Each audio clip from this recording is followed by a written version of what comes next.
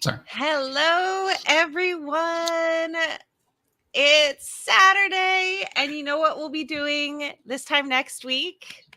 Probably rewatching the first 3 episodes of season 2. It's so exciting. Oh my God. I'm so excited. So excited. This is going to be absolutely incredible.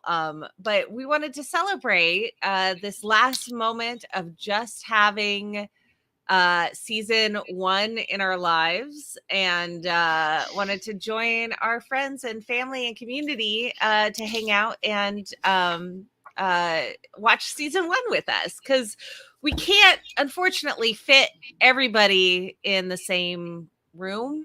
It'd be really great if we could have a big castle, or hang out in the White Tower and have hundreds of people together.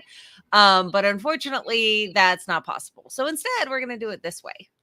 So I'm so excited that you all are here and joining us. And whether you are rewatching the rewatch, I don't know if that's a thing that people watch do. The rewatch? That's too much. Yeah, that maybe goes too deep. So yeah, but if you're seeing this, welcome. We are so happy to see you, to have you join with us, and watch season 1. And we have the lovely, we've recruited, conscripted, convinced. We got a group of 13 people together to bring Matt's Dagger to come and be our incredible mod and help us with the links and telling people where to go and what to do. Yeah, it's exciting. He's just an amazing human, and I love him. And I don't know him very well, but I'm excited to get to know him. He is all over the Wheel of Time fandom, and he also Matt, you post your channel. You started your own little channel, and you reviewed, was it a Brent Weeks book, the first book you did? I think, I don't remember, my brain is terrible and I was up late, but he's reviewing books and stuff like that as well, so you should go and shoot him a follow too. And feel free to post that and all the stuff, Matt. Yes, please. Or Matt's Dagger. I always feel a bit weird. That's why, if you in all of the video games I play, in everything that I do, my name is always just Tom, because I always feel weird, having a different name. I don't know. Maybe it's part of my my brain spiciness. Maybe. Who knows? Brains are weird. They are. So we will be here for several hours to make sure that you can join us. Please stay as long as you like. We would love to have you here. And we have some other friends coming to hang out with us too. In particular, who do we have waiting for us? Well, there's several maidens, Aiel, wise ones, Ruth mistresses, amongst the Twitter of Time content creators and fans and super fans and everybody. But today we have a particular one that I enjoy. And at WatCon, I had the lovely privilege to hang out with her and her person, which I'm sure a lot of people will know, Skeeter. And we had dinner and it was fantastic. I'm still slightly delaying things so that I can pull in the video that I made to introduce people. Okay, here we go. It's amazing. I'm so good at this. All right, and welcome. Da, da, da, da, the amazing guest. Here she comes. Who is it? I don't know. It's amazing. Oh my God. Oh my goodness. Oh my God. Fangirl. Oh, that was a very nice graphic. I love it. Thank you. The later I'll have the one that has sound, because apparently I uploaded the wrong one. I was kind of doing it in my head as it was. I was like, dude, some sort of thing. Yeah. You know what? Whatever's in your head is exactly the sound that you needed to hear. Exactly right. So how are you? Yes, good morning. I'm going to drink some of this totally not alcoholic drink that I haven't already started drinking. Nope. We're going to stay hydrated today. Hydrate or dihydrate, as they say. That's a good motto. Yeah, hydrated, totally. Yeah, especially for an IEL. They're very adamant for hydration. Mm-hmm. And I do have I'm very apt at drinking very little water all day long and surviving. So it's one of my skills. It's because you're an I get it. My maiden, she's always like, "Did you not drink more than that 1 cup of water today?" I'm like, "Nope, I don't need to. I'm not out there in the desert right now." Fair enough. You're fine. Everything's fine. So, if you are watching us right now over on YouTube or Facebook, or I don't know if we're live on Twitter or not, but if you're out watching us anywhere but Twitch right now, we are going to very soon go live, put our watch party up on Twitch. So for those of us in the channel, if you want to actually watch the show too, if you go to the Twitch thing, you can mute us so you don't hear us talking, but also have the show playing if you want to watch along and talk while we're in here.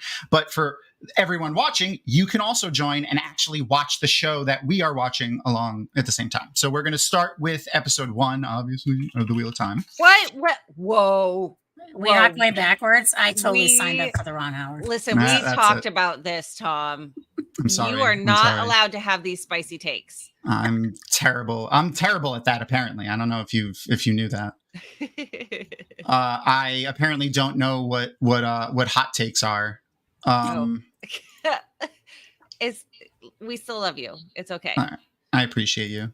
The watch party should be getting ready to go live any second. Yeah, real quick. I don't know how to do this, but can you try restarting the Facebook one? What's up? Are you able to like restart a broadcast on just one platform? Because the yes, Facebook I can. one has failed. Yeah, okay. I see that. Okay. We're having trouble. Sorry. Yep, I just confirmed. Yeah, you. I'll do that, and you talk. Okay. So how many, let's in the chat down here, I would love to know how many times have people watched season 1? Ooh. Good question. How many have you watched? Five times. I was like 10 times. No, maybe 5 times. I'm trying to think. 2 times when it first came out. Probably a 3rd time shortly after. I actually just finished a full rewatch last weekend. Oh my goodness. So I think in 1 more time besides that. So I say 5. Okay. That's a great number. We had a good question. Sorry, in chat from Hybrid Havoc. What level of spoiler for chat? So let's keep. I'll keep reminding people, but let's keep spoilers to books 1 through 3 for now. Yeah, and obviously all of season 1 of the Wheel of Time. You can spoil the whole season 1. It's been out for a while now. Yeah, and this is a re-watch. So yeah. Please, I mean, you're more than welcome to be here if this is your first time watching. Hello, welcome. I don't understand. If you're watching this and you have not watched the show, are you the type of person that will listen to a podcast about a movie or TV show before you've watched it? If so, I have a lot of questions for you. Yeah. Many questions. But other than that, welcome, and we're excited that you're here, and we'll keep you entertained. I don't know. I have watched. It's okay. So before the episodes came out officially, I was lucky enough to be part of the screeners. So I watched the first 6 episodes 3 times before they published. And then I watched it, I think 2 more times. So 5. I'm also at 5. So now this will be my 6th. Nice. Okay, Matt plays keys. Okay, the Facebook thing, it says it's a problem on Facebook's end, and if the problem continues, to delete the post and try to delete the stream and try to redo it. So okay, cool. All right, so Matt plays keys. Yay. the not intending to watch, that's the part that I understand. Like, I will definitely listen to a podcast about a show or a movie or something that like I'm never gonna see. That makes sense. But like, if you're interested in it, which I'm assuming, like, if you're here, you're interested in the Wheel of Time, maybe, possibly. A skosh. But you know what? It's fine. Everyone's a little bit different. I just don't understand, but that's okay because we love you anyways. Honestly, like, even if you're not a huge fan of the show, there's just a lot of really fun stuff in it. Like Rafe and Sarah Nakamura, who is the what do they call her? Like the fan or expert or the book expert? Book expert. Yeah. Book expert. Okay. She has a title that Rafe has given her that she doesn't like, and then she has like her real title, and I'm not sure which one is which. But they put a lot of like love and care into the background stuff in the show. Like, they slipped a lot of fun stuff in there for tidbits for people that are huge book fans, people that have been reading for 20 years plus, because that's who Rafe is. That's who Sarah is. Rafe has been a fan of this since he was a child. He and his mother used to read The Wheel of Time together, and I always think that's amazing. And Kathy, you got to meet his mom, right? I did, in London at the premiere. Afterwards, nice. I got to meet his mom, and it's so funny because Taylor Napier, who plays Maxim, was also hanging out there. And one time when we got to interview him, he was talking about. I did. I totally saw that. Absolutely. The skyscrapers. Yes. First thing you're like, oh, I recognize. Yeah, that's cool. But apparently Rafe's mom will talk to Taylor and Rafe about things that are talked about on Dragonmount, be like, oh my God, did you know? And they're like, you literally could call me and ask a question, but sure, yes.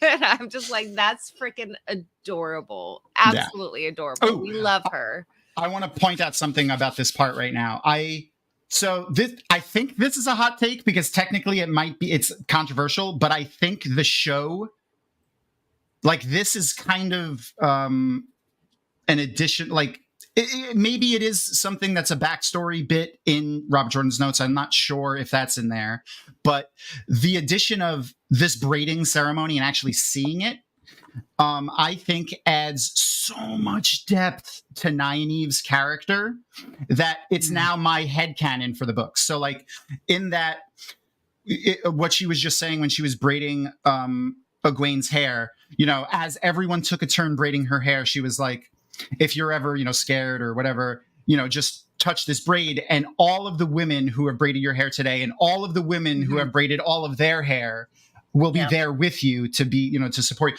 So, like, it adds this level of depth to Nynaeve's holding of the braid that I feel like was a little bit lacking in the book, and was one of the reasons that I don't want to say didn't like early book Nynaeve, but she kind of frustrated me. Like, she was just pouting and pulling all the time. Yeah.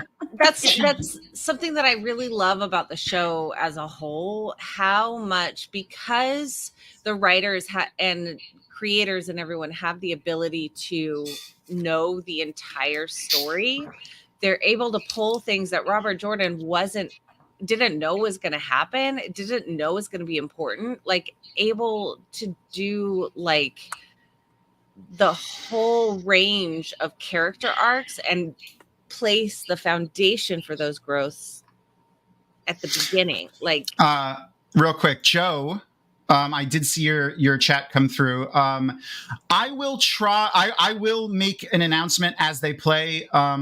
For this first episode, we're going to watch the whole thing, and then we're going to take a little break before I start episode 2, because Harriet McDougal, aka Robert Jordan James Rigney Jr.'s wife, is going to be joining. And editor of The Wheel of Time. Yes, well, actually, not just editor of The Wheel of Time. She discovered Robert Jordan. Yes. Right. Not the other way around. Like usually when you see like spouse code, whatever, a husband and wife, or spouses together in the editing world, in the author world, where it's like an author and an editor, or an author and a publisher, or any of those combinations.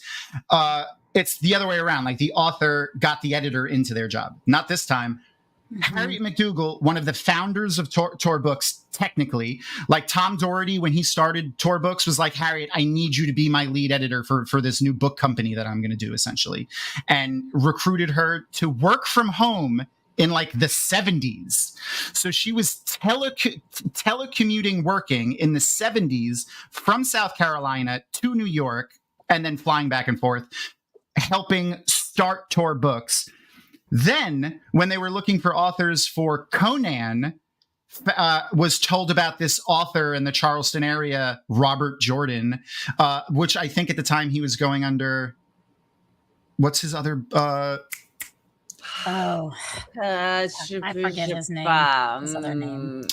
I could see it in my head, but all the letters are mixed up. Yep, it doesn't matter. It's fine. Yeah, he went under another pen name for a little while. Maybe Matt Stagger will shout it out, or somebody. One of you guys will know it and shout it out. But he wrote just essentially the Conan books under that. And after they were doing that, she started pitching to him. He started pitching to her the Wheel of Time stuff, and that's how we got it. So she discovered him, essentially, is the cool part. That's the part that I like about that. Yeah. There was also a bit that they wrote in Michael Livingston's The Origins of the Wheel of Time, which the first half of the book is like a little mini bio, or kind of a substantial bio. Regan O'Neill. Thank you, Matt Stagger. Yes, that was Robert Jordan's pen name before Robert Jordan. Yeah. In one of the Conan books, there was like or in another book that he was pitching to Harriet, some sort of horrible sex scene that involved a monkey that she cut or told him to like not use. The story is in the Origins of the Wheel of Time book, so you should read that. It's a ton of fun. It's so good. Yeah. I've only read snippets of the book so far. My TBR list is too large. Huge. Massive. Yeah. So I also want to start off real quick of our giveaways that we're going to do. The very first one that we're going to do is going to be for Amis. Aww.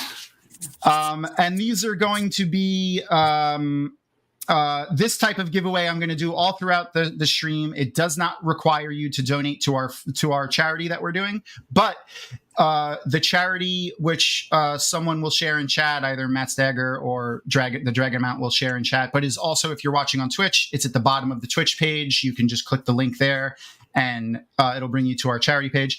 We are supporting folks that are impacted by the wildfires in Maui.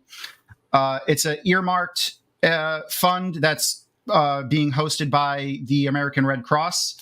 So it's like an all official charity stuff. You don't have to worry about that. All the money goes directly to them. The website that we're using, Tiltify, takes a small percentage, but they're also a non-for-profit organization. I did the best I could trying to find one that doesn't take any profitable stuff. Tiltify is great. That's the one that we use for the St. Jude campaign that I do with a podcast network. That's awesome. Yeah, so it's incredible. They do a lot of really great things. So Tiltify is absolutely fantastic. Yep. Hybrid Havoc, absolutely never heard a bad thing about Tiltify. Is a good sign. That's good, because I wasn't sure, and I was just like basically doing cursory looks through stuff, and I was like, what can we use for Twitch? Anyway, some of the things that we're going to be giving away, and I'm not going to share them all right now, but one of them, the big one that you have to donate to the fund for, is a signed book plate by Robert Jordan, which there's only so many of left in the world.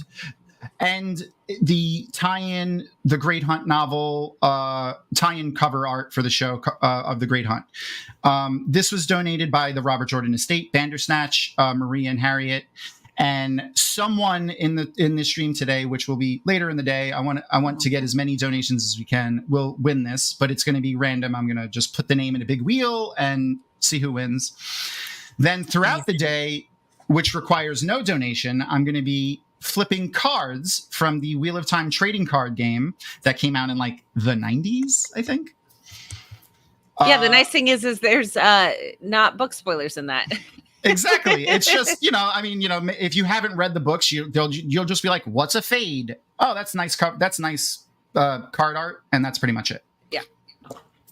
So these cards require no donation, and we'll be playing games all throughout the day, like trivia games and nonsense. And or if you make me laugh or whatever floats my boat at the moment, I will award you probably a card in some way, shape, or fashion. What else do we have as giveaways for the non-donations?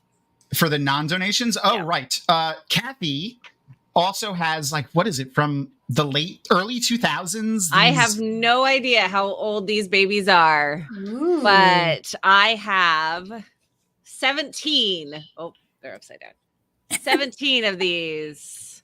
Vinyl bumper stickers? Vinyl bumper stickers. The OG hanging out that we will give away to people that are hanging out in the chat. Amazing. No donation needed.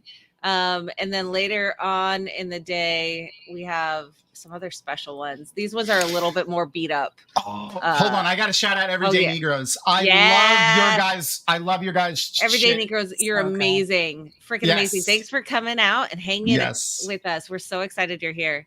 Yes. And if you guys are free at all today and notice there's like a lull or want to pop in and join us, just shoot me a message, shoot Dragonmount a message on Twitter or Instagram or something, and I'll see it eventually. But I'll bring you guys in. We'll keep an eye open.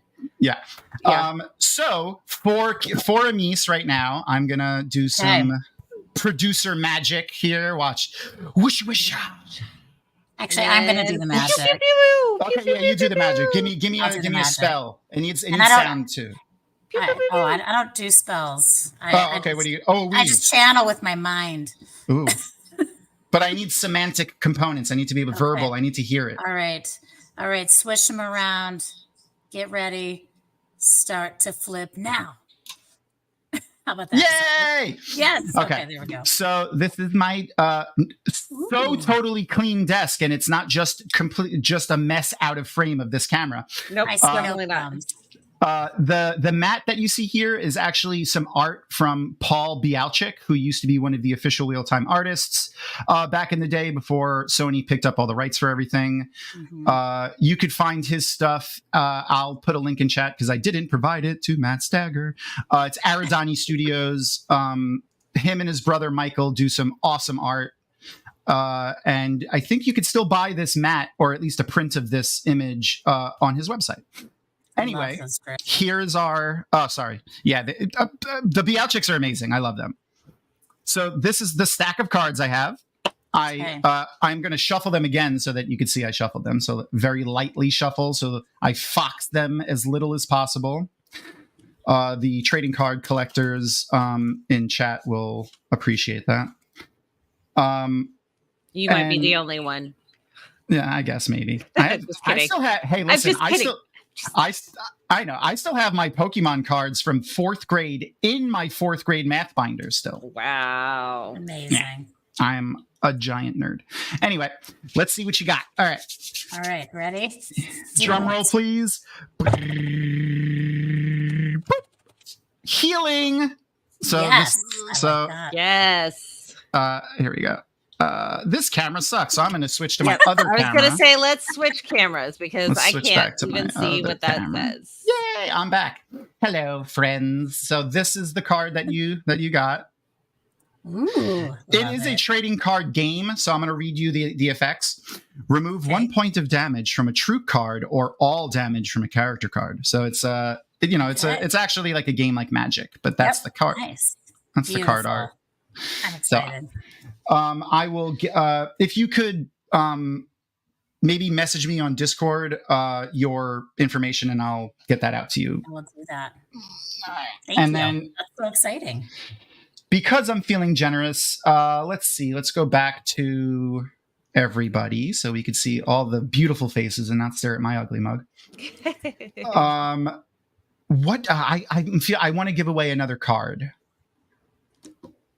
Let's think of a trivia question to use. I think I have the trivia questions in here. Or you know what? It's early on in the stream. It's still early on the West Coast. That's fair. Let's just have people, anyone that wants to be entered to win a card, and then can you add their names? Yes, the first 20 people to say you want a card, type !card in chat, and I'll roll a d20, and that's the person that will win a card. So if you wanna win one of these Wheel of Time trading cards, type !card in chat right now, and I'm gonna find a fun d20 to roll that you guys could also see if I roll the first 5. Okay, there we go. I found one. Let me get a backup one, just in case you can't see that one 6, when I roll 7, 8. All right, I got a bunch of Are you guys D20s proud? now. I can count. I know. I was counting with you. I was like, "Yep, she's got it right." Thank you. You know what? Look, it's morning. It's very morning. I'm very tired. 7, 8, 9, 10. Okay, I'll give it another couple of minutes, and if we only have 10, I'll use a D10. I have lots of dice over here because, as I mentioned, I'm a fucking nerd. Hey, Androl, it won't cost a fortune to send it to Sweden because we could just put it in an envelope, in a regular envelope. Yeah, and or send it over in someone's bag. That's going yeah. So these are one of the only entries that will work for international. Yes.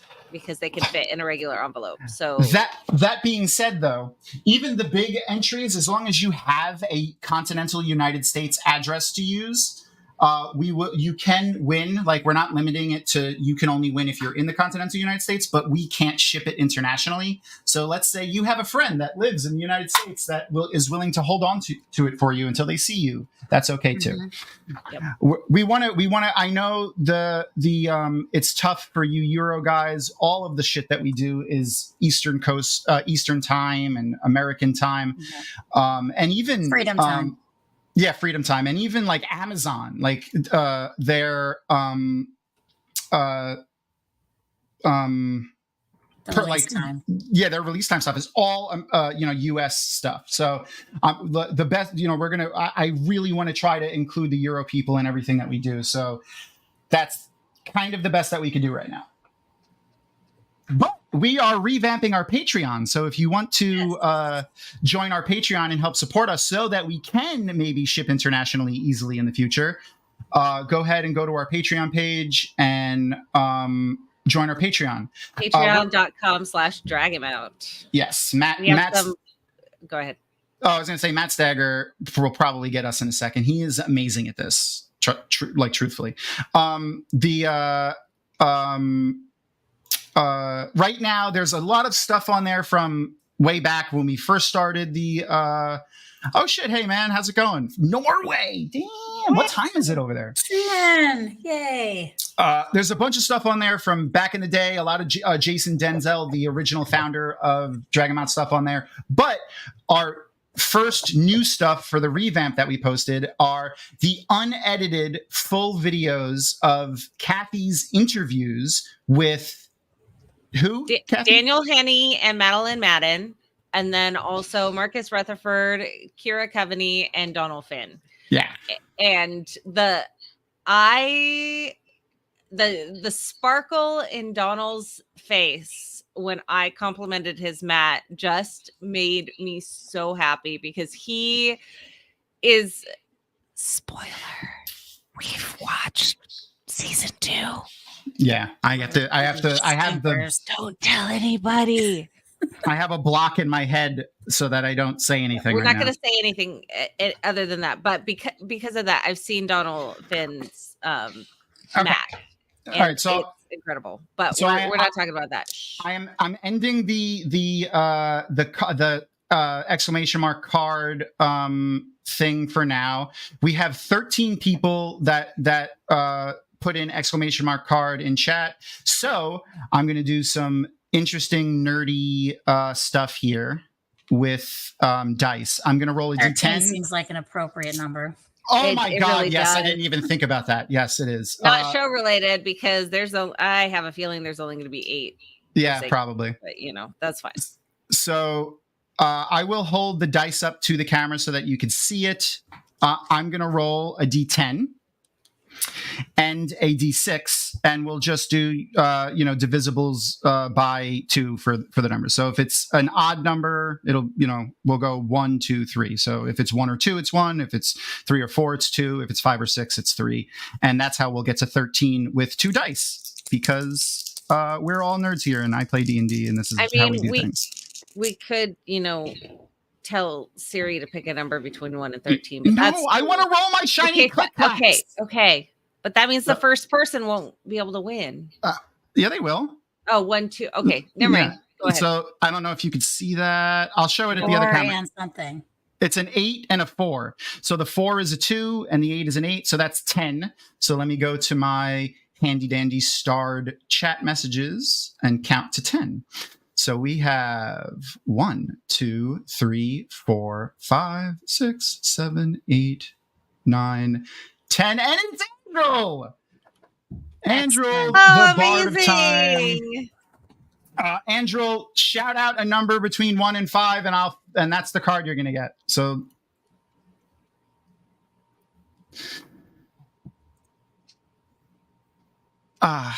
also, if you're watching along with us on Twitch, give us a follow. This is our brand new baby Twitch channel, and we're trying to build the following there so we could become affiliates there and upgrade my tech so that my cameras aren't terrible like this. Thanks, Kitarina, for the follow. Okay, number 2. So let's see. I'm not going to show you the path you could have taken. You're just going to have to wonder what that card is. Yes. And let's see what the second card from the top is. Light Calvary. So let's go back to my good camera so that we can see me and the card. So this is your card that you got. It looks like we have a mounted soldier in the background on a horse with a spear. And maybe an Aiel spear poking out from the side, and some Trollocs. Yeah, some Trollocs. So the card text reads, since this is like magic, if you succeed on a challenge in which the troop participated, and if this card has less than 2 damage, you may put 1 point of damage on another player's troop that is participated in the battle. All damage is applied normally. So that is, I see why, like, that's a mouthful for such a simple thing. I feel like I see why the trading card game didn't really take off, maybe. Yeah. Hey, I have a question for you, since Shoot. The show is kind of on while we're talking. Do you feel that we should have had that Egwene scene in this section in the pool? Like with the paint. The paint that we saw in the thing. And I'll see if I think I have that image somewhere. I'll see if I could find it while you guys talk. But that also, we have a little bit of backstory here. Yeah. Rafe told Sarah Nakamura that he really liked a particular picture from a Wheel of Time artist. Okay. Who we happen to know, Joe O'Hara of the Twat Cast podcast. Yeah. And the picture resembled that. It was Egwene with streaks of color. Cool. Sarah gifted that picture, like a huge framed version of that, to Rafe way early before season 1, when season 1 was still being written.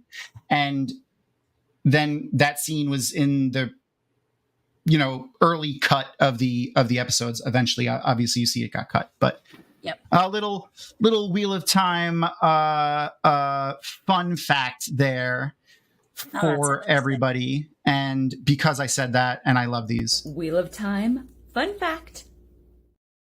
Nice. It's such a beautiful shot, right? I think it plays better without it, but I really wish it would have been in there somehow. Yeah. I enjoy the visual of it, but I don't think it fit with the story. Like it didn't. Yeah. This is better. honestly. The fact that because they they kind of repeat the things they say right there. Yeah, and I bet like they probably would have cut different things in the rest of the story if they had done that. But I just like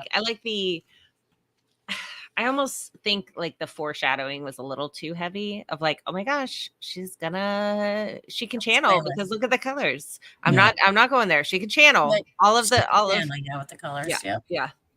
Yep. Exactly. Ooh. Yep. And we have right now with us that just popped in another surprise guest, but we're going to give her a minute because her camera is still coming up, it looks like. She could hear us right now, but we can't hear her, and I'm saying that for her benefit. But her camera is still down. I don't know if there's anyone there that can help her, so I'm just going to pretend to teach everybody how to use StreamYard for a second. On StreamYard, if you ever are blessed with being able to join a call like this, at the bottom of the screen, there's this little handy dandy frame of settings, little tabs that you can click on. One says mute, stop camera, and then there's one that says settings. In the one that says settings, if you click on it, it'll open up a little window, and then there'll be little tabs that you can click on. One says camera, and if you click that, it'll open up a little window with a drop-down menu under the word camera, and if you click on the things in that drop-down menu, one will eventually turn into a camera. So when you can see yourself pop up, you know you've found the camera. So settings, camera, and then pick the camera that you're currently using. And then that's the camera that you have. And that is totally for no one's benefit, but everyone here, just a little Yep. Just knowledge. In case you ever need to use StreamYard in the future. Yeah. And, obviously make sure to subscribe to the channel on YouTube, follow us on Twitch and Facebook and Twitter and Instagram. And I think we have a Threads too. Yes, we do. All right. And I'm going to pop out of call for a sec. Yep. And Kathy and Amis are going to hang out with you guys while we watch Rand and Tam get to the Two Rivers with some apple brandy, hopefully. Oh, man. This is like one of my favorite scenes right here. It's so good. The talk about the lantern right here. And then later when he talks, when they're putting it up. Oh, man. Yeah. The bond between them is so beautiful. And it's so interesting. Seeing Tam's actor as like, I forget. Well, I just had another thought. Another bit of knowledge that I want to drop on people about streaming and StreamYard. Excellent. Sometimes cameras, like web cameras that you use, have little covers over the camera so that you don't accidentally turn it on and then people could just watch you. So however, it looks like it's grayed out, not so that it's not connected, not that it's dark. Not that so it's it's the settings probably. So settings, camera, and then find the camera. Yeah. But anyway, I'm gonna pop out again and make a phone. Okay. So I think everyone talks about like changes from the books and what they do and don't like. Right. Like this whole lantern scene. Oh my god! Not in the book at all, but it's so beautiful. Like I love every bit of it. I love the idea of the rituals. I was part of a panel on at JordanCon about rituals in the show and talking about them in the books, and I just like it really lays out just the solid information for like how important ritual is, like how special it is and how important for like each of the steps and building this community and like being able to be a part of the family type of a thing. Just the acting in this show with the writing is just, it's so good. Well, I love that, it's like, later in this one episode, you see all the different relationships between like Matt and his parents or, parent and his wife or whatever. And it's like, but in this one moment, they're all kind of struggling yet coming together with something. Yeah. So it's like, there's good in everybody, even if like Matt's mom and dad have problems right now, right. It's like, They still have which this good part of them, right? I Which is know like the world. how controversial the problems like having the Cothans have, you know, issues and problems and whatever. I love the build of that character and how it kind of gives something to Matt, because in the books, you know, perfect parents, like there's nothing that goes on. All of his parents, like both of his parents are still there, all of the kids, like siblings, like everything is happy for him. And then you're just like, okay, yeah, Yeah. go Matt. I didn't Why are you complaining? Like, yeah, having I a little never bit of felt so character connected. development. Yeah. I guess people, you know, pick out different characters they love, but I never felt like any connection to his parents that much. Like when his Yeah. I'm not gonna say, but like I never Other just felt things that Yeah, happen yeah. in the future. Yeah. Yeah.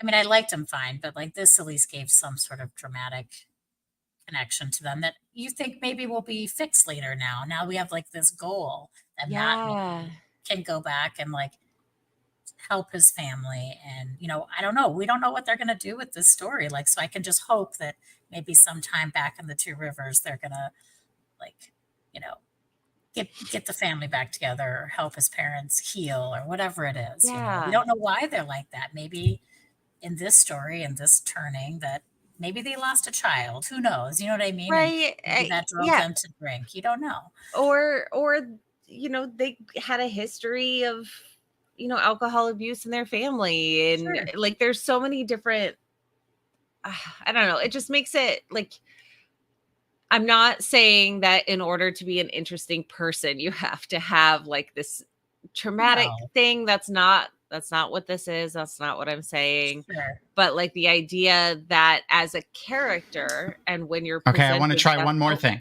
okay. Okay. Just another little bit of teaching people how to StreamYard use. teaching. Fun fact. This is Teaching just moment.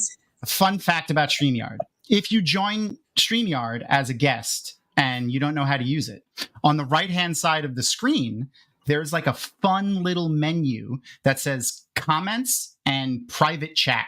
Yes. If you click on private chat, you can talk to the people that are in the call with you with no one else seeing. It's That's right. really interesting and fun to know that. So if you were, say, in a call and didn't know how to use it, you could talk in that private chat with typing on the computer, and only the people in the call would see it. And I It's a just little- put a message in there for you. Yes. It's just a fun little Don't realize Yes. the bit of show's knowledge. playing Yeah. while we're Yeah. talking. So Okay. And I'll Thank be you, back. Matt Stagger. Got a time code, so at least you can be close to us. yeah. So to right the now time. the Trollocs have attacked, and AKA Senbui, but then becomes just old man or whatever. Yeah, he is. yeah. They just pulled him, Nynaeve and Egwene. If you don't have Prime connected to Twitch and you're on YouTube, that's what's happening right now. So they just pulled him out of the fray, and they're trying to help him. And Nynaeve is staring into his eyes, and he's slowly dying. I can't fix you. I can't fix you. Oh, that's such Here, a good take Coldplay song. Just saying. Oh yeah. I mean, yeah. But like Nynaeve's like, I have no herb to Yeah. heal this. And now we're back to Tam and Rand in their cottage. Yeah, Matt Stagger. Bella. Bella. I know she has a little cameo there. She's running around the paddock. Yeah. Yeah. I love this little, I don't know, like when you read the book, the first book, like what you thought about, you know, their little setting and how far they were from Emmons Field, you know, like outside of the town, like how long it takes to get there. And I feel like you kind of get that in the show, but you don't really get how far it is away, because you don't get to see that journey back, you know, the next morning or whatever, or night, morning. But they are kind of far out there, right? And Yeah. like all alone. I like that you get those vibes without having that journey. Like you still understand it in a way that's really special. Yeah. Oh my gosh, my music just started playing.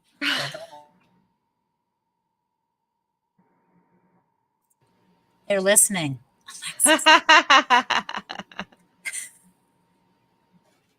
Yeah, I love this. This whole scene is so good. I hope we get more Tam in the future. Do you think we'll get Tam in season 2? I don't think we will, but Yeah, maybe I don't season 2. know. Maybe I I can't know. answer. I know you can't answer. Your interview was great, by the way. That was so fun to watch. Oh, thank you. Definitely So a neat. good job. Such an honor. And of course, it was done before the strikes happened. Just Yes. like clarifying yes. that we would not cross the picket lines.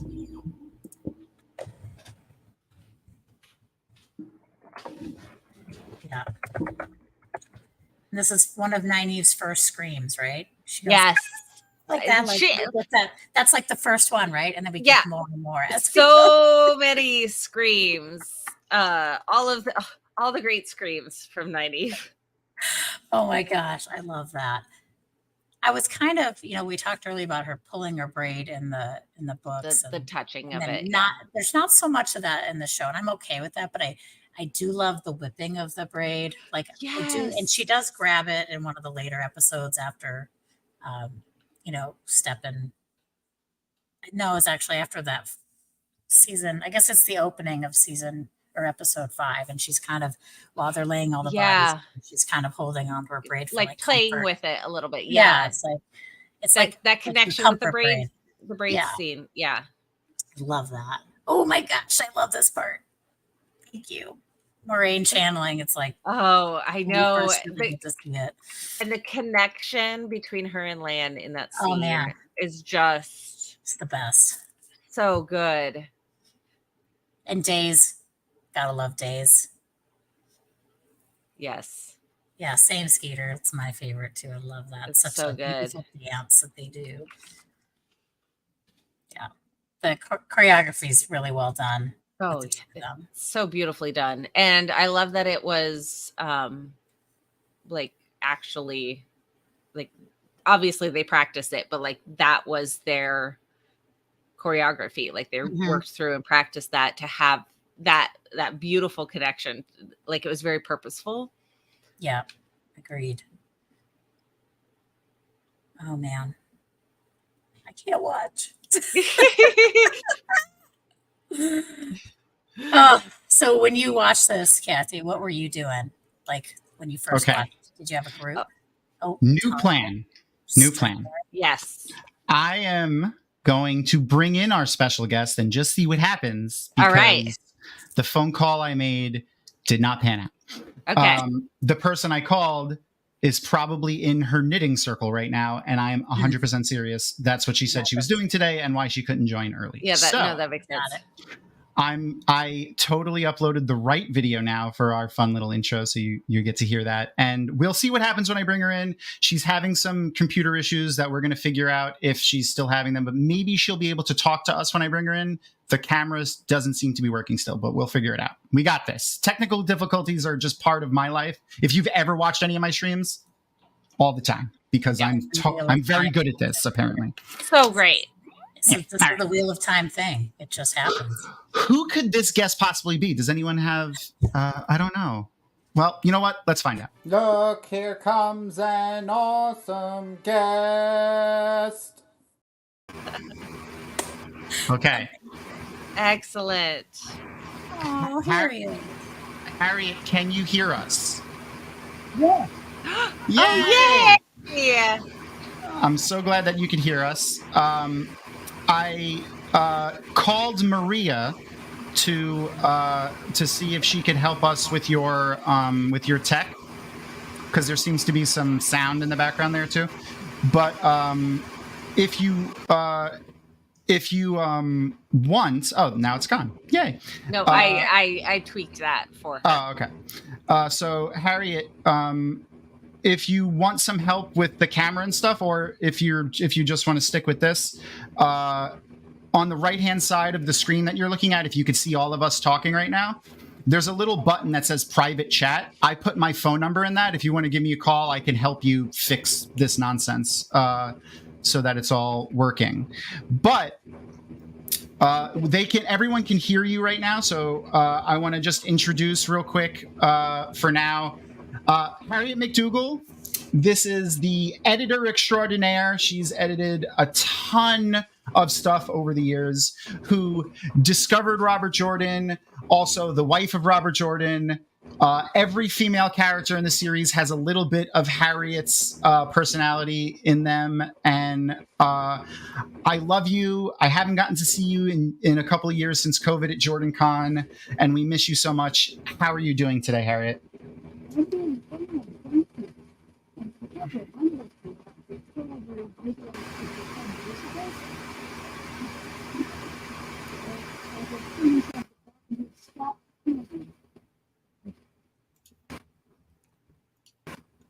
Okay. Yeah. So we heard some of that, Harriet. It does seem to be having a little bit of technical difficulties. Her audio's like cutting in and out a little bit. So it's also very quiet. Yeah. Well, her and I are going to figure it out once I get her my phone number. So we can't really hear you, Harriet. Your microphone is a little bit. It's either far away or there's like a fan or something nearby, so we can't really hear what you're saying. But in our window, if you could see us talking with like an empty screen, that's you. So if you see us on the right-hand side of that screen, there's like a little bubble that's a private chat. And in that private chat, I put my phone number. It's at the bottom. It starts with 516, but there's like a permeation of thousands, so you guys won't be able to guess it. If anyone knows where the 516 area code is, you win a card. You can give me a call, Harriet, and I can talk to you through that because we can't really hear you right now on the stream. So what I'm going to do is I'm going to remove you from the stream right now. You'll still be able to hear us, but we can't hear you anyway, so it doesn't matter. So if you can, again, on the right-hand side of this window that you could see us in, little private chat box. And actually, you know what I'll do? I will just share a picture of my screen, so everyone's going to get to see a little behind the scenes of what StreamYard looks like. Yeah. Because I will do anything to help Harriet out. I don't care. Yes. So yes, we love her. We want to hear her voice. We want to hear all of the amazing things you have to say. This is what StreamYard looks like. When you're in it as an admin, and on the right hand side, which I'm going to move now because I realize my phone number is in it. I don't care if people call me. Actually, you know what? There is the private chat little button, and I'm going to just do that again, except not have my phone number in it. All right. So while you're doing that, do we want to talk a little bit about Maui and Hawaii? And yes. Tom, do we want and Kathy have some stories about Hawaii that you want to share? I have no stories about Hawaii other than the fact that have you ever been, Amis? I've been lucky to have gone twice in my life. I've never been. I apparently went when my mom was pregnant with me, and they would always say that that's, I've been to Hawaii, and I'm like, no. But this December we're actually going to Kauai. Wonderful. And so I'm very excited to finally visit, and it's absolutely horrifying what has happened in Maui and how. Hello. Oh, are you Sorry, talking? Harriet. Apparently my phone doesn't ring when it's. All right, I'm gonna mute him because we don't need to hear that conversation. Well, I'm really excited for you to go. That's gonna be beautiful. Yeah. What islands did you go to? So my first time I went, I was in my friend's wedding, and this was like 2004, and that was in Kauai, and I just loved it. Like it was so wonderful. And then a few years later, I got a great deal on like a hotel in Maui, right by Lahaina, where all the oh my gosh have been. But that was again like 2006. So I haven't been since then. So it's been a really long time, but it was gorgeous. And, you got to see the banyan tree. It takes up 2 blocks of the park and, kind of where all of this fire happened. And it's devastating. And, I was just reading, they were still missing, it's 300 and some people that are still missing, or 400. Yeah, there's so many people missing, and it's so devastating, especially because the majority of income on the islands comes from tourists. Right, of But course. there's so many people that live there and are native to that area, and they can't get the help that they need because the tourists are still there, and they're staying and they're taking up hotel rooms, and there's been so much devastation on what the tourists are doing, to take advantage of the discounted hotel rooms that they're doing for the people that don't have homes. Dark It's friends. so frustrating. Absolutely. The dark friends are prominent. Yeah.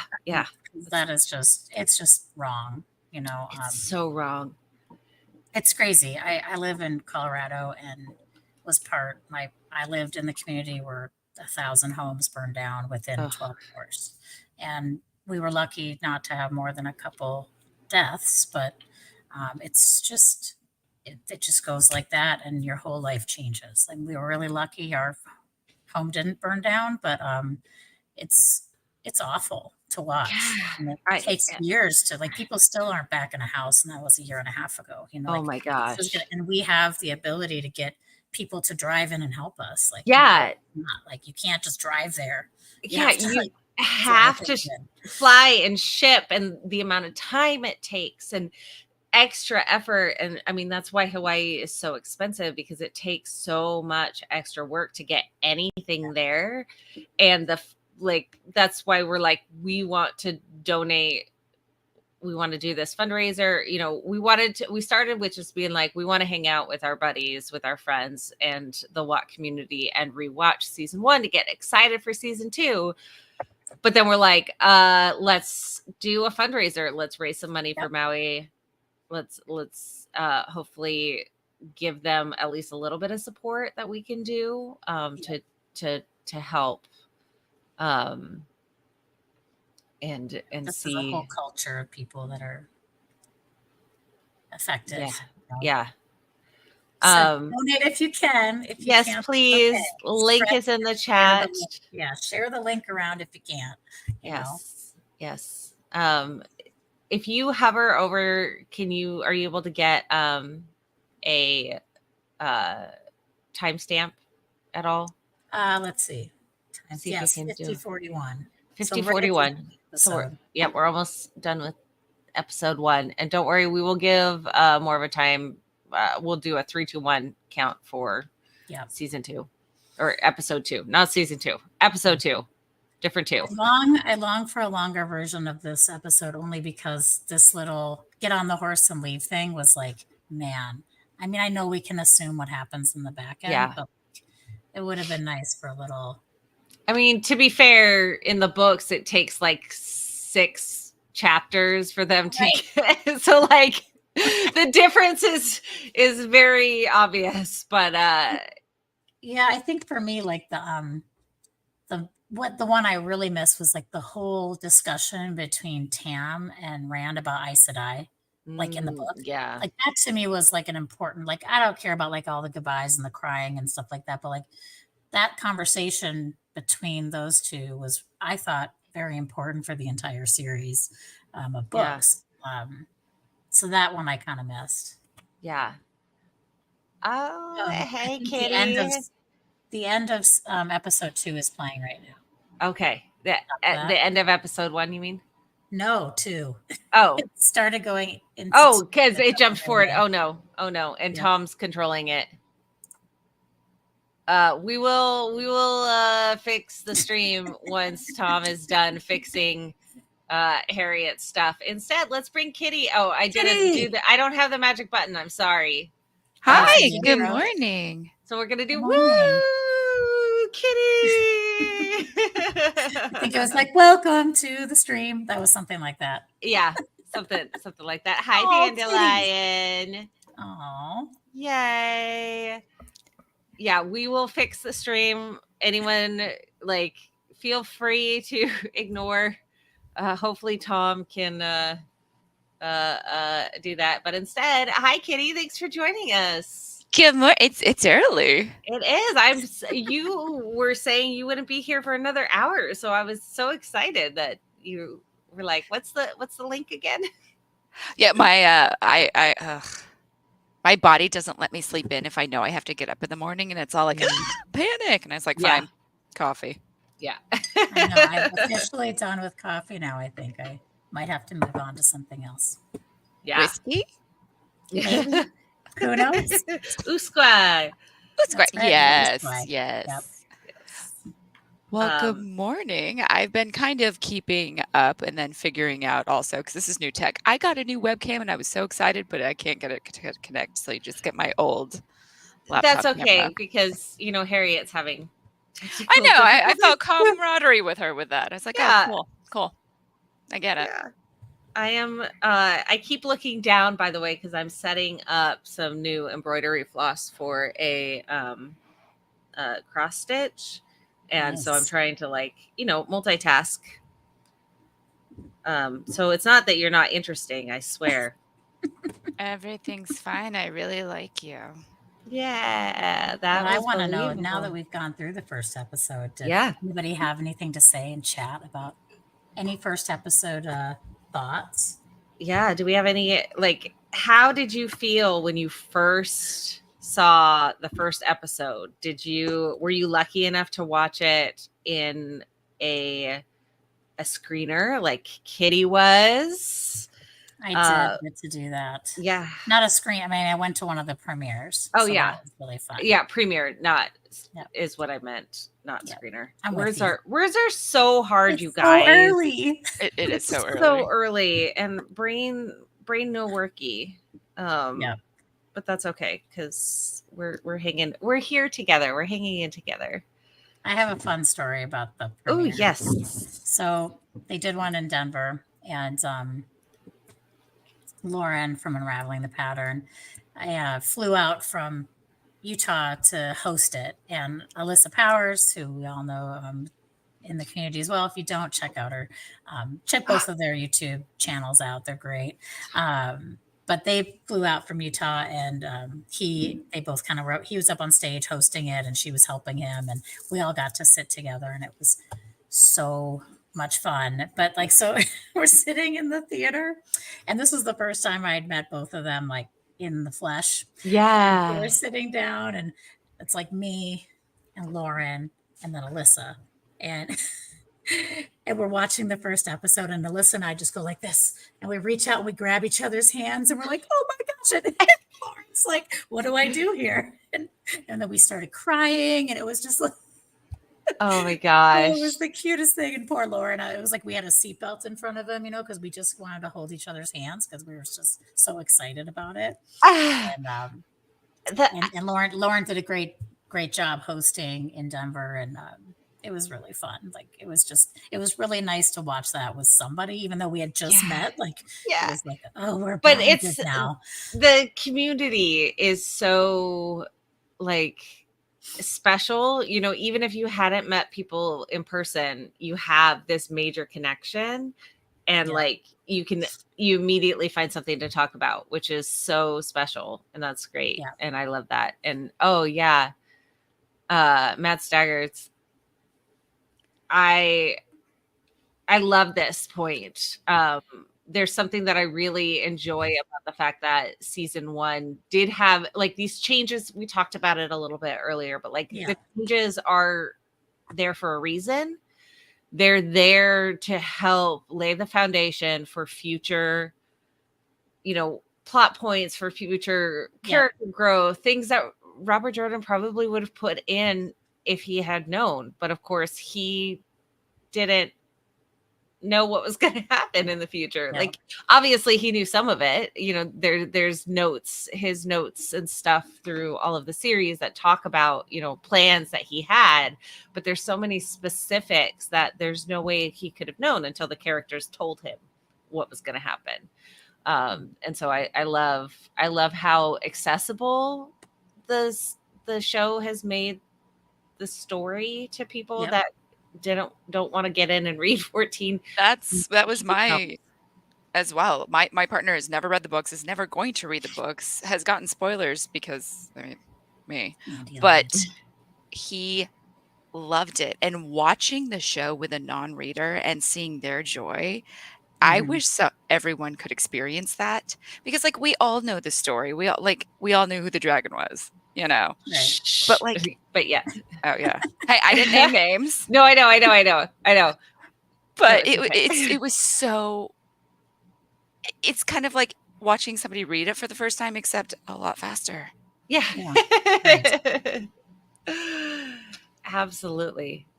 Hi, Beth. Hi, Beth. So an update on the Harriet situation is we got the camera to work. They're still on the phone trying to figure out other stuff, but I think that's it. We're moving. Progress is being made. Yes. Yeah, that's the best thing about Everyday Negroes is that they are experiencing it so fresh. That's great. So check them out if you get a chance. Yeah, I love that too, because there's a lot of great first-time reader podcasts in our fandom, and they're really fun to listen to. Yeah. But the first-time watcher experience is so different and so exciting, because I find when I watch Everyday Negroes or another channel that is doing like a never reader, sort of watch program, they pick up on some really strange stuff that maybe like after reading the book so many times you don't even think about, or maybe you forgot about, or I can't believe you picked this up, like you haven't read the books, how are you, which to me is just showing like, hey, they've done a really good job at a lot of these themes.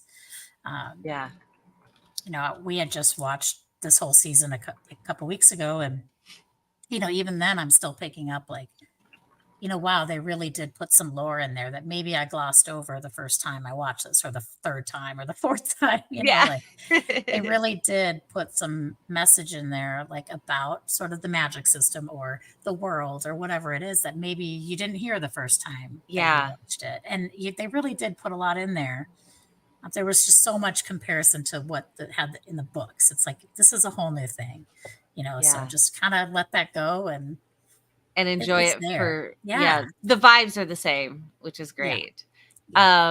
We have a question from Hybrid Havoc, if anyone's read the Wheel of Time comic books, and I'm bringing this up, I haven't read them, but anyone that donates to Maui, and we'll drop the link in the chat, anyone that donates to Maui through our Tiltify link will be entered to possibly win a full set from Macmillan Publishing of the 6 graphic novels that just republished, which is absolutely incredible. We're so happy that we have this opportunity to share the graphic novels. Exciting. And that's the disclaimer, is the reason no one from Dragonmount that is on here right now that has read them, is we just keep giving them away to you guys. Exactly. Yes. These are generous souls. Yeah.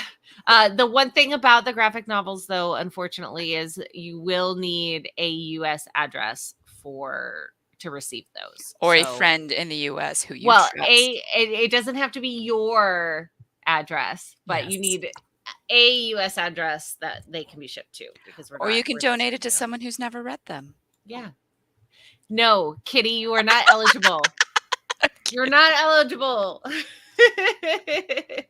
Now, are they being are the graphic novels that are coming in now, are they the same ones that came up before and they're just republishing, like you said, or are they actually putting new art? And from what I can understand, and of course I haven't seen them, so I'm not like in person and flip through, I'm fairly certain they are the same insides, just with new covers and like a reissue and republishing, because they had one run however long ago it was, Mhm. several decades, and so being able to never mind.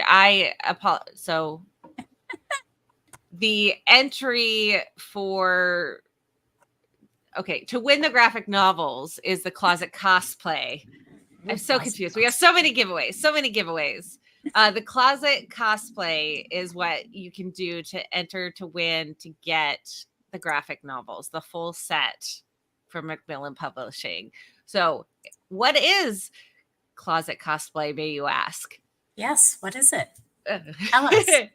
Go into your closet. You're going to grab whatever you might have to make your best cosplay for something around the Wheel of Time. So maybe you have a shawl that has tassels or fringe in a specific color. You can make that into an Aes Sedai. Or you have a necklace with a blue gem. You can be Moraine's Kate. Sierra. Yes, that. Get brown sheets and wrap it around and become a wise woman. I don't know. Be creative. Get creative. Stick a cat on your head and you can be a Trolloc. I don't know. But in order to enter, if you Matt Stagger has posted a link to more details and information. Thank you. And we will have the option for we'll go around and save. Oh, you're muted, Tom. Okay, I'm unmuted now. Yes. I have a surprise now. We can actually see Harriet. It's amazing. So Harriet has at least, probably more, but at least 2 amazing humans that help her out all the time. One of them, obviously, we all know Maria Simmons. Yes. She is actually my mother-in-law. I don't know if anyone knows.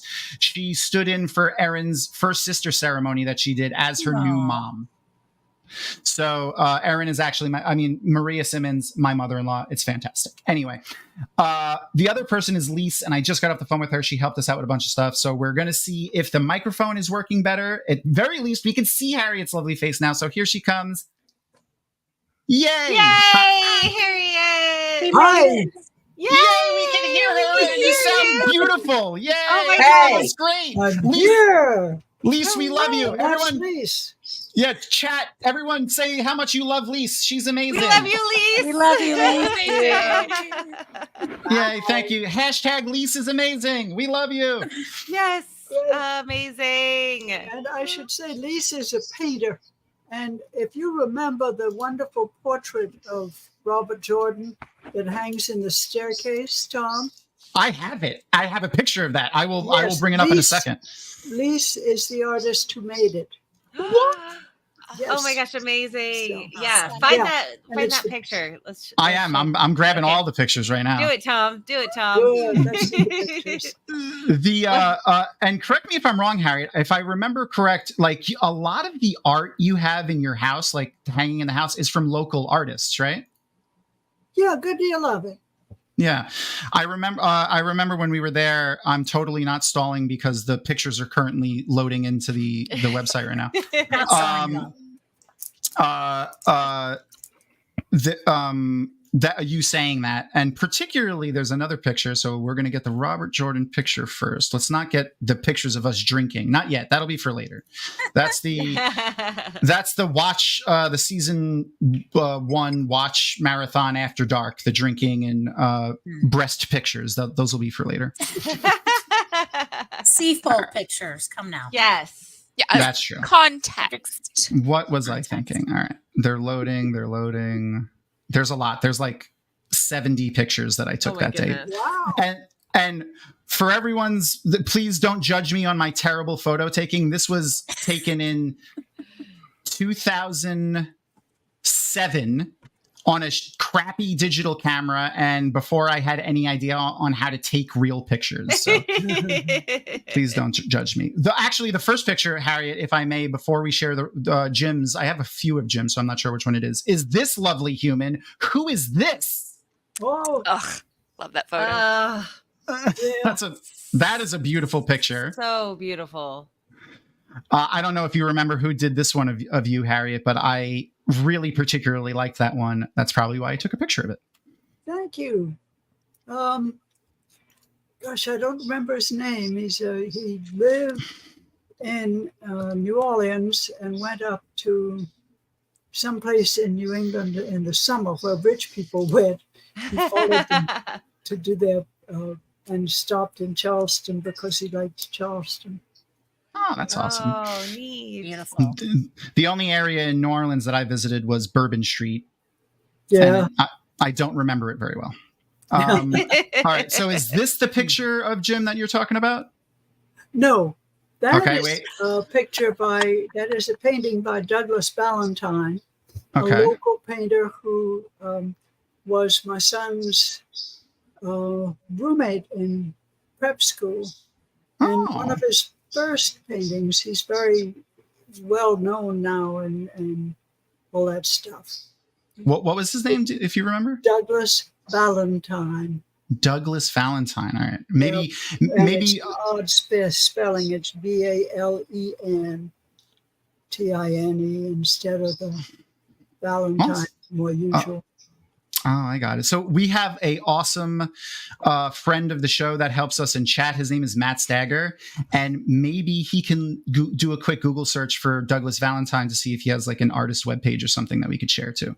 All right. So the other Jim photo that or painting that it looks like I took a picture of is it looks like it's at the top of the stairs leading to the upstairs bedroom.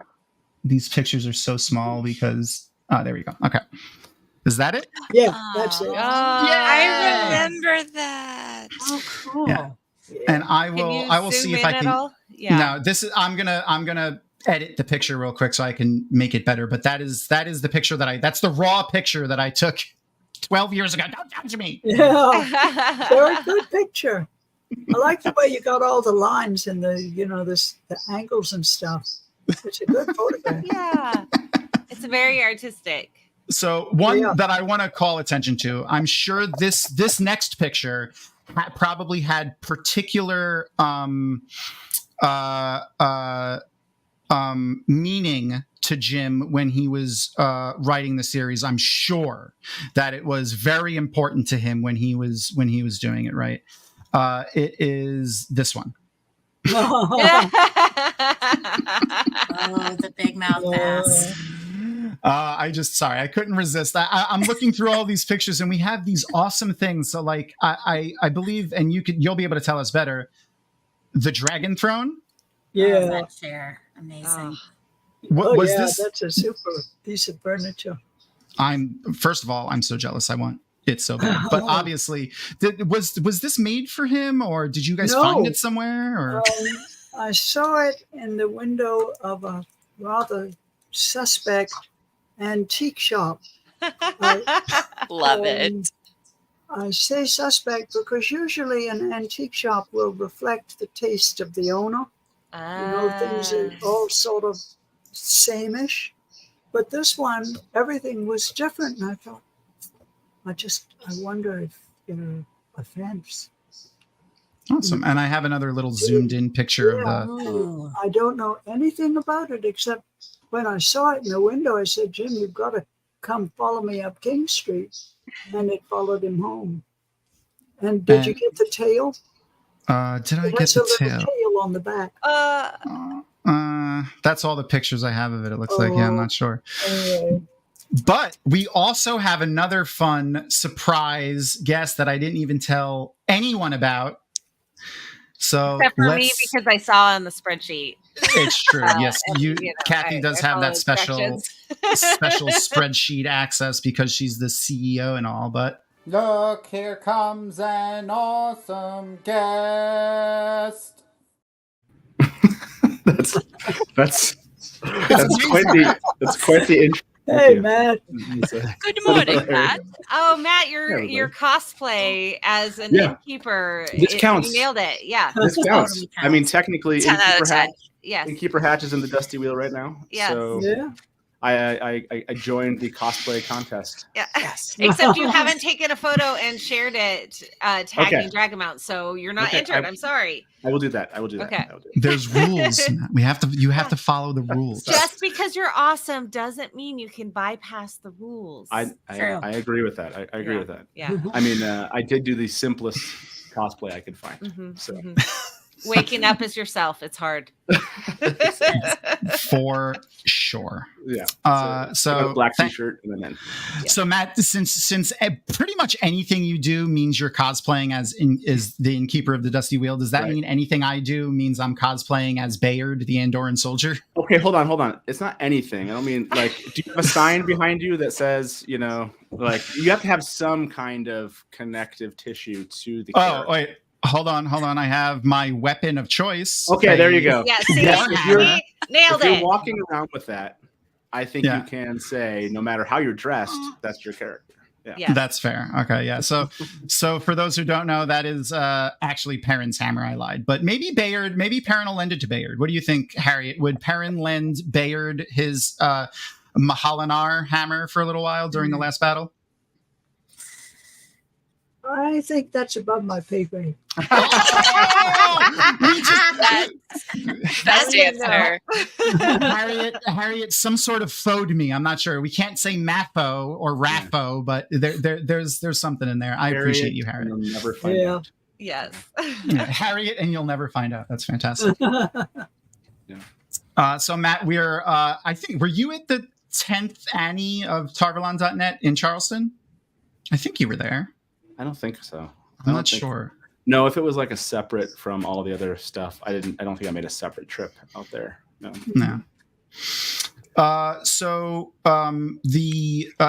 the thing that Matt was talking about on how he's entered to the costume contest to win, we're hosting a secret little closet, what we call a closet cosplay. It's a thing that happens sometimes. Totally. Basically, anything you have laying around, try to make yourself look like a Wheel of Time character. It could be ridiculous. It could be comedical. It could be super serious. Maybe you happen to have a full Wheel of Time cosplay sitting in your closet that you could toss on and post pictures on. We have the link will be posted directly to that post on Twitter in chat in a couple of minutes here when Matt Stagger catches up to my nonsense. But don't be a minute. You will be entered for a chance to win the Eye of the World graphic novel series by Macmillan Books. They were kind enough to donate 2 full sets of books to us. We've already given away 1 set over the last few months, and we have this full set, so you'll win the entire set if you win the costume contest today. And we'll announce the winner of that this evening at around 9 o'clock. So if you're just a little after 9. Mm-hmm. And Can you give us an idea? Is win? Sorry, Kitty. No, I was going to say I definitely did not make a mistake and say that the graphic novels were a prize for donating. I never heard of it because that would have been ridiculous, and I would never do such a thing. When we get the post linked, if you follow the rules in the post, you have to hashtag us, post it on our socials, email social@dragonmount.com the picture of your cosplay, and have donated to the charity to be able to win. You can't only donate to the charity to win. That was my mistake. We just didn't continue with the rules. We just started with the first part. Yes, exactly. Exactly. Yes. But if you do donate to the Tiltify link that we will definitely post up here shortly, you can be entered to win a present that Harriet sent to us. Tom, you want to show we have the Great Hunt tie-in book with a signed Robert Jordan book plate. So you too can have book 2 signed by Robert Jordan. Amazing. Yes, with that beautiful cover art. I love I really like what they did with the tower, Harriet, particularly to get us back to your house again. Sorry. It's a little creepy, and you could tell us if it is actually creepy or not, that we're just like looking at pictures of your home, but beautiful. No, it's not freaking me out. Good. Thank you for saying it like that too. But because I remember, at least when we came all those years ago, I'm old. There's this picture of Tarvalon hanging in the entryway of right by the front door, and the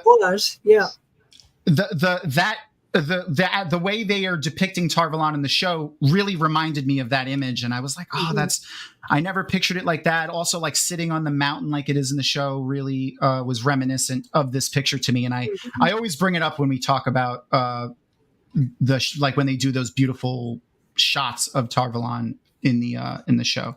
Mm-hmm.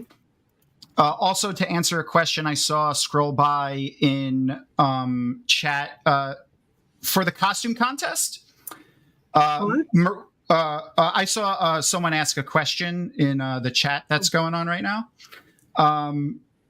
For the costume contest, at around 8:30, all the people in the call, including Maria, who will be chatting with us tonight around 8 o'clock for like an hour and a half Eastern time. Sorry, we're going to choose the 5 costume contest people that we like the most.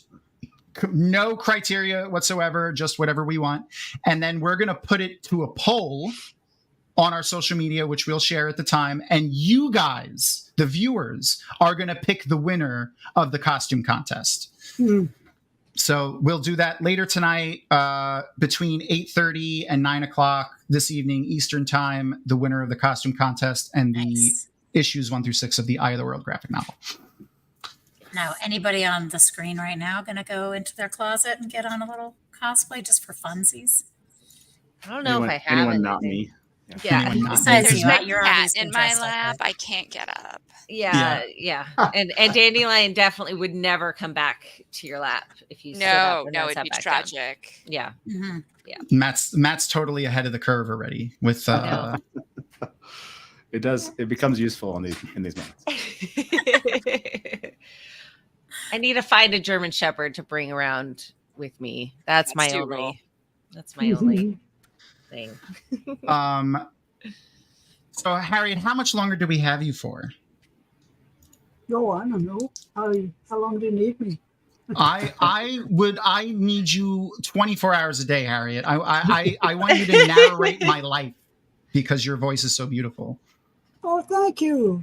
But I tell you what, how about another 5? Perfect. That's perfect. That's perfect. Yeah. Because I have a surprise for you too, but we'll do that in a few minutes. It doesn't. Good. So, I mean, you can have me. I eat, but sparingly. I can feed off the land for a little while. So,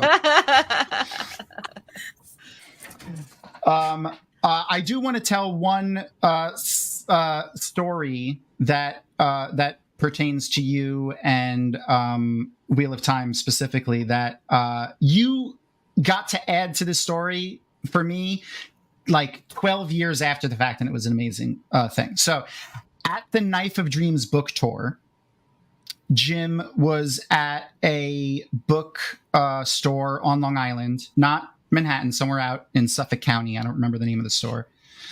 And while we were getting books signed, someone in front of me in line said to him, "It's like having Jesus sign a first edition copy of the Bible." Wow. And a few years ago, like 5 Jordan Cons ago, maybe 6 Jordan Cons ago, you and I and Brent Weeks and Jimmy Liang and Jen Liang were at the guest of honor dinner or whatever. And you and Brent Weeks were sharing funny signing stories because we were talking about signings. And I mentioned that one to you, and you had said that one made it to the table. In reference to Jim told that story to your friends at like one of the dinner parties. And I just want to thank you for that, because that person in front of me in line was actually my cousin. Aww. And I immediately called him when we left that dinner and was like, ha, ha, ha, ha. That's amazing. Yeah, so I want to thank you for that. Did I? There there was a terrific thing at one signing early on when one of the first people in line was a guy, and he had, I don't know, some second run book. And he said, I did have a first, but my then wife stole it. So all I have is this second. And so Jim said, I'm sorry, and signed it, and he went away. And at the end of a very long line, here comes a woman who says, this was my husband's first, but I took it with me when I left. Oh, That and is signed it. amazing. She went off, and they never saw each other. Which was apparently very lucky. That's awesome. That's so Oh my good. goodness. So what are you up to today, Matt? What are you going to hang out with us for the marathon and chat and pop in and out? What's your plans? So my wife and my kids are away, and so any good husband, while their wife and kids are away, does all the things that their wife asked them to do that they hadn't done. Oh, while their wife was absolutely. there. Yep. So, Yep. And Um, definitely not at the last Good. minute. So, definitely not. I will probably leave you here in a bit, but I'm going to try to come back when is episode 3 airing? I'm not like watching it, and I don't know where we're at. We finished episode 1, Okay. and then we got Harriet, so we're going to start episode 2. When episode 3 comes around, I'll jump in. Episode 3 for me, from an adaptation standpoint, that's the one that really appeals to me. Like of all the episodes for season 1, it's episode 3, and just because I grew up, I was 15 when I got the books, and like Matt and Rand going off together is like my favorite part of that book. So and they actually give us, they condense it, they condense that whole thing down, but like they couldn't give us the whole thing. So Right. they condense it down, and that in that episode is just I love it. So I'll come back on and chat when you guys are in episode 3. Awesome. Yeah, it should be like an hour and a half or so. Yeah, you could get some things cleaned by then. I was Yeah. I was watching you all during Uh-oh. it and put episode 1 up in my garage because organizing my garage is one of the things I'm doing. Gotcha. right now. So Uh, I'll be do you- watching. I just won't be on camera. Do you need to take the chicken out to defrost for dinner tonight? No. Okay. Okay, we'll just put it in I the have sink, to- not on the floor. It's the opposite side of that. I have to eat a lot of food Oh, and okay. not leave leftovers in the refrigerator. So. Okay. Okay. Good plan. Blender. While Doing I the give, night's work, Matt. I'm going to give like another minute or two for Harriet's surprise to finish arriving. You mentioned garage, so that reminded me of a couple of other pictures I want to share that Harriet can talk about, maybe from the carriage house, which in at a regular house would be a garage, but at your lovely home, which is a historical home in a plantation home in Charleston, South Carolina, obviously, is this big, beautiful, separate, large building, which Jim converted to his office for a long time, and that's where he wrote, right? Yeah. So we're also going to get to see a baby Erin, my wife Erin DeSimone, sitting at Jim's Oh. desk. Oh. I have that photo of me too. Oh. And that desk is now in Tom. I'm having a senior moment. Michael In the Livingston. office of the writer at the Citadel. Yeah, Michael Michael Livingston. Livingston. He Yeah. was so happy about that desk. Yeah. I think, there's So a little shot excited. of the desk with still Yeah. Jim's stuff on it. I'm sure Michael's version of this is either messier or cleaner. I'm not sure. But I'm going to do some rapid fired pictures real quick while we just give a couple of like another minute or so to people to join in of what I like to call. So I don't know if anyone has seen Indiana Jones, and apparently I have a cat now. So this is Luna. Everybody. Trending. He's my old man cat. He's 19. Oh. The back room of Indiana Jones's classroom was just these rows of shelves with like artifacts and things from his adventures on them. Oh, yeah. And the moment that I walked into Jim's office, the carriage house, that's all like that's what I pictured, and that's all I ever see when I think about it. So some of the stuff that's hanging around in there, Oh my goodness. this really interesting, I guess, saber-tooth tiger skull. What may be the Fat Man Terangrial in front of maybe a Seafolk Raker or a Straunchan ship? No, just, a beautiful wooden model ship. Do you know did he build that? Did someone build it? Was it a gift? I know I'm quizzing you on your house from 12 years ago. I don't remember what my house looked like yesterday. Let's see what else we got. Weapons. Oh, lots of weapons. Lots. Let's go to some of the in weapons. back. Part of his office. Oh, okay. Is that Alan's office or his office?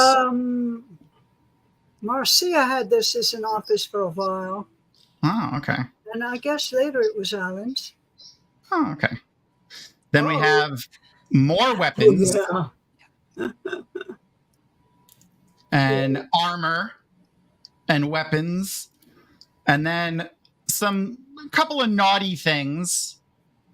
Delightful things. They're not naughty. Yeah, that's No, fine. it's Well, artistic. They're yeah, there vivacious. you go. Yes. Yeah. That's it.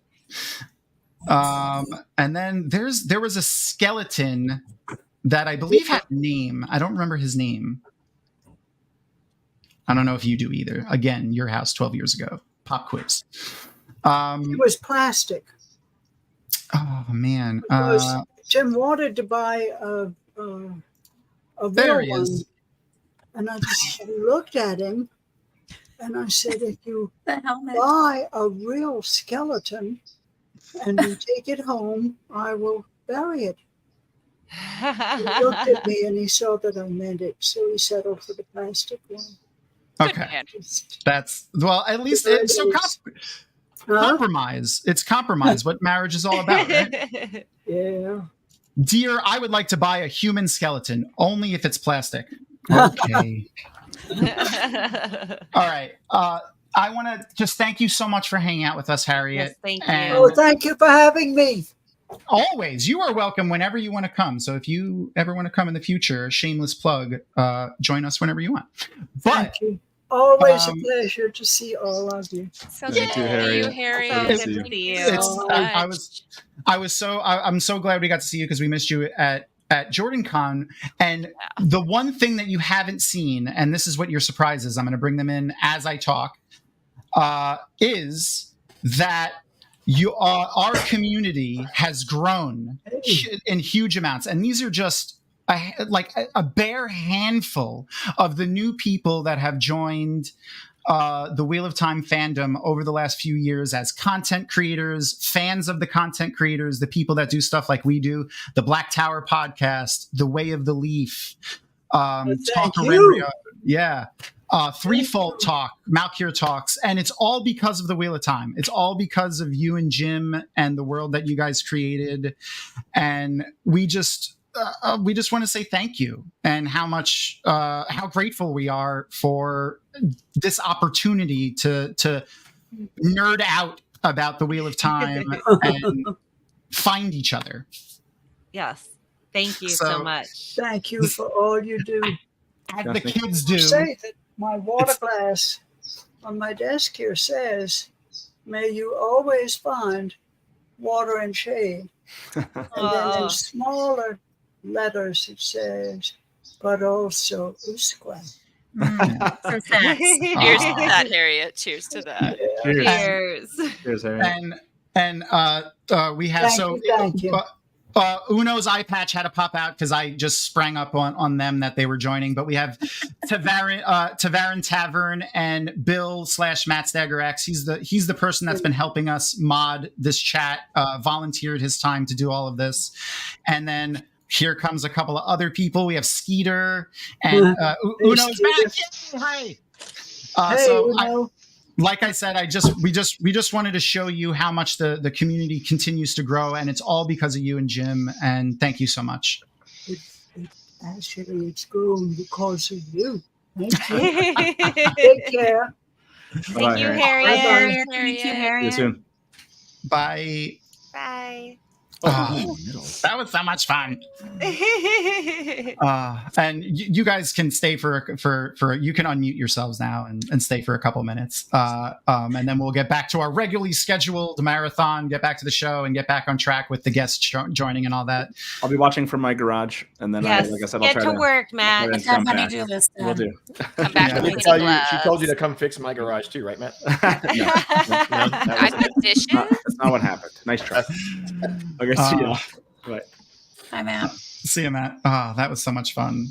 How are our new folks that I just pulled in? I know you guys can't stay long. I really did just spring on you, like, hey, join real quick. How are you guys today? What do you got? What are your plans for the day? Well, Tavares, for me- you go first. Oh, well, I've got some designs to work on today for the store, and I'm going to be watching the stream. And I believe I'll be on later. Yep, you are coming on later. I totally had that spreadsheet open in front of me, but it's not scrolled down to it. I have you slotted for around 5 o'clock, so it should be around when we start episode 6. Yep, that's Eastern, right? Eastern time, yeah. All times that I say today, if I don't say Eastern, all times are in Eastern. Eastern. I'm just asking because Critter refuses to go Eastern. It's always Central with her, and it throws me off. I'm sorry. West Coast is best coast. West Coast, yeah. West side, best side. Listen, I'm for real. Yes, I'm sorry, but it's also dyslexia. Like I will not remember the to switch the time zone, so I stick with one and just tell people to figure it out themselves. Nice. Also, maybe easier for other countries, That's to true. understand East Coast time than. Oh, we are creating a divide in this house right now. Yeah. Yeah. Everyone else is dark friends, but Kitty and I apparently. Well, not everyone I am is not a dark friend. my dark little ray of sunshine. Not everyone is aspiring to be a chosen. What about you, Uno? How are you? Any plans for today other than hopping in later to watch the show with us? Yeah, I mean, it's already late over here. It's Oh, right. I 7. forgot. What time? 7 p.m. for you? Yeah. Oh, you're like OG time zone. They're in the future. Yeah, they're in the future. I'm in the future. You are in the future to us. No, so I've already been up to a lot of stuff. Working on my updated Uno cosplay. So yeah. Nice. I'm excited to see it. I can't wait to see it. I always love your Uno cosplays. They're fantastic. Oh, thank you. So I guess Agenor is now waiting for us to have dinner in a little bit. So All right. and then I'll be joining you later. Okay. Awesome. So that's exciting. And I think let me remind everybody, just in case they want to come in specifically to see your lovely face and possibly an eye patch, but we'll let them find out at the moment. You'll be back around like 3:30, I think, right? So we should be into episode 4 maybe at that time. Sounds good. If we don't get diverted on another tangent. Well, I know. What, I'm like, Mom? we What? should probably What? start That wouldn't happen. soon. Yeah. Yep. And then my quasi brother over here, Skeeter, because he plays Beth Doman's brother in a D&D game that they play, and she is my sister from another mister. We play a lot of the Third Age, which is a Wheel of Time fan made board game by James. It's Watt Uptime. Watt Uptime. Yep. Watt Uptime. I got it right on the first try. I confuse it with Wheel Uptime, but it's Watt Uptime. Right. If you're interested in trying, Or no, it is Wheel Uptime. It's Wheel Uptime. Yes. Watt Up is Damn it. done. Okay, so then James is Wheel Uptime. Wheel Uptime. Okay, and I'm going to share in the chat right now a link to the Discord for Third Age, the board game. It's a really fun board game. Again, entirely fan made. All you need is Steam, which is a game launcher on a PC or other stuff, and Tabletop Simulator, and then the game itself is free. So it's a ton of fun. Skeeter and I play often. I think I saw Light Blinded Fool in chat. Yep. Yeah, he wasn't there. He plays also. So you could catch us over there. And then Skeeter's everywhere, man. Skeeter is like like a bad case of crabs. You can't get rid of them. No, I'm joking. I love you, Skeeter. And again, like I said, Matt Stagger always helping us out, modding and chat, and also everywhere, man. You got your fingers in all the pots. Yeah, I've been pretty busy, and I'll be around all day, kind of like a fungus you can't get rid of on your foot. That's me, fungus guy right here. Oh yeah! Shout out to brother Zach, also one of my buds from Third Age that we play a lot of Third Age together. Sadly, though, he has the worst luck in that game. He loses often. So thank you guys for joining. I'm gonna kick all of you lovely people that I totally adore and would never kick out of anywhere, but I'm gonna kick you guys out now so that we can get started on the marathon again, and we're not here until 1 o'clock in the morning. All right, Yeah, bye. we'll see. All right, take care. Bye. See you later. All right. So Uno, I'll see you later. Bye. Okay. We are going to get ready to watch episode 2, and I'm going to give everyone a minute or two to get back over to Twitch or queue it up on your own personal devices. So that if you want to follow along with, there you go.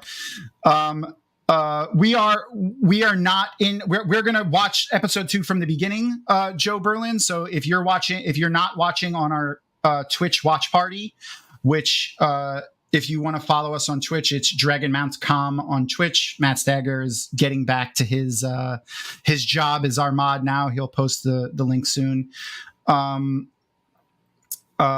You can, queue it up yourself. I'm stalling for time so everyone has a chance to queue it up, but I'll give everyone a 10-second countdown when we get ready to actually play episode 2. So we'll watch it. We're going to start.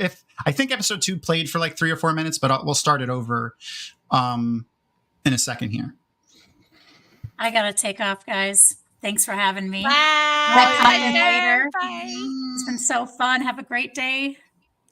Bye. Bye. Okay. And I didn't get to give you any fanfare, Kitty, so I feel a little bit bad. Oh. So Kitty, for those who don't know her, which is We already talked about impossible. You know Oh, me. you Hi, did? I Oh, work right. I was for muted. Dragonmount. I was backstage. I forgot. Yeah, you were busy. It's all good. I didn't get the da da da da da da, but we still. Yeah, we Like- verballed That's it. It was fine. Yeah, It was fine. yeah. Okay. It was. It works out. I'm so excited that you're here. Sorry. One of my first talks. I have so many clips of you. Good. We will do them later. We need to Yeah, start. I know. All right. So I think we delayed enough. All right. I'm going to, Yes. the watch party is going to start in a second. Like it's the API is loading. So however long that takes, I will pause it once it actually starts and then give a real countdown. So it's loading on Twitch right now. And once I can pause it, I will do that. I'm going to sing everything now, by the way, like that. Oh, great. If it gets Hello, annoying, day. if it gets annoying, I don't care. No, I do care. All right. So it's going to start and then I can pause it. Okay. I should be able. No, I can't pause it. Okay. So I pressed play on episode 2. The recap is playing. We can't choose to skip it or anything. So go ahead and do, watch the recap if you want.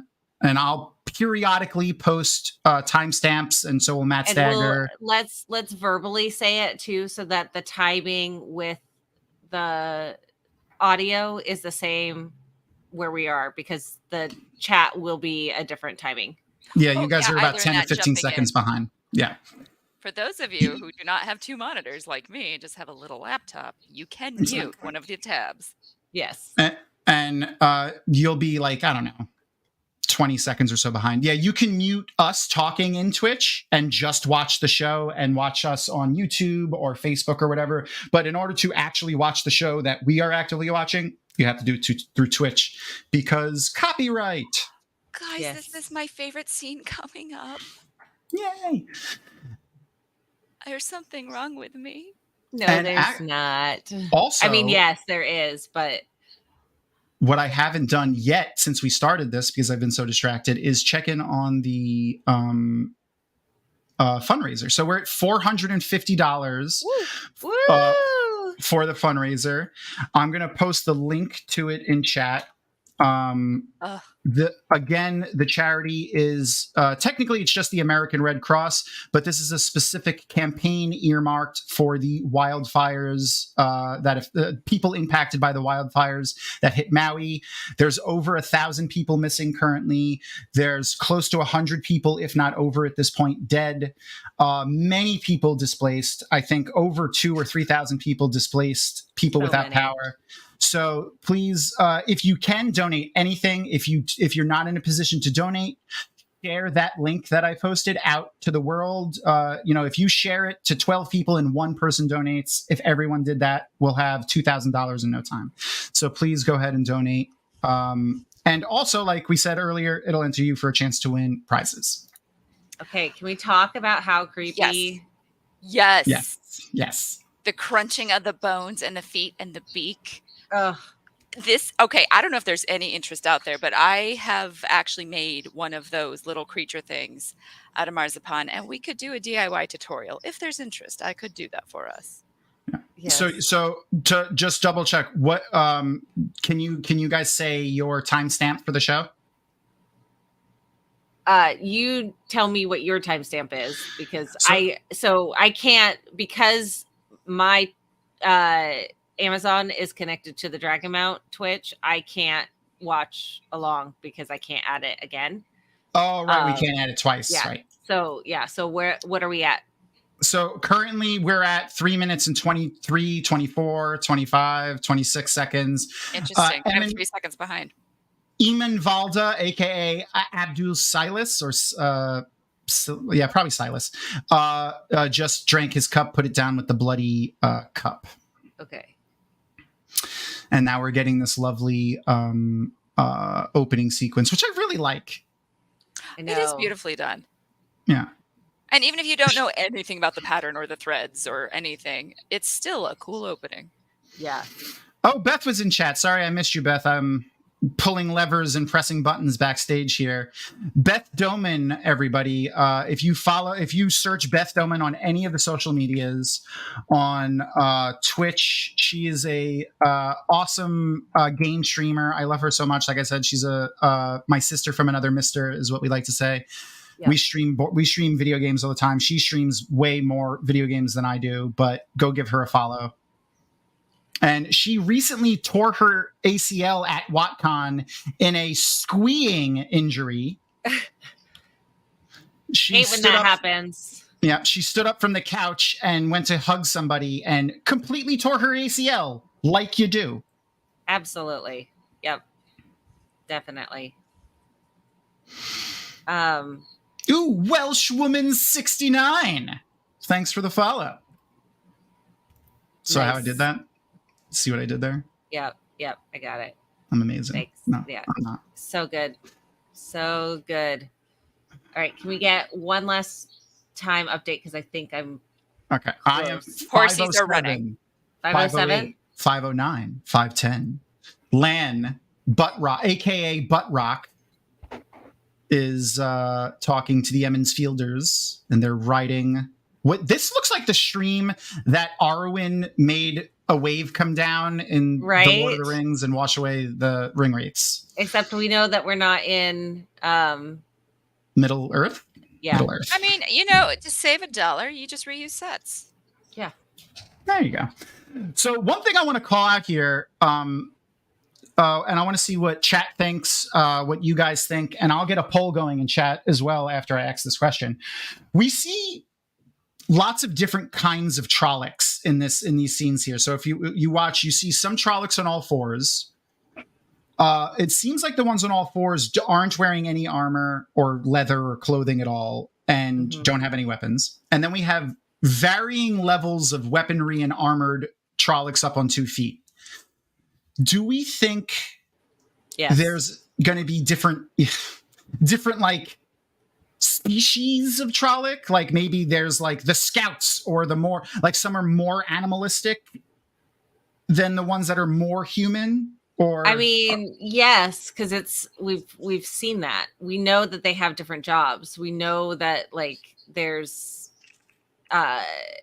some sort of hierarchy. I mean, obviously the fades are number one, but there's definitely extra people, like different changes, different options.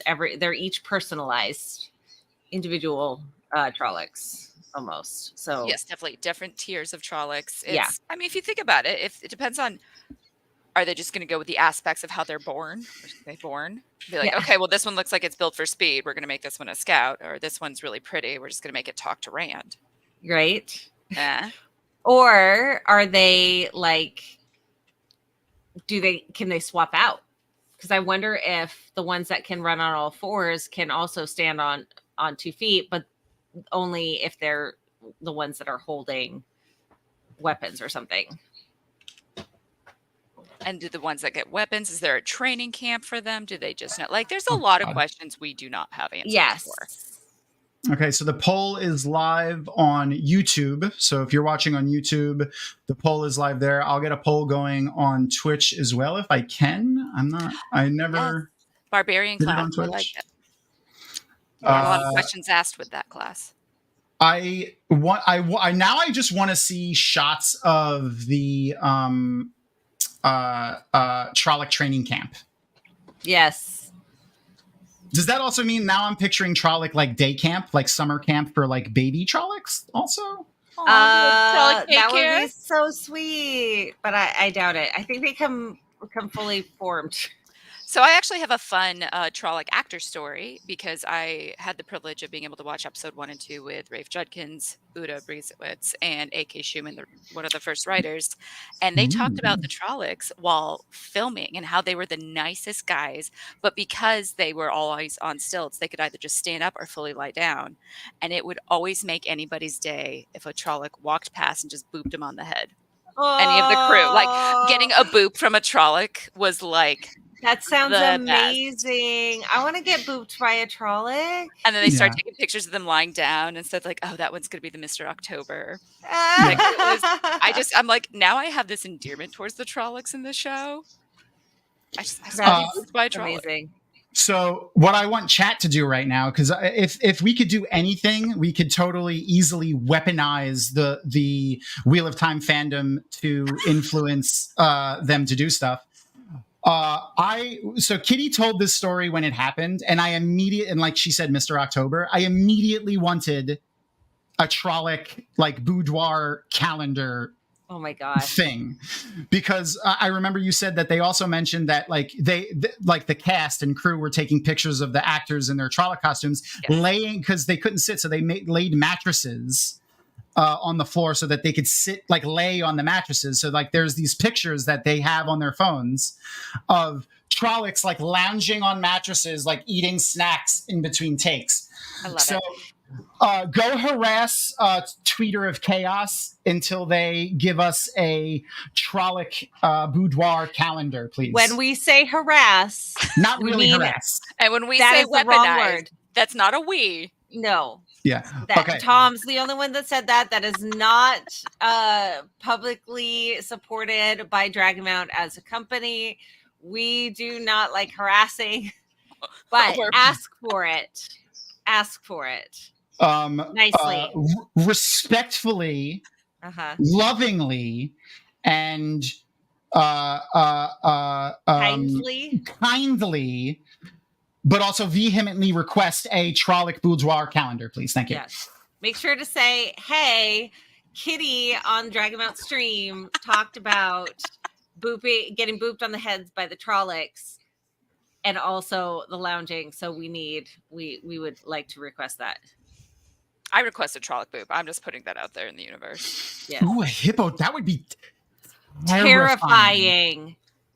Absolutely terrifying. Hippos are disgusting. Did I miss the hippo? Where did hippos come from? Someone there it is. Yep. Matt Stagger in there with Things of Nightmare. We have great friends. We really do. But yeah. Can we talk about the horses in the show? Yes. Yes. I love them. They're pretty. Also, the poll is still going. I'll end it in like a couple of minutes. For if you're not watching on YouTube, you can pop over to YouTube real quick and give us a follow, subscribe, like it, but also participate in the poll, because that is where I posted the poll. So I put a link to the current YouTube stream, so anyone gets a chance to participate in that. And that is the question of, are we going to get different types of Trollocs? So think Pokemon, like, are we going to get more animal-like Trollocs that are like, the rank and file, and then like slightly maybe smarter or more humanoid ones that are wearing armor with weapons and stuff like that? Different types of Trollocs, and do you have to catch them all? Anyway, where are we in the show? We're at 12 minutes and 20 seconds. The Emmons Fielders are chatting about the dragon. I prefer Yosha with no hair. What about you guys? I like him in all of the hair options. From the two I've seen, I do like both. They different looks for different days. Yeah. Fair enough. Ooh, that reminds me. Sorry. So for those who haven't met me before, I am like a squirrel or a dog that sees squirrels. My brain just jumps from topic to topic, and I have fun stories for things, so I will share fun stories randomly. But speaking of Rand's hair, when Kathy and I had the amazing, if not life-changing, not really, opportunity to interview showrunner. It was awesome. Showrunner Rafe Judkins, live, might I add. He trusted us, which I'm still, it boggles my mind. Yeah, amazing. To go live with us on our YouTube channel, which I'll share a link to that video as well in a second. And we got to interview him, but he told us a fun story about Yosha and his hair. And that was that they had just wrapped filming for season 1. And actually, when he did the interview, they were at the cast and crew holiday party. Yep. But they had just finished filming everything for season 1. They were in the editing room on that. Like recently, like within days, finished season 1. And Yosha called him and asked if he can shave his head, because as we've seen in the season 2 stuff, Rand has a shaved head, and Yosha prefers a clean shaven head for himself. And Rafe was like, yeah, go ahead. Then, because Rafe is the ever jokester, actually, you know what? Kat, do you remember the story? I remember. I don't remember the specifics. Something about like playing a prank. Yeah. Okay, so he called Yosha. Yes. Okay. Sorry. Yeah. No. You tell it. He called Yosha and was like, "Oh my gosh, we need you to come in and do some reshoots. We missed this important scene. Like, it's vital that we can do it." Like, and Yosha was traumatized because he had already shaved his head, so he did not have the same hair that he would have in the show. I don't remember what happened after that, but like, oh my gosh, he let it stew for a little while. He actually hung the phone up with Yosha and waited like a little while. Yosha apparently called his agent and was like, "Oh my God, I got to get on a plane. I have to fly back to Prague. Can we get a wig? I already shaved my head. Oh my God." Like, he was like having a breakdown. Freaking out. And Rafe had already told his agent. So his agent was like, "Don't worry, I'll look into it." Good. Yeah. They hung up. The agent hung up with him, and then Rafe called him back and was like, "Never mind, you're fine. I'm just kidding." Yeah. Yeah, I love that they mess with each other like that. It really, you could tell that they like each other, like the on-screen, like Kitty, you would know better than us, like how that plays out, like don't get me wrong, I'm sure actors can act even if they hate each other, but sometimes when actors have a really good off-screen relationship, it really comes through. Well, a lot, especially with this, specifically with the Wheel of Time casting, they brought in different groups of the 5. just to see who, like, it's called a screen test, because a lot of the times you'll have somebody who's absolutely perfect, but like there's no chemistry with somebody else that they're going to be spending a lot of screen time with. So like getting chemistry with an entire ensemble is huge. So I think that they had like 5 different groups just to see the chemistry, and the fact that like the real life friendships and the real life bonding that has come from this show between them. It reminds me back the day when the original Lord of the Rings was filmed, and they all, this isn't as long of a filming, obviously, but it's still, you can tell that there's actual humanity. It's not, it's real. It's not, it is, yes, it is acting, but there's actual genuine care. And seeing, I mean, you see them out and about together. Kira had a bunch of people celebrating her birthday. Yes. Together. Like all of these moments are things that it's above and beyond what would be expected as like an acting role. Mm-hmm. And I just love them all. They're so like fun. And obviously I in my head we're besties, but that's a parasocial relationship, and that's not healthy. But no. The vibes are immaculate, as they say. It's also an interesting thing is, especially if you're shooting on a way off location, you have to know that somebody's not going to be an issue. So a lot of times it's really just getting to know the actors, even if they can play a part. If they're going to be an absolute dick, do you really want to be on set with them day after day with no reprieve? No.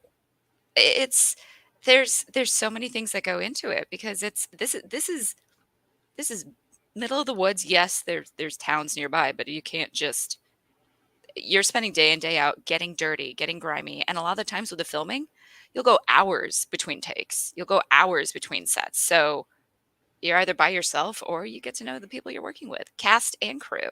Yeah. I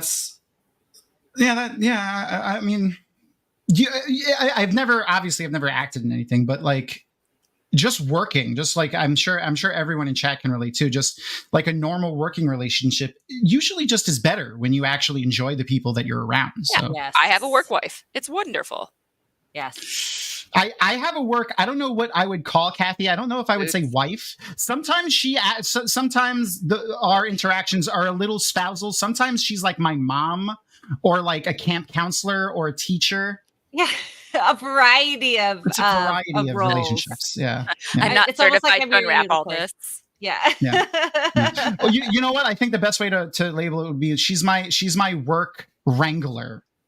Yes. Yeah. Yes. Like if I was like the dancing bear on the big ball in the circus, that's me, and Kathy is the one poking me on the keep me up on the ball. But only occasional poking, because you do so much amazing stuff by yourself that I don't need to like partake in.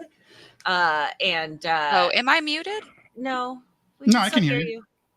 Oh. Yeah, I don't know. Weird. But yeah, Tom's great. And I appreciate Nils, and this is consent, by the way. You can occasionally poke me whenever you want. Oh yeah, I have a tendency. I have done so many things where they don't want us to make noise. So unfortunately, I have this terrible habit of like defaulting, of like emoting with no noise, because we've been on so many. Like, so that's another acting thing, which is whatever. I'm working through it. Yeah, you're learning. Oh. I need a fez now. Like, I think that has to happen. I mean, fezzes are cool. Speaking of cool things, I think it's time to do another card giveaway. Yes. Card. We're going to give away another card. Especially Especially while trauma is happening to Rand. Yeah, trauma to Rand. Good things for us.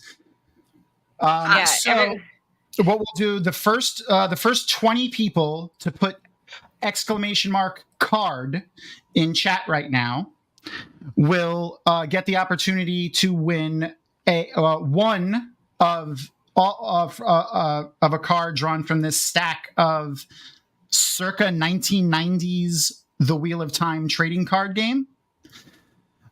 This part of the giveaway is open to anybody. Euro, doesn't matter where you are. As long as you have a mailing address, we need to be able to send it to you. I don't have access to gateways currently. Yes, not yet. We're working on the technology though. Portals are still down. Yep. And then I'll do my special magic of, or no, I'm sorry, not magic. That's a dirty word. I'll channel the camera open into the thing. Oh, and because I haven't had StreamYard open on my screen and I just brought it back up, I don't know how long this amazing person has been sitting backstage, but they look fantastic. And I feel terrible if they've been there for a long time. Oh, they've been there for a while. I figured you saw Awesome. them and we're just like waiting for something. So you guys get to see this happen live. Yep. Oh, Yep. I'm That's just- my bad for assuming things that I know are wrong. I did not take my ADHD medication yet. I'm gonna take it. Take it. Take your soon. meds. I wanted to like take it so that it, I have it. Aaron, would you deliver Tom? Oh, I have it. I have it. I have it. It's Right like if you need to force feed him live, we will watch. Yeah. So, and in fact, the wheel weaves as the wheel wills, as one would say, because as I'm getting ready to bring in this lovely human who's been sitting backstage for like who knows how long, another lovely human joined, and we have two surprises coming in right now for everybody, and of they're course, both human. Oh, and he. Oh no, I'm not bringing him in yet. Nope, it's the wrong You didn't play the right one. You didn't Nope. do the right one. Look, here comes an awesome guest. Yay! Yay, humans! I'm so good at this. I'm so good at this. You are the best. I mean, you are. Yeah. Reese and Wolf Brother. Hello. Hello. Howdy, howdy. How are you lovely people today? Can't complain. It's a Saturday and I get to hang out with Wheel of Time friends. Yay! That's true. That's very true. All right. I am fantastic. I was going to say real quick, I am going to step back for a bit. I am going to stay backstage. I'm going to take a break, go get some coffee and stuff. So I will be back later. Okay. We are still doing the card giveaway. Yes, we're going to do that in a second. Do we have my lovely other mod who is lurking? My wife. Back there. I think we should have 20 by now. Let me double check. We'll go back. We have 1, 2, 3, 4, 5, 6, 7, 8, 9, 10, 11, 12, 13, 14, 15. We have 15. So I'll give it one more minute. If you haven't already typed !card in chat, go ahead and do that now if you want a chance to win one of these amazing Wheel of Time trading cards. I have a lot to give away, so let's maybe you know what, I'll do 2 today. So I'll do 2 for this one. So right now we have 15. I'll give it another minute and then we'll do it. Yay! Thanks for the follow, Sarah. Yay! Hi, Sarah. You have fans. You guys have fans. It's someone named Skeeter. I don't know who that is. So, Wolf Brother is another of my compatriots that we play the Third Age together as well. Super awesome graphic for Third Age. And if anyone was at WatCon, they would have seen this guy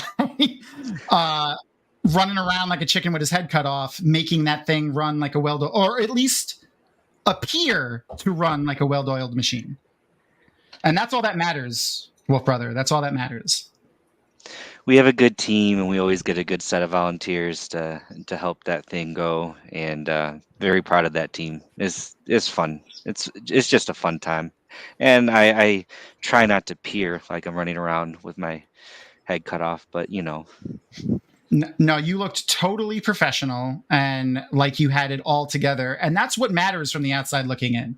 Like Kitty, has been a little involved with Jordan Con, like on the back end of things for the last few years, but mostly just like an amazing presence there with her sister Alina who I also love. But Kathy and I have been working for JordanCon specifically for quite some time, and I am the first person to tell you every con feels like it's a mess backstage, but as long as the attendees are having a good time and it looks great, you're doing the right thing, because it will always feel like it's a mess, but it isn't really. So just keep pushing on. I know this is your second one, so you guys are already old hat at this, but every year it gets better. This is true. This is a creepy scene, and it's amazing. And I love the armor when this scene first came out. Specifically, we're at 2655 in episode 2. I might not be there, but I'm around there. Yeah. What about you, Risadai? What are your plans for the rest of today? The rest of today, I'm going out of town for a little bit just to visit a friend. And then tomorrow, I'm hoping to be back in time for the Wheel of Time fantasy draft. Yay! Yeah, the Black Tower podcast is running. So. And for those who don't, go ahead, Wolf Brother. I was gonna say, me and my team, Maury's Dark Cons, are gonna win that, so that'll be fun. Oh, I'm sorry, but the ladies of North Harbor are gonna win. But that's okay. I mean, I Listen, won't get into it. If you're smart, it. if you're smart, you will travel to North Harbor often. It's kind of hard to find. Not gonna lie.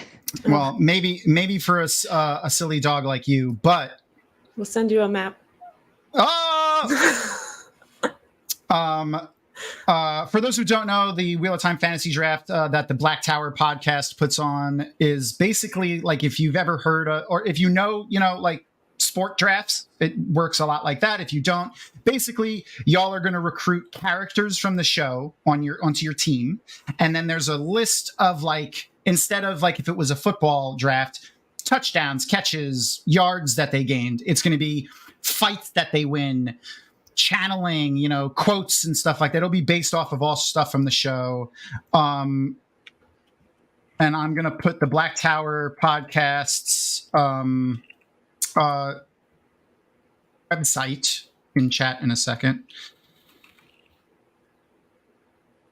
I should have had this ready, but I didn't. Okay, I'm just gonna quick here. Can you imagine trying to film on horseback? No. Right.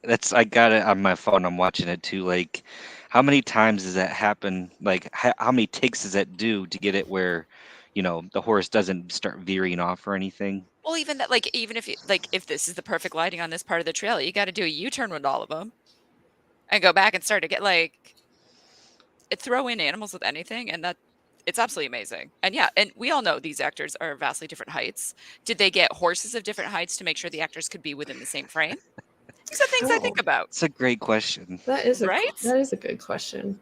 I don't remember if it was Kathy that asked, but somebody asked in the press junket that they released, and which, by the way, was filmed before the strike started. Pre-strike. Got to say that. I love that scene right there.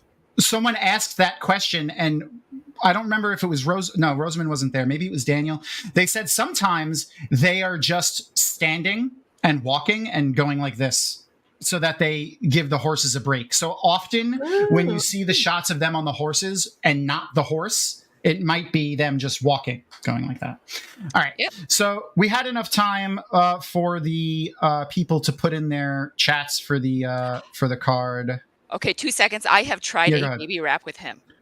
I have tried a baby. Sorry, somebody's asked about for Dandelion. So he has to be on my left shoulder over. This is his happy place. And baby wraps don't hold him up here. They hold him down here, and he can't be there. He has to be my left shoulder. So this is my life. This is my toddler. This is my son.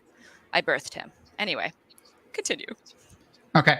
We got 17 people to into this drawing for the Wheel of Time trading card. So I'm gonna go into solo mode for a second. Solo mode me. Hi everybody. This is the bigger me. I'm gonna switch cameras to my action cam. That's what I'm calling it. So we have our Wheel of Time trading cards, some of the other giveaways that we're going to be doing, the Brandon Sanderson pins, but those are coming later. And I have another die that may be easier to see when I hold it up. Yeah, you can see those numbers better. So we had, what did I say? 16? Yes, 16. Yep, 16. 16 people in this one. So I have a D10, actually. So I won't use this one. I have a D10 and a D6 for 16. And I'm going to roll those. And then Reese is going to give me a number between 1 and 5. And that's the card that winner is going to get. So let's roll the die first. D10 and D6. Click clacks. Hold on, click clacks. All right. So we got, let's see if you guys could see it with my crappy webcam. 10 and 2, so that's 12. I'll put that on the better cam now. Oh no, wait, Reese, give me a number between 1 and 5. 4. All right, so we got 1, 2, 3, and 4. So I know you guys can't see that. I'm going to go to the good camera now. Hello again. All right, so just to show you my lovely dies, we have a D10. You can see right there was a 10 and a 2. This is a Cthulhu die. I'll probably use a different one because you can't really see that.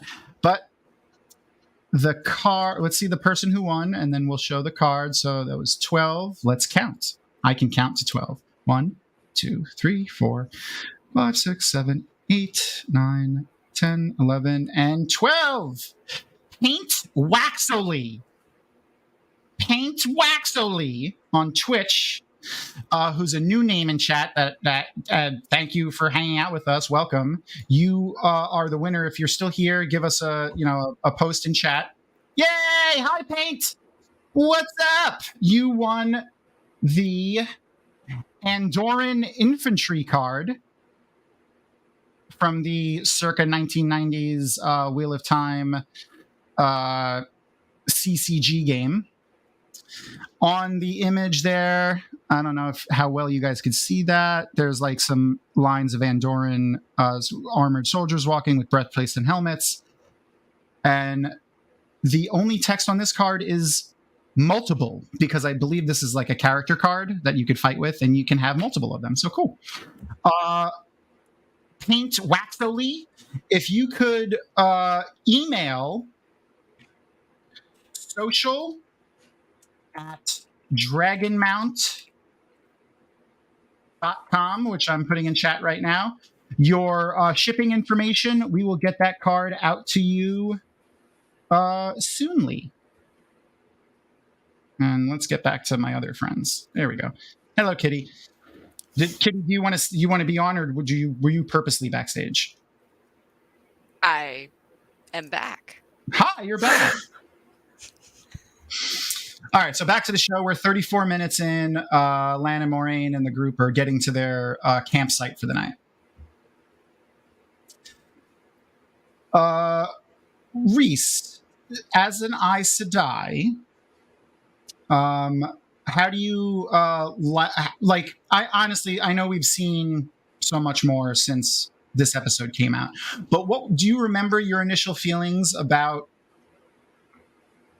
how Moraine, and at this point we had seen a couple other Aes Sedai, Leandrin and stuff, were on screen? Like, how did you feel about the way that they were portraying the Aes Sedai, particularly maybe when Moraine walked into that Wine Spring Inn and everyone was like, an Aes Sedai?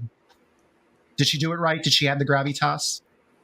Yeah, I think so. I think it's and I mean, there's so many things in the show that help add to that. You know, there's the sound effects, the music, the lighting, the camera work, but it all comes down to like making her just seem so mysterious and commanding. Like she walks in and it's just like everyone stops because it's a new person, but it's almost like she expected them to stop because she's Aes Sedai and she's here.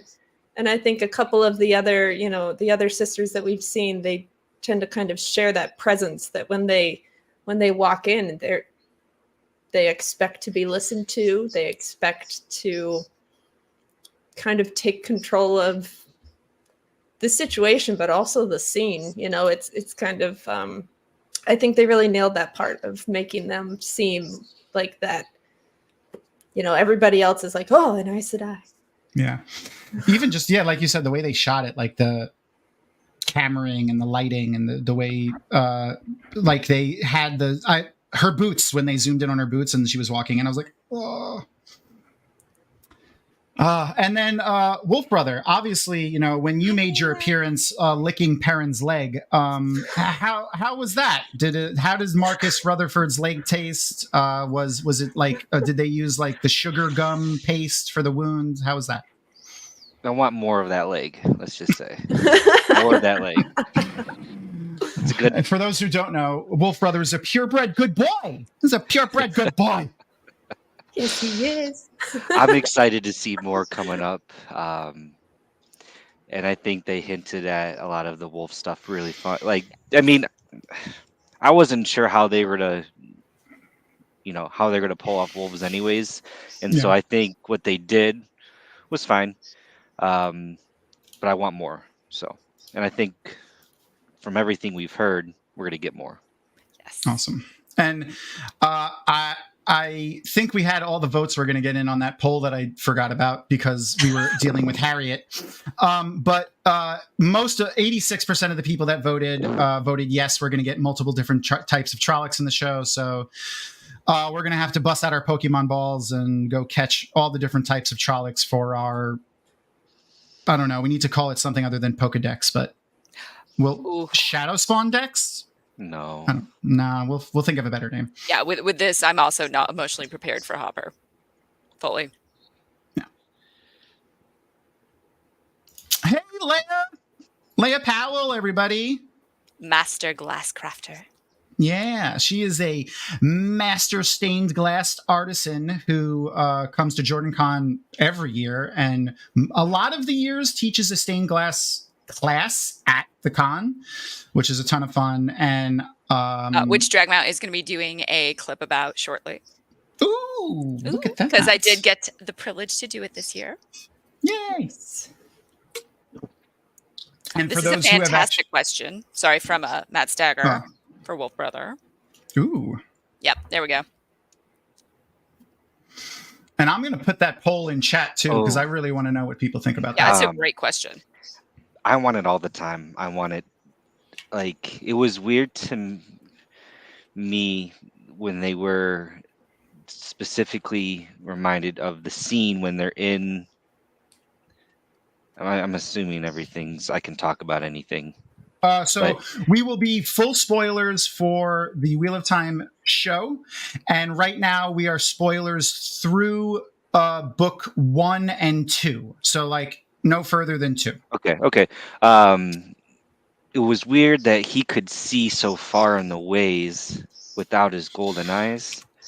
Not saying you have to have golden eyes to have that ability, but it distinguishes that ability. And so I would like to see full golden eyes, but maybe they're ramping up to it. Maybe they got a plan. I don't know. They can do whatever they want. I'm going to be happy. But fair enough. I would like to see the full golden eyes all time. I think that would be cool too. Eventually, like maybe once he's more attuned to that ability. Yeah, like the slow coming into it. Correct me if I'm wrong, but we do know they cast Elias for sure, right? Like we know that, right? I didn't make that up. I believe so. I think that was put on IMDb, maybe. Yeah, I think it's on IMDb. I saw that somewhere. Yeah, so at the very least, when we see Elias at whatever point we see him on the show, I'm sure he's going to be way further into his wolf brotherliness than Perrin is. Yeah, Elias is confirmed. I knew it. And you would expect him to have golden eyes the entire time. You see him. Or at least we'll know. Like if he doesn't, when we see him, then it's a shift. Or if he does, then maybe Perrin is just like, this is the early stages of coming to be a wolf brother. He hasn't accepted it. He's kind of pushing it away. That's kind of, I feel like that's where we see a lot of the characters at the end of season 1. And probably, and in book 2, also throughout the beginning of book 2, they're all resisting their destinies, as it were. Rand not wanting to channel or be a lord. Perrin coming into his own as a wolf brother and kind of a leader with the group of Shinarans that he's with. Like he's not leading them, obviously Ingtar is, but they do look to him, they defer to him a little bit because he's Rand's friend. So if that's what they're doing in the show, if that's the steps they're going to take in the show, it would be interesting if that's why he's not fully wolf brothered out yet, maybe. So really quick of where we are, everyone say goodbye to the horses. Yes, we are just entering Shadow Logoth. We are getting to the Bella Shadow. I was so worried about that Bella was not going to be an actual character, but the fact that they do name her at this point, yeah. Shortly, I was like, okay, we're good, because that was going to be my hard line. No. And we're 42. But we're going to go off my timing because everyone's is going to be a little different because I believe you can pause your own and stuff. But right now we're 42 minutes and 35 seconds in with 16 minutes left in the episode. So 42 minutes. How are we doing on our fundraiser? Because we are doing a fundraiser for Maui. It is through the American Red Cross. All proceeds go towards it. It has been an absolute terrible tragedy. So that's what we decided to do this live cast for. Yeah, and the lovely people over at Nerdy Nightly, Allie and Gus, not Nerdy Nightly, wow, the Allie and Gus. I can't read and talk at the same time. I either say what I'm reading or read, or if I'm typing, I type what I'm saying. We're at 615. We are at 615. Yeah, and Allie and Gus recently did a fundraiser for the Entertainment Community Fund, and it was amazing. I was there for that one too. Yay! So we decided to help raise. We are acting as servants of all and helping raise money for those in need, and that is the people affected by the wildfires in Maui. So, if you can, please donate through the link that I just shared. That will take you to a page where you could donate. Again, the charity that we are using is the American Red Cross, but the campaign is specifically earmarked for I think it's labeled on that charity as Hawaii wildfires, but it's the wildfires in Maui. And just for those of you joining, we are also doing a lot of different prizes. If we want to pop up some of those links, just so you can quick look while watching. Oh, yeah. Well, I actually have photos of our prizes. Oh, we do have photos. Yeah. So here's some of the cards that are mixed into that deck. We haven't seen those come out yet. So the Fade, I believe there's 4 or 5 Trollocs and just one Fade and one Dark Friend, though. Cards. We're going to be giving those away randomly throughout the show. Coming up here when Innkeeper Hatch joins us for episode 3, I'm going to do the Cosmere pin. So this pin was given to me by Cara Stewart, who runs Dragonsteel for Brandon Sanderson a while back. And actually, this pin is no longer available anywhere. You can't buy it from any of their websites or anything. It is the Cosmere logo. For Brandon Sanderson, Cosmere, which is all of the, books that he writes in his universe. And then the other pin that we have is a Bondsmith pin. So that's from the Stormlight Archive. If you haven't read it, there's essentially different Ajas of the Knights Radiant, and one of them is called Bondsmith.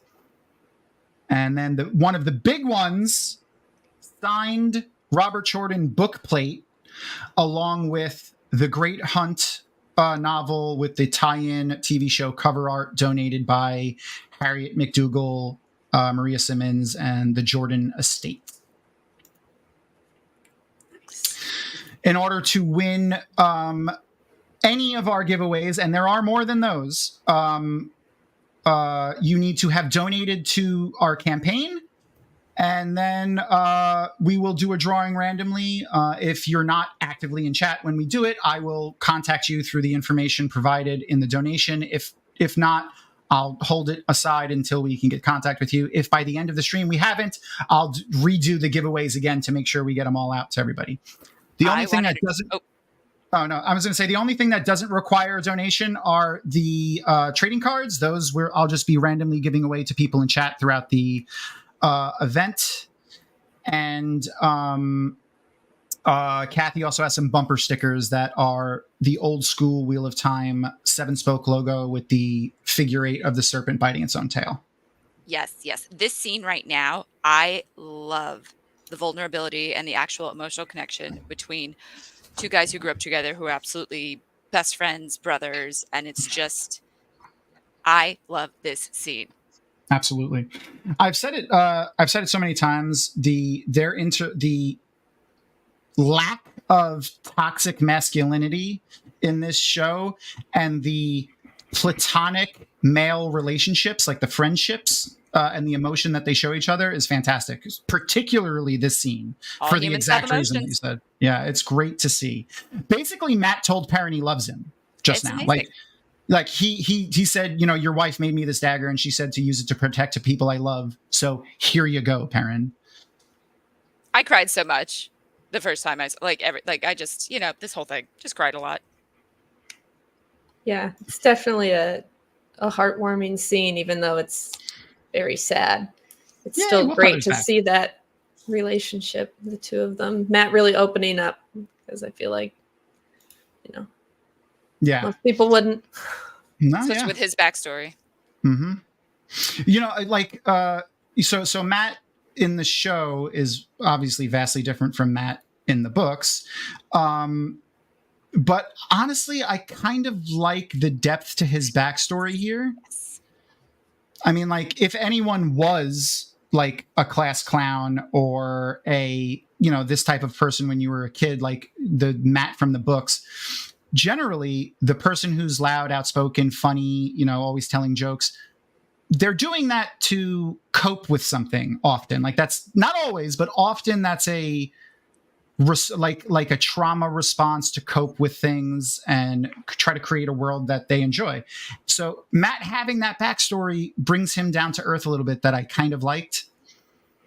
The only caveat I would give to that is I hope they get a redemption arc from Abel Coffin. For Abel Coffin. All right, so I'm going to end the poll for the yellow eyes for Wolf Brothers, and completely unsurprisingly, the majority of people, 64% of the people said yes, we would like the eyes of the time to be yellow. And then some people said shifting, which if anyone is in chat right now that chose shifting, I'd like to hear your thoughts behind that. Like what are the reason or what you imagine it to be for the shifting of the eyes back and forth. Can we get a timestamp, please? Yes. So currently, Matt is about to make a very bad decision finding trinkets amongst the rubble in Shadow Logoth. We are at 49 minutes and 43 seconds into episode 2 of season 1 of The Wheel of Time on Prime. This is such a shifting moment, though, because if he didn't take the dagger, how much more of the story would have mattered? I mean, yeah, there would still be the dragon, but like this is such an integral shift for the entire series.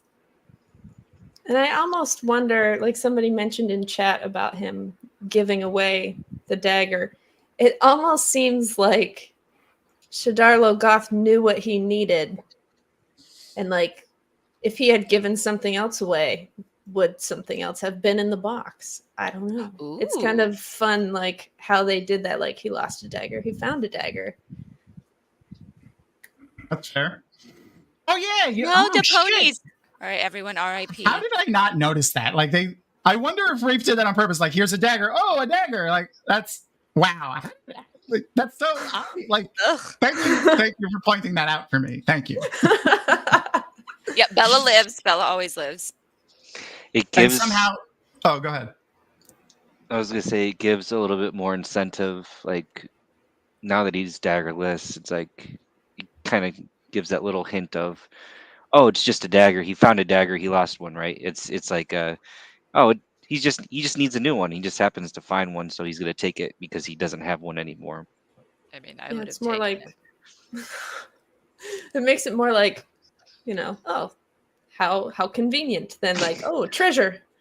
Right. Let me just take this. I like it.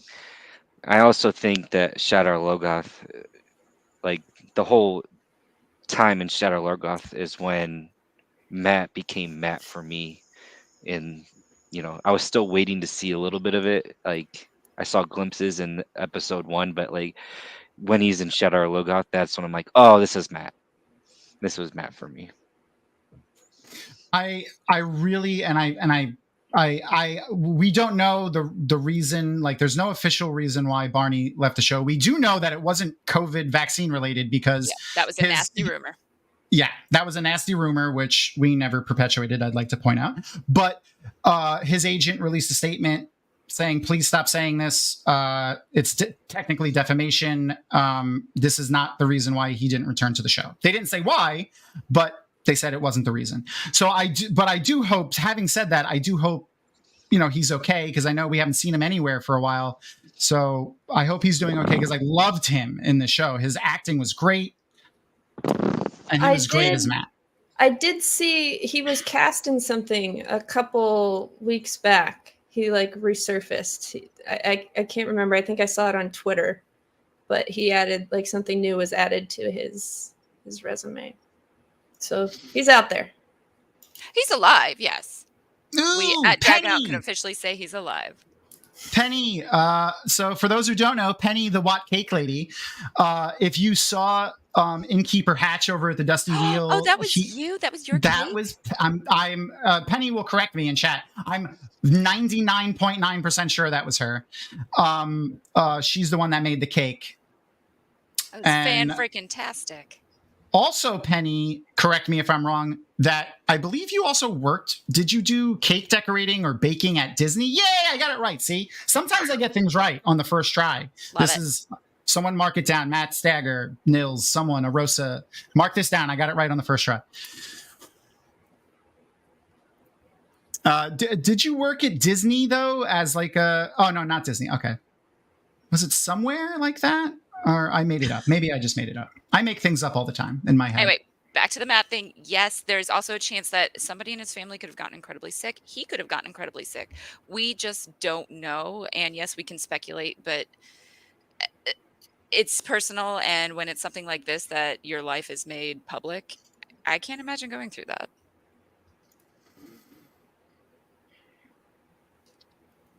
So, and Penny mentioned that she submitted her picture for the closet cosplay contest. So that gives me the perfect segue to... We have a couple of submissions for that already. And yes, it is a process, but the prize is worth it. Yes, so for those who don't know what that is, you will get a chance to win the full 6-issue set that Macmillan Books recently republished of the Eye of the World graphic novel,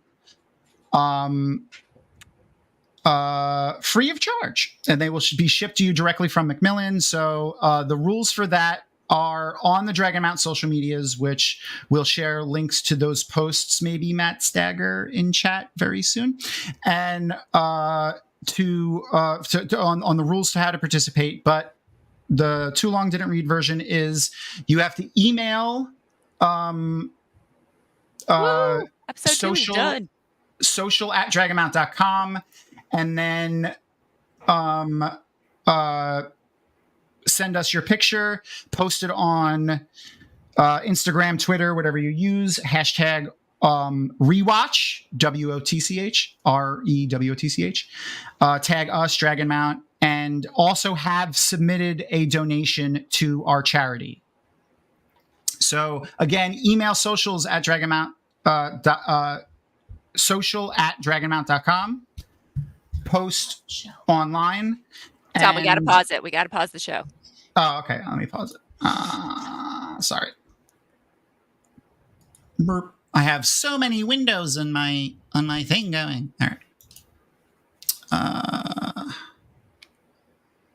Why can't I affect you, watch party? You were in charge. I thought you were in charge. I thought I was too, but apparently I'm not. All right, mass chaos here at Dragonmount. No one's in charge. It doesn't want to let me pause.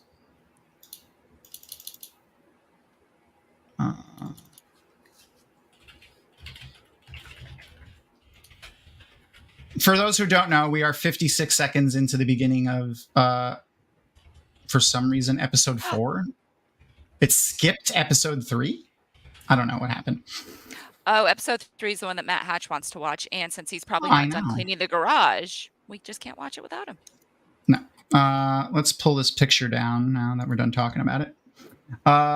And then, speaking of Matt Hatch. Look, here comes an awesome guest. Look, it's him. I'm rethinking how I do intros now. Matt, do you know how to use the watch party feature on Twitch? I've used it before. It's been a while. I don't know how to stop the episode from playing.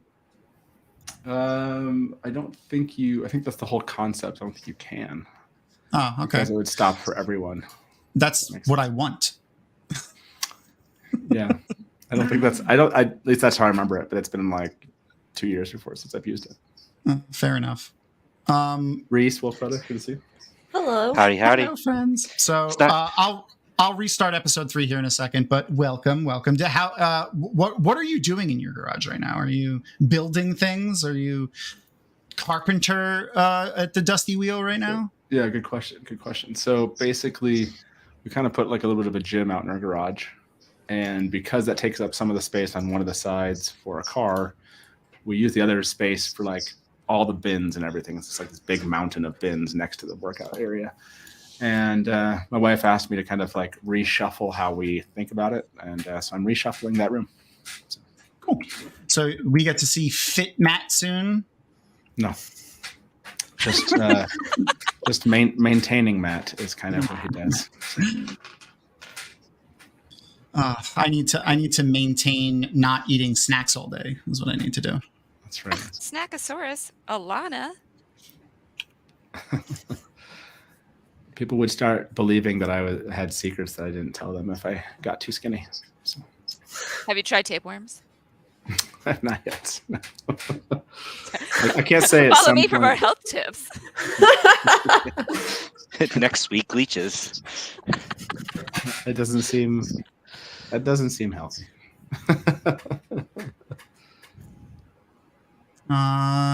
You're still trying to figure this thing out, huh? Yeah, you know what? I'm just gonna shut off. So if you're just going to end it. Yeah. If you're watching on Twitch right now, I'm gonna end the stream for a second. Well, how far is it? How far is it into? It actually, for some, like it's set to autoplay the episodes, and we were just watching episode 2, but it skipped episode 3 and went to episode 4. That's a problem. Because apparently Amazon is good with their API.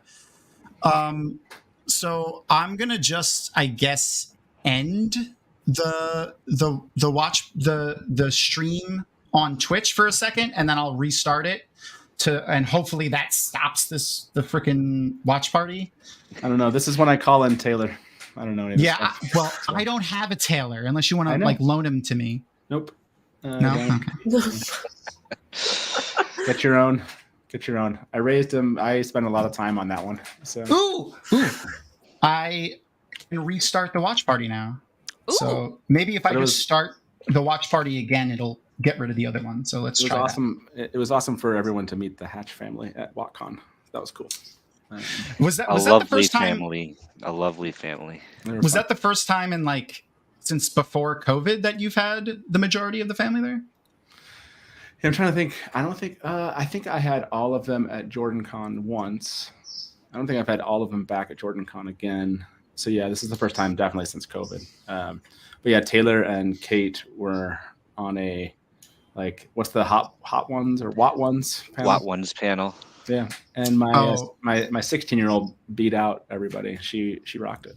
So. Oh, you raised it right. She is welcome back anytime. She is. Okay. All right, watch party, at least on my end, is now starting. Yeah. Okay, so Yes, it says counting down on my end at least. So we are, it jumped in. We're 20 seconds into episode 2 now. It's still just the recap in the beginning. Episode 3. It's still, so we're 27 seconds into episode 3, A Place of Safety. It's still just the recap though, so you're fine. If anyone isn't watching on the watch party and wants to catch up. So why is this your favorite episode? Why was this the episode you wanted to watch, Matt? So as a longtime book fan, I was really similar to. I don't know. This is spoiler, so I'm not going to like describe it. But there for season 2, there was a scene recently that was dropped as a clip that book fans immediately recognized, and they immediately recognized it because it like basically took the scene from the pages of the book and put them on screen. Now that's not quite what episode 3 is, but it is like, it does a lot of that work, where in episode 1 they were building a world and taking themselves out of the POV, right, of Rand, and putting themselves into how you introduce this to the world.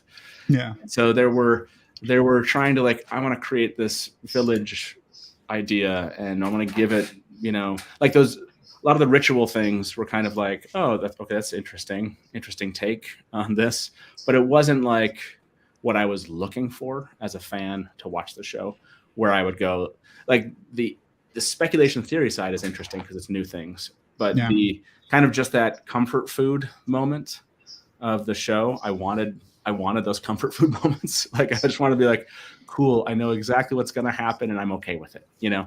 And so it was that aspect of episode 3 that I feel like it gave a lot of those, it had that aspect to it that I really appreciated. So awesome. I have to compartmentalize in my brain because we watched some of the screeners for season 2, which is why I'm not participating in the fantasy draft, because that would be cheating. But the clips that we've seen really do seem like they've like gone back to taking stuff from the books, and I don't know how to word it without it sounding like they're not changing it anymore, because like I don't care if they change stuff, but like still they're doing like the fan service like you said. I would hope that like Jordan did it well. And so I would hope that they, now not for that medium, right? Like he didn't write it to be on screen in a multi-season, 8-episode, screenplay. But I would hope that they're always looking for moments where they feel like things do translate well, and then they go with that, because there are moments that just like the one again I'm mentioning in the clip for season 2. That's just a really great moment. That's a moment we've all anticipated, and I'm glad that they didn't go out of their way to try to translate it for an international audience, just as in kind of portray it in a way they thought they needed to change it. It was nice to see something they didn't think needed to be modified for the viewing audience in that way, and then we got that. So. Sorry, back to this Nynaeve right now with the Trolloc. I love tenacity. This clip right here, that was a little much. With the dragon fang in the water, I was like, best cold open up in the season so far. Like this was my favorite cold open. Absolutely. Like, like this is a scene where I thought they did, you leave with them and you don't good really, for the skin. You don't get a picture of like what was happening to Nynaeve. For them to create something like this and then to give us a scene, I was like, this is a great introduction to Nynaeve in this way. So fun back bit about that cold open too. So there's a lot of fun little tidbits sometimes that you can glimpse from having the closed caption on for the Amazon shows, but also there's the non-visual audio cues that like have descriptions of the scene as they come up, and what they call that cave and the pool is the paint pool. in that description, which we talked about earlier, was the clip that they cut of Egwene coming out with all the different colors on her. But I was just interesting that they left that in there. Yeah. I do love that we now have this medium through Amazon, like when you pause and you can see exactly the actor, exactly like the amount of information we can now get versus the series 10 years ago. Mm-hmm. It's interesting in the aspect of like, they cut down on like, us people that are that were able to watch movies in the 80s and in the early 90s. Every movie, every TV show you watched had a minute to 2 or 3 minutes of opening credits. They've eliminated doing that, but now they have these kind of APIs, these programs where like as you're watching the show, you have the credits essentially. You have the actors currently on screen. Sometimes it even has crew stuff in it. It's interesting. Yeah, sometimes I'll pause just to see who someone is. And I love seeing that their headshot compared to what the character they're playing. You're like, whoa, whoa, whoa. Mm-hmm. Makeup is amazing. And we're 6 minutes and 30 seconds into episode 3. Nynaeve just snuck up on Lan with a knife to his throat. Ugh, so hot. It is. I mean, especially because, butt rock.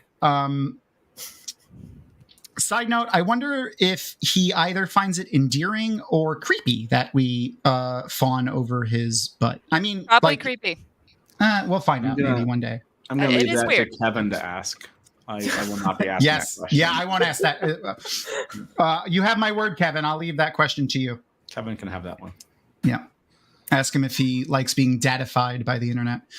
But also, like, she snuck up on a seasoned warder, a blade master tracker. Like, he's a little turned on too. Certainly distracted, but yes. Yeah, he's a little distracted, but yeah, I feel like they train for these battlefield moments and shouldn't be distracted. Yeah, I mean, I think they did a good job of like trying to give us the visual reasons why he is attracted to this person, right? And those things, you see some of those in the book too. So, but visually seeing it, I think, is a different thing. So, yeah. Is this the Matt? Is this your Rand and your Matt moments? Yes. The amazing one-liners. Yeah, that's what I mean. So like much. Their relationship. So much. Yeah, their relationship. Look, Barney Harris is. This was also a compelling. Like Barney Harris was so compelling, on obviously in the episodes that he was in, and he is. I know. Again, Rand. Oh wait, are we allowed to spoil anything? I can say so we're spoiling things that happen at the end of season 1, right? Yeah, we're spoiling all through season 1 and book 1 and book 2. Okay, right now. Rand, the Dragon Reborn, and Rand, and he had to leave his father, all that stuff. But like Matt is so compelling in these episodes. Like I just can't wait for him to speak, and it doesn't end. This entire episode, Matt's fantastic. I agree. I wanted to point something out at the beginning of this scene when Rand is, shouting out Egwene, and all I hear is Ilyena. That's good. But I like that whole scene and the banter they have. That's that's fun. It was fun that we got to see that, and throughout the episode too. Yeah. I love that. And then again, this is still book. These two breaking off. The most dominant change here, and I do kind of question now. I understand the concept of where. Well, I haven't seen season 2. Oh, sorry, I've seen 1 episode in season 2. Everybody, I have not. I did not watch the others one that I had access to because I don't want that much information in my head. I want to be able to experience it with everyone. Yeah. But I don't understand yet why they felt like they couldn't give Elias right here. Like I think it's such a short sequence in. if this makes sense, there's so much of them walking and going, I'm cold and I'm scared and I'm cold and I'm scared. And there's a wolf and I'm cold and I'm scared. Oh, yay. I made it to the Tawathon. You know what I mean? Like, there certainly could have been like, I'm cold, I'm scared.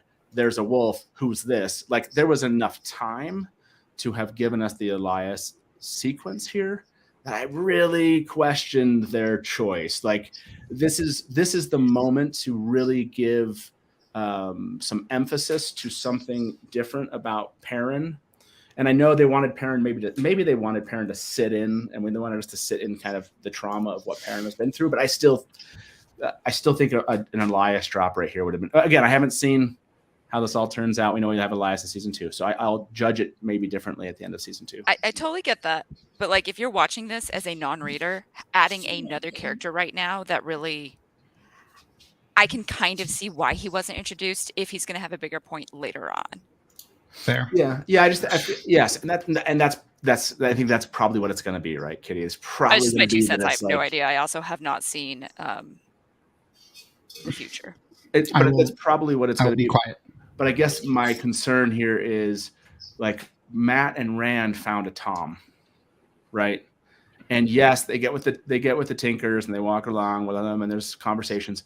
But in this way, it would have been nice to have a Tom figure, Elias, and Elias doing the introductions to the Tinkers so much better than they're like, I walk up and there's really, really, really, really dearly awkward just moment where the Tinkers and them meet in the show. It's like, and I know they're trying to maybe present this idea that people are scared of them, and so they're kind of creating this effect maybe for the public.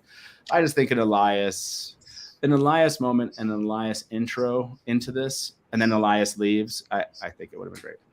Are you out, Wolf Brother? Yeah, I got to get back to my family. Thanks for letting me jump on. I appreciate it. I love all you guys. You're fantastic. Don't forget to donate. Yes, please donate to the it's the American Red Cross, apparently. Cross. It's the American Red Cross Hawaii Wildfires, the Maui Wildfires Fund. We have the link right there. Anything that you could do to donate is fantastic. If you aren't in a financial position to donate, please just share this the links out to whoever you think would enjoy watching this / want to support the fund.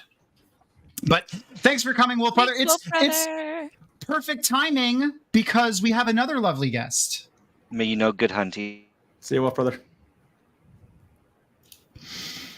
And Matt's favorite. Look, here comes an awesome guest. Listen, I'm very proud of myself. Hey, Sulan's here. Oh, and Sulan's gone.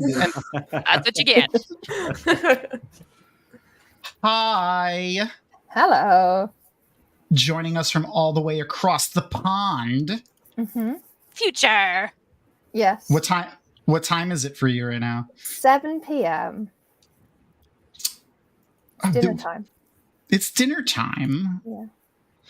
Well, thank you for coming and spending your dinner time with us watching currently at 13 minutes and 37 seconds of episode 3 of season 1 of The Wheel of Time. Ooh, good episode to jump in on. Yeah. Okay, sorry. I had a message, but it's nonsense. I had a phone call from one of those robocallers that I get 12,000 calls from a day.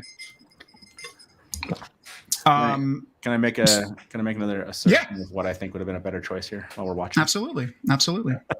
So I love this whole sequence. As in, I like that Nynaeve's with them, obviously, and Moraine being injured. But I really, and maybe it's there and I just don't notice it, but I really would have much preferred that that Lan would have questioned Nynaeve's ability because she makes her poultice of some sort, and he can't tell that she's channeling or not. But we know, right, in like that this could be a Nynaeve moment where she just really wants, like, she needs Moraine to find these kids, right? We know the kind of urgency that she can feel, and yes, maybe she doesn't recognize what she's doing. Maybe she does, but having some kind of like healing moment, maybe enough of a healing that Moraine can at least move and they can get going. The whole kind of like, we're going to this whole like poultice sequence, we're finding these things, and it's just like, really just kind of delaying things to get to the camp where she's actually going to be healed, and then we get Moraine and she stands up. I feel like there is, again, some delay similar to kind of Perrin and Egwene, that you do see this in like later books in the series where like it feels like things are being delayed so other people can catch up and they can do things. It just feels like a Nynaeve maybe healed her a little bit more than a poultice could moment would also be a Lan kind of like, wait, who is this person? You know, like maybe there's more to this person I don't understand, because he notices something about it that just doesn't seem right. I don't know.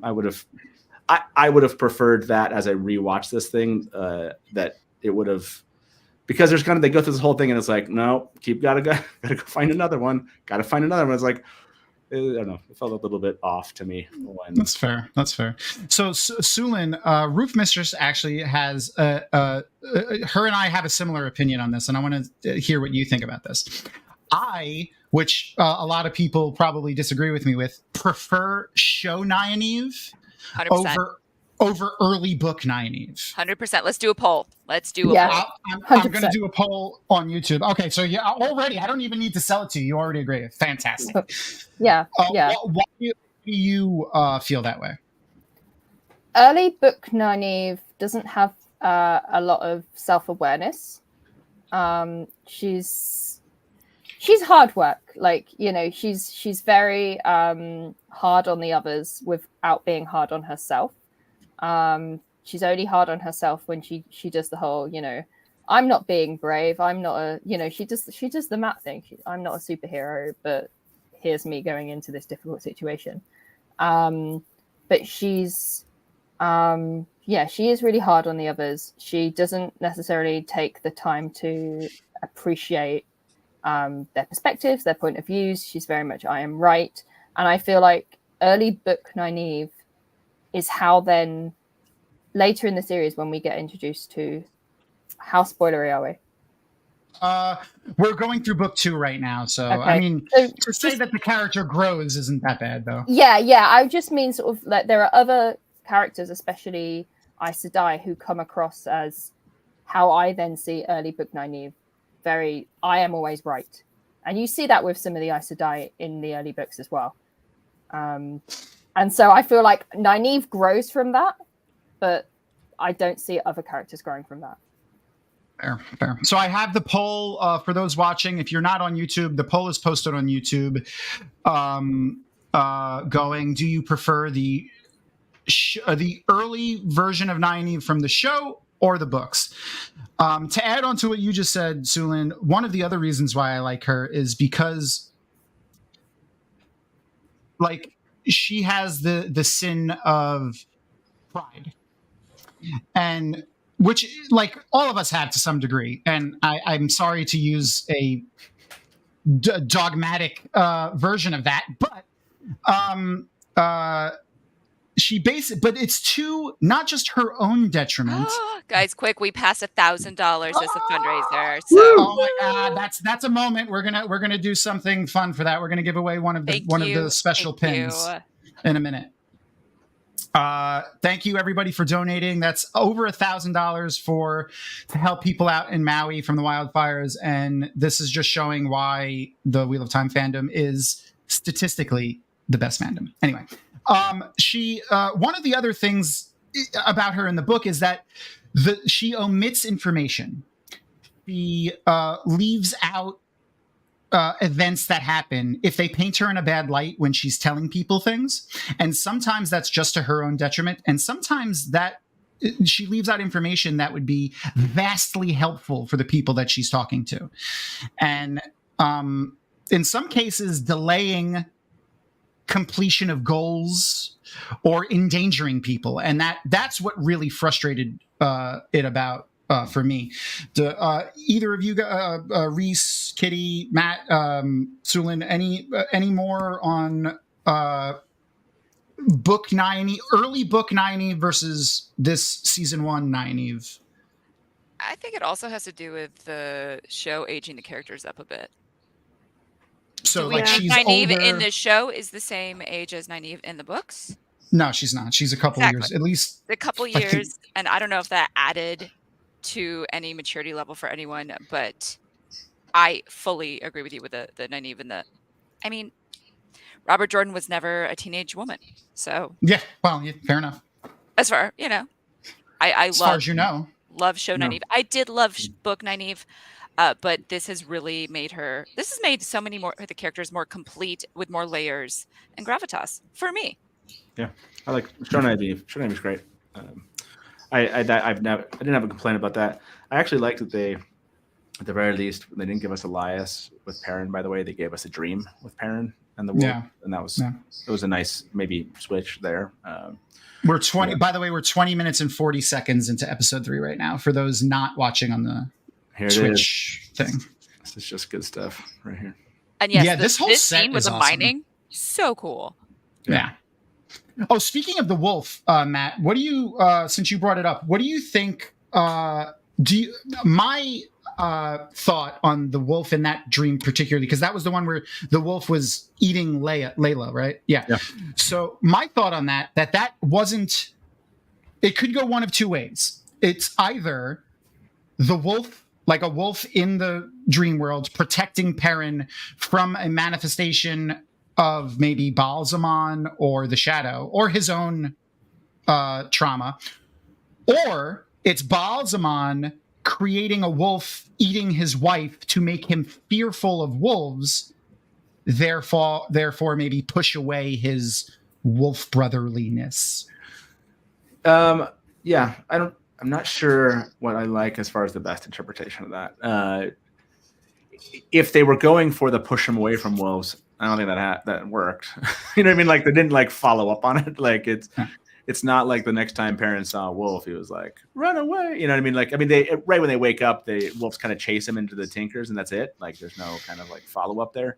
And for a mechanism of just getting them to run from wolves, I think normal people would just run from wolves anyway. But I like the dream just being a terrifying dream. And whether or not Baalzamon was like manipulating wolves, that he knew that about Perrin already. Well, again, this is the show. They don't have to necessarily follow the metaphysics, if you will, and kind of the knowledge of a Shamael. And they can go with the Shamael did know. And I just think it was like a cool horror moment of Perrin,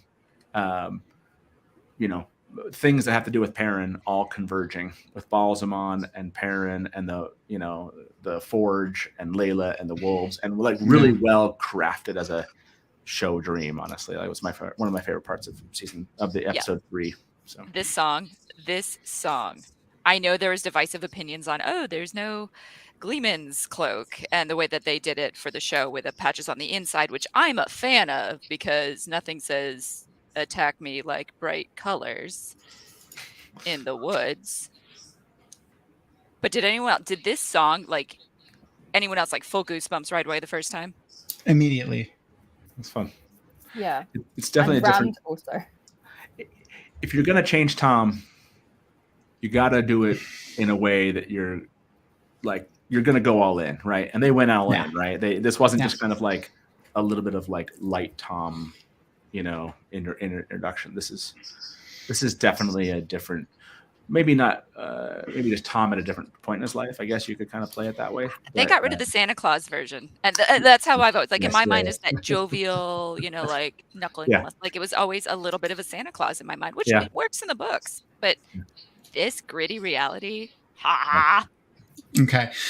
Real fast, so that Rhys Sedai can head out, we have to say goodbye. Goodbye. Have a lovely trip. trip. Thanks for having me. Travel safely if you're going to use the ways. See you later. Rhys, we'll see you next week. See ya. Bye. Before we get too far away from the Nynaeve poll, from the Nynaeve talk, I'm going to end the poll in a second here. So we asked, do you prefer the show Nynaeve or the early book Nynaeve or this season 1 show Nynaeve?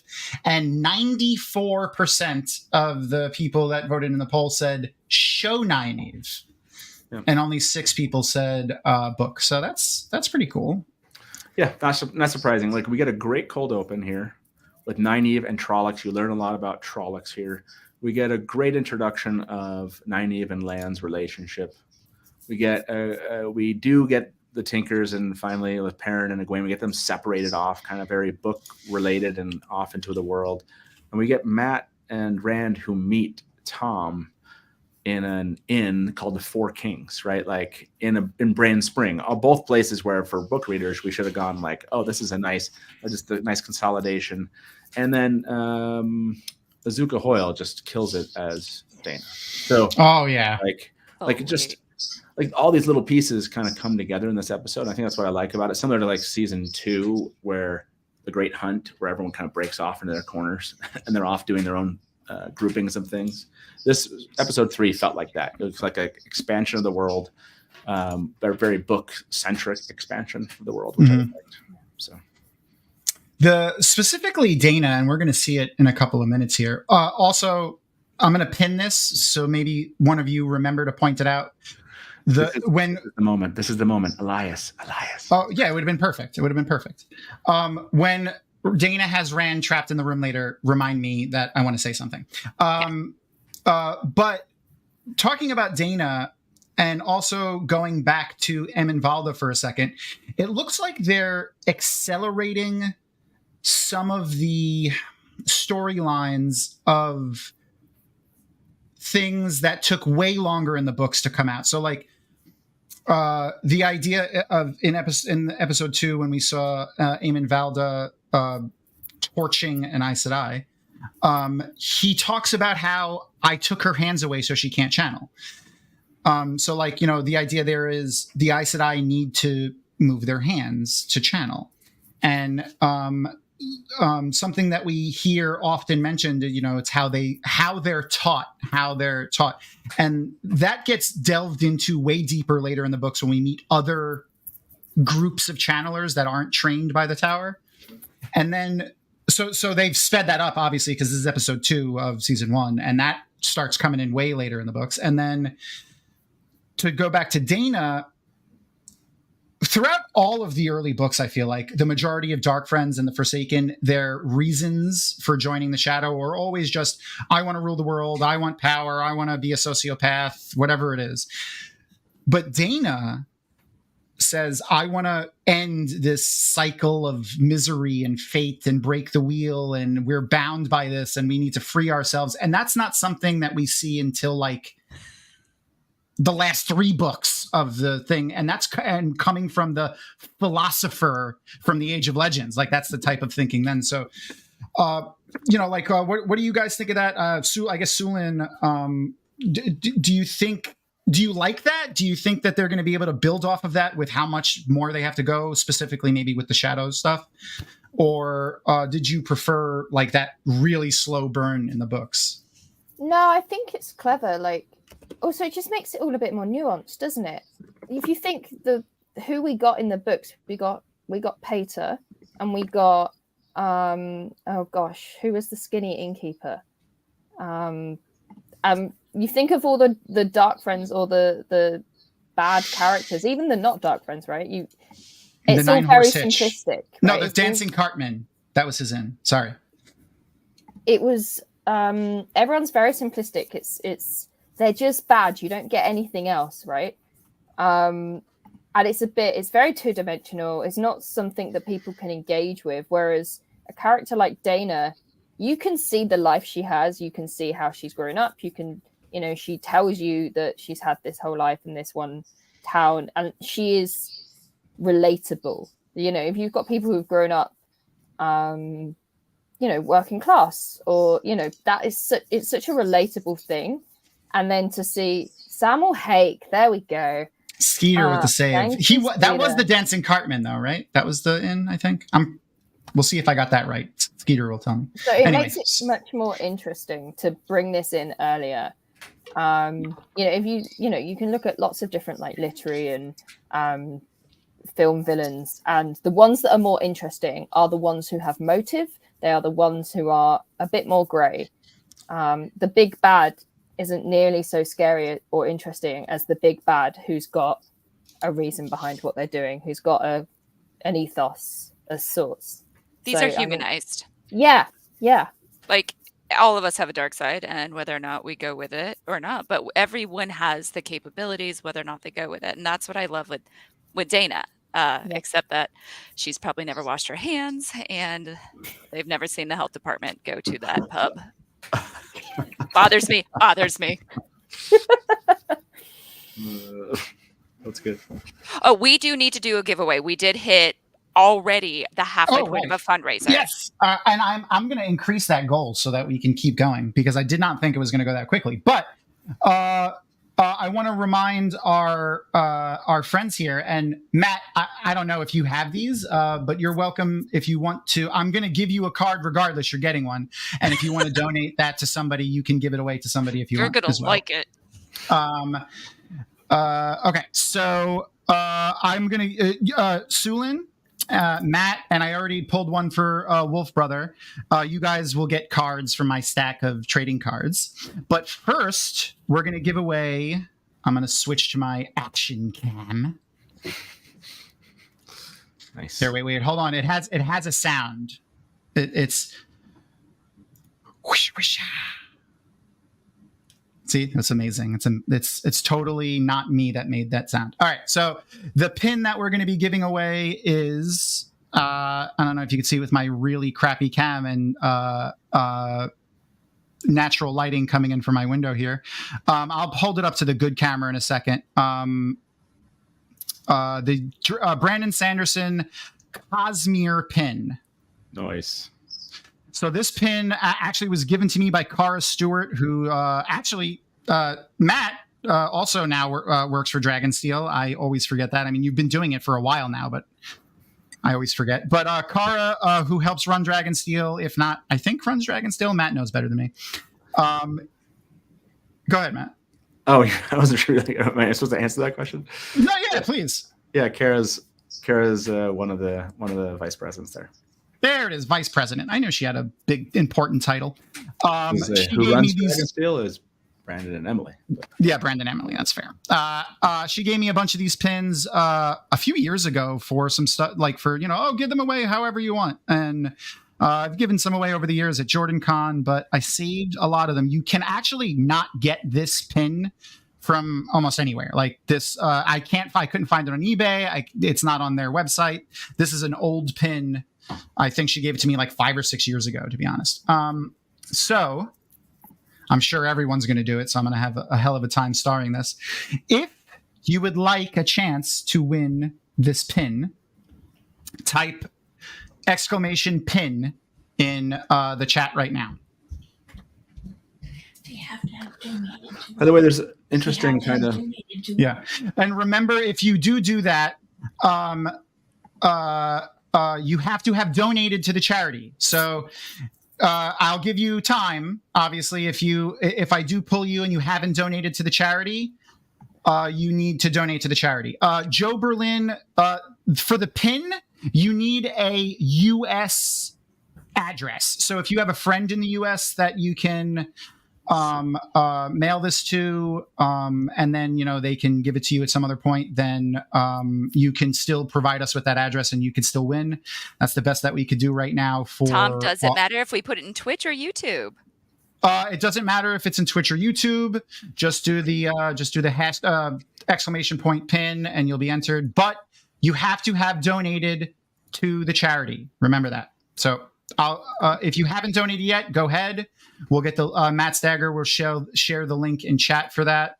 And we can choose the winner at the half-hour point. So that gives 8 minutes? Is that enough time? Do we think?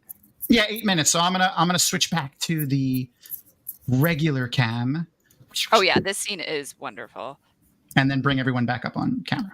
So the scene just came from with Matt. Oh wait, are they walking on the tracks again? Yes, they're back on the tracks. Oh, let's do a timestamp. We are at 34 minutes and 30 seconds into episode 3. See, that's what I'm talking about. Just give us Elias. Anyways. Yeah, I agree with you. It's brutal. It's brutal as many times as they return to it, and they're like, "There's wolves around." I wonder what that's Somebody about. did. I'm sorry in the chat because I can't pull. I did love the point of showing parents learning of the way of the leaf before getting the other side. So this seeing the dichotomy of his extreme violence at the beginning, accidental violence, and then going to way of the leaf. Yeah, without better shot bringing of that thing. in the Wolf You're Brothers. saying yet. without bringing in Elias, kind of talking Yes. about, yeah. And then yeah. bring I him hear in you. afterwards so that he already has a baseline of Wave the Leaf. Because why else would he even give it 2 Sure. seconds if he's It already was just going? like a really boring episode 3 for these two. I was like, oh my God. Can we get some more like terrible? I mean, dreams in the or books, something? at this point, they just eat a lot of rabbits. I remember I was reading it, so I was trying to find recipes. It's not the pull most. from. You're right. It's not the most like captivating section of that book either. So that's true. But the Matt, I didn't think about this. The Matt's interaction with Dana, I do like how that plays to the future Matt, who always spends time in inns. What I mean by that is like there's a certain aspect, not because she because you find out she's dark friend, but just he finds this kind of he almost has this like quick chemistry, but not from a like a intimacy standpoint with Dana, but like chemistry just from a like, yeah, like you understand me, I understand you perspective. And he had his stuff stolen, right? It's like there's just such like formal things, like he had his coin stolen, and this, Tom gets into his life, and Dana, and then he ends up like revisiting and going back to bars in the future. I think is interesting, and so That's also where you I like it for that. Yeah, I know, but he could gamble. Not that he doesn't, but he could go gamble. Well, again, we're not messing with the books. Oh yeah, that's true. That's the board. That's the board. I was gonna say, but yeah, it's cozier. We'll save some of the deeper book spoilers for later tonight. Ooh, this is interesting. Somebody's never read anything from Cosmere. What book would you start with? There's a page on BrandonSanderson.com which tells that. I don't think I should be the one telling you. Says what's your title? I'm the VP of Operations and HR. Ooh. For Brandon Sanderson, by the way. I don't have to. I don't really have to know anything about Cosmere. Just Excel. If you want personal opinions, I mean, Brandon has his stuff that he suggests on the thing, and that has been gone over by the like super experts, Karen and Peter Ahlstrom and everyone else, all the beta readers and everything. They put a lot of thought into stuff like that. But personally, I read in the Cosmere. Technically, I read Mistborn first because they gave that away at the first Jordan Con, but I really got into it reading Elantris first. Same, because it's a standalone. It's a single. It's shorter. It's a good intro. Have you read that, Sulin? Yeah, I've read Elantris. I started with Mistborn, and that's what I would recommend as my. If you want a longer read, yes, Mistborn. Yeah. Okay, and we still got 4 minutes left. If you want a chance to win the Brandon Cosmere pin, type !pin in chat and have donated to our charity. I'm going to post the charity link again in here. I might beat Matt Stagger to it. Let's see if I beat Matt Stagger. Aram, I think it's Aram, right? Aram, yeah. Show Aram, so much more compelling and interesting than book Aram. I'll be honest. Yeah. Absolutely. I got serious dude bro vibes from book Aram, and I like this Aram better. Yeah. We did not deserve Darren McCormack. Like, he's so good for Aram. He's so charismatic. Like, in the books, you're kind of from Perrin's perspective, and you're like, oh, who's this guy who's like hitting on Egwene? Yeah. And in the show, you're like, oh, let's just stare at him and listen to what he has to say. And isn't he funny? And isn't he charming? Yeah. And you get it. Like, yeah, and you just don't need a like petulant, angsty Aram who's always petulant, angsty. Oh, sorry. Again, I guess we're not going too far, but we'll stop. Yeah, it's fine. It's okay. It's not storyline spoilers, so it's okay. Right. Hi, Larry. All right, Tom. Are we at the place you wanted to remind you, or is that later on? Is that after the door is closed? This is it. Yeah, and perfect timing. So she made the assumption that Matt and Rand were a couple. And Rand's reaction was, if I wanted a man, I could do better than Matt. And that was amazing. Like, I loved that reaction because, like, I mean, I'm sure anyone could guess. Oh, that's a great hashtag, Nils. if this was in the 90s or in the early 2000s, Rand's reaction would have been, ew, I don't like boys, I like girls. Blah, blah, blah. And I'm just glad that's not what they did there. Like, he ended. Yeah, he could do better. Yeah, Actually, yeah. I don't know. You don't know if he could do Thinking better? about it. Now that I'm thinking about it. Who does he know who he could do better with? Hold on, Land's now looking for the final thing. Oh, sorry, go ahead. No, I was going to say, I was going to say maybe Lan or Marcus. They're there. I don't know if Lan's on the table, but I'd like to have him on it. All right, I'm going to stop. They really looked like they busted out the death palette for Maureen's. It is Maureen's makeup. fantastic. Like, I wish I could achieve that paleness. Like, naturally. Looks like me in December. Naturally. So this is like you found me, and now I found the healing. One more minute. One more minute. Exclamation point pin. A flipping of it, which is totally unnecessary, but I get it. It is true. Rand is getting darker and darker, and I don't think he is going to be as much smiley in the future. I agree with you. I like also we'll notice after they do their burial scene, it's been pointed out several times that when they bury the Aiel here, and it's perfect that we're talking about Aiel right now because we have an actual Aiel waiting to join the call right now.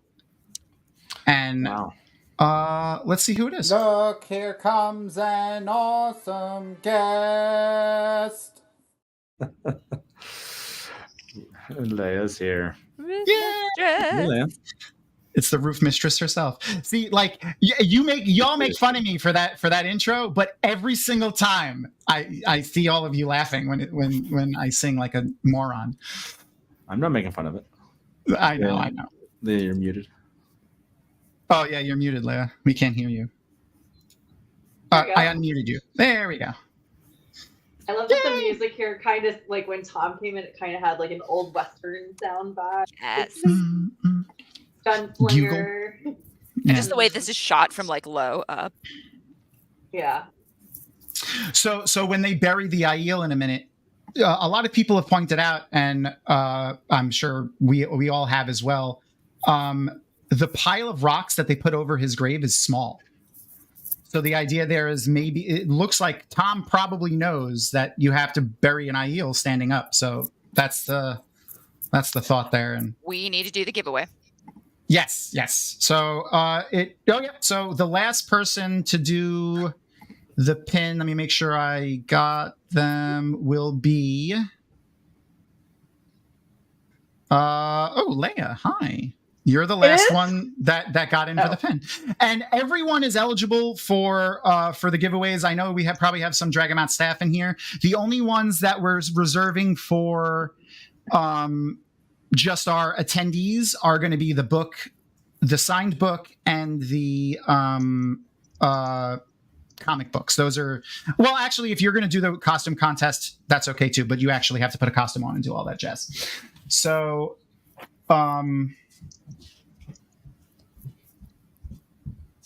Okay, so when you said my name, I thought I won, and I was really excited. No, not yet. You didn't win yet. Such a tease. I have to count how many and then figure out what dice we have.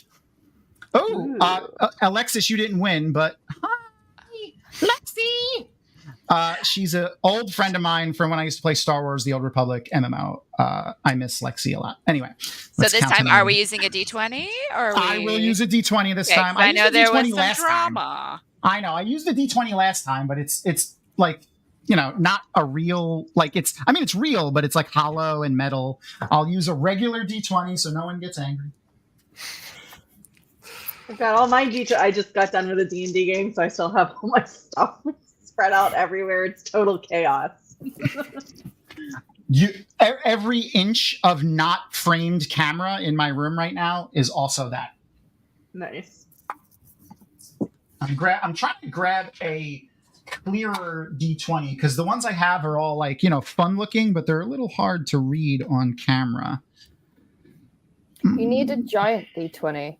I once I played have a one of game those. where they the like foam chuck. one? Ooh, Yeah. No, here we go. I know what I'm gonna do. I'm gonna enlist my wife, who is listening right now, to go and get her. Like, we have a softball size D20. Perfect. So That's the one. that'll just be the one I use for the rest of the giveaways. All right. So I'm not taking any more people to do the giveaway, but I'm going to do the D20 roll when she comes back with that. So it'll be completely out of any kind of shenanigans that we might do, because you can't read the die. This thing is like the size of a softball, and it's dark purple with white numbers, so easy to see. Can I throw like back to Dana? I love her. She's so good. She's so charismatic, lightly sassy. She knows exactly where she lives. She knows exactly the choices she's making. Mm-hmm. And the she brave knows how to play sister. the boys. Yeah, she does.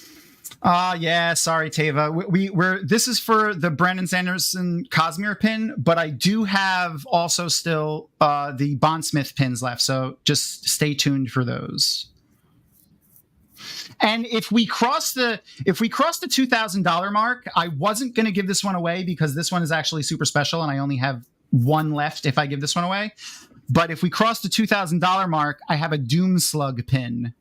That also is incredibly hard to find. I couldn't find it anywhere on eBay, and it's not currently for sale on the Dragonsteel website. Question for you. Shoot. I have to go back and read again. It's been a while since I paid attention to the dialogue in the books like that closely through in a full book. The show really plays into the wheel beyond like the wheel weaves is the wheel weave. Wheels is wheelies, whatever. And like where like Dana was here, like the wheel has left me very few choices. Like it felt that was hard for me, like as a book fan, because it was just, like if similarly, like when I get to the part in the books where it says innkeeper hatch, because it just takes me out, right? It breaks the fourth wall a little bit. And other people maybe, like viewers that never read the books, they're not going to care that they say the wheel, right? It just feels like the wheel doing this, the wheel. Yeah.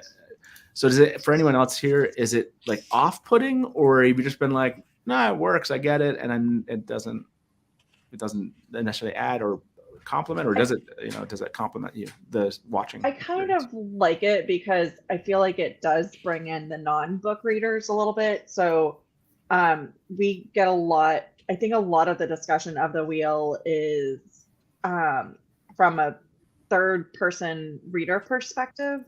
There's also, it's hard to do the dialogue, the constant monologue.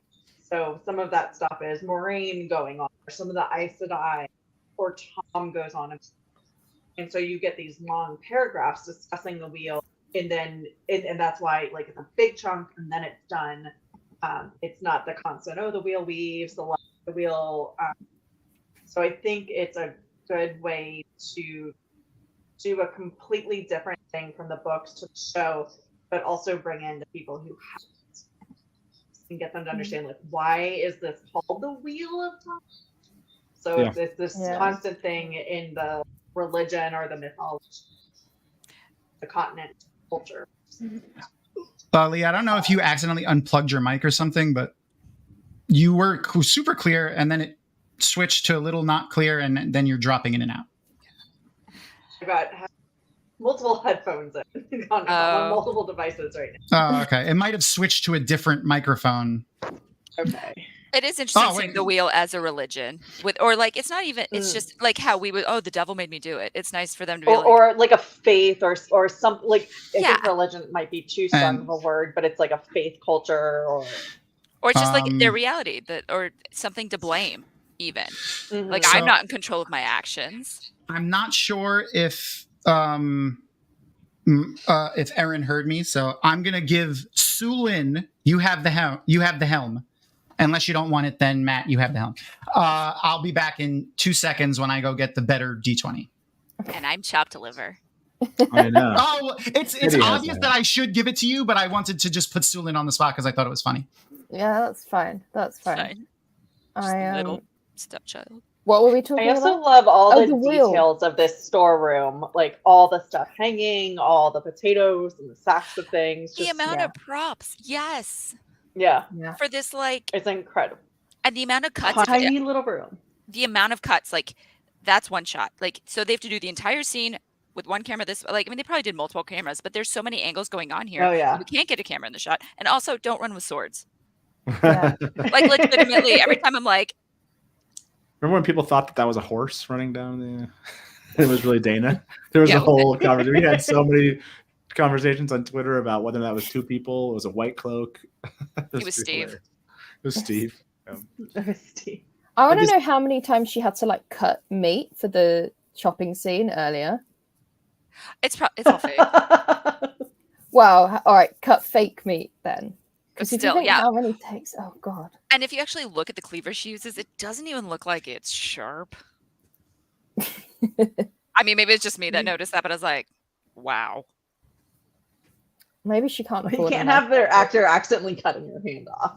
So, what movie was that recently where like, an actor actually shot Oh, that was an extra?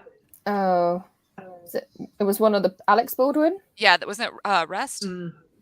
It was something that went through the entire like SAG community. Actually, like that, the amount of props master, like having a weapon on the set has to go through so many different people. Like even in an acting class in LA, you cannot be like, oh, this scene calls for a knife, I'm still going to bring a fake one and not tell anyone. No, that is not cool. Like it is. So the fact that someone actually died on set from a live weapon, it's still. Yeah. So this is Dana's good reason here. Yeah, it's a which great reason. Somebody later in the books, like there's you see so many dark friends with really selfish intentions, but she's like, I'm just done with life. I'm done with the dirtiness. I'm done with the exhaustion and the awful people that come through this town. And in the world, and she's like, and the world really isn't better outside of here, even though I haven't been there. There's like, I just want it to be done. It's giving up on humanity and for actual reasons. Mm-hmm. It was just a great episode. I love this episode. Oh, Also, yeah. the odds of hitting I somebody like that. Screamed when I saw that. I was like, it scared the crap out of me the first time I saw it. It Yeah. still kind of shocked me. Yeah. It's very like it's not even the first time we've seen someone be stabbed from behind. You think episode 1, there's the shot of Oh, that wasn't even stabbing. That was Glenn. thrown. Yeah. Oh right, yeah, because it's more of an it was It's more of an axe, isn't it? It's an Yeah. axe through the chest. Yeah. Yeah. Axe, right? Yeah. Yeah, honestly, I'm not sure if it's physically possible either, but it is a fantastic special effect. East and Yeah. Fast. Oh man, East is good. R.I.P. Dana. So far, favorite dark friend. I wish they had done more of these things right here. Like they did a couple of them. yeah. I wish they had kept it at least once or twice an episode. These are just so well. This is just The fades. Such a good fade, yeah. yeah. Whoever came up with this one is just so good. Yeah. I don't know if they wanted to get a like maybe little not bit of overdo it. Yeah, no, I felt that. I just wanted to see it. You know, I mean, you know how So you're like, cool. that's happening too much, but then you're like, is that ever going to happen again? And it never does. I Yeah. feel like there was like 1 or 2 more times in the whole season would have been like, oh, that's Well, hopefully next season. yeah. Maybe they'll pick up on that. So They're like, we got through 2 episodes and spent half our budget on the fade scenes. Like, we just need exactly. That's all we're getting. the cut scenes. Yeah. Maybe we should be doing. I think this was a good choice to have them run into the sisters looking for Rogaine. I think that was a smart choice. Yeah. I have my qualms about episode 4, but I think the thought process of this was good. Hello, everybody. I found better dice that should be easy to see, and they're just regular D20s. So no shenanigans. By the way, I went to this park where they shot this thing. It's Really? so cool. It's so beautiful. Like I tried to look for the place. I only had like an hour, and I couldn't find the exact. But everything looks very similar to this along this one road. Oh, cool. like I felt like I got either really close to where that was, but yeah, very beautiful location. Like what a place to shoot. So you're going to offer to run a tour there in a year or two's time? No. Oh, we should definitely, yeah. If that at Malkir Con 2024 happens All in right. Prague, yeah, we should definitely go there. We should take need to get out horseback there. riding down that. I'm definitely gonna try to go. That would be real fast. Oh, totally Tava, do good, you're that. here. So Tava, I'm gonna tap into my altruistic side and say, yes, you made it. You made the cut for the pin, because before you came, we had 19 people. So I'm gonna roll a d20. So like I feel like you're the 20th person. It just works out. perfect. Are we there? Are we there for the giveaway? We're doing it. Yep. That's the end of the episode. I always forget that's the end of the episode. Oh, end of the episode. All right. Oh, Pause. sorry. Oh, okay. We'll do the giveaway in 2 seconds. But I have someone backstage waiting until after we do the giveaway, so I want to do it quickly. We gotta pause. But we need to pause the episode. I can't. We can't pause it. We can't. That's the thing. Like So that's exit the. Yeah, I have to exit the stream. So I'll end the episode. So like it'll eventually catch up to you guys that I've stopped the stream, and then I'll not the stream, but the watch party, and then I'll restart it again with episode 4 when we're ready to do that. Yeah, because it's at the end of episode 4 now. Yeah, I don't know why it's doing this. It's the auto. It's like Amazon. Well, it's not us. It's Amazon. It's their nonsense. On Amazon. Yeah. All right. So I ended the watch party. I'm going to now bring me up so you can see me really big. Hi. You like my little squid friend? His name is Wilhelm. Anyway, I'm going to switch to my action cam. Whoosh, whoosh. There we go. Okay, so now, look at that. It's perfect. Even with my shitty webcam, you guys could see the numbers on this die. It is a regular D20, just a normal, everyday D20. This is the one that I use for my tiefling barbarian. So, we have 20 people that entered to win, and Tava, who got in by the skin of their teeth. I am going, and I have everyone in order, as you guys said, pin in chat, and that's the order that I'm going to go in for the die, starting from top to bottom. So here we go. Oh, it went off thing. I'm not going to touch it. I'm just going to move the camera. Where are you? You got the die so everybody could know. Then you're like, then you cheated again. I cheated again.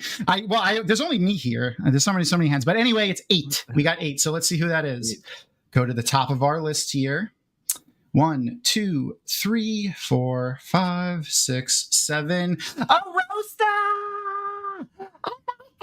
By the way, we ran into this recently. Your list, and when you're looking at chat, can be different than other people's list when they're looking at chat. Correct. I'm going by my list here. I mean, I'm trying to be as transparent and as honest as I can be with it, but there's delays on things and everything. But yes, Arosa, congratulations.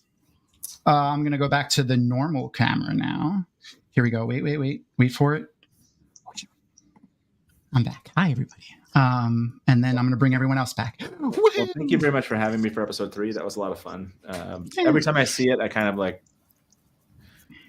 Yeah, it just reminds me again why I think it's basically this and episode 7 are my favorite of the whole season. So we're going to see it. Best cold opening. Honestly, I have to finish the garage, so I can't say that I'm coming back.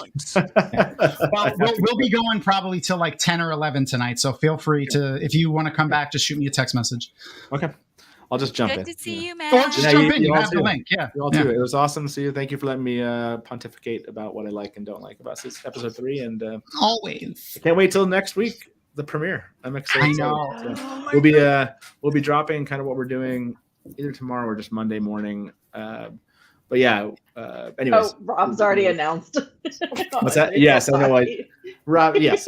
I mean, like on like Twitter and stuff. I mean, people. I've talked about what we're doing. I've posted the videos on YouTube, and I know that. But like Monday, I'll formally kind of send out like, hey. But yeah, we'll be having a watch party that's live and a pre-show to that watch party, and then Rob from Malkir Talks will kind of take over for an after party, and then we're going to come back on for 12 more hours on Friday and do an after show. So, so it should be like 30 hours of 29 to 30 hours of kind of consistent coverage between those 3 streams. So it'll be fun. Tom, bring Danny in. Okay, hold on. Yeah. So before you leave, Matt, hold on. You obviously need to be here for this. Look, here comes an awesome guest. Danny's an awesome guest. That's true. It's me. You have had very awesome guests each time. Danny, good to see you.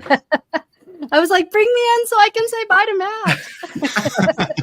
Matt. Remind me, where are you at now with your read? I am about halfway through Knife of Dreams. Oh my gosh. You're like so close to Sanderson's books. I know. We're trying to Why, savor was the that a last, spoiler? Robert Jordan book. Nah. But yes, Knife of Dreams. Okay. Yeah, you're like, wow. There's some. Yeah, there's some we're slowing moments down a coming little up with that all the show stuff. So. Oh yeah, for sure. Yeah. So anyways, I'll ask everyone. I'll DM people afterwards. Not next week. So I won't take any more time. It's good to see you all. Danny, good to see you. I love you. Bye, Matt. Don't hurt yourself. Kitty, Tom. Don't hurt yourself in the garage. No, I'm doing it actually very carefully because I have had some back issues. So I'm like using like the little like kids with like the like the roller. You're using kids? Not Good choice. Good choice. They're young. What are I the little A dolly. art things, the little dolly kind of things? Yeah. But it has like the kids use them on the streets, the 2-wheel, 4-wheel kind of like Hoverboards. A red wagon? Don't do that. From the A 80s. red wagon. Square. Anyways, doesn't matter. Is it a hoverboard? No, You're none of using a those. hoverboard? From the 80s, there were no hoverboards in the 80s. They tried. We'll talk later. Yeah, exactly. See y'all. Bye. Bye. Later. I'm also going to head out for about 30, but I will be back shortly. Yeah. Just when you don't, just leave the thing, and I'll bring you back in later. Leave it fully. Yeah, just in case someone else comes. We can only have a max 8 people in the thing. So Love it. I'll be back soon then. Everyone have a wonderful rewatch, and I'll see you shortly. Mwah. I'm surrounded by such beautiful humans now. Here we are. Hi, Danny from the Wheel That Weaves podcast. Here I am. I'm sure there's no one in chat right now that doesn't know who y'all are, but pimp your stuff. Let us know what's the next thing that's coming out while I totally do something that isn't killing time. Sure. No, absolutely. No, this is good. I'm so excited. So we are here. So I am one half of the Wheel Weaves podcast. The other half is taking the children to the park so that I can be here and not interrupted in the middle of a Saturday. And so that's Brett, and he's the longtime fan, and I'm the first time reader. And we're about 4.5 years in to doing our podcast. And we are, like you just heard, I'm in Knife of Dreams. We're breaking it down and spoiler free because I'm a first time reader. We're also in the middle of a rewatch. For season 1, for all the hype for season 2 to come out. So we're releasing those episodes in conjunction. Where are you in your rewatch? We just recorded episode 8 last night. So that'll come on Monday, and then we'll be ready for Thursday. Okay. Joe, we're going to restart it. I closed the watch party, and I'm going to restart it with episode 4 here in just a second, and I'll let you know as we restart it. And do you want me to plug my stuff? Well, oh yeah, please. Yes, obviously. Threefold Talk and Mouth Your Talks, please. Yeah, I didn't know if you needed more vamping time. No, absolutely. No, you get Roof to say Mistress Leia. I know, right? Well, and Sulin has a show now too, so we should probably talk about a new one. So I am Roof Mistress Leia. I'm one of the 5 cast members that are on my boobs of Threefold Talk. You can find us on Mouth Your Talks YouTube channel on Thursday nights. Well, actually, during the show, because since Amazon changed the time a couple of times of when they're releasing it, we are during on-show periods. We're typically on Thursday nights, but during the season 2, we will be doing our live show at 9 p.m. on Tuesdays on the Mouth Your Talks YouTube channel. And I also have been guesting on the Black Tower for their rewatch, which has been Wednesdays. Unfortunately, we had a lot of tech issues this past Wednesday. So this upcoming Wednesday, we are going to, if you can't make the last 3 episodes here, or you want a very different perspective, we will be also rewatching, or you just want to watch them again the day before the show comes out, because that's the perfect time. Watch it here, watch it on Wednesdays on the Black Tower. They are doing it on Twitch as well. So same concept, not raising money. But yeah, we have a lot of fun. So Ooh, I know to have my tissues available for these episodes. Absolutely. And if anybody wins who's going, any of these things that you win, if you're going to MalkirCon, coordinate with Tom and we can get the stuff sent to me and I can bring it over to Malkir. Okay, yeah. So I will remind everyone of that as we go. But if you are in Euro right now, anywhere in Europe, and you're going to be attending MalkirCon in, what is it, like a week? September 8th to the 10th. A week and a half.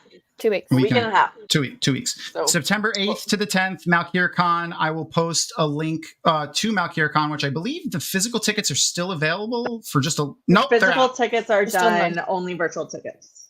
Okay, so if you don't have Up a until physical ticket, yeah, you could buy a virtual ticket. I just posted the link to that.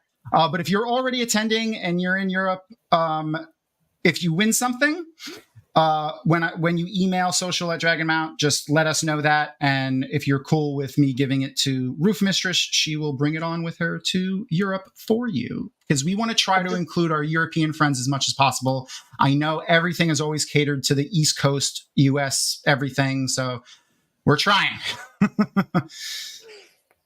All right, so I have episode 4 queued up. Hopefully it starts from the beginning of the episode. Wait, Sulan's got to do her plug. Oh, right, Sulan, sorry. No, it's just beat me. Just beat me. I'll when be I get quick. out of I'll be quick. No. I am 1/7, I think there's 7 of us, of a new European time zone friendly, there we go, that's the words, zone YouTube show where we look at the what ifs of the Wheel of Time. So we have questions submitted, and we go through them each week, and some of them are a bit silly and some of them are very serious, and we get to argue about lore and try and remember characters who we've not read about in several books. And yeah, it's a lot of fun. So and we are Wednesdays at 6 p.m. UK time, 7 p.m. European time, and 1 p.m. Eastern. What is the YouTube channel? Is it YouTube? Yeah, it's just the Flickerverse. Oh, it's Flickerverse. Oh, okay, that's what I thought. Yeah. As soon as you started saying the what if, Rob mentioned it last Monday when we did the last rewatch thing that we did. So I should say we are a full spoiler show. Yes, that is. There is just no way we can do that because we do ask, You know what? One day I will be able to listen to so much content. One day. I can't wait. I just wish I could. You're gonna do like a crazy binge. You're gonna have Brett have to take the kids away for oh my like gosh, 2 I'll weeks just or be a like month. overloaded with all of the Dusty Wheel and everything that I have to watch and take in. I can't wait. Well, you have like maybe like a couple of years worth of content to dive into. So many years worth. Mm-hmm. I'll just be excited to be able to partake. Yeah. All right. So I'm going to get ready to play episode 4 now. So if you're not watching on Twitch, get ready to press play. It's going to be a little off, but it won't be too bad. And I'll give you guys timestamps. If you're not watching on Twitch and want to jump into our watch party, it's going to go live in a minute here. I'm going to be pressing play on episode 4, The Dragon Reborn, for season 1. It's doing its little dealy. Alvaro Morte is amazing, and I love him. And oh gosh, he's so good. I know. I forgot that show that he was on. It was a Spanish show. I don't think you would call it Money. Was it Money? Was it Money Heist? I don't know. Telenovela. I don't know if you would call it that. No, he was on a show, though. I don't know. Anyway, so the episode 4 should be starting any second for people. Just started for me. So it's just started for me, but it's 20 seconds into the episode. If anyone wants to tell Amazon to improve their watch party feature, I would also not be adverse to that. But be nice and respectful. Don't burn them or anything. No trolls. I think it's kind of the Twitter of time general, don't be a dick. Yeah. Concept. Yeah. Oh yeah. Okay. So it was Money Heist. You're right. I should just listen to other people when they say things, even if I don't remember, because I just don't remember half the time anyway. Yes, he was the professor. I remember that now. I remember the professor as his character, but he's lovely. He is a lovely man. We see him dirty there, but in a second here, we're going to see him all clean and powerful and sure like of himself. Him dirty. I like him dirty. Do you? All right. Let me better that way. Let me take a note of that. Hold on a second.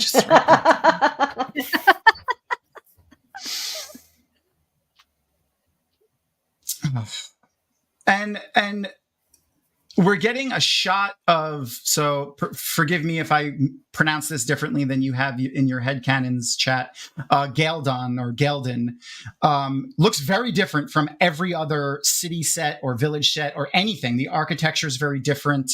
The armor of the people is very different. They're all... It reminds me very much of like Crusade era. So like the Spanish Inquisition, Crusade era, which matches with Logain having like that Spanish accent. I think it's a fascinating choice to pair, and even the armor, like all of it does look very like leaving Spain, going across Morocco to do the Crusades. The Dark Age armor type of like the sleek pointed helmets with the without face guards and lots of chainmail. Definitely. Like you could sew like pictures of them or embroider pictures of them into a tapestry, and I would believe that it was like authentic from like 500 years ago. Like it's that kind of clothing and armor. Yeah. The reason I call out the specific architecture of the castle and stuff like that and how different it is because Robert Jordan really liked to play with architecture, clothing, traditions, culture in a way that like he would take what most people probably he would sew them together in interesting, one may say, patchwork ways. So like, the Shanarans and the Malkir, their physical resemblance is that of maybe Asian, Chinese, Japanese, and in land. Well, I always vision them as like Middle Eastern, but their clothes are very Asian inspired. Yeah, but in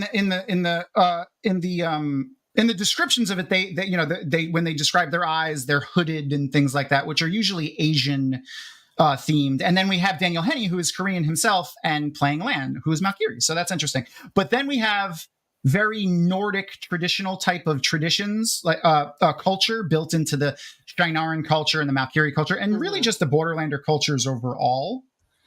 So that's interesting. Mixed in with more Asian architecture, Asian armors, the notorious Lan samurai armor from Eye of the World's cover art that he never wears ever, not even one time. Looks like basically... Yeah, it looks like he's a samurai. So that's just, it's fun picking those things out when you see them in the books. And Michael Livingston's Origins of the Wheel of Time really dives into that in the second half of the book of like where he got those things from. Yeah. I want to talk about these weaves on this episode. Yes, let's do that. You could do that in 2 seconds because we have... Look, here comes an awesome guest. I just love seeing all your reactions when I play. Yay, say hello! It's like, who's coming in now? Who's our new friend? Yeah. Oh, yeah. It's like a surprise. So Danny, you wanted to talk about the weaves, and I do too. So, but you mentioned it first, so go ahead. That's okay. Let Dana say hello real quick. Yeah. Hey, Dana. Oh my goodness. I was trying to figure out how to mute you guys on the Twitch because it was coming in after this and I couldn't tell what was happening. Oh, that's so funny. I thought you just wanted to mute us. I mean, I want to mute myself all the time, so. That's funny. Well, welcome. Hi. Yay! All right. So anyway, the weaves, please, The weaves. Danny. Okay, so And we've got a nice entrance that we got time. We got time. Yeah, we got left. time. we Let's got talk time about for the opening sequence. That's true. Okay, so I don't think it's a secret if you've heard anything I've ever said about the show. The special effects aren't my favorite. I think they leave something to be desired, and I really criticized the weaves in the first episode, especially with Moraine weaving and channeling. But I just thought the way they incorporated the corrupted weaves, like the blackness in the white weaves, I just thought it was so unique and cool. It like made the weaves look better, and I really liked the way that they showed it. And so I just wanted to comment on that. I mean, we don't have any confirmation of this, but I think we could safely assume. I look forward to if we get to do like how Matt did the 10-year anniversary interview, spill all the beans thing with Brandon Sanderson. Maybe we could do that with Rafe after the show, 10 years after the show is done. But what my assumption there is that, due to COVID and then Barney leaving, having to re-edit. And for those who don't know, they didn't plan on the Waze set, the Shinar and the Blight set to be exactly the Blight to be exactly as they were. Those were supposed to be on-site locations around Europe, and they were unable to travel due to COVID. So they planned the ways to be that modular thing, but it was the Blight that they didn't plan, that they had to actually create and design. There was a location that they could not go to for that episode 8. Yeah, like the Canary Islands 7, or 8. something. Something like that. Yeah, it was one of those. Yeah, off of the coast of Spain. Yeah. And then also they had to re-edit the episodes. You saying that you didn't. Oh, sorry. I think we have a little delay, Dana. So Dana Lou, if you do the StreamYard and not the. You do the StreamYard sound. Okay, so look at this. Yeah, mute. Yeah, look at StreamYard. Because Twitch is actually delayed. Yeah, the box on Twitch, you can mute that and then use the audio for StreamYard. Yeah, sorry, Dana. That's actually what I did. I didn't mean to interrupt you. No, I get it. If I'm on that big of a delay, then maybe I should, because I'm listening to you guys. I think I'm listening to you on the StreamYard. I think I muted. Yeah, you should be. Twitch. Can Do you hear me us right answering now? you in real time? Yep. Okay, well then you're good. With the Corinna healing. Oh my gosh. Oh yeah, the Moraine healing is so good too. But good. Well, I remember Danny saying that she didn't like the dance moves, sort of, that it's so slow, and I agree. It was just unathletic and it felt weird. Yeah. But for what we've seen of the season 2 weaving, seems like a huge improvement. Like in the clips that we've seen already shared, for the trailer and all that jazz. So my assumption is, due to the re-editing and building of sets and reshooting and all that stuff, not just for COVID, but Barney leaving.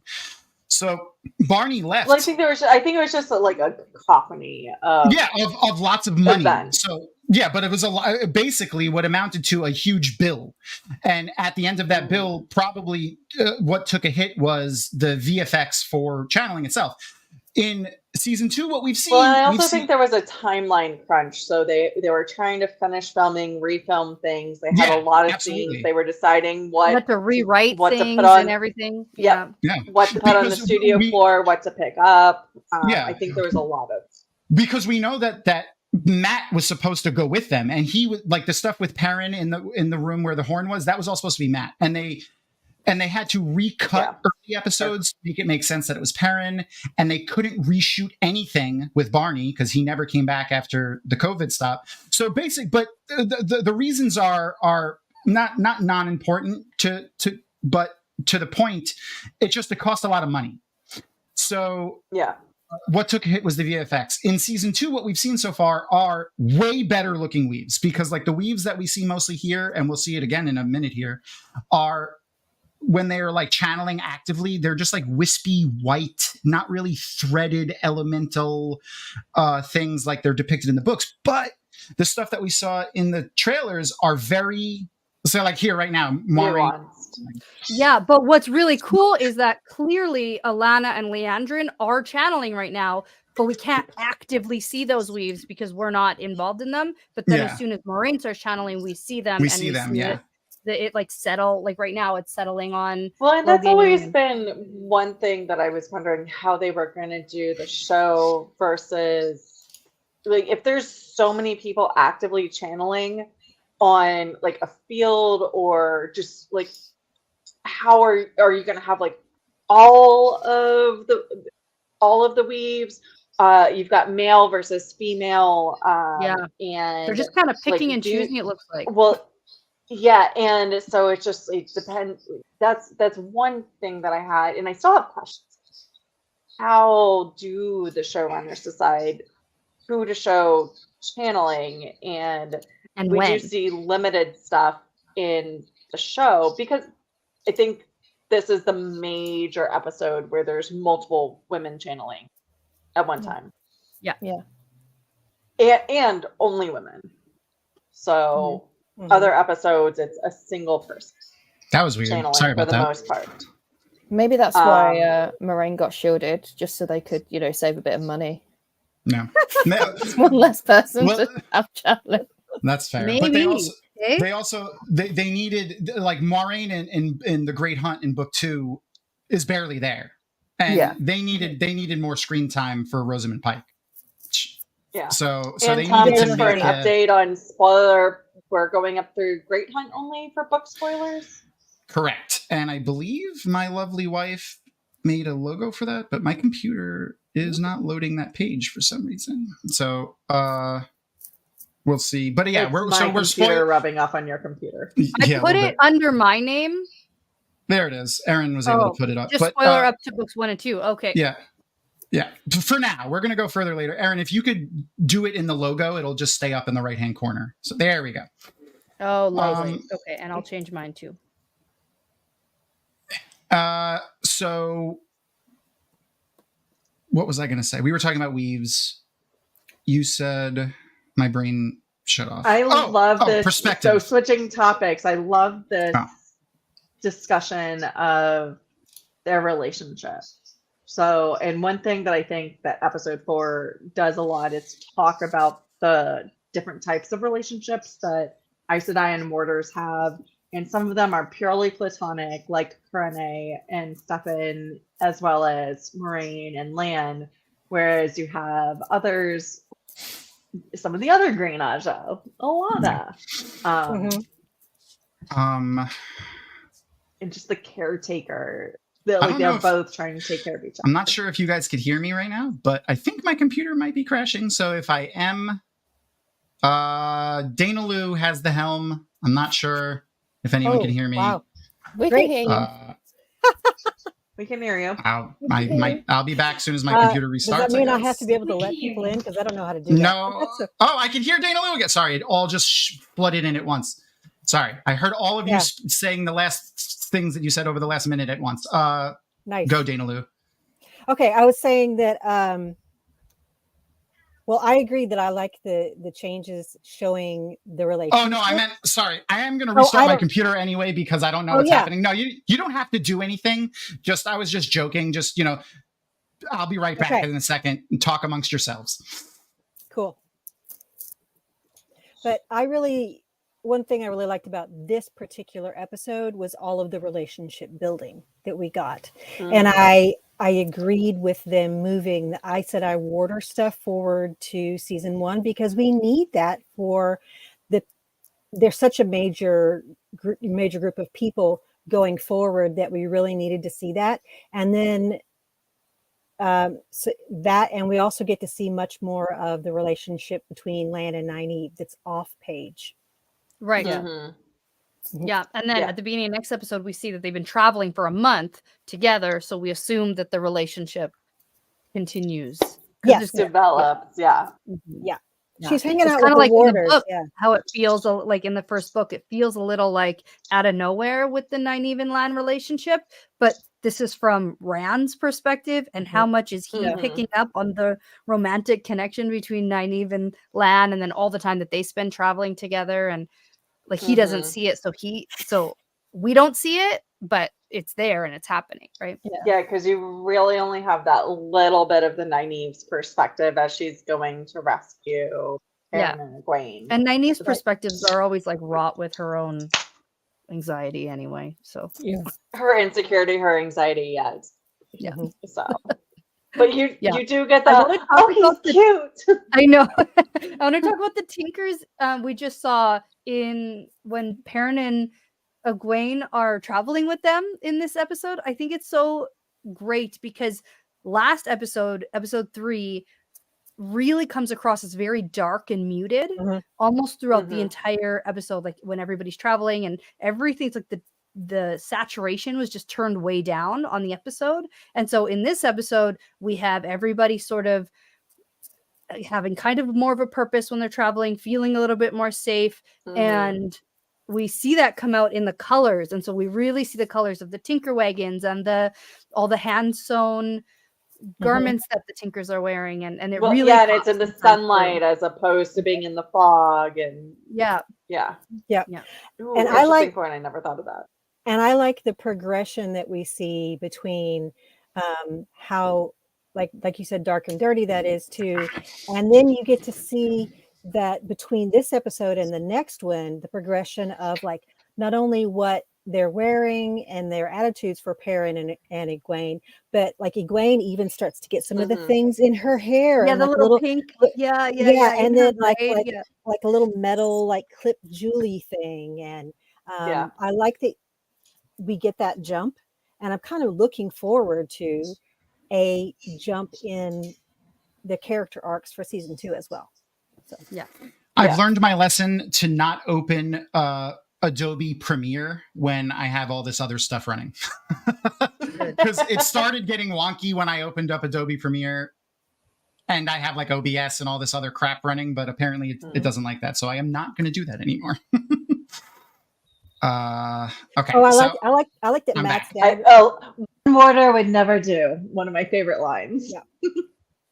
Which I totally always say whenever people ask me what my Aja is. So even though I identify as an Aiel when I'm asked as an Aja, it's like, one Mortar would never do.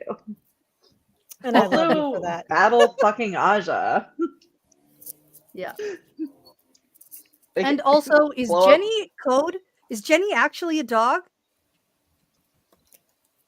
I think no, personally. I don't think we have. I don't think we have confirmation of that 100%. But I think no. Seems so weird. Like that whole thing. Like I'm like, what is happening? Like, are you like? I get you're just showing us this relationship between Alana and Moraine, I guess, but like the whole thing feels weird. Well, also, when you read New Spring, I think like she may have actually had a dog named Jenny. Like I'm not going to say that wasn't a thing, but.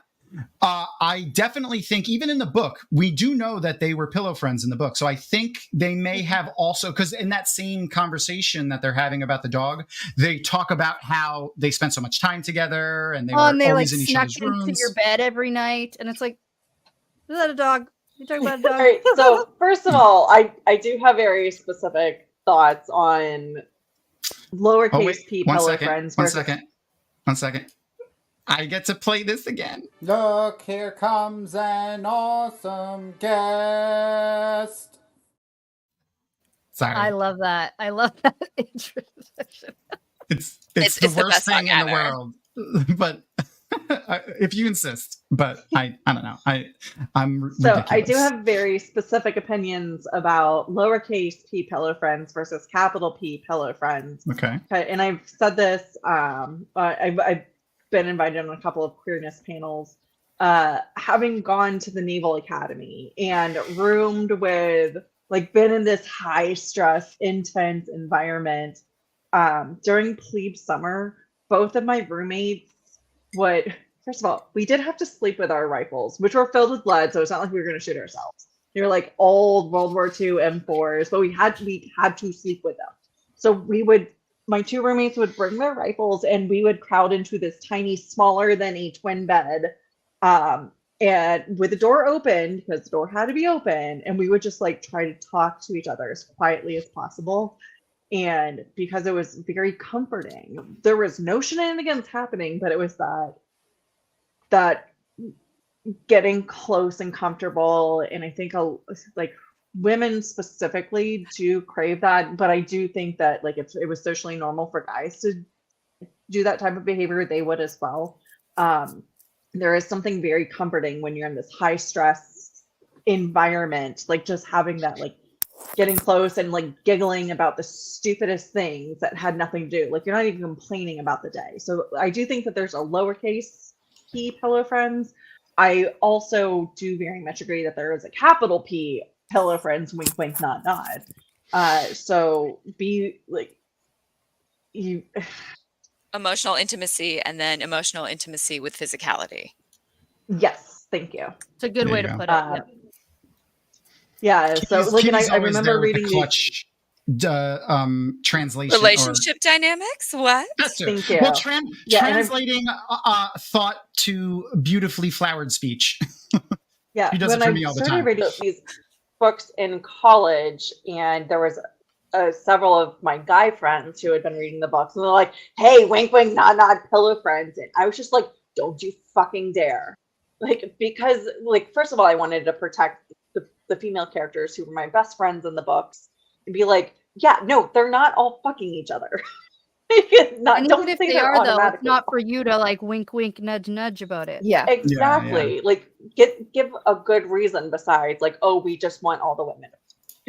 Like, give a little critical thought. So it took me a while. Like, I was hardcore lowercase p pillow friends for the longest time, and it's only since I've met these people, like all the women and like the gentlemen on this call, where I could feel safer opening up about and being like, okay, so maybe some of them are that little p pillow. Okay. Well, it's been a little bit since we did our pushing of our stuff that we're doing here. So for those who haven't heard since you've joined, we are going to be, this is a charity marathon rewatch of the season 1 of Wheel of Time. That is the charity right there that has popped up. I will be posting it in the chat as well, all the chats. We are trying to raise money for those impacted by the wildfires in Hawaii. That link will bring you to a donation page that will go to the American Red Cross, but specifically the Hawaii Wildfires Fund. So that's going to go to helping people impacted by the wildfires. Now, speaking of that, if you donate to that charity, that will enable you to win some fabulous prizes. We've already given away one of them. So the one that we already gave away that you need to donate for is this lovely Sanderson Cosmere pin that Arosa won. But we still have a few left. I'm not ready to announce some of the ones that I'm holding back yet, but the two that I'm going to tell you guys about still are the Bondsmith pin, which is from Brandon Sanderson's Stormlight Archive, and a signed Robert Jordan book plate, which is essentially an insert that you could place into a book, and any like book collector or anything like that, they realize those as signed books. So like Robert Jordan, before he passed, thankfully, signed a lot of these for us, his fans, who he was, he loved to participate in our little shenanigans with. He adopted Dragonmount 20 years ago as like the official, non-official fandom of the Wheel of Time.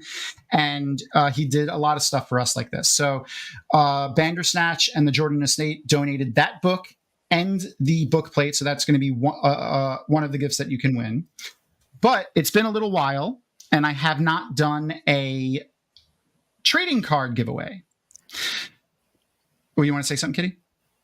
No, but I can say we just hit 1350. So thank you, you amazing fandom. And we are also now at the point, because this is Blood Calls Blood, where turnip curry was mentioned. And if you don't know, I do the Wheel of Time recipes pulled from the books. I do a ton of recipe testing to make it out for the public so we can all have recipes from the books. And this was originally Illa's vegetarian stew, but then it got named in the show. So I had to invent turnip curry. Wow. Sorry. I have too much coffee or not enough coffee. I don't know yet where we're at. Yes. Yes. So how long did it take you to come up with something that you liked for the turnip curry? Before you answer that, Kitty, Oh, let me, I want to do the cards real quick because I have this many to give away and I want to give them all away. Oh yeah, So- let's give a card. Speaking of which, we're going to do 5 right now, really fast. So the first people that are going to get them are you guys. So we're going to start with Sulin. Sulin, give me a number between 1 and 5, and I'm going to flip it here just to save time. 2. So 1 and 2. Oh, you got one of the Trolloc footmen. There's not a lot of those in there. I think there might be 3 of those in there. So it's got nice card art. I don't know. Actually, you know what? Let me make mine the solo view so you don't have to lean in there. Oh, that's Kitty. Beautiful Kitty. I mean, I don't mind looking at Kitty all day, but Yeah, that's fine. we want to see the So, cards. yeah, that's the concept art. It's really like, again, this is like circa 1990s. So I think the only other medium we had was like the big white book and the video game for Love it. art. Love it. Wow. All right, number 2. Yeah. So now we're gonna do Dana Lou next. So let's 4. bring everybody back up. You want to do 4? All right. So we That's got my number. 1. okay. Whoop, you can do it too. I can also 2, do it. Oh, that's true. 3, and I love this scene with Matt. Yeah, it's really good. I know, it's so touching this- and like shows his character so much. this is an action card. It's called Stymied, but it has a lovely art of a fade on it. Nice. Beautiful food. So that's Okay. fun. Nice. Well, I just want to briefly mention this actress, Robin Betteridge. Oh, the She's girl, so yes, I love good. her. Yes. She's so good, And and, the doll. she like follows us on Twitter and like interacts with us. When we were doing this episode on amazing. our rewatch, I messaged and was like, "Oh, we're just watching your episode. You're so good," and she was like, "Thanks so much." It was really sweet. So Yes, Oh, my that's husband interacted so with us cute. too. Hi, It's so Skeeter. sweet. See you that's my later. claim to fame. Bye. Bye, Skeeter. And then we're gonna do Roof Mistress Leia. Which what number do you want? Which I will probably donate to somebody in chat. Yay! What 1 through 5 number? 3. Okay. 1, 2, 3. Bodyguards is nice. the let's do the solo view again. Yep, I'm good with donating that one. Yay! All right, so before you leave, before you don't have to do it right now, do it. Give it some time, put a little thought into it, however you want to do it. But you could pick somebody from chat to give this to at some point before you leave, and I'll put that to the side for you. Love it. I will do an IEL pop quiz. All right, and I just then have to figure out what I want to do. and we This have is Danny. true. This is a good point about like, yes, for Oh, the yeah. people who are not readers, the show did a great job of, Sarah Rose mentioned this, of how you don't know who the dragon is. Mhm. Like we Yeah. all knew from essentially. Yeah, I like the mystery. It was Mhm. so good. Okay, Yeah, sorry. if you're a non-book reader, like right at the beginning, there's 5 Tavarans, so you don't know. It could be a woman, it could be a man. I like that they Yeah. played into that, and it could like be that too. unreliable. I know a lot of people were upset about Aes Sedai, thinking maybe the dragon was reborn as a woman, but like what I feel like that is in this Over case it. is maybe unreliable narrator though. Maybe the Aes Sedai don't know for sure how it works, so I like Well, that. yeah, Anyway. and also like suck it because it's different. Yeah, who gives a shit? Yeah, I don't care, but people get upset, and the I book know. cloaks we don't welcome here. We don't welcome them here anyway. So, all right, Dana, go ahead. Danny, go ahead. Sorry, That's okay. 4. Also. 4. All right, 1, 2, 3, and whoop, that's 2 cards. Okay, you're just the human rabble. Great. Good. Well, okay. So since I'm out of the US, I have to download or I have to donate mine as well. Well, we can send this to you because it's just an envelope, so it's not that bad. It's not like a package. So if you do want it, we can. But if you want to donate it, that's up to you as well. No, We can do I'd it love before you. to. I'd love to send that forward. Yeah, so just before you leave, you could decide who you'd like to give that to. Okay, I've already decided. Oh, okay. I want to give it to Elfwitch if they want it. Okay, Elfwitch, if you're still watching, let me. Oh, she is. I see her chat now. Yeah, Elfwitch, if you would like the card that Danny won, which is I like the embodied Danny comment when I first entered. I thought that was funny. the Nice. the human That's rabble. why you win. Love it. Because you're funny. from the circa 1990s Wheel of Time trading card game. Go ahead and email social@dragonmount.com and provide your shipping information, and I will send that out to you. But before we And do for mine, the first person in Twitch to respond with how many IEL clans are there correctly will get my card. Oh, good trivia question. Okay, Erin, keep an eye out for who gets the first one in. And then before I do the chat card, because we're going to do a couple of chat card giveaways, we have... Look, here comes an awesome guest. Yay! Yeah, Woo! Okay, I'm going to use also this one of my time- favorite scenes. This Yes. is one of my favorite scenes. This is a Okay, wonderful I'm gonna let you Borders, guys just leave, bullshitting. talk about it, and welcome Uno, and everybody can have the best time. I hear the children; they're back from the park, and we Okay. got to get rolling with our Saturday. So I will talk to you later. Thanks Okay. for having me. Bye, Danny. Danny, Bye, tell Betty. Brett he should still be scared of me. Okay. I will. Oh, he knows. I He don't knows know what what he that's did. about, but I will. He tell knows him. what he did. And make sure to follow Danny and Brett over at the Wheel Weaves podcast. We'll get their link posted in chat as That's well. right. Yeah, we'll be in chat all day, we'll jump in and out, so we won't be gone forever. Bye. Bye. This is the campfire that I would hang out at. I know. Like, why would you go to the red tent when you could hang out with the warders? I mean, I would Why? do more with the warders than hang out, but that's me. Fair. So same girl, same. Uno, give me a number between 1 and 5. 4. 4. That's a lot of 4s today. 1, 2, 3, and you got the fade. That's the only fade card that's in this pile, I think. Nope, there's one more. There's 2 in here. So I was just looking at my spreadsheet as I said it.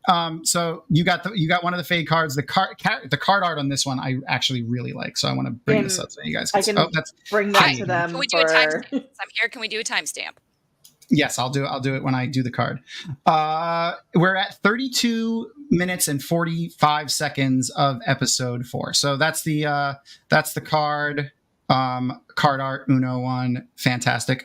And if you also could just email social@dragonmount.com with your shipping info, and I'll send it out to you. So this might be one of the ones that goes to me to bring them out. Yeah. Can me and Uno give them to Leia? Right. You guys are So I'll send them to Leia, and she'll give them to you at Malkir. Pictures. I want pictures when you give them to them. I want to see your smiling faces when you receive glorious. Drag him out and put him on social. Yes. And then now we're going to do chat. So chat, I'm going to give everyone, what time is it? It is 3:31 on my clock. I'm going to give everyone until my clock says 4 o'clock. I want to collect as many exclamation point cards as I possibly can to give away a bunch of these cards. On the YouTube chat. Anywhere. All of our chats are connected. Oh, it can be all of them? Yeah. You could type exclamation point card anywhere. You don't have to have donated to win one of these cards. And yes, you can win multiple cards. So go ahead and type exclamation point card if you would like to have a chance to win the card. And at 4 o'clock, when my clock says 4 o'clock, I will do another die roll to see who wins. Okay, now we can get back to the fun of watching the show. Sorry. Okay, I really love what we're seeing in different ways people are brought up, because obviously Nynaeve is like, are they like all going together? When the Aes Sedai like calls their warders, "Hey, Twatcast." Who knows if it's Jono or Joe? Well, I guess if there's a horribly inappropriate quote in a second, we'll know it's Jono. I would probably guess it's most likely Joe. Probably. So tell us who it is.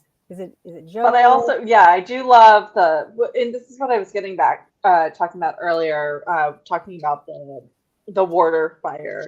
is the different relationship dynamics. So you see, like, it's not just Alana that, like, the other green just walks up, the one with a cool little top knot, and she just kind of raises her eyebrows, and two guys get up and they go off. It's a polycule. Is it Tom? Like, if we're gonna call it, it's a polycule. Tell us what the answer is to her question. Yeah. Okay. Yeah, we do need the IO question. Do we have an answer? Do we have a winner? Did people what was your? respond? They did. I don't know. What did It you? was Yeah. What? how many clans? So it's not 13. 13 is incorrect. Only answer is Aaron has been keeping track of the answers, so you don't have to worry about that. All right, it is 12 is the correct answers. Whoever said 12 first wins. And why is that? Why did you not count the Because 13th clan? Because it's what the wiki says. No, Oh, I'm not okay. the gen don't count. Yeah. The gen don't count. The gen clan gen matters. gen- We got to start that. We got to Well, start they that don't hashtag. count. Like the Black Aja doesn't count. Yes, I know. Obviously, Yeah. because they're like a myth. Like, Maybe no one maybe I actually should have believes they exist. clarified during Rand's existence how many clans. Oh well, we got it. Light blinded fool. Fantastic. Send us your information. Yes, I will put the email in chat again. social@dragonmount.com. Send us Since your we're info. so past this, I am still going to mention it. Somebody did ask, where are the recipes? They are at dragonmount.com. I don't know if we have a specific link for YouTube with that, if anyone could put that. And the turnip curry. Oh yeah, back to Turnips don't go in Dana curry. from an hour Turnips ago. don't go in curry. They don't. That's not been a thing. And I did legitimately probably 7 or 8 testings of it. And there's only 2 of us that live in the apartment. So that's a lot of leftovers and feeding the neighbors. And it's not a real And thing. that's a lot of turnips. No, it's an absolutely insane amount of turnips. Okay. That's a lot real of fast. turnips.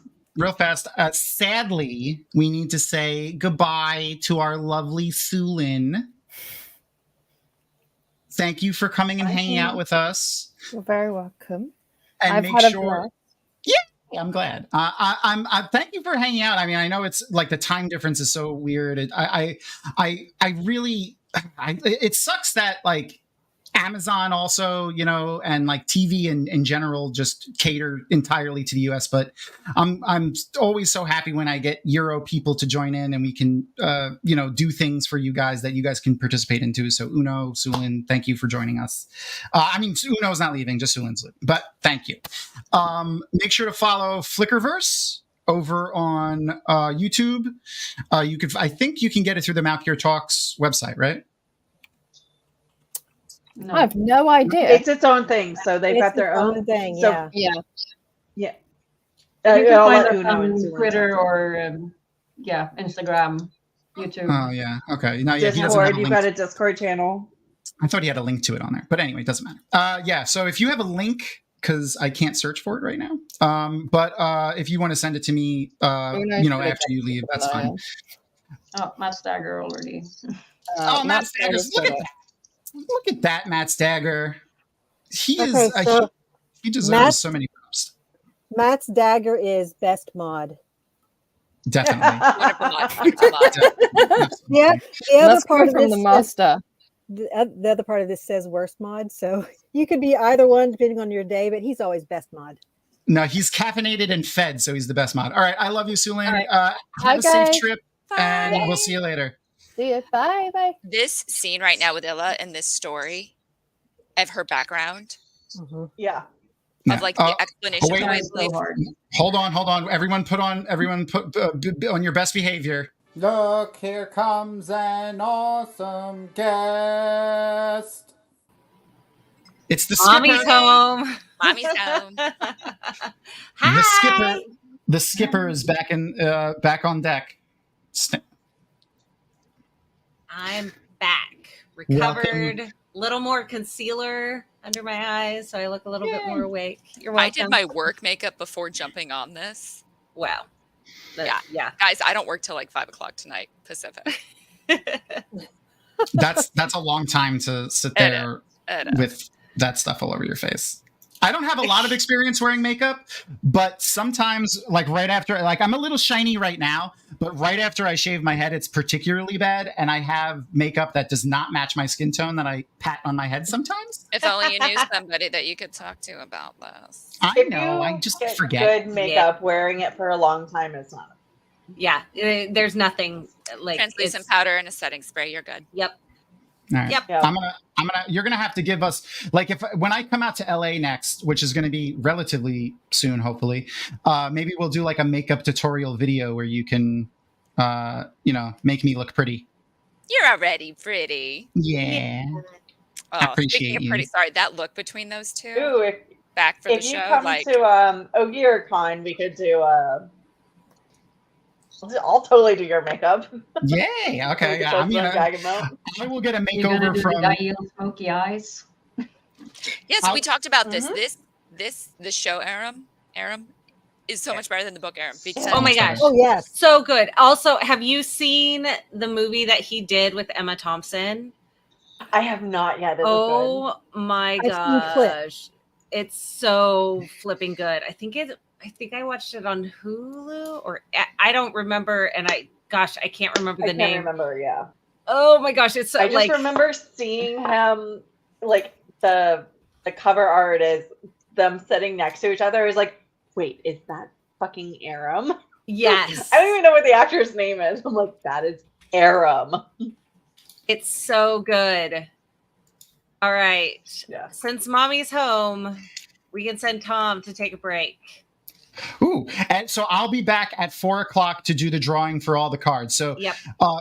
Quick reminder: if you've already done the exclamation point card, no problem. I already have you. But if you haven't, if you would like to win one of these fabulous circa 1990 Wheel of Time trading cards, I still have a lot of them left to give away. You do not have to have donated to the charity to win, but it is for a good cause, the wildfires that hit Maui recently, so consider doing that, or at least sharing the link out. I will return in 20 minutes.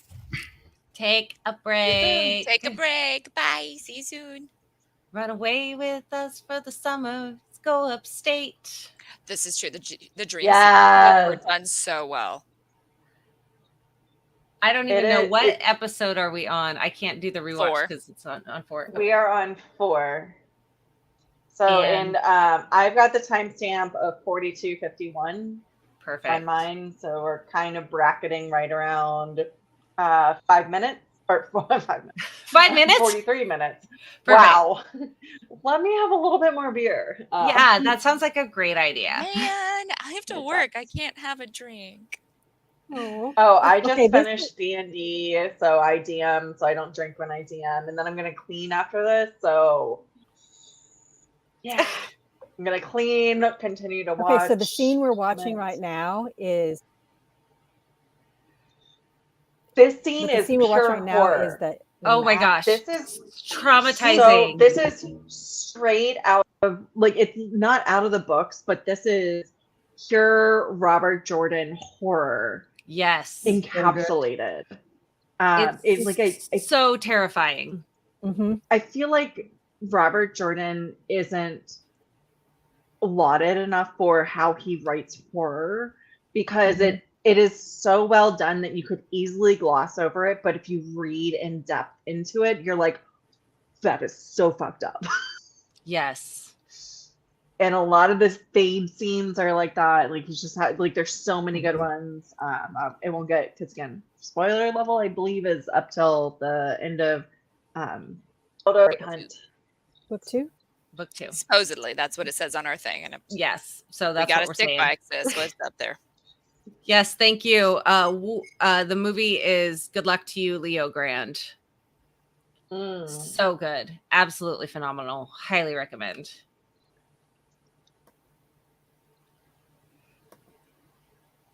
I love Nynaeve's coat. I do too, and I love that it's got a yellow underskirt underneath. Yes. So for Looks just very comfortable. And the fact that her belt is a river. Is it? I think you're having connection Her belt's a issues. river. Herbalta River. Oh, that's awesome. Yeah, blood puddle transition, wonderful. Yes, but shit's about to get real. So good. So what is everyone's thoughts on I can't remember. Oh wow, this is bad. Kate Fleetwood. Leandrin. She called me pretty. You are pretty. I mean, it's true. But thoughts on making this character so much bigger and much more integral.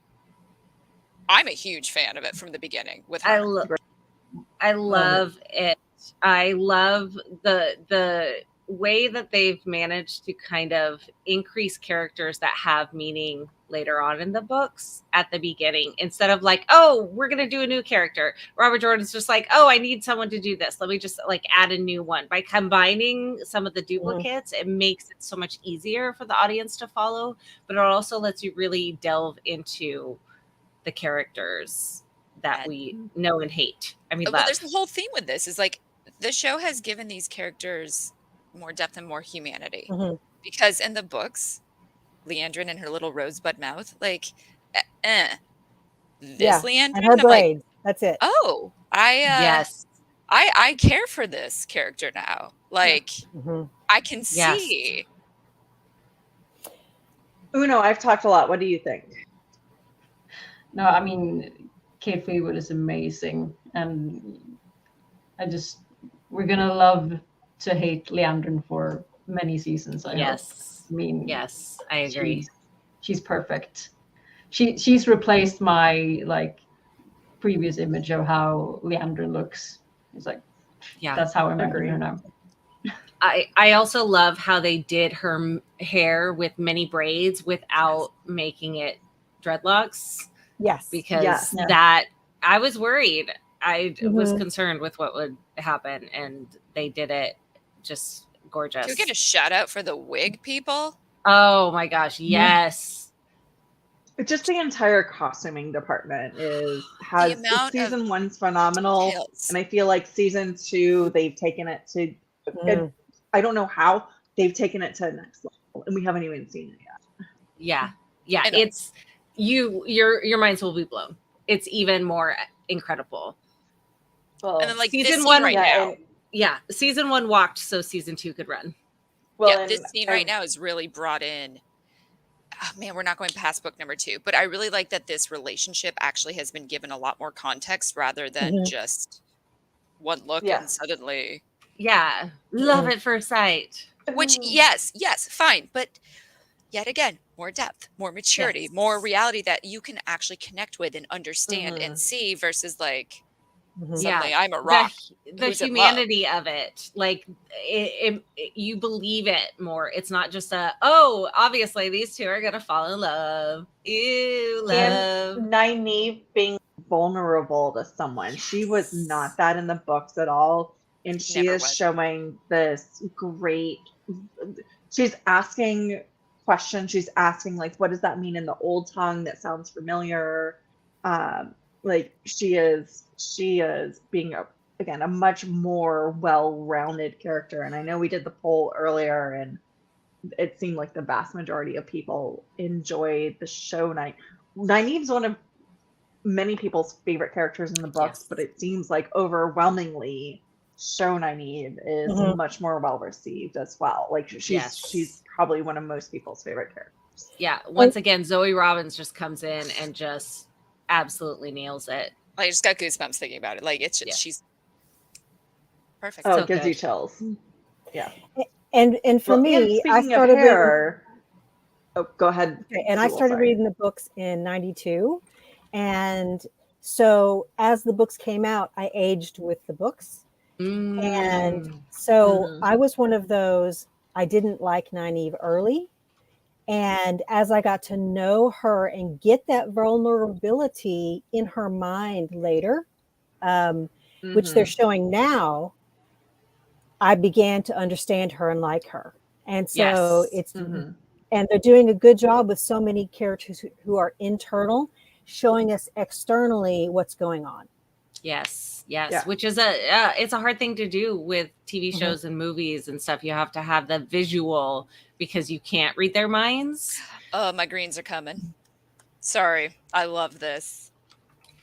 Yes, I this love the is greens. So amazing. good. Like, I've got goosebumps. These are my girls. This Those is my big Aja. green. Always Big and green forever. energy. Yes. Gosh, Alana is incredible. Yes. I love her. Like, I don't even have this on sound because that's the only way I can watch it through Twitch and then have the YouTube right here. But Me it doesn't too. matter. Like, I'm No. still. The vibes. I'm sensing yeah. the vibes.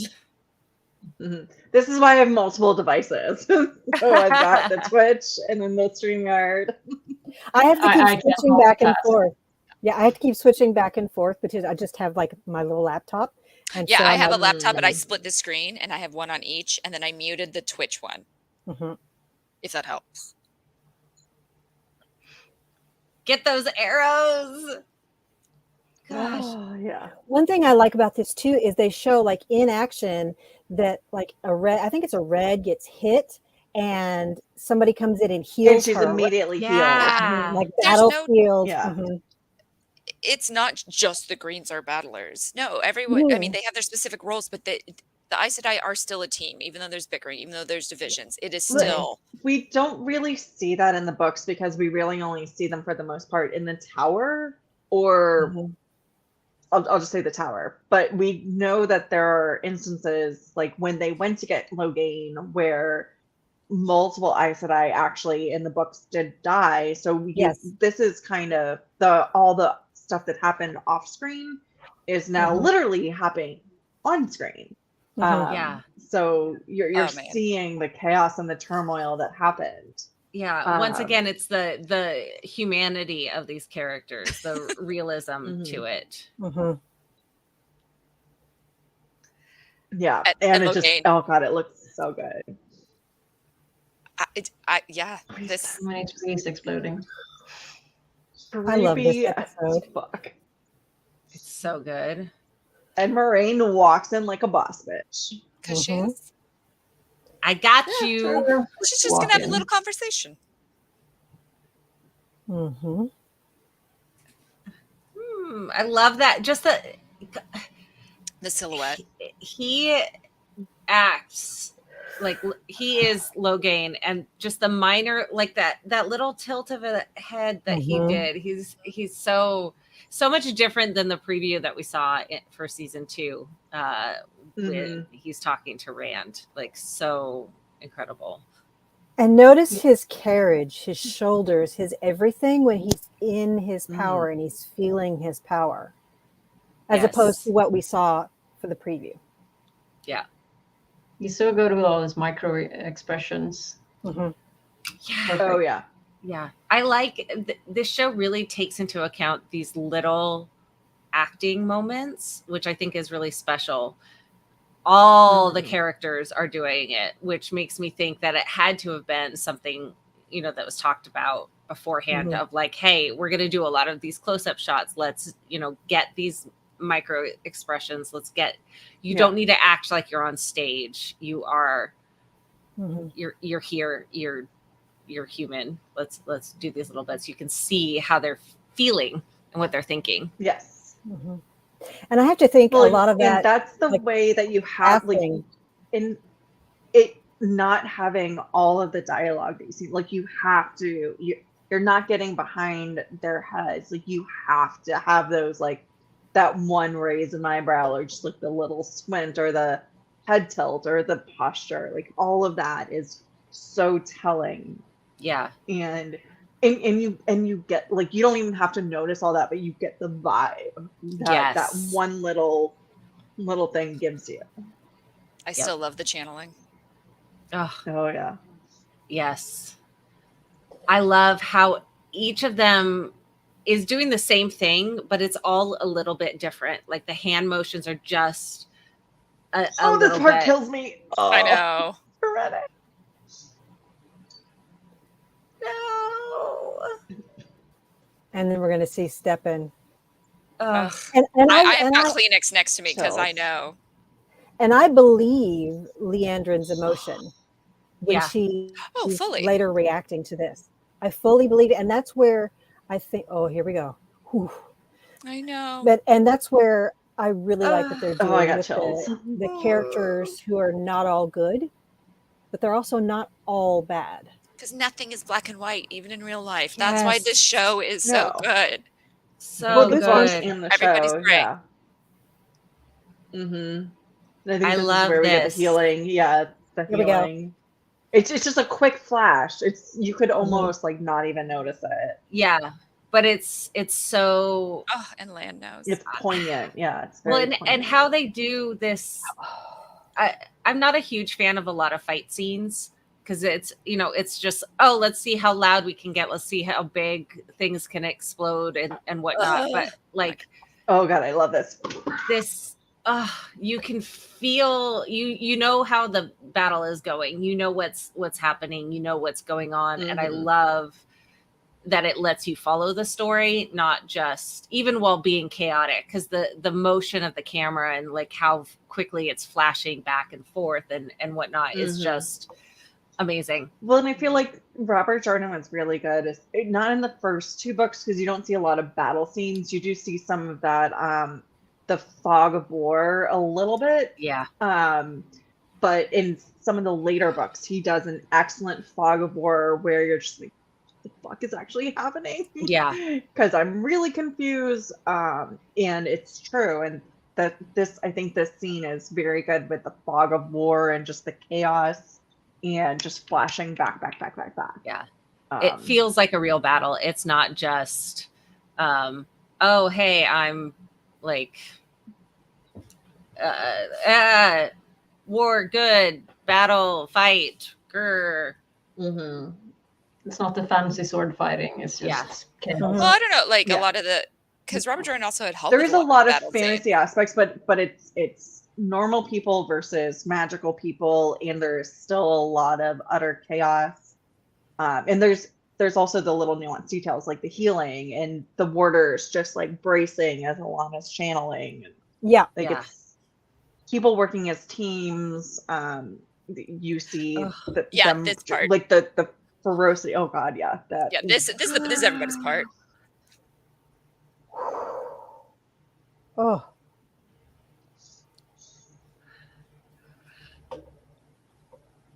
So I think in answer to this question from Fudgy Vamp, maybe I'm not sure. She didn't explode during Winter Night because she had a purpose still.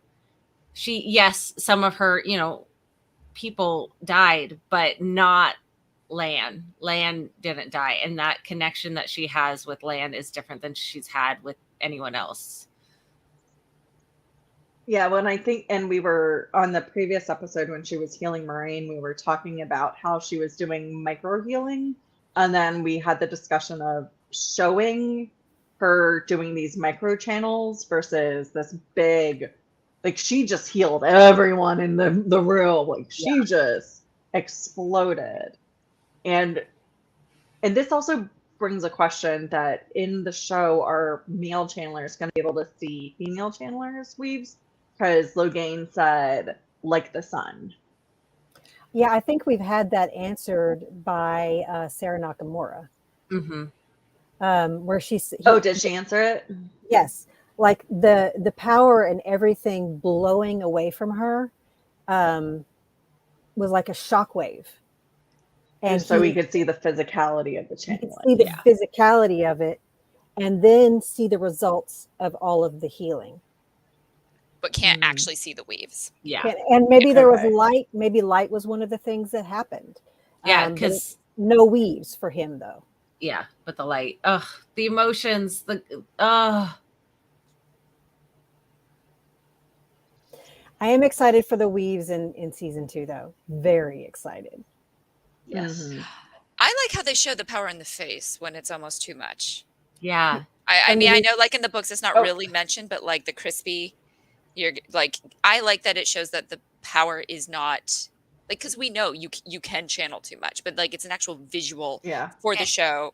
Yeah, and the effort and energy that it takes to channel is there. Right. Okay, who can? We've been having Erin. I think Tom's the only one who might be able Yeah, to because stop. I can't control it.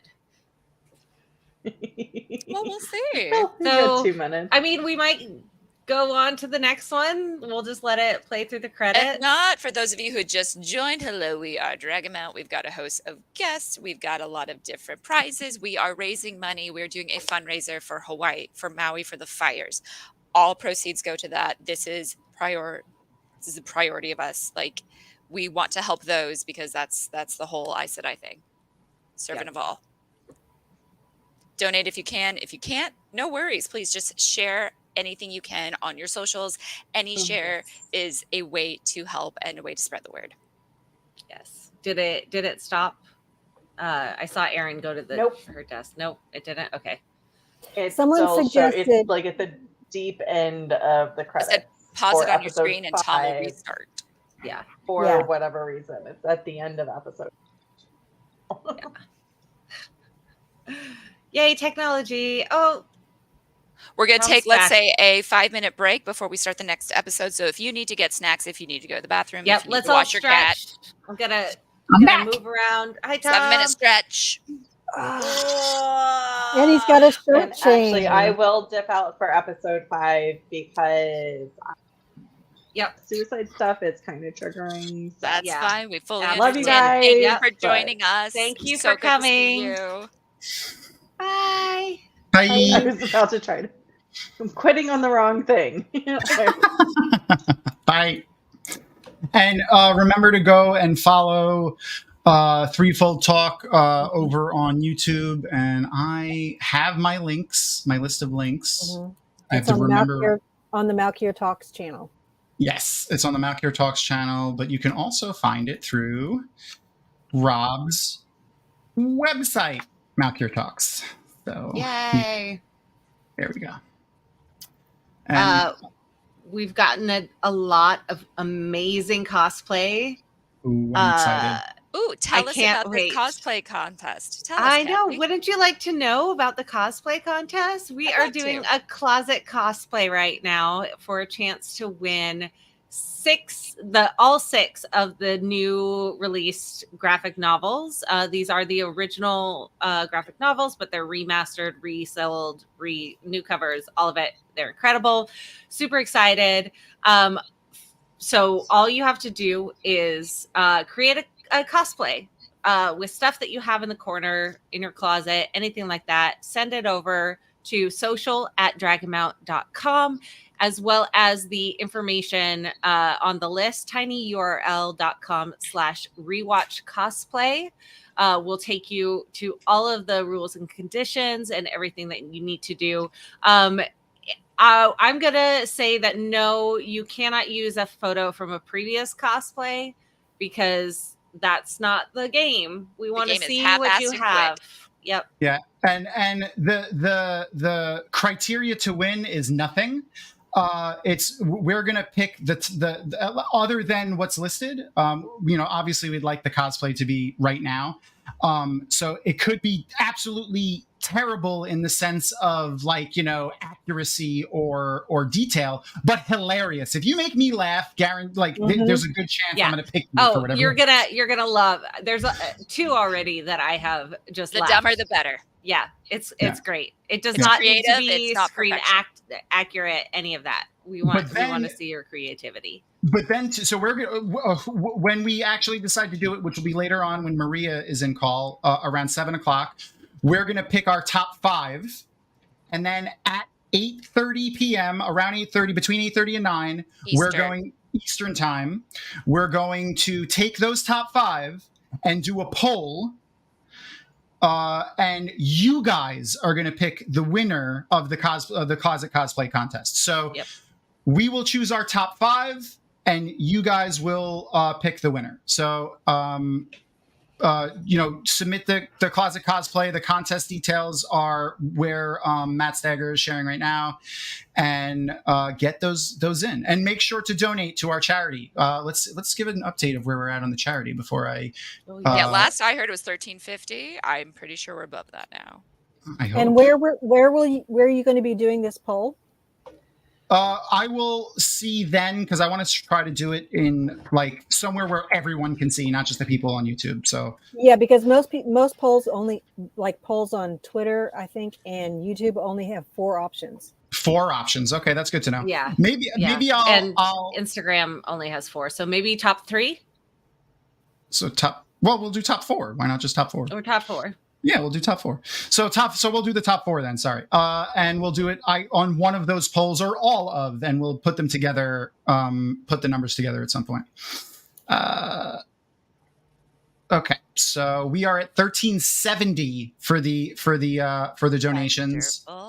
Thank you, folks. Yay! Thank you so much. You're amazing. And I think it's time for some cards, right? Yes, our batch of donations is actually going into the wide fundraiser. It is the fundraising event Hawaii Wildfires. Currently, it is at $57,000. Wow. 1,300 of that is from us. So let's show the American Red Cross what the Wheel of Time fandom is about and about being a servant of all. Okay, so we collected all of the exclamation point cards, and I have them here. So we have 1, 2, 3, 4, 5, 6, 7, 8, 9, 10, 11, 12, 13, 14, 15, 16, 17, 18, 19, 20. Oh, wow. Perfect. 20. And the last one who got theirs in was Leon Guy. Leon Guy was the last person to get his in. I'm going to do one more cursory look just up through chat since it has timestamps and I can check. But yeah, no, we got them all. Yeah, that was the last one. Okay. So let me switch to our action cam so there's no shenanigans accused. All right. Are we giving away 20? Okay. No, I'm asking. No. I don't know. What are we No, doing? How many are we doing? Yeah. 5. We're doing 5? Are we doing 5 in we'll do 2 minutes? That's what we're doing. Yep. Very fast. And when we're done with this, I'll start the next episode, but I'll give you guys a heads up. Don't worry. Okay. So I'm going to switch back to me again. We're going to do the action cam. There we go. Okay. So I have the cards that we've already given away over here. I'm going to move so that you can see the majority of my rolling space. Here is our deck. I'm going to cut the deck. No shenanigans afoot. Here is our die. Everyone can see the numbers pretty good. Okay. So for the first card, and I will announce the winners after I roll all 5 of these. Lucky number 13. And I'm going to write that down with my Jordan Con pen. Number 2 is 8. 3 is 14.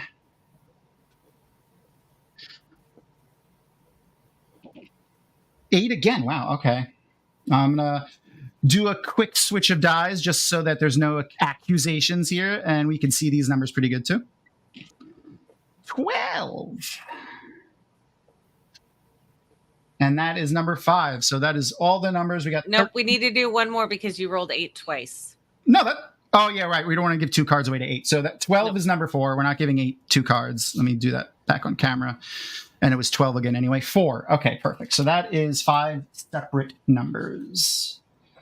So 12 is 4 and 4 is 5 because that makes sense in our weird, wacky world. And then I'm going to switch back over here to the other cam. And getting to join us to give away these cards is, I think, another Aiel, maybe? I'm not sure. But look, here comes an awesome guest. Tappy Benton! Woo! I see you. I see you. I see you. I see you. I see you. I see you. And hello. Welcome. Hello. I love to see your beautiful smiling face. Oh, And- I love your beautiful smiling face, Tom. You look gorgeous today. Yay! Thank you. And as always. Thanks. It's because I conditioned and coiffed my beard. I can tell immediately. Oh, wait. Look, here comes an awesome guest. Hey! Perfect timing. Hey! Hey, Joe! Hi, how's it going, everybody? It's going great. We're about to give away 5 of the Wheel of Time trading cards, so pretty fun. Oh, okay, cool. All right, so I'm going to bring myself back to solo view for just a minute here, and we're going to give these away rapid fire style. Let me bring back up my list of folks. So I'm going to pick the number, and I'm going to just do it randomly of how many I flip through. So 1, 2, 3. The first person, which is number 13, is getting Testing Fate. The Testing Fate card, which is 1, 2, 3, 4, 5, 6, 7, 8, 9, 10, 11, 12. Penny the Watt Cake Lady! Testing Fate. It kind of looks like maybe they're skimming, like, or something, you know, like, I don't know. It's an interesting interesting card art. I'll take some better pictures of these later and post them all, like, when we're done with the thing, because I'm using my camera right now, but and post them up on Twitter, because the card art on these are actually pretty awesome. Okay, so the next one we're going to do 1, and number 8 is Unexpected Ally. Oh, I didn't realize the cards had Paul on them. Right? He always has to make a cameo. Always has to make a Always. cameo. So 4, 5. Jordan Con 2022 had that set up where you could actually stand in front of it and take the Yeah, because that was picture part of his costume. And That's so amazing. He and by the way, that wasn't because he wanted to donate that. That was entirely because it was part of his costume. No, I'm joking. He's a good guy. Yeah. No, he didn't. He doesn't care about that. Iris Bear, you get the Unexpected Ally card with the totally looks like Rand card art. It totally looks like Rand. That's so Totally. believable. Totally looks like Rand. They totally read the books. And then I'm going to just go with the top one here. And since we did 13 before, number 14 is Sherbert Mango. You get the Commander card. It's a little hard to see, but again, I'll take better pictures later. Love it. Maybe, You are the commander. Yeah. Right. A beautifully bald man. Is it supposed to be somebody, Tom, or is it just generic? The character. It's obviously the commander. Yeah, it's the commander. Yeah. Oh, yeah, that guy. Duh, Joe, come on. He's wearing. How foolish of me. Have you even read the books? It's No, definitely no, I definitely a haven't. Wetlander because he has a iron breastplate on, but there's no other identifying markers on there. He It's like something that, like, is it like an action card or something? That is a character card. It's That's a character, just but a it's like a commander. generic character card. Love it. Congratulations. Number 4 is going to get the 1, 2, 3, 4th card down, which is Spying, and number 4 is 1, 2, 3, Kate Reed. Yay, Kate. Yay! I'm not sure, like, someone's creeping there in the background at the door. I guess Yeah. that's the spy. Yep. This is an event card.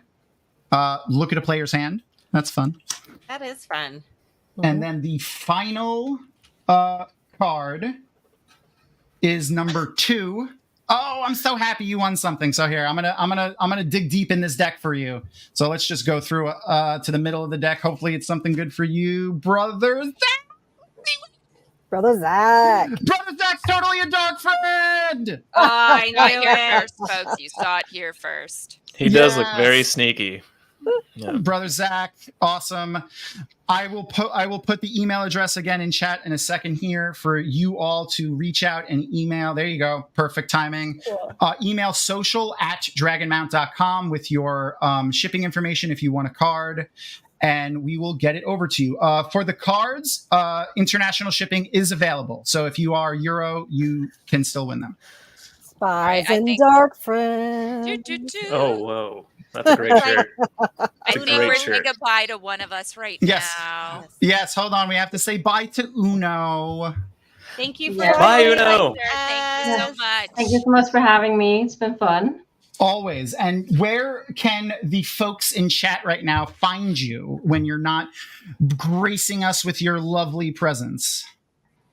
You can always find me as Uno Nomesta on Twitter or Kitsunegari, and also with my lovely co-hosts on the Flickerverse show on Wednesdays. It's 6 p.m. UK time. Beautiful. Awesome. Thank you so much. Thank you. Thanks for hanging out with us. Thank you. Have a good evening. Bye. All right, shall we get another episode going? We should. Yes, we Everyone got their snacks. Everyone did their bathroom breaks.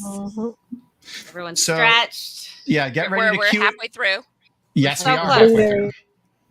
So get ready to queue up the episode. I'm getting it going right now, and so that you could follow along if you're not actively watching with us on Twitch. That is. What episode are you guys playing? We are about to start episode 5.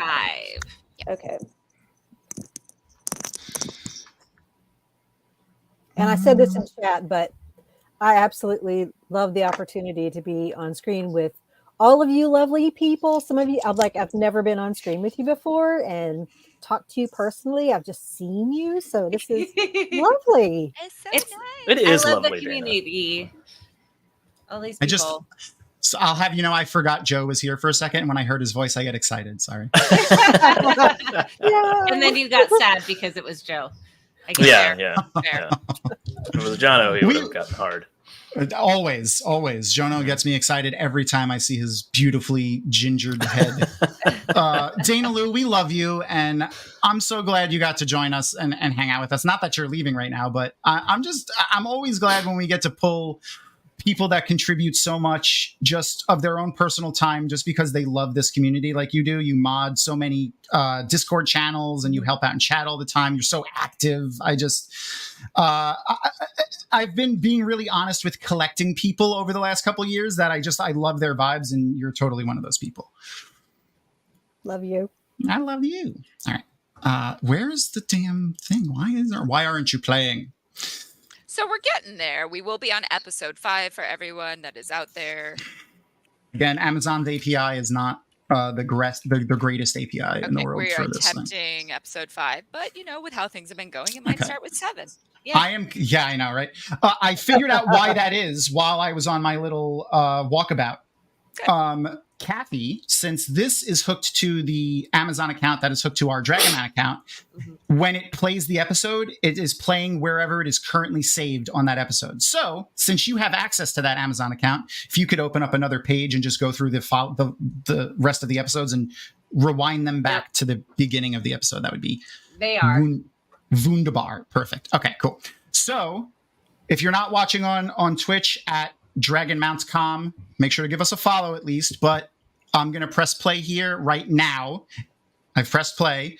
It takes like a second for it to load. I'll let you know when it pops up on my screen.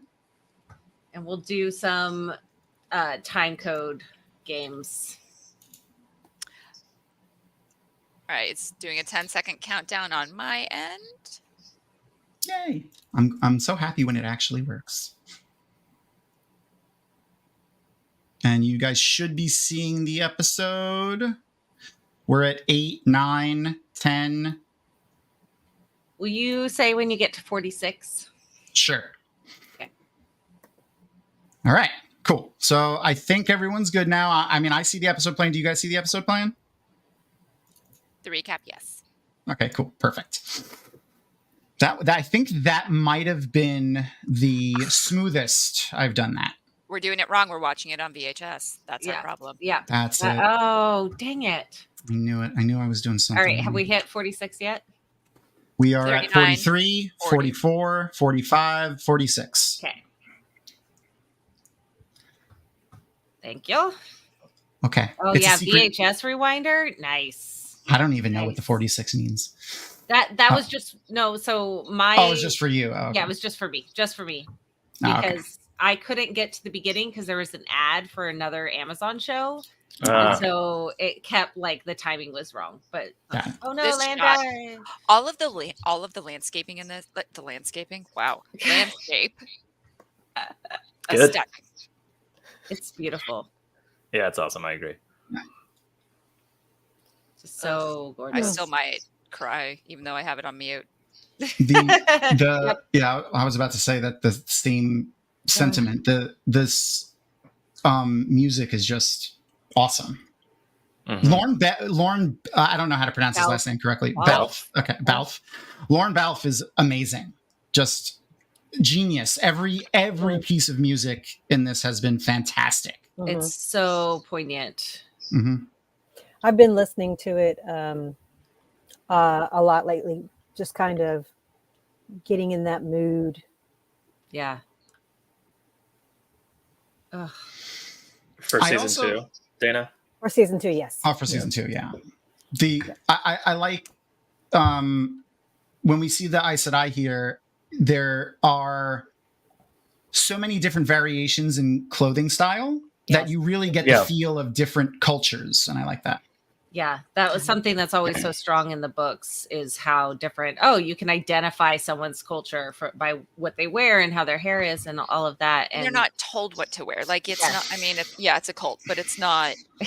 Yeah, everyone's not wearing the exact same thing, and I love that this is really, because you see it a little bit in the earlier episodes, but having them all together and all in like their morning clothes just really hits home, especially when everyone's emotional. What do you think they do with her green stone? Do you think that he gets to keep it or whatever? Because I know it just melts in that cauldron. Well, they remove them. They remove them. It's not there now. Oh yeah, okay. When he's already taken it out. I wonder if they'll deal with it. Oh wow! Oh yes, that was fast. She could be buried with it. That is a good point. Yeah, maybe he tossed it in. Yeah. Maybe, or kept it, or they like take it out and put it in, there's a couple bowls, like goblets full of the stones for the different Ajas sitting around the seat. Yeah. Like grapes. And at the end of the school year, you find out who won the house cup. That's exactly right. Then you have to like guess. Then you have to like guess how many are in there, and the person who gets the closest wins the prize. Yes. They get to get the next warder. Okay. Yeah, I'm playing. I am in. So do you think they use that molten gold to reforge new rings? Yes. Okay. I'd assume so, yeah. Yeah, that's Continues why it's the wheel. Continue. Yeah. Oh my god. Like I love it so much. It's the circle of life. Like I want one of those rings so badly, but I want that, and I know this is sacrilegious, but I want them to make it in silver because I don't do gold. Yeah. No, there's nothing wrong with that. I would do it in white gold. Yeah, white gold would be pretty. I want it. If they make them, they'll make it. They'll make it in silver and white gold. I'm sure. Yeah. No, I can't wear silver. Oh, is it I think that, but I think the silver looks better with the color than the yellow gold. Hi, Amy's. I forgot to mention on the last episode. I remembered. So that beautiful. I mean, it is almost like a tapestry because it's a woven thing where you see all the Aes Sedai. My wonderful wife Erin actually bought a tapestry, or it's like a sewn quilt, but it looks like a tapestry you would see hanging up in a castle that has that on it. It looks awesome. Does it have a big hole in the center where it's fraying? Yes. Somebody started bale firing and it's undone. Yeah. So Taffy, have you started building any cosplays specifically for season 2 or new show related cosplays or anything like that? You're muted. Oh, you're muted. Well, she's not muted in the thing, but we can't hear you. Uh-oh. Maybe you have a button on your thing. She said she's taking her headphones out.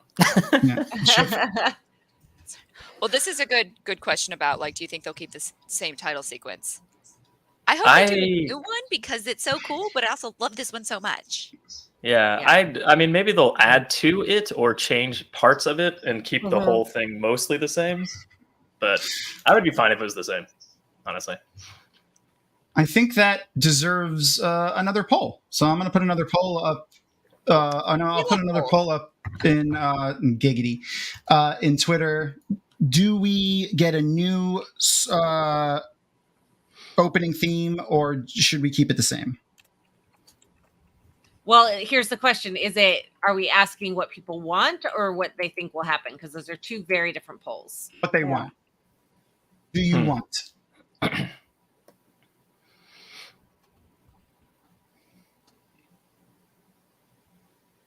Okay, and I wanted to comment, the mat that we see here, I think is the mat that they show in episode whatever, 8, 7 or whatever. Yep. B-roll. B-roll, yeah. Yep. For those of you who didn't know, Matt did leave before the last 2 episodes. Barney Harris left. Barney Barney Harris. Harris. Yeah, sorry, not Matt. Matt. We still have a Matt. We just have a named Matt. Just clarifying. So anything you see is B-roll from stuff they'd already filmed previously. Yeah. Yeah, I think it's this mat right here Mm-hmm. that we get. What do you think of those standing Oh my- stones with the old tongue on them? Do we think that that's a like a nod to the hat to let us know that, oh, that might be a portal stone, or we're not getting portal stones and like this is just a nice thing to see? I think it's just an old street like, sign. I think it's a street sign, like Tarvalon, X number of Tarvalon this miles. way, because you Yeah. can't see it from You can't see Dragonmount or the tower. Just in case you missed it, it's right over there. The Tinker's Pass one as well, so it may be telling you like which city, which bridge you're It coming could be up like, to or yeah, something. guideposts on the Food and roadways. gas this way. Yeah. Yeah. Telling you what's off the exit, you know? Yep. Last porta potty before That's true. another 30 miles. Yeah. Best hay for your horses for 300 kilometers. Even if it's from after the founding of the tower, having the sign just written in Old Tongue is kind of interesting, I guess. I mean, that's a sign that there's probably a good chance that it is Older, meant to be right? a standing stone type Oh, thing. okay. How it survived. Camo. And this is I don't know what you would call this hairdo for Rand, but Country bumpkin. yeah, there you go. Well, this is a whole like 1 month later, and I'm guessing, yes, they did do some trims here and there, but they didn't have a lot of self-care, is what I'm guessing. Yeah, and they've been sleeping rough, so. That braid right there, fan-freaking-tastic. Real quick, just I want to check in again. Taffy, did we get your mic working? Nope. Still muted. You're not muted in our StreamYard, so it's at least I didn't do it by accident. Check your settings and under audio, Taffy. It might have switched to a mic that doesn't exist. Yeah. So Leon Guy, do people think that Moiraine's banishment is already resolved when she says, I won't come back until Swain calls me home, and she says she considers riding her horse with Lan at her side home? So does she consider that her home being at Lan's side? And does that meet the requirements of her oath so that she can return to the tower? I mean, it certainly works with Aes Sedai half-truths. Yeah. I also found it, I mean, obviously a lot of people have pointed this out, but it's good to remember. She specifically swore that oath to Swan, not to the White Tower, not to the Mirland Sea. No. So that But was, I mean, if she's poignant. banished from home, like if you're No, if she's you're banished using from the that- tower. Right? But I mean, until are you Sawan s- calls her home. Yeah. Or something like that. Or something like But that. if she's thinking of Lana's home and Swan has not called her home because she's just been banished, then how can Yeah. she be with Lan? So that's where I think Or- that falls apart. Or is home their Love Shack Terangriel? Yeah. Yes, that's what I was thinking. Well, and the hard part though is that Swan calls her home, not Yes, Yeah. I think he that's the part decides to that go matters. home. So it Yeah. all has to be Swan whatever- summoning her. Yeah. Mm-hmm. But also, And- is it Swan's definition of what Moiraine Yeah, because then it could be Yes. Karahin in season 2. Yeah. That's true. Real quick for a timestamp update, we're 11 minutes and 20 seconds into episode 5. I love the intricacies of the walls in this. Oh Sarah yeah. Rose. Yes, absolutely. You This got is a why point. no one trusts Aes Sedai. I mean, she didn't lie. Nope. But the truth an Aes Sedai says is not always the truth you hear. Yes. Everyone, please, if you're watching us on YouTube, Twitch, Facebook, I don't know if we're live on Twitter, but we might be. Consider going to one of those other platforms you're not currently watching. Give us a follow, a subscribe, a like. We just started our brand new baby Twitch channel like 4 months ago now. What is time even? What is time? Yeah. It's a wheel, guys. Thank It's you. a wheel. Oh my God. Thank you, Kitty. This is why you're here. I know. I get paid for that. And yes, we are on TikTok. The lovely Kitty has done amazing TikToks. Specifically, you can see things like this. Wheel of Time. Fun fact. Amazing. Oh my Fun fact. Oh, that's That one great. was a filter. My lips are not that big. Oh my God. Really? And Kitty, what is our @ on TikTok? Dragonmount. Just Dragonmount. Okay. Everything else we are Dragonmount.com. Not everything else. Well, YouTube and Twitter, we're both Listen, Dragonmount.com. if anyone Just look for knows Dragonmount. anyone at Instagram that we can fight to get the underscore off of our name, that would be great. Yeah, Instagram. Who's Instagram owned by? Did you say fight? Yes. Oh, we're tapping. You're I told took the earphones out, but I heard fight. So let me know if you want me to do. Yeah, take can that. you fight Meta for us, please? And like, set the @Dragonmount code. That would Joe's be great. got some sick aisle spin moves too, so we can both take care of it. Perfect. I heard the Zuck poured out a whole bunch of water just on the floor and then spit on it. So Yeah. you should go take care of him. He disrespected the water. Yeah, that's no good. Yeah, and that's the only thing he's done bad. So it's fine. Yeah. He doesn't own half of Hawaii. Oh, or Aram anything. Sino, man. I mean, I'll stay till the end of the episode and then I'm out of here. And I'm gonna be Yeah. You're gonna go fight. Yeah, I'm gonna go take care of it. Excellent. For I legal mean, you'll purposes, just have she's to not. get in line with Elon Musk, So For legal purposes, though, she's totally not This is going totally to a joke. attack Mark Zuckerberg. I am, but I am though. They are. Karen Perry is growing It's out. not affiliated with my actions. Yeah, look at that hair growing. Okay, do you see this? Okay. Oh, not yet. I'm not veiling yet. Yes, I do love the natural hair that they have Yes. everyone having in the show. Perrin's hair, they do a good job of showing, like, because in the Two Rivers, it looks like he's actively keeping up on it, and Right. here it looks like he's doing a much easier, like, he's twisting them so he doesn't He's starting the same thing Aram's got going on. Yeah. It's been a month and he's with the people that know how to do it. Yeah. Yeah, and I love, This is like I her. said before, I love Egwene's like hair wraps and stuff. She's kind of, Yes. Yeah. it's she's What such is- a chameleon. She kind of adopts a little bit of whatever group of people she's with. Yeah. She just loves to experience the world. Oh no, here we come. God, I love him. Ooh, thanks I for the love him. follow. Yay.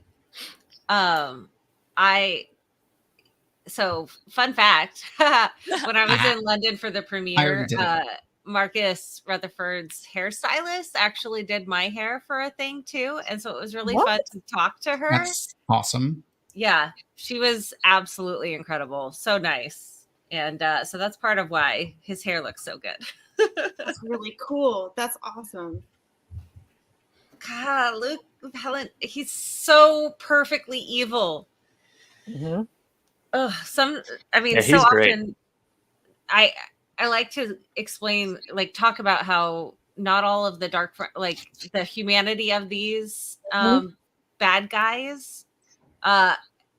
Him though, he's He's totally bad. He's evil. He's as evil as a Forsaken. I can't see a good sign But on he that. doesn't. But he's that human evil, not necessarily like a dark friend. A monster. Yeah, he's not a fantasy evil. He's we could pull him from this And world. I've done research on this, so this is also a hot take. I believe that the white cloak from the show I feel are better than the white cloaks in the books, or at least absolutely. Yes. Yeah, the way we're introduced to them. They took away the bumbling element. Yeah. Yeah. They're actually because I think the first thing we see of them in the books is getting like mud splashed on them. Matt or Rand rolling the barrels down the in Bearlawn. In Bearlawn, yeah. But also they are before that, scary. These ones are scary. yeah. And but before the barrels, they talk about them a couple of times, and it's just like, oh, they're annoying, oh, they're dumb, oh, they're whatever. Mm-hmm. Yeah. This is like you're scared of them right away. You know? Yeah. I mean, cold open too. Oh yeah. Sorry. Hamed's coming. I'm excited.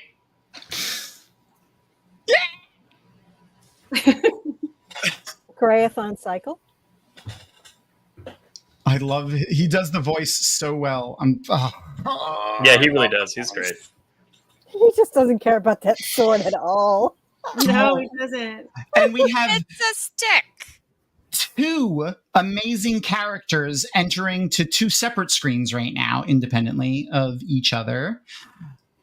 Where is my fun little Look, here comes an awesome guest. Hello, everyone. Hello. That was quite a little welcoming jingle. That was great. I don't know if you know this, but I also moonlight as a musician and vocalist. It shows. No. Yeah. I do it only in the moonlight by myself, alone. All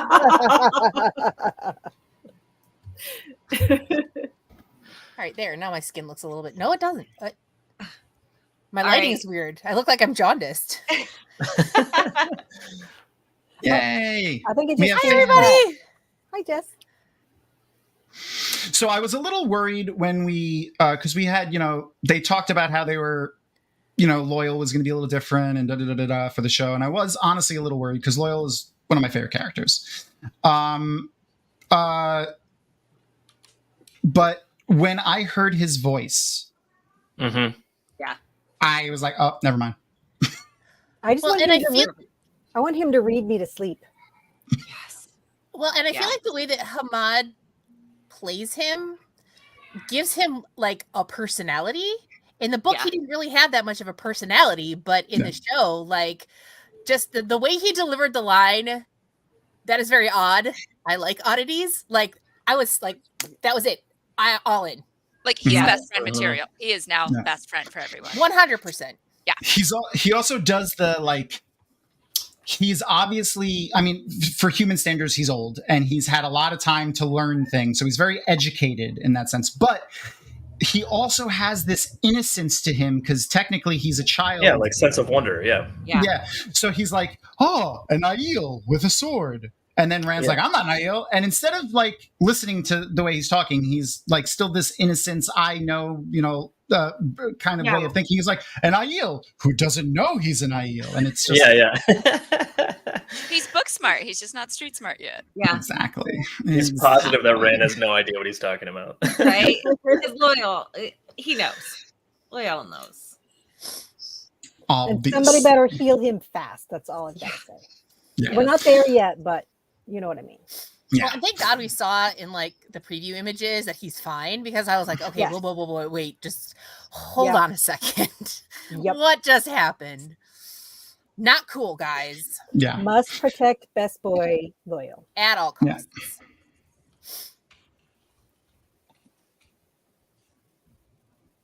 Oh, I like this. Yes. I can get behind that statement. We should get that on a shirt. Can we get that on a shirt? I would wear that shirt. Yes. Me too. All right. Tom, we're gonna Yes. Kitty and I are gonna too many of us take a break so y'all can chat, but Skedaddle. we'll be here when you're ready for another break. Okay, appreciate Let us you. know. Bye forever. Bye. I'll be You guys too. watching. Bye, guys. Bye. Nice to see you. Okay, let me see how I can position this. So I'm gonna put myself up here in between Jess and Taffy. I like that. Taffy. And then Dana's gonna come up and join in a little while too. It's a pretty girl sandwich. Yay! Okay, so apparently I had this change. Do we want to change the opening theme going for a long time? I'm going to end that now because I want to start a new one. No is 54% and yes is 46%. Do we want a new opening theme for the show? So that's, I mean, I guess if we got like a new one, like a new good one, that would be cool. But I really do love this one. I don't even understand the question. Like, why are we even talking about it? It's freaking amazing. It is gorgeous. Like the song is beautiful. The like the opening sequence, the visuals, absolutely stunning. Like, I mean, I suppose if they wanted to change it up and do it something that's in the same style, but like a different scene, I could get behind. Yeah. But just in terms of the way it looks and the way that they like incorporated the loom and the weaving and all of that stuff, it was just like, yeah, because they did it, but it wasn't like cheesy and it wasn't like hit you over the head with a club with it. I don't think so. Yeah. So a thought that I had, just to get back to Alvaro Morte for a second, Logain, when he was doing that maniacal laugh, it's a little unclear. But I want to, Taffy, what do you think? Do you think that when Logain was laughing in that scene, was that in Rand's head or was that happening? Thank you, Sarah Rose, for reminding me. I took it for it happening. It was actually happening. It wasn't like but maybe I think it was amplified by Rand's emotions. Like it wasn't that boisterous, and it wasn't. But I think he did react to Rand because, as I think the preview that we saw recently confirms that he could see it around him, you know. And so it was like Logain was so you could see how sad he was in the cage, right? And which was cool to remember that because then when we see him again in the preview, he seems almost like chill and stuff. But I think that's because he's in Rand's presence again. I think if we see him on the show when Rand's not around, I think I think he might be pretty depressed. Yeah. So Iris, I think he's like a mix of both. Like that's a good question, Tom. Yeah, thanks. As a surprise to nobody, I reversed the thing that the question when I put it in there to do we want it instead of do we think they will. But that's not a surprise to anybody because I am Liz Dexic and I talk about that all the time. So sorry, Iris. Now, after seeing that preview of a scene with Logain from season 2, I wonder if we got like the unreliable narrator in season 1 in this episode, where we're kind of meant to think, well, maybe that was Matt seeing that, and what Rand was seeing was him just sitting there. So I think that might have been intentionally misleading us because they didn't want us to know that he was reacting to Rand. Rand was the Dragon Reborn. And we could see that Matt was being really paranoid. And so we were meant to think he was the one seeing that, not Rand. Fair enough. Well, not us, but people that haven't watched the show. Yeah. I've read the book. Yeah. The viewer. Yeah, the viewer. The viewer. I also the sets outside of the Blight, because I'm still not a fan of the just plain of mangrove. Yeah, they look like mangrove trees with the ones that kind of stand up out of the water with the roots going in. Spider roots. Yeah, I do not like that Blight but I love pretty much every other set that we get. So like right here, we see this, I guess Stepin's room. Beautiful. And you can see the Forsaken in the background right there. Yep, his statues. What are y'all looking at? I can't see it. On Twitch, we had to go on Twitch. Oh yeah, so we're doing the watch party on Twitch. So There you are. Yeah. So you can watch it on the Dragonmount.com Twitch channel. It's a perfect time to do a little plug there. Stefan's got all the Dark Friend statues, and his window has that 6-pointed star. Uh-oh. Shape in it. His window has a 6-pointed star? Yeah, in his room. And was that his room, though? That was his room, right? That was his room, yeah. Yeah, that was his room. Yeah, because And he's talking about how those statues belong to his mother, right? Yep. Yes. Yes. It's like that was the only thing.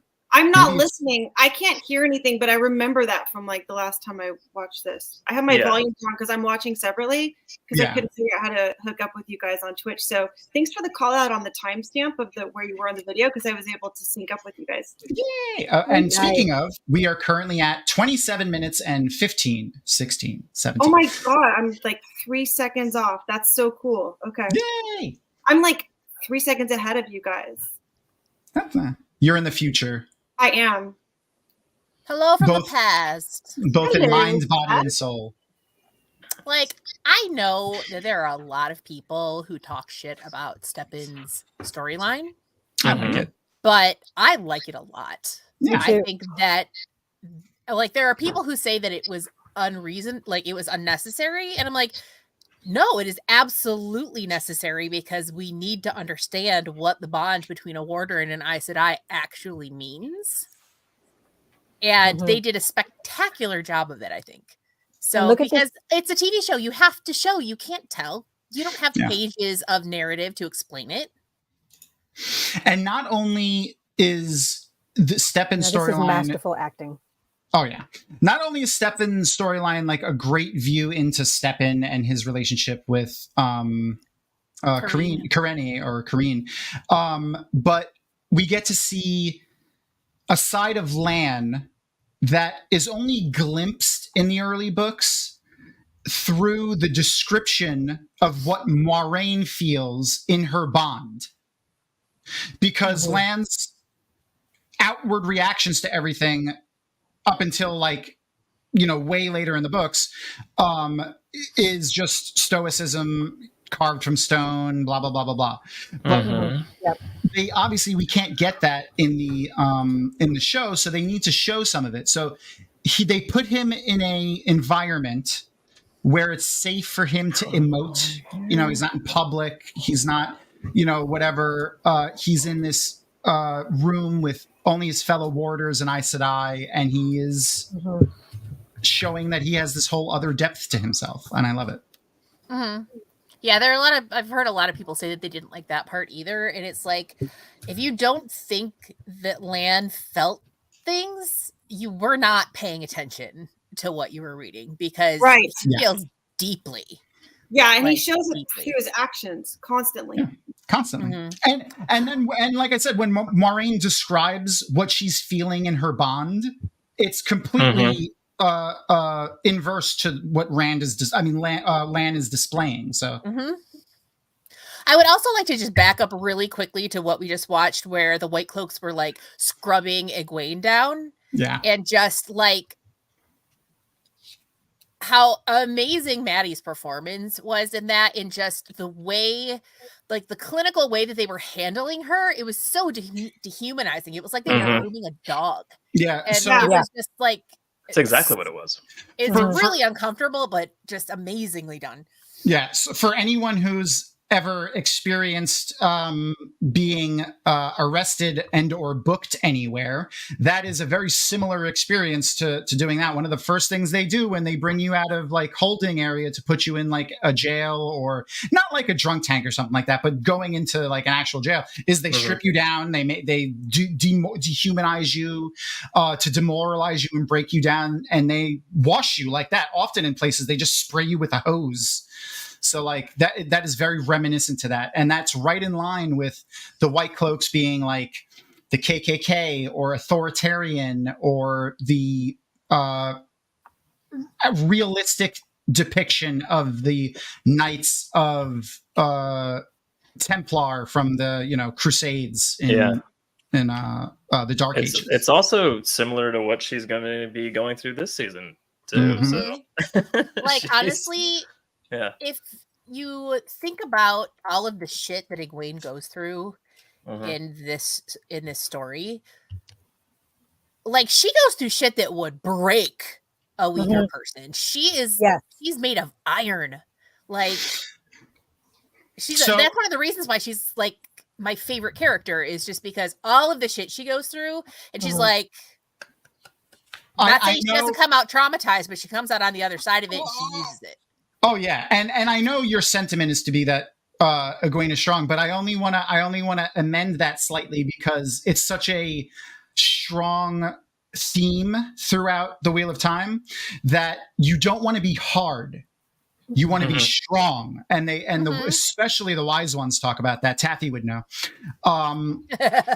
how you don't hard breaks, strong bends, but returns to shape. So that's a real, and I know that's what you meant, Jess. I just like to call attention to the amazing stuff that RJ gets to do.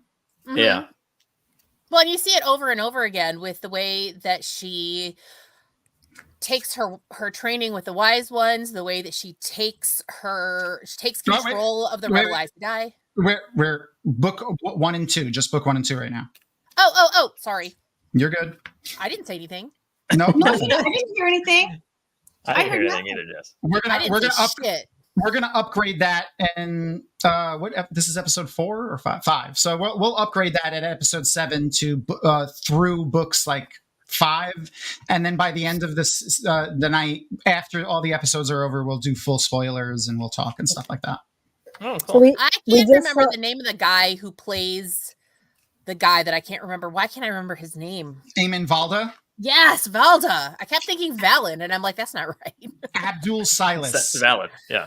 He is amazing. First of all, he's great. Welcome to the gun show. Oh yeah. He has no right being that attractive, and he's just like God, he's an amazing villain. Troll ass motherfucker. I respect it though. That's well done. Now in season 2, do we want to see Perrin get to the point where his eyes are gold and they stay gold? Or were they're only gold when he's like, I don't know, in a wolfy mind? I get if they don't do that, but I mean, I really want them to. We posed that question in a poll earlier, and everyone agrees with you, Joe. Okay, good. Virtually everybody. As they should. There was, I think it was 94%. Just pull the trigger. Just make him full on Wolfman Jack. Yeah, just give him some context. It's not hard. You can do it practically. Well, usually when they don't do, like, if there's a movie or an adaptation like this where there's a character with a set eye color and they change it for something, oftentimes it's because the actor has some sort of problem with contacts. That's happened a couple of times in other movies. So I guess that might come into play with Perrin, but I forgot who mentioned it earlier. We know Elias is going to be in season 2, so at the very least, I know, I'm so excited. At the very least, when we see him, we'll know if it's like all the time. Yeah, because he's going to be he'll get to that point. Brother. Yeah, he'll be fully Wolf Brother. So if he has gold eyes, then Perrin will probably have gold eyes, and then if he doesn't, then we know that it's probably a shifting type thing. That would be interesting if they did a shifting kind of thing. I'm sorry, go ahead. No, you go ahead, please. I'm sorry I interrupted you. Oh, I was just saying that I think it would be really interesting to make it like a shifting kind of thing where it's a visual indicator of when Perrin is shifting more into the wolf frame of mind. But like, I don't think it's necessary. Literally talking to them. Yeah. Ooh, that's a good idea. How do you think they're going to handle the wolves communicating? I don't know. Either completely non-visually, where it's just like they look at each other and then he like knows and runs off and does stuff and doesn't say anything, or an amazing dream sequence. I don't Oh, know, like just real quick images, like. Yeah, I That was would be wondering cool. if maybe they It'd would be like- amazing if there was like deer running over snow, like through trees, and there's dappling light or something, and then they're like, and he's like, "Oh, your name's Dapple." that'd be amazing if they did That would like be quick awesome. cuts to stuff like that. They'll probably do that. Do you have? I mean, they probably won't. Who knows? They might have time. I think they will. I think. Well, Do you have Maybe a they'll do it in the particular? beginning, and later on they'll drop off Yeah. on how often they do it. yeah. Do you have a particular wolf that you like, Taffy? Other than Hopper, because Hopper is the goodest boy, and that is obvious. He's the goodest boy. Dapple, or Yeah, That's that's the she's name. the that- leader. Yeah, she's the her name leader just of the popped pack. in my head. Yeah, Yeah, she I was like her. interesting. Dapple's cool. Well, speaking of leaders of packs, they're all equal leaders in the Black Tower.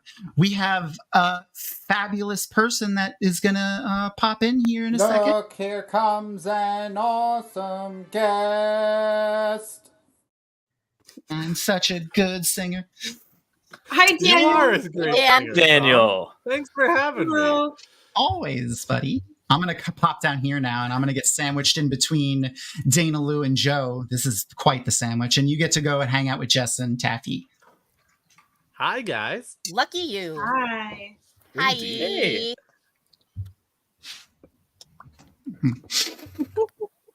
I love My internet's gonna be Kate Fleetwood so much. So, Yeah, she's awesome. Kate. Did I say? What did I say? Fleetwood. We're singing. We're singing a thing for okay. God Idol. Yeah, sorry. Oh, okay. I thought I said the wrong name, which is entirely possible. Kathy had a chance to interview her actually, and you could find that over on our Dragonmount's YouTube channel, Dragonmount.com on YouTube. She's fabulous. I love her. Daniel, you guys talked to them too, right? You Talked to interviewed her as well? too? Yeah. Yeah, Black Tower got a chance to talk to Kate as well. So That's awesome. we had a red sister in our midst, and she left unbonded. So Dangerous thing on the stuff. show this entire time. Yeah. As quite the contrast to her character, she is a lovely person. She is, yes, with cheekbones that can cut glass. Oh yeah. Good Lord. I love how both Kate Fleetwood and I almost said Moiraine. Give me your name. Rosamund Rosamund Pike. Yeah, Rosamund Pike. Both call Matt Hatch Matthew. Yes. Matthew. Ooh, Kay Sadai to die. Dexter. Oh, hey, Kay. Hey. Hi, Kay. Hello. Kay and Ryan will be joining us later tonight. Oh, cool. I didn't see it. Nice. Hi, Kay. So that I haven't seen your face in a little while, Daniel, and that mustache is phenomenal. I love it. It's getting very Tom Maryland. It's definitely. Do you knuckle your mustaches a lot? All the time. Like it's real, but like I will admit, I definitely knuckle it less on the sides and do a little bit more of the center. Oh, the separate move separate because them. it Yeah. gets in your mouth and it's That's very very annoying. sinister. No, I am 100% Disney villain. I even try to like get it to a point as much as possible. I'm 100% either Three Musketeer or Disney villain, one of the two. Can you say, "Bring me the lamp"? Before you tie Dana Lou to some railroad tracks and fly away in your plane, Dana Lou has to run, and she may pop back in later. Bye, Dana. You can come back whenever you want. You just tell me. Bye, Dana. See ya. Bye. Bye, Dana. I love She's the that best, person. isn't she? She really is. Mm-hmm. I freshened my hair color, and now my hands are purple. Ooh, that looks cool. That's awesome. I like it. This stuff does not have great staying power. It is. You just have really bad circulation. Yes. Yeah, no, it's definitely because I colored my hair. That's totally Yeah, not... no, I don't have a problem. Ooh, good call. Let's do a check-in on the charity. Indeed. We are at $1,400 raised for the American Red Cross and Hawaii wildfires. So I'm going to post a hopefully clickable link for you guys. If you have the ability to donate, any amount is helpful. If not, and I fully understand if you're in a position not to, it's really tough right now everywhere. Share that link out to some friends and family that you think can donate and maybe would enjoy watching the stream. Maybe we'll get some new fans. We could pull some new people into the Wheel of Time. Statistically, the best fandom around. Statistically. Yeah. That is quoted from Rafe Judkins himself, I'll have you know. I agree with the sentiment. He's not wrong. I love this conversation between Nynaeve and Rand. My eyes off of Rand and Nynaeve talking. Yeah, this is one of my. I really loved this moment they had together in the show. Yeah, that was really exciting for that.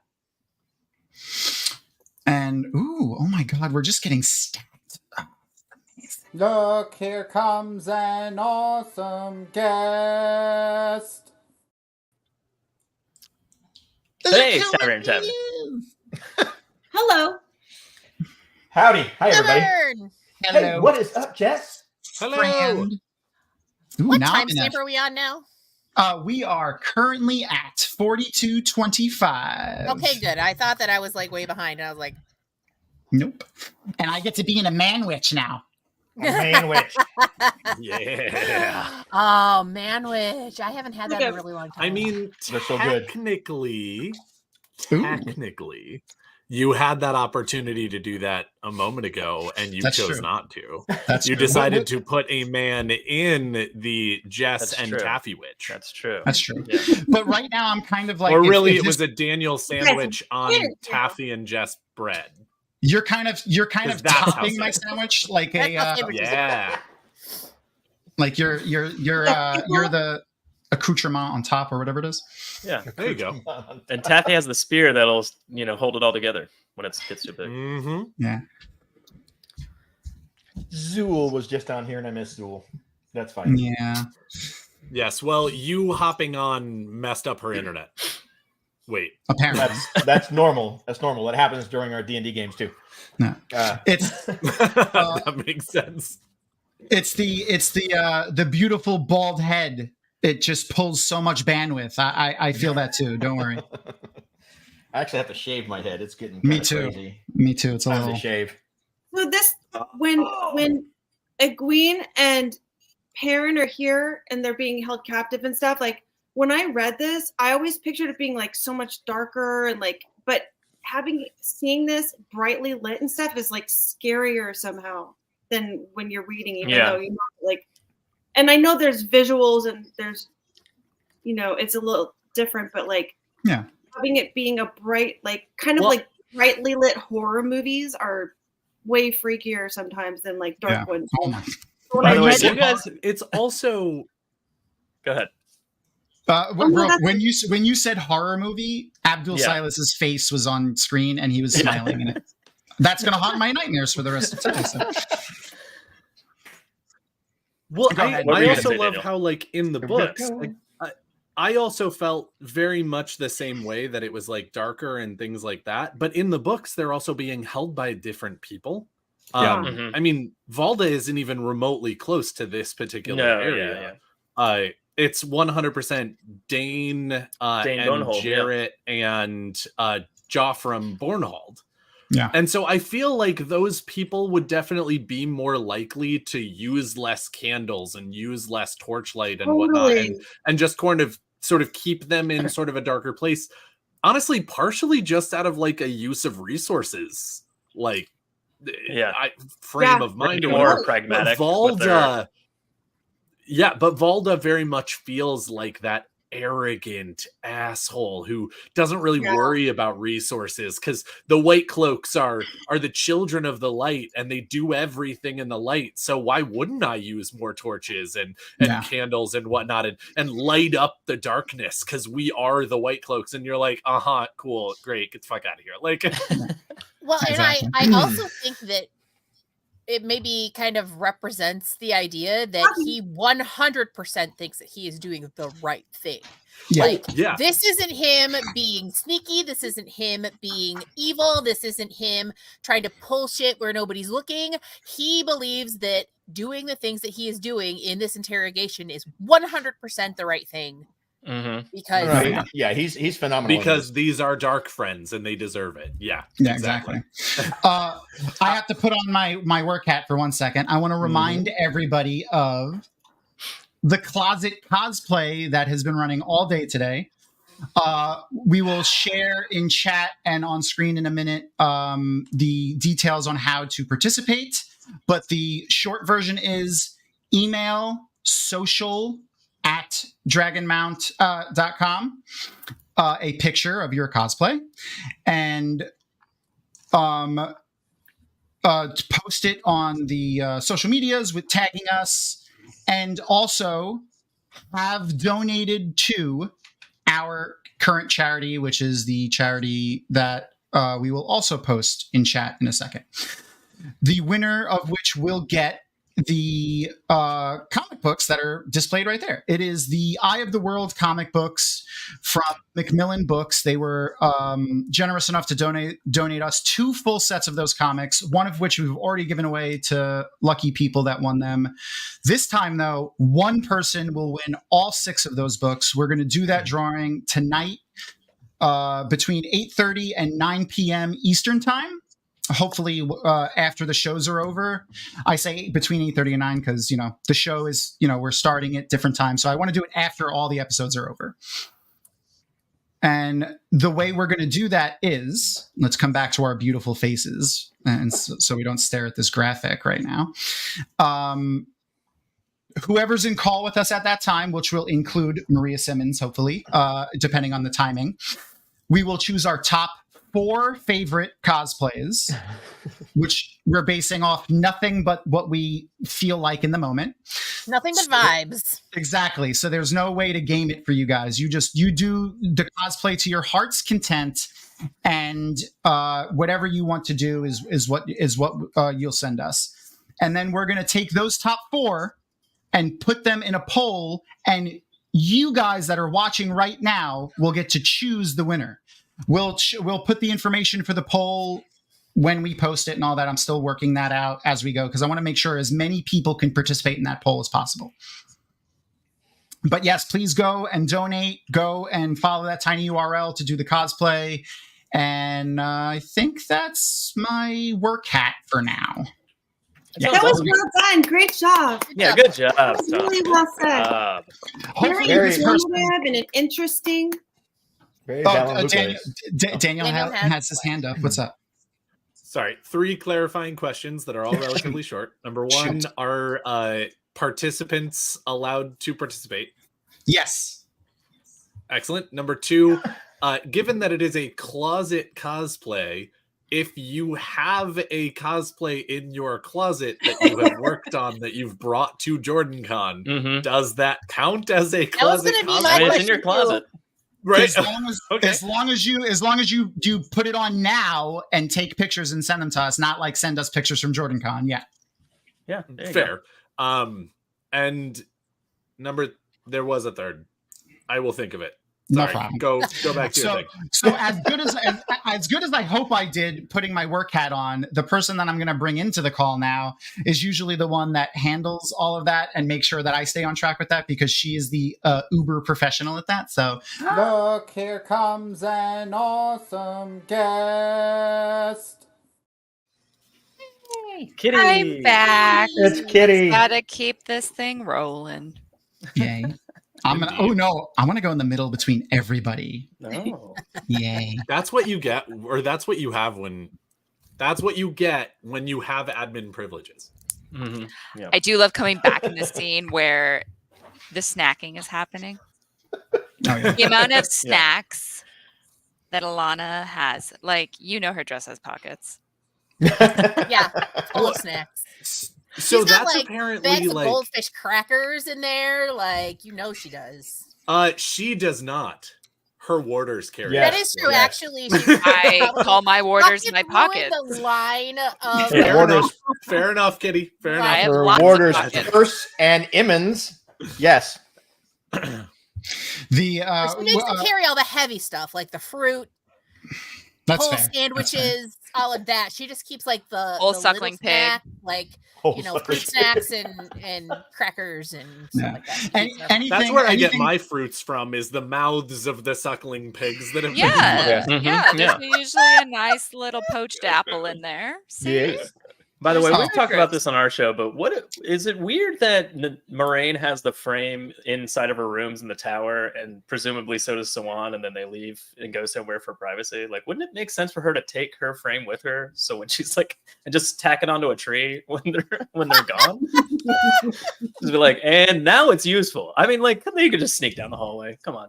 I think it'd be too much of a danger in outside In the of, like, 'cause, tower. like in in the tower, but also in the wild. Like, oh, I think there's too many risks involved. Perhaps there is a third frame that is like the destination, and Third then frame. it's like they have their their own frames or their own roads back to their rooms.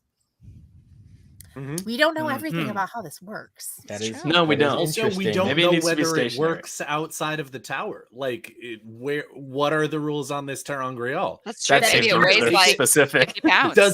Does it need to be I mean, on it a does look flat heavy. surface? Maybe it needs to be on a flat surface. They and then you don't can't have just tack it walls to a elsewhere, tree. Daniel?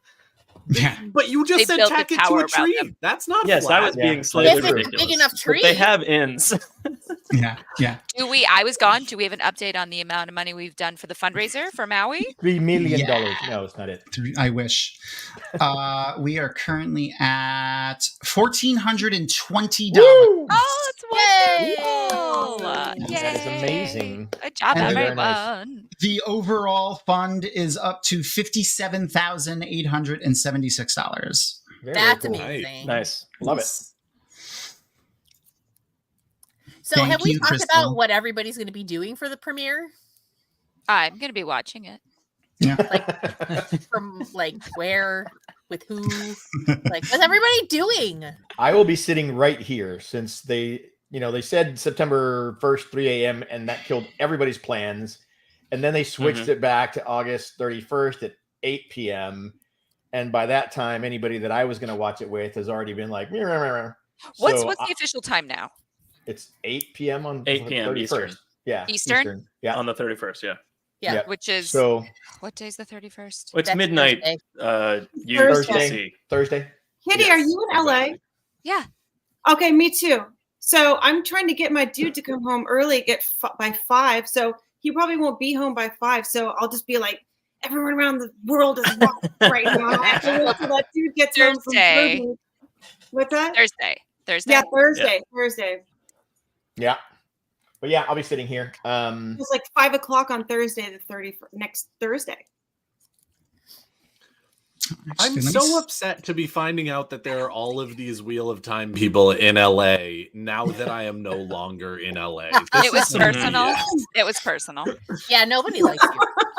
Well, Aaron. No, just it's said- true. You all waited until I left for Seattle to be like, oh, also, by the way, I'm in LA. I don't know if Oh you my knew god, that. I'm in LA. That's exactly what we did. Yeah. Aaron Sorry. did mention something about the west coast of Florida earlier, which is where I'm at as well, Tom. Indeed. Oh, shit. Really? Yeah, I'm west coast of Florida. You need to message me and we need to. Yeah. Yes. Do you think I'll go like be all Florida man together? Yes. Listen, it takes a lot of training to be Florida man. Oh, Listen, I believe in training, which I do not have. I'll dress up as the alligator and Okay, you can wrangle me whenever you want. Yeah. Nice. Well, I'm going to be at Dragon Con in Atlanta in a hotel Oh, that'll room. be insane.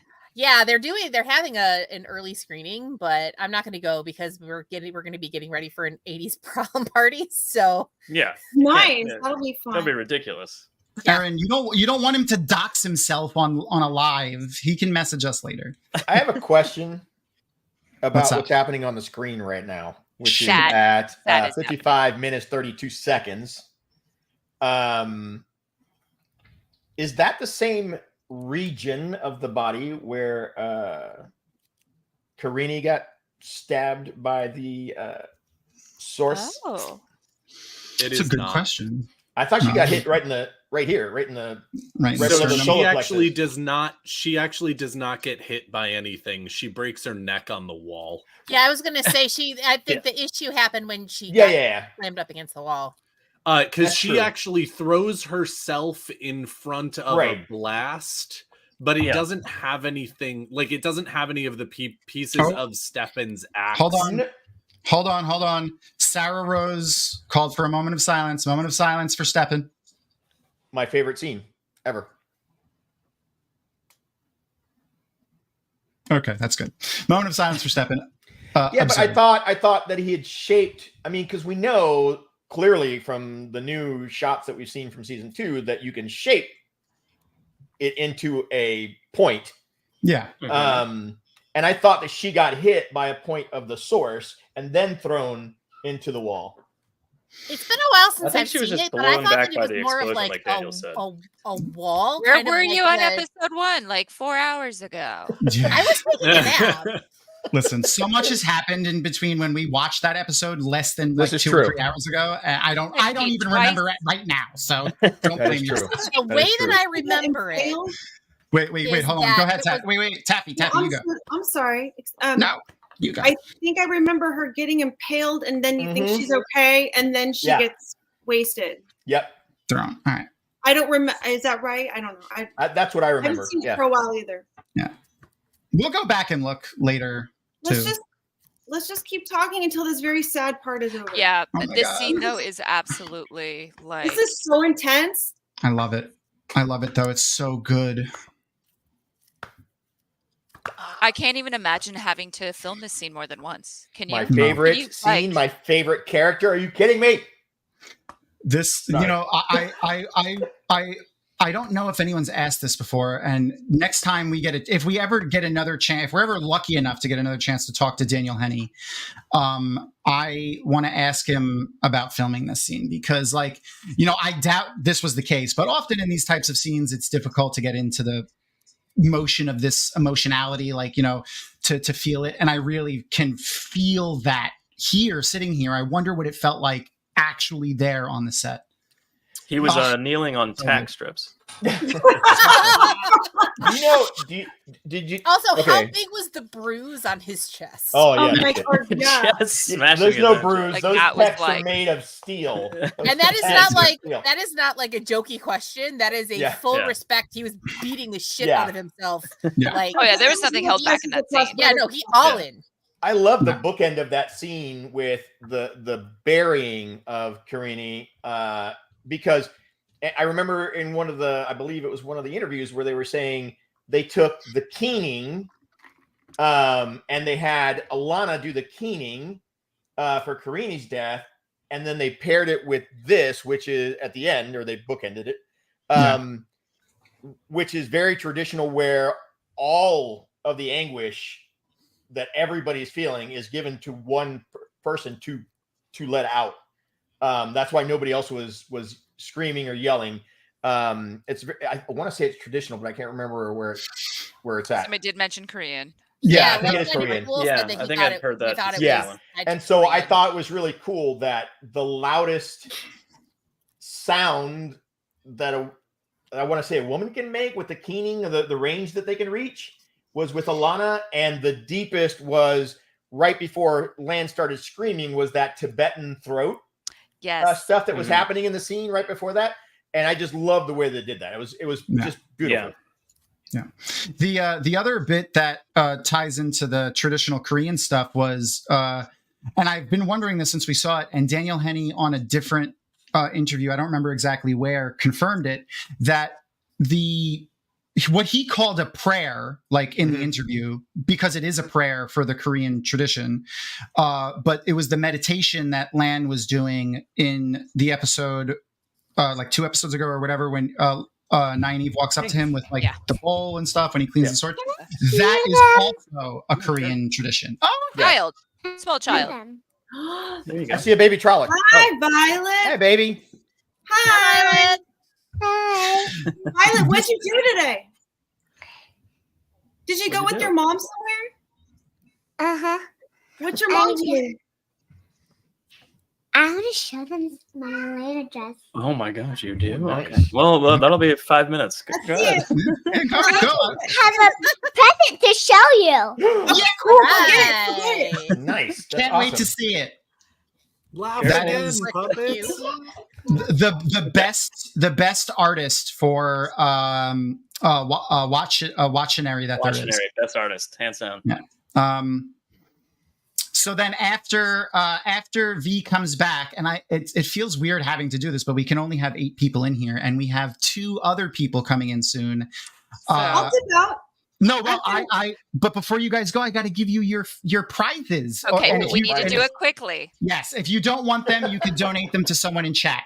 Totally up to you. Oh, Okay. for you, we get prizes? Yeah. All of the participants in the show today have been getting a card from That's the so generous. Thank you. the I'm 1990s. very excited. It's the 1990s TCG game that they only did like 1 or 2 printings of. Okay. Birthday dress. I'd say it again. This is my birthday dress. That is so pretty. That is That's amazing. awesome. I love it. Did you try it on yet? I did. Okay, hey Violet, you want to put it on? Then come show us what it looks like. Okay, bye. Okay, bye. Another surprise. Oh, another Okay, one. Another cool. surprise. Yay! Okay. Wait, don't forget your puppet. Oh yeah, the puppet. Taffy, give me a number between 1 and 5. 3. And say it again. This. Oh, that is fantastic. That's the most realistic puppet ever. Oh, no, that's a child. Really beautiful. That's a child. Right? Oh, no, this is just a puppet. Hard to Yeah, tell. that puppet looks just like your It's just brother. a puppet. I was about to say, it looks like a He's a puppet. small boy. He is so cute. Yay! Hey, buddy. Taffy, you are going to get the Stymied card, which is a event that happens in the game. That is It so has- cool. The card art is a chained murderel. He's chained to 2 stakes in the ground. I kinda know, like- it's awesome. Yeah. I love it. Love it. Thank you so Um, much. That is so cool. Absolutely. If you could, just so that I can keep track of everything, email and we'll put the email up in chat. And if you don't remember it, you could just message me. It's social@dragonmount.com. That's it. Cool. Okay, I'll do it right now. Thank And you. then Joe, Yes. number between 1 and 5. 4. 1, 2, 3, and 4. You got dense forest. Oh, dense forest. Yes. Hi, Jess. Sorry. Hi. There we go.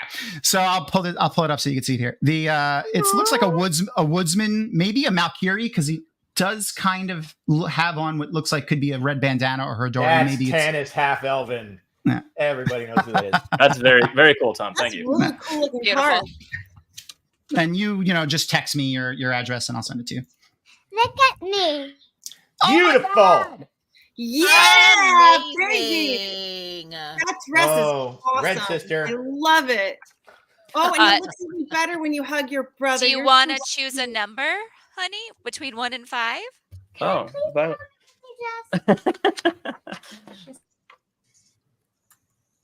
What's your pick a number favorite between 1 number? and 5.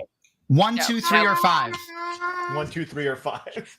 Apparently 4 is no. Oh, she picked 4 as well. Tom. Oh, I was there you trying go. to I was seeing if I could do reverse psychology. It didn't work. All right, so 4. Who are we giving this to, Kitty? 1 for Joel. is it for Violet? Yeah. Child, small thing. Obviously. Okay. So Not 1, obviously. 2, 3, and Andor infantry. Ooh. Ah, those are useful. Oh, Yes, just in case you need to have some reinforcements in your battles with dirty diapers and yeah. Disney dresses. Hopefully, there's not too many more of those. There's still All right, time, guys. buddy. Thanks for having us. Thank you. Had a great time. Yeah, thank you so much. That was really fun. Good to see you all too. Thank you, Taffy. Bye, Taffy. And obviously, go follow Joe on Twatcast, Twatcast on all of the socials and everything. And Taffy, are you going to be doing anything in the near future that we can find and watch you and What's give your you social? love with? Probably. We do have about 7 songs that we need to make videos for, so those will happen eventually. On it's been quite a while. It's been a while, but we can't help it. We'll make some more videos that nobody ever asked for.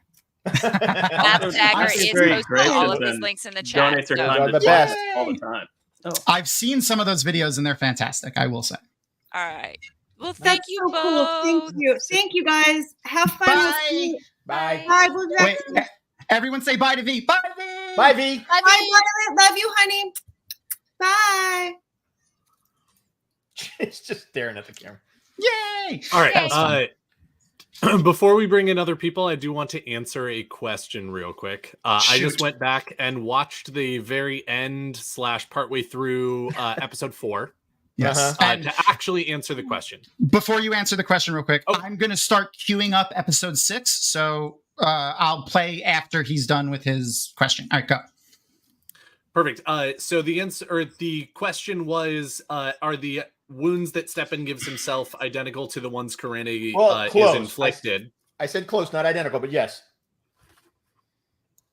Continue. Doesn't actually matter in this case. I love you, Tiviran, but I appreciate the clarification. I get that. I appreciate that. Karene is actually already dead by the time Stepan's axes hit Logain. Well, we know that. Because she is thrown with Leandrin and Karene are both shielding Logain. The army shows up and he sends out just a wave of power that throws Leandrin across the room into the ground and Karene straight into a pillar. And so she hits her head and dies almost immediately. When Stepan shows up in the cave, she is already gone, which is one of the reasons that Nynaeve does not heal her. Correct. When she heals everyone else. And it is a head wound that you see on the side of her head that seems to be what kills her. So it is not an impale seemingly anywhere. It's when he lashes out and they're shielding him, when she dives in front, there's like 3... She does not dive in front. She actually just gets thrown. There is no diving. He watched it. I trust Daniel. I just watched it. When she gets thrown against the pillar, there is look at that mustache. How can you not trust him? It's an evil I don't think we were talking about. Okay, real quick. We were talking about that though. We were talking about earlier. Yes. But we'll get to that in a second. Let me start the episode so that we can, because I want to have it ready for when Maria joins. The right for episode. those of you who are joining, we are on episode 6 of our epic rewatch for the Wheel of Time, Amazon Prime's show, and we are doing a fundraiser. It's not enough coffee. It's there. Too much coffee. We are doing a fundraiser for Maui through the American Red Cross. Everything you donate goes directly towards that. And please, we are the servants of all. This is what this community is about. So let's show it. And the link for that donation is in there. So I'm pressing. Thank you, Matt Stagger. I'm pressing start the watch party right now in the thing. So that's going to take a second to go through. So if you're queuing up with us for episode 6, it should be starting to pop up relatively soon, I would think. 5, 4. You see it? Okay, perfect. Yep, Good. it's up for me too. 1. It's hit or miss, like on the back end of things, where in the studio for Twitch, whether the control window to be able to stop the watch party pops up or not. Like it did this time, it didn't 2 episodes ago. So okay. Get it together, Twitch. I know. It is actively playing right now, so we're at 22, 23, 24, 25, 26 seconds. Perfect.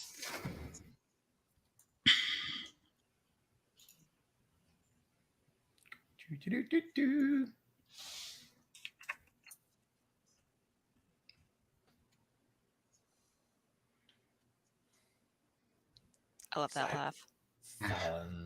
So good. So I mean, we know that that's a terangrial, the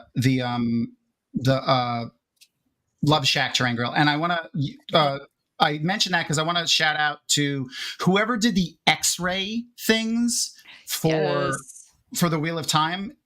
fantastic. Like, I'm only saying that because when we were doing the other rewatch episodes, which I'm pretty sure most of the people here have participated in or will participate in when we do new ones, Tavern. If you want, you're welcome whenever you want. I'm not like saying you have to, but you're welcome, obviously. Like the Rings of Power, the X-ray trivia and behind the scenes, terrible. We're on episode 6K. Episode 6, we're 1 minute and 50 seconds, 47 seconds in.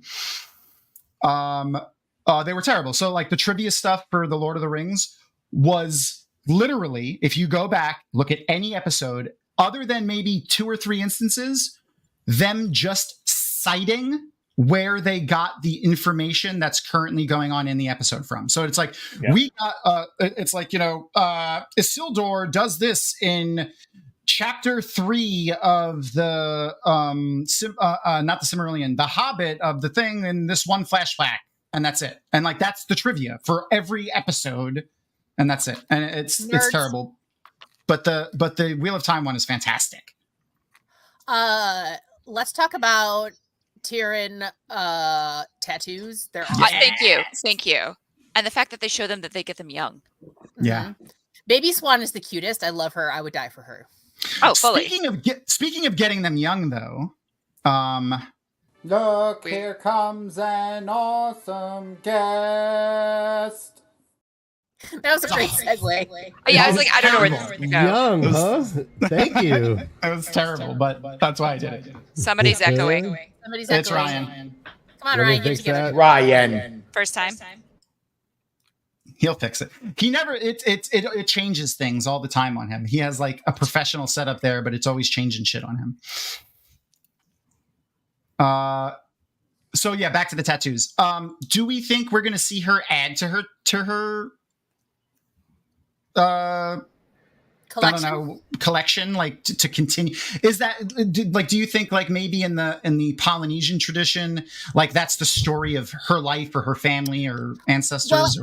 And I think that we see her tattoos here, and then I think that when we cut to Grown Up Swan, I think there's more there. I think. Yeah, I think if memory serves. Yeah, it's like, we'll see in a minute. So I feel like it's probably similar to that, and I mean, it would be cool. Sorry, it's not book 1 or 2. Never mind. Okay. I want to point out too, I think her dad is missing a hand, right? Yeah. Yes, so that's correct. I don't want to say that I like that he's missing a hand, but as someone who grew up working on boats, I worked on boats for like 13, 14 years, doing construction and fishing and offshore fishing and stuff like that. Not like Greatest Catch or anything, like bringing people out for the evening to go fishing for like, bluefish and ocean fish and stuff like that. It is I don't think I met any like lifelong career deckhand that wasn't missing at least one finger. I mean, that makes sense. It's true. My experience with boats is party barge, pontoon boat, and watching Deadliest Catch. But that does seem to check out. Yes, Daniel. So I apologize. I can admit when I'm wrong. I was both reading chat and also went back to the episode because I skipped one important piece. Karena gets thrown by the power when he initially breaks out of the shield and hits her head. But she is still alive. And she attempts to shield Logain again when Moraine enters. And that is when he throws spikes at the 3 of them. Yes. Liandrin blocks hers. Moraine blocks hers. There is no Karene throwing herself in front of Okay, you're right. I just watched that. He does not block whatever power throws her back. She hits the wall and lands on the ground, and it does appear that there is blood on her stomach, which it does not actually show her getting impaled by anything, but that is at least strongly suggestive that she gets impaled by a spike, and that is where the blood is coming from. And then Tavir and Tavern is absolutely 100% correct. Hold on. That is Write that down. very roughly Vindicated. the exact same place that Stepan stabs himself with the knife. Taking And out that is August. why she is dead by the Can- time that Stepan arrives at the cave. Can I say something though? Because you're right, it's the power. I actually have a shot that I just brightened up where you see a black spike hitting in That's that so spot, nerds. right? But it's the power. Okay. Well, here, listen. Here, I could fix this for you guys. You're both wrong. It's a nod to seppuku from when the samurai would kill themselves when they dishonored themselves or their master, and in the sense of the warders are kind of serving the Aes Sedai, and that's exactly they would stick. He actually did the seppuku motion too. They don't just stab themselves; they stab themselves and then drag the blade across, which he did. So. Well, last thing I'm everyone gonna is right. No, Yes, well, last thing that's I want to add to that, it has nothing to do with right or wrong, is the fact that correct. It's the same spot that he would have felt through the bond. Oh, that's a good point. Yes, where she got hit. But the only reason I wanted to finish that is because I want to give away more cards, and Yay, I need to, time. and we need to introduce Ryan. Yes, we do. Ryan. Hey, everybody. And from the Way of the Leaf, first time reader / tavern talk full spoiler show. What up, Ryan? Absolutely. You know where it's at. We have we have something for everyone on our channel, the most And diverse channel in the history of Wheel of Time. My felt brother from another mother. I want to See? fuck it. That is like a mini me, like so many levels of mini me's right there. And mini me's all the way down. We'll get links to your stuff posted in chat in a second. But Well, yeah. thank you for coming and hang out with us, my Oh, felt thank you, friend. David. Yeah. Can someone put the link of where we're at in the show? We are currently at 8 minutes and 12 seconds. If you go and just watch Dragonmount.com on Twitch, you can actually join the watch party, or if you want to just watch on your own and jump to our timestamp, we're at 8 minutes and 30 seconds. I do love this scene because suddenly you get to see them for the first time fully cleaned up. Yeah. Mm-hmm. Essentially, like this is but they're still wearing kind of the same of what they were wearing beforehand, but it's just an elevated version and it's a clean version. And this shot is stunning. Is amazing. Mm-hmm. Absolutely stunning. So, and then the other part is that I like almost everything that we see of the White Tower in season 1 is like the formal areas, or the, I don't want to say business, but like the deep areas. We see like the warders' personal quarters. Yeah. We see Aes Sedai's personal quarters. We see the Amerlin study and the hall of the tower. Where, like, I feel like next season we're probably just going to see lots of kitchens and novice rooms and accepted rooms and things like that. So I love doing this rewatch because you see the look that they give each other, and you didn't know when you first watch it, like it, because you're like, oh no, she's just scared. But now you're like, oh. There we go. What just happened? The cool thing. Wait. The cool I'm thing sorry, about are you suggesting that rereading the series / rewatching the season would glean more out of the series than you originally thought was there? That what do you think? That was that crazy talk?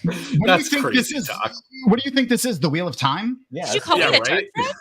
Sorry, Tavira, you were about to say something. No, I was going to say that I like the fact that a lot of the stuff on the show are that they kind of get into are like throwaway sentences in the series, which is cool. So it's like we're getting the story again, but by reading between the cracks or between the sentences in the books, which is so cool. Because they mention Logain right before he showed up in Camelin, but here we get a whole thing about him right on the way there. So it's really cool. And I like the way they're keeping it fresh, even for book readers like us, that have read it quite a few times. Because I'll be honest with you, no clue where the hell they're going with season 2. I mean, I know the broad strokes, but that's about it. And that's what makes me, that's what makes me excited. Like when I'm not saying that like there's no flexing going on here. I just want to say I've been reading the Wheel of Time for like 20 years. So like, the Wheel of Time has meant a lot to me because I was bullied a lot in school and I used it as an escape system. I just dove into the Wheel of Time. I used to, I even read the RPG book just to read more stuff. And I remember going through each book, and like, then when we knew like there was going to be an end and what that number was going to be, being like, oh my God, it's coming. Even when A Memory of Light got released, I didn't finish it like immediately because I just couldn't.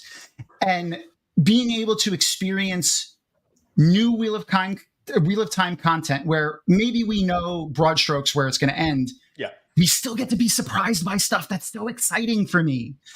That's exactly the way that I feel about it too. Like anybody can do a blow by blow. Well, I don't think anybody could do a repeat like a blow by blow of these books, but you could probably figure out a way to do things exactly the way that they did it in the book. But honestly, it's not that interesting. I don't want that. I think. Yeah, I agree. Sorry, Jess, go ahead. Oh, I don't know what I was going to say anyway. I was going to say. I'm not going to say it's perfect. I enjoy the show. I love the show. I think they're doing a great job. There are certain things that still tweak the shit out of me. Like Loyal still bugs me. Yeah. Not the actor. I love the actor. Just little things like his hair and the fact that he said that Ogier are not known for their speed. That hurt. Because I love Loyal. Yeah. That one line really hurt for me. But yeah, it's little things. It's little minuscule shit that doesn't mean anything. The overall show itself is amazing. I love it. And I that's why I don't get all the hatred that people throw out online. I don't get it. Yeah, you can easily respectfully not like something. Yeah. Which the thing that I take issue with fully is when people make declarative statements and gatekeep. That's what I don't like. Yeah. Like, you don't like something? That's your opinion. Perfectly cool. You don't like it. Don't watch it. Exactly. But when you say or keep commenting and give us the algorithm. Thank you. Yeah. Well, there is that. That's true. Yeah. The thing I don't like is the gatekeeping part of it, where they're like, if you like this, you're not a true Watt fan, or blah blah blah. Yeah, that's ridiculous. Whatever gatekeeping nonsense. That's the part I don't like. But sorry, go ahead, Jess. Oh no, Daniel's had his hand up for a while. Yeah. I am not always looking at the cameras, so sorry, Daniel, if that's been up for a while. Not a problem. I am certainly not offended. But yeah, this is actually something that I was just talking to my partner about today, actually, is that, look, there are shows that do this really, really well for like a season. Mm-hmm. And that's actually really cool that you get that moment at the end of the season, like Westworld, for example. I'm not going to spoil anything about the show, but by season, or by episode 3 or episode 4, or maybe into episode 5, you are utterly confused as to what's going on. Yeah. Because everything now that you've seen is unreliable. Because you've seen it in, the way that they're showing it to you is unreliable. By the end of the first season, they've answered the majority of those questions for you. And so you kind of understand what's going on in season 1, where you were confused before, even though you still have 1,000 questions about the season. Those questions that are sort of like the major questions that you had, you've sort of gotten answers to. And so you have that moment of clarity at the end of season 1 where you're like, oh, I get it now. Okay. I have enough objective truth, if you will, to understand what it is that's happening. Part of the problem with the Wheel of Time is that even when you're reading the books, you don't get those moments of clarity until way later in the series. Fair. And so again, like, I imagine that one of the things that I kind of appreciate is that I feel like Rafe gets what Robert Jordan was trying to do with the series. That almost everything that you're told, almost every truth you think you know, all of the rules that are told to you throughout the books end up getting broken later or getting changed later, or you find out you were wrong because so many people think they know what's going on, and Moraine stands there and says, this is truth. And you go, oh, she's an Aes Sedai, she channels, she knows what she's talking about. And then later on, you're like, oh, Moraine has no idea what's going what on she's because talking there are about. 1,000 other rules Yeah. that she doesn't know. Yeah. And so, Yeah, like, and- again, yeah. there are those moments where if you're going through season 1 or even through season 2 or even through season 3 and whatnot, there are all these moments that feel like they're television inconsistencies when I feel like it's really Rafe showing you, the audience, those moments of unreliable narrator. But unfortunately, that means that people are standing there like having read the books and wanting the showified books and being like, oh, this is Rafe being inconsistent. This is bad. This is not good writing. This is whatever. And in my head, I know that you have to give them a chance to prove that Rafe actually does know what he's talking about and does get the spirit of the thing. But in my head, I think it's actually because Rafe is being brilliant with the writing. Yeah. And that Yeah, it's actually really good. And that at the end of season 5, so many of those inconsistencies are actually just going to look like, oh shit, I can't believe anything that's going on. Not, oh, let's change the rules halfway through the episode. Yeah. I mean, so much And of it's just hard the to do. series, so much of the series is unreliable narrators because you're going from Exactly. people's point of view in a way that you're like inside their head, you know? And so the fact that they seem to be translating that to the screen, I think is absolutely brilliant. And then you also have people who are complaining that, oh, they didn't explain this. Oh, they didn't explain this. And it's like, we've got 8 seasons and they're not going to just leave it. They're going to resolve it. Yeah. Like, this isn't like And a again- series of a sitcom where they're going to tie everything up with a bow. We're yeah. playing the long game. And honestly, like, I would love to sit through just like a lecture on everything the Wheel of Time, but that's not how you run a TV show. Like, you can't just have exposition for 45 minutes. So, like, you know, that's You want to kinda- have the show continue. Yeah, and they have to gotta find have a creative and way. I think a lot of fans, like hardcore fans, have a problem with this. Like, maybe they were relying on the fans at the beginning, but they're not writing for the fans anymore. They have to keep a large audience engaged. Yeah. And And it's not just the fans. It's everybody. Like, you read the book, we all have a different vision of this. My version of Egwene was vastly different because, I mean, yet again, they didn't name her skin tone. It was just dark eyes, dark hair. But I'm a white woman that read a book. I saw her as a white woman. Is that my fallacy? Yes. Like, It's personal. Yeah. It's all personal. You know, All puppets And for me too. experiences yeah, like your internalized bias. Like, exactly.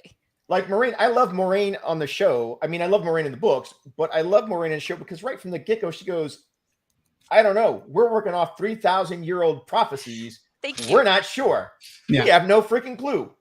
And that's what in the books, she came off as, I know everything. Yeah. Right. And but again, it's all a lot of the stuff in the books is inside the characters' heads, what they're thinking, you can't. I mean, you can't do that. I mean, you can show it, I guess, but it doesn't have the same impact.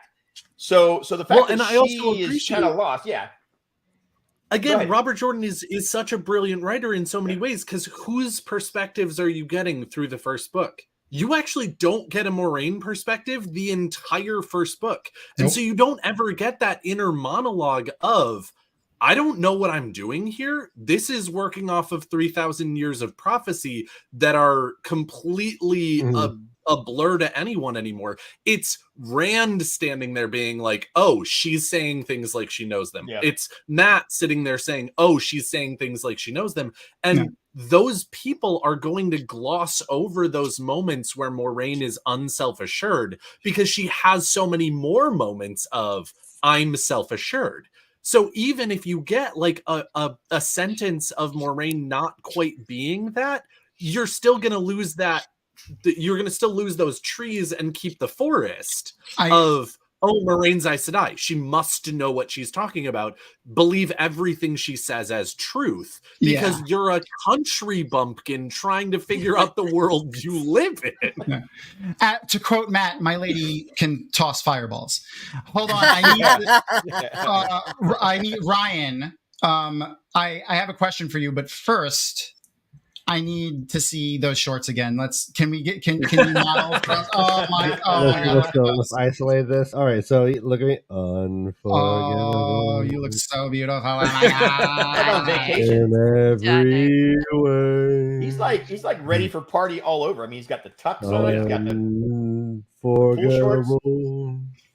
Unforgettable. That's how we play. All right, yeah. Thank you so much. All of that suaveness just comes purely from the mustache. It is. It is total mustache. Ryan, I've said it a million times, but Moiraine is my favorite character. I have a question about Moiraine for you. How close or far from is the way Rosamund Pike depicts Moiraine on screen to your vision of Moiraine? Yeah. So of all the characters and all the actors, I think she's actually doing the most faithful rendition. So she's most like how I read Moiraine, but oddly enough, she's still not supplanting like my headcanon for how Moiraine looks. But I think she's killing it. Like every time she just walks, her gestures, how she holds her chin, like so many things she's doing is just spot on, and she's a genius actress. So that's obvious to me. But so of all the characters, though, Moiraine is the most I think accurate. Funny. Yeah, I to your headcanon is what you're saying. Absolutely. Yeah. Awesome. Yeah. Okay. So I asked that prompts another question in my mind and I just remembered that I'm shuffling these cards for a reason. So yes, we're going to do the giveaway in a second. I'm going to need to watch chat for the next giveaway. So I'm going to do it after I say this next thing. Sorry. I just saw down Barney's throat for a second. And Barney's doing such an incredible job in this scene. Yeah. Like, oh my God. Yeah, I think Barney is a great actor, and there was something about him though that didn't sit quite right with me about Barney as Matt. He's a little too dark. What's He's that? a darker Matt. He's a little too dark. Yeah, he's kind of like Darth Matt a little bit, and I feel like I love what they did with his background. I love that they made him coming from a shitty home, so that he had he's taking care of his little sisters. He has these motivations for the things that he's doing. The whole jokey trickster is a very flimsy excuse for doing stuff. So I love what they did with it, but I feel like it would have been more true to the character if he'd been coming from this really dark place and you could tell that there was darkness there, but he's putting on a mask more. Yeah, okay. He's masking. He's masking. Or is it the dagger? Totally fine. I'm gonna say I want to say it's the dagger. Yeah. I mean, granted, his background is a little darker, and at first I was like, okay, this is but it makes sense, Well, yeah, and I'm not talking about the dagger man part of it. I'm talking about it mostly at the beginning where I don't know. I just felt like him and Patton Fane from I can't remember her name. Did she have it? When he comes up with that bracelet to trade in for the lanterns? Oh yeah. I thought, okay, that was a little. I wasn't real fond of that part of Matt because I was like, I don't know if that's something he would do, but yeah, I didn't like that part, but.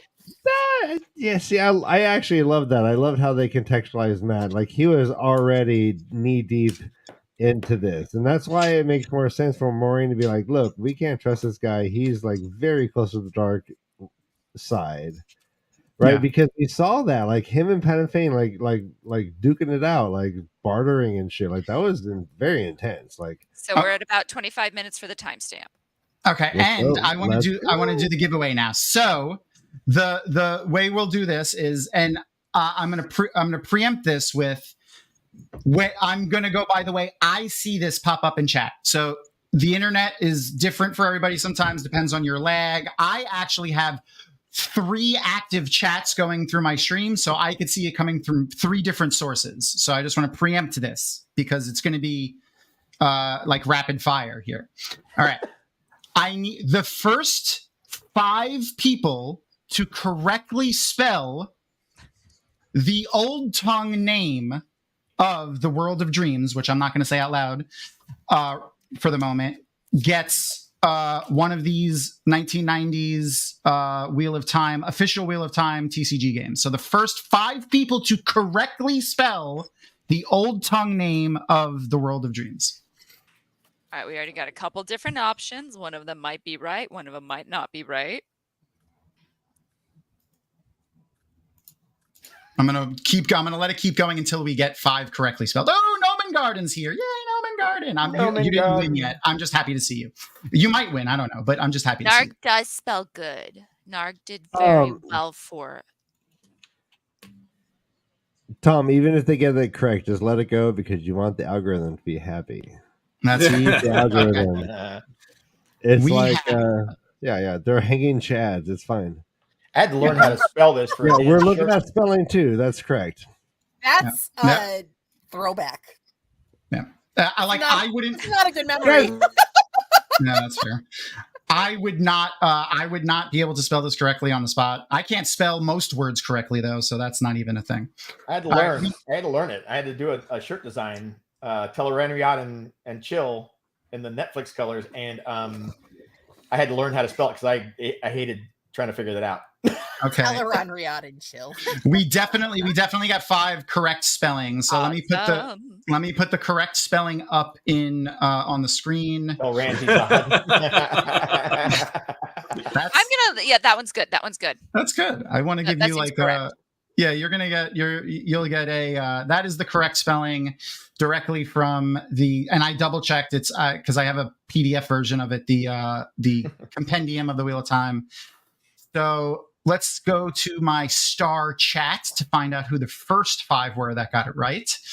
We have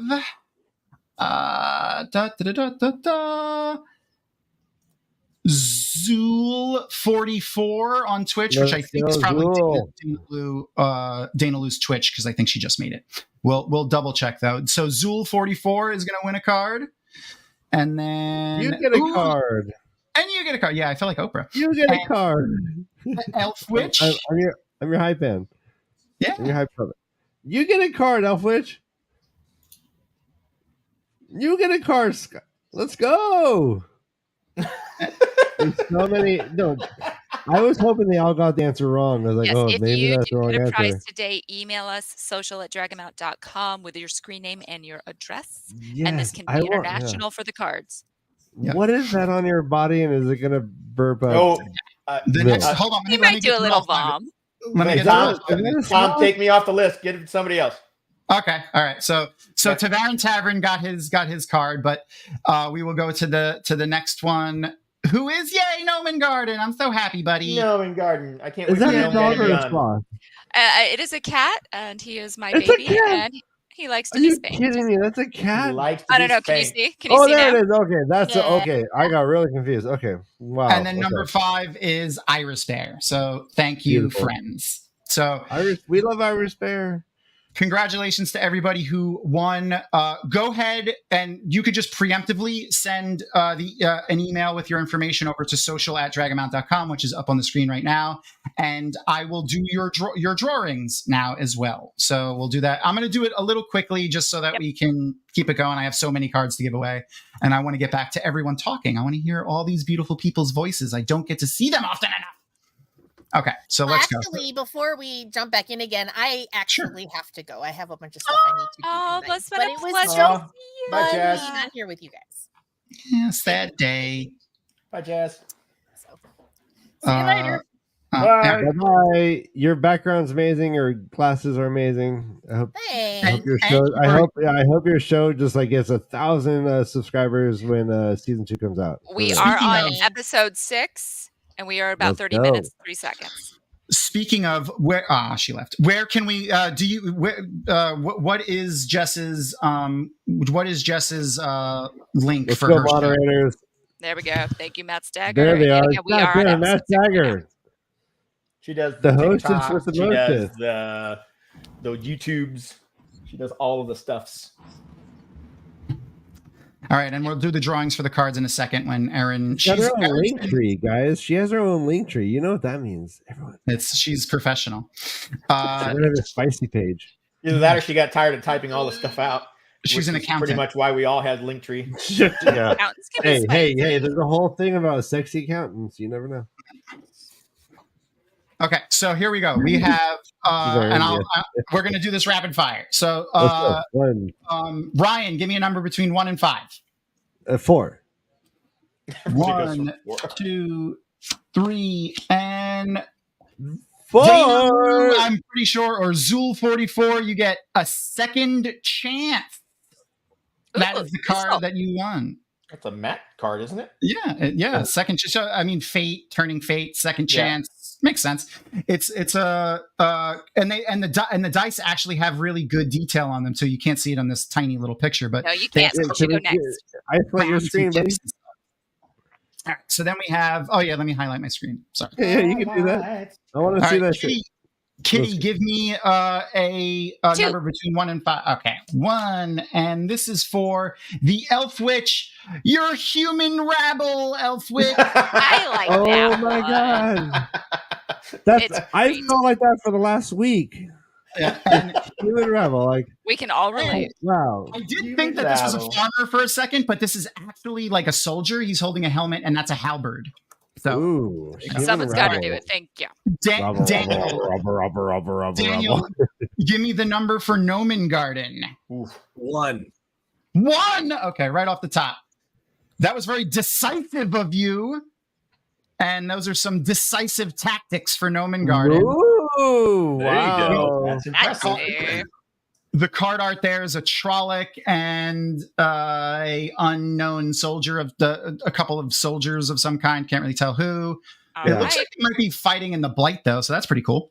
And then let's get through these before we get to the sexy scene. We got 2 more. Yeah. Tavarin Tavern, give me a number for Iris Fair. 5. 1, 2, 3, 4. Iris Bear, you're getting hit with a fireball. Oh wait, you got hit with them, or you have access to cast them? fireballs. Yeah, Iris Bear, roll me a dexterity save. No, I'm joking. So this is a lovely green dress, probably a green Aes Sedai throwing a fireball there, and then I'm going to do the last one. You know, we all got dice. You wanted me to roll a save? I'll roll a save. I got all the click clacks. All the click clacks. All right, I'm going to do some dice. I'm going to do one. What's for your dexterity score, Ryan? Yeah, below average. Below average. I've seen it. I've seen him trip over several things below average. Yeah. Truth. Okay, so we haven't had a number 3 yet. So Sky Squirrel, you're gonna go 1. Let's go. 2, and you are a Trolloc. Apparently an albino Trolloc. Albino Trolloc. I wonder what the rarity is on that. Right? Look at albino goat-horned, goat-faced Trolloc. This is Maureen's sex scene right now is happening. Yeah, that's what I was like. That's why I wanted to jump to it. This is love. This is beauty. This is like the marriage that happened. Congratulations, everybody. No strings attached. Oh no, there's strings. No, well, I'm going with the Lanfear or Celine / Rand thing that they put on Amazon Prime. Oh yeah, that was odd. And while we're watching this sex scene, please go and consider donating to our charity. It is a noble cause, the American Red Cross, raising money for the wildfires in Maui. Have we hit 2,000 yet or no? Where are we at? Not yet. Money for the fundraiser. What? Over 1550. 1550. Hey, I say we stop this right now and we don't go to on your knees until we get 2,000. Nope, too late. Unfortunately, we don't have the time. Yeah. This is my favorite scene. Periscope down. And when I heard that this was improvised, it made sense to me why I love this. So also, hold on. I have a interesting, or even maybe a Wheel of Time fun fact. Are you burping your cat, kid? No, she's spanking. He just likes to be spanked. He's normal. Don't we We're all? Normal here. Don't we all? It does not look like a cat right now. It looks like some sort of ferret, a fuzzy ferret. It's especially because it's not moving even as much. It's as not moving at all. It looks fake. like looks legit, super this fake. is Yeah. my life when I'm home. He's in. I'm jealous. I'm jealous. It's I like wish you're my wearing dad one of like those did mink that. stoles and you're just patting the fur. Yeah, like he's All I organic. want is So the like Wheel if of Pee Wee Time- Herman the- got like his toast made in the morning. I just want to wake up to someone spanking my bottom. I'll spank your bottom whenever you want. So the Wheel of Time fun fact that we that we have here is that a special thing that we had for WatCon, we had an Old Tongue panel that that was a lot of fun. I watched. I had the recap of it because sadly I got sick and had to leave, but I was going to be on it. So in preparation for that, I reached out to Alan Romanchik, who is I don't want to say the creator of the Old Tongue, but he really fleshed out. Okay, yeah. So he created the Old Tongue. Him and Robert Jordan created the Old Tongue. He really fully fleshed it out to make it a real language. So I reached out to him, told him we were doing this Old Tongue panel, and I was like, hey, we're doing this Old Tongue panel. Can you translate something fun for me into Old Tongue? Whatever you want. But then also I want you to translate this particular really awesome scene from the show, and it was that on your knees scene. So I said, how do you say on your knees? And Alan said, let me read it. So I get it exactly. The specific thing I thought of in that scene when okay. That's good, Bob. If you just want to say kneel or on your knees, you would actually have to say go down to knee, and not like just that. So that in the Old Tongue is Jalu Moro Tia Shaft, and I'm going to put that in chat for you guys. Nice. Go down on me. No, knee. Yeah. Whenever you want. I mean, yes, it's go down on knee. So I also love that this conversation that they're having right now in the show is like it shows that they've had a long level of intimacy.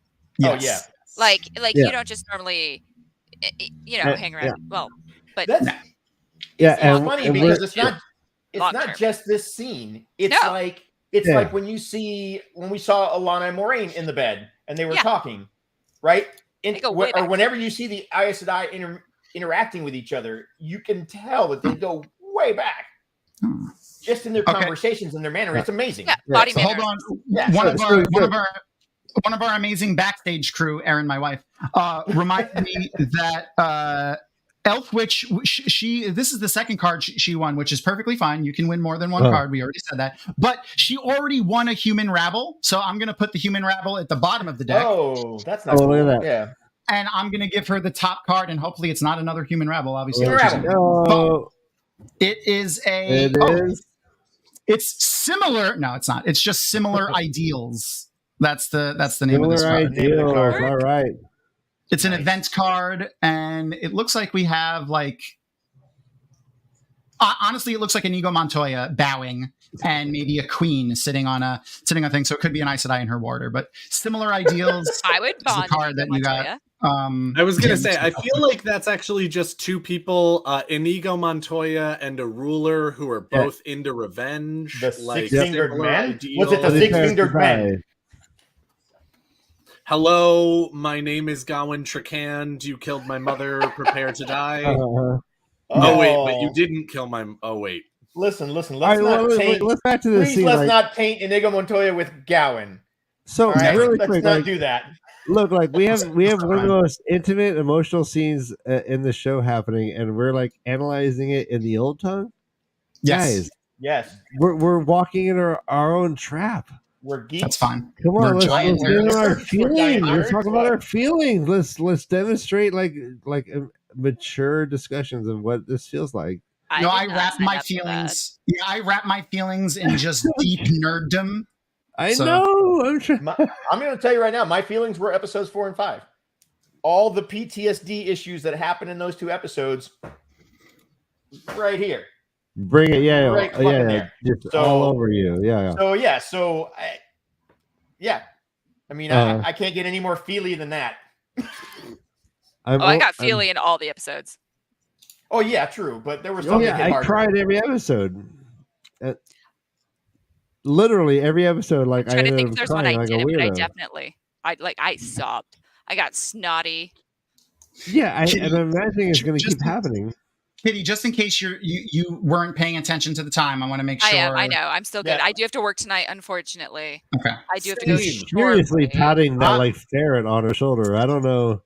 I feel And like that speaking- ferret is gonna attack if she doesn't placate it. Hey, Tom, real quick, I have to head out myself. Okay. But because I know there's other people waiting, two things I wanted to bring I up. get you already. One, you guys inspired my t-shirt design today.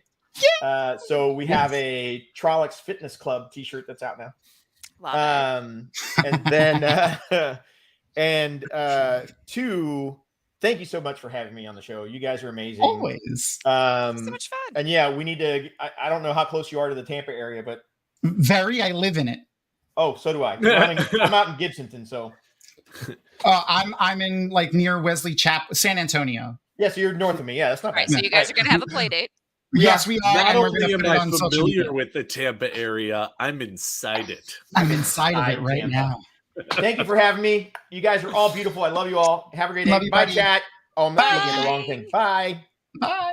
All right, TT, bye. And that means there's room. It is a great line. Look, here comes an awesome guest. This is what we're doing now, right? Yes, we are making furry things on our shoulders. Daniel, you're going to go in the middle of that. There you go. Yeah. Well, now that Yes. Kathy is here, I feel comfortable Yes. that somebody will keep this on track. Yes, someone will, That's not me. Yeah, we know. Yeah. We Not know. me. Yeah, Oh, yeah, you got no. your role. Yeah. You do it fantastic. Your Guys, role you're is like the on chaos. hour 7. Look at you. Hour know. 7. Going hard. Yeah. We did make him go pee earlier. We did. Okay, good. I took a nap. Did your cat go pee? I am old. No, but he did drool on my back a little bit. Oh my god. But he's Yeah. 17. He's my old man.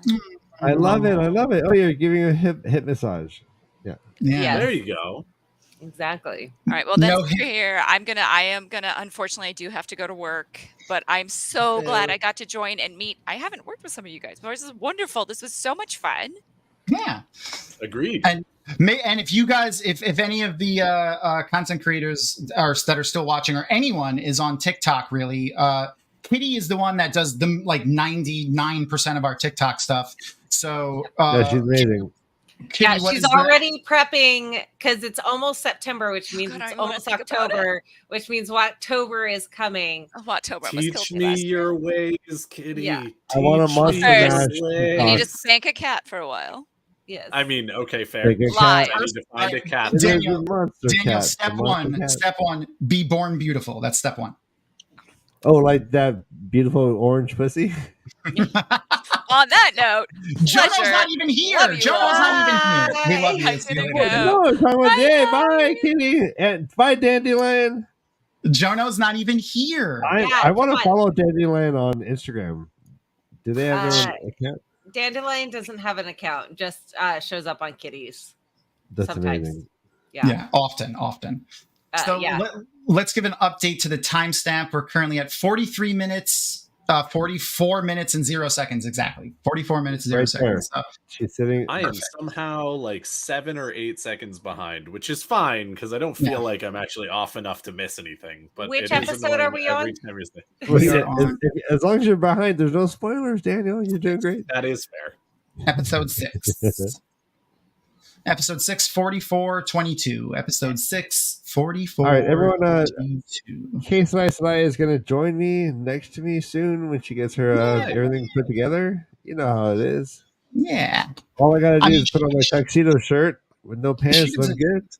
She's also a lovely human. I'm sure. I mean, like, obviously she does her makeup and hair strictly for herself, but she looks good in any state. Wait. Thank you. Also, a lovely human? Are you Yeah. comparing her to the other humans here, or trying to say that Yeah, everyone this here is puppet lovely. kind And isn't- No one can compare to the human. puppet. Okay, No one- all right. Yeah. Understood. Yeah, that makes Yeah. I sense. mean, but that's a human. I'm puppet. picking up what you're putting down. Well, yeah, That's look at fair. the shirt. Puppet, so- That is That's fair. true. Yeah. You That have a is a tuxedo human shirt? puppet. No. You're right. Yeah. I And had the not only- considered that. The only reason I didn't say that he has like that you have the greatest mustache ever is because you have the greatest human mustache that I've seen. He has the greatest mustache ever. So that's just Yeah. Human and non-human. Yes. Thank you. Yes. Thank you. I have to. Yeah. Every I have time experienced that mustache, and it is pretty great. I'm just saying. every 80s cop show, I was there. You just don't know it. Yeah. I also love how on occasion Ryan's mustache can move around to other Right. places. Yeah. That's one of my favorites. Well, that's your internet, Daniel. It's just your internet connection. Oh shit! Before we get too far away from the scene,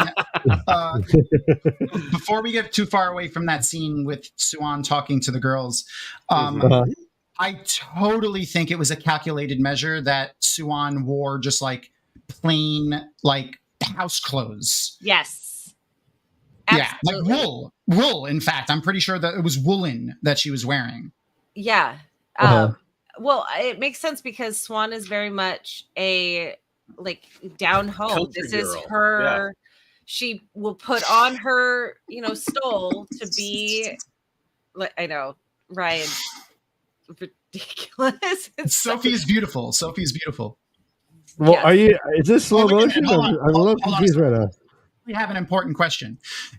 Will that hurt us for YouTube if it's on screen? They would have Probably. Ryan, let's turn that camera just a little bit away from that screen. All right, I thought it'd be fine. for me to They would have catch already up. dinged me, I think. But there we go. Well, we can like whatever cut it or trim it or whatever. Yeah, but just yeah. to- No, we're good now. That's good. That's good. Yeah. At Hey, least don't it's cut me. the full shot. As long as it's not the full shot, we're good. Don't cut me. I need this. I need this. I'm putting food on my children for my YouTube money. Come on. I'm putting food on my children for Yeah, it's like George YouTube. Bush. Do you want a second shot at that sentence, or was that exactly how you wanted it? Listen, exploitation for children happens a lot on YouTube, and you know, as long as they're consenting. Yeah. Actually, I saw a court case earlier this month that I forgot what state it was, but kids can sue their parents if they put them on the internet without their consent, which I think is fantastic. Well, and also there's a bit where anyone that makes money from their children also has to put a certain portion of that money for the kids. Like, so they can't just use their children Gary for... Coleman. Oh, you have a little bit of a cough. Yeah, sorry. Get I'm that- gonna, yeah. I'm gonna Get just that let me drink. Yeah. drink Daniel was one of water those here. kids that was like put on sent to an institution live on camera. The mom was like, I don't know what to do anymore. I don't know what to do. And he was like, you gotta be strong. And then they grabbed Daniel him. had and a took him away. fat caught in his throat. He got it out though. Yeah. Yeah, I'm glad you were able to get Oh, that. am I wrong, Daniel? Yeah, no, Shit, sorry. it's cool now. Yeah, we're good. You're good. Okay, can we talk about how amazing Leanne is? Yes. Can we talk about Magical Unicorn and why you're the CEO of it? Like, what is Magical Unicorn? I'm a unicorn. Look at her head. You're the CEO of it? Well, I'm the CEO of Dragonmount, but I'm also a magical unicorn. Ryan, when there's a That's why generally it's when there's CEO slash. That's what I was going to say. That's what I was going to say. Dave. So generally, Ryan, let me explain English to you. When you see a slash in between two words, it means end. Also. Love you, buddy. I'm fucking with you. No. Like I'm the only one dressed up to be in front of the CEO. You guys are all slovenly pigs. Listen, the CEO's here, guys.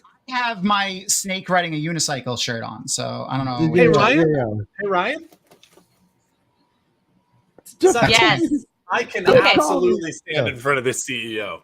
Yes, I approve because can we talk about how? Oh, sorry, we're at the. I want to call back because we did talk about did we notice any additional tattoos from when she was a kid to now, and I don't see any. So like it looks like the same tattoos she had when she was a kid in this shot. So she actually does have more tattoos on her shoulders and whatnot. Moraine actually talks about it during the sex scene, but you Right, don't see yes. additional ones on her chest. Yeah. On her Her chest. chest ones Okay, so are it's the just- same. So yes, those it's ones a are the little same. 6 of one, half dozen of the other. She does have more, I but they're not. I never looked. I never looked. Sorry, guys. I love the addition of the tattoos. Like I said, so Tyr is a very nautical like themed culture. They are very in touch with its rivers in this case, and partially the ocean because I think they fish for lionfish too, which are found in the ocean. The rivers go to the ocean, like so there's obviously let me explain how Earth and like land works. Yeah, I'm ready. So water I'm flows ready. downhill. Fluid dynamics. Let's go. Yes, and then it tends to join into the ocean. But is it the rivers and streams that they're used to? Should you chase waterfalls? You know, is my only- yeah, you just gotta. Who's stay away Jason from the Waterfalls? I'm not sure. You I'm don't not go sure. chasing waterfalls. I don't know Oh, Jason sure Waterfalls. Don't go Jason Waterfalls. Shit, that must not be the lyrics. Everybody's looking at me. Who knows? Who knows? It's close. But the I love how they used another very fishing nautical water in like culture with maybe her tattoos. I'm not sure 100% if her tattoos are Polynesian in theme, but they really look like it in a lot of the Maori and the Hawaiian Island native tattoos look very much like the Tyrion depiction in this. Yeah. And I know in their cultures, their tattoos are representative of ancestral things, personal, like to their family lines sometimes, and also to themselves. So like a lot of the Polynesian ones, like not to use a completely made up Polynesian thing for reference, but like, you know, Moana, how his things are like, you know, things that he did. That's also kind of what they do in a lot of those cultures. So, I like that they kind of brought that in. And it would be cool if it was Polynesian Probably based. is. I mean, everything that we've seen in the show has some tie. Like it's all seems to be mixed with. I think we lost the puppet, so I'm gonna just go like that original- for a second. Yep, that works. Of American cultures, or like the world, not American. Yeah, So- non-American. Yeah. But speaking of Maui, we are doing this fundraiser to raise money for Maui. Yes. So feel free to donate. Every entry will every donation enters you to win an entry. There we go. You got it. Golly, I'm so tired, you guys. And I feel haven't you. even been here the whole time. You can enter to win a book with a signed book plate by Robert Jordan, donated by the amazing Harriet and Maria. So donate and help the peoples of Maui. Yeah, and that is a signed book plate by Robert Jordan. There's only so many of those left out in the world. All right, go ahead, Daniel. What's up? I just want to, before we completely lose it, one of the things that I noticed the second time I ever watched the show, in this episode, as Moraine is getting exiled, this is one of the moments where I really appreciate it again. Kate Fleetwood is awesome. Yes.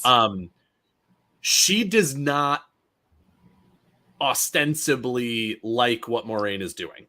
She does not ostensibly like certain things about Moraine, but in the end, I love how they're playing the character that she does in some way respect, in some way like, in some way understand the person who Moraine is. And so they're the last two people who turn around and both look very pained doing it are Leandrin and Alana. And again, I love that chewing the scenery and that effort that Kate is making to make Leandrin a human being. Yes. So that when things happen later, they affect you so much more. Yeah. So much more. And I've seen people theorize that maybe she isn't. And this is we got through book 2 spoilers, just to remind everybody that the spoiler warning is there. So it makes people think maybe she isn't. Like, I know I have even thought maybe she isn't. Like, maybe they're changing that she's not a dark friend. I don't think that at all. I don't truly think that, but I could see how they could do it if they wanted. Listen, when we interviewed Kate Fleetwood, we made mention of the you fact. guys interviewed Kate Fleetwood? We're the Kate Fleetwood interview club right here. Fan club right here. Yeah. But I asked about an earring that happens to be more black than red. Just as, throwing that out there, maybe. And she very coyly answered the question. So yes, she is Black Aja.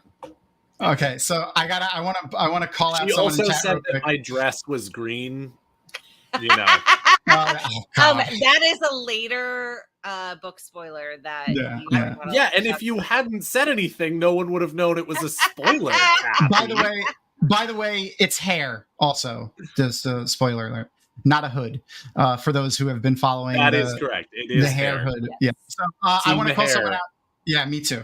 I want to call someone out in chat because I have a fun picture to share about it. So Watt Woolhead said, I like how they're making Loyal seem a little bit taller for season 2. And yes, they are. They did really improve his practical effects in his costume for season 2.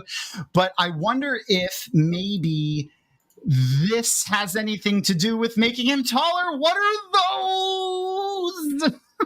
Loyal toes. Those are loyal toes right Loyal there. toes. I never thought I would think about what does your foot look like? But apparently, and now we know. That's it. And that specific image is from a zoomed in one from this bit right here. So you can kind of see. You can see his foot there, but who does the pedicuring for those things? Jeez, each one of them is like a tea saucer size. Jesus.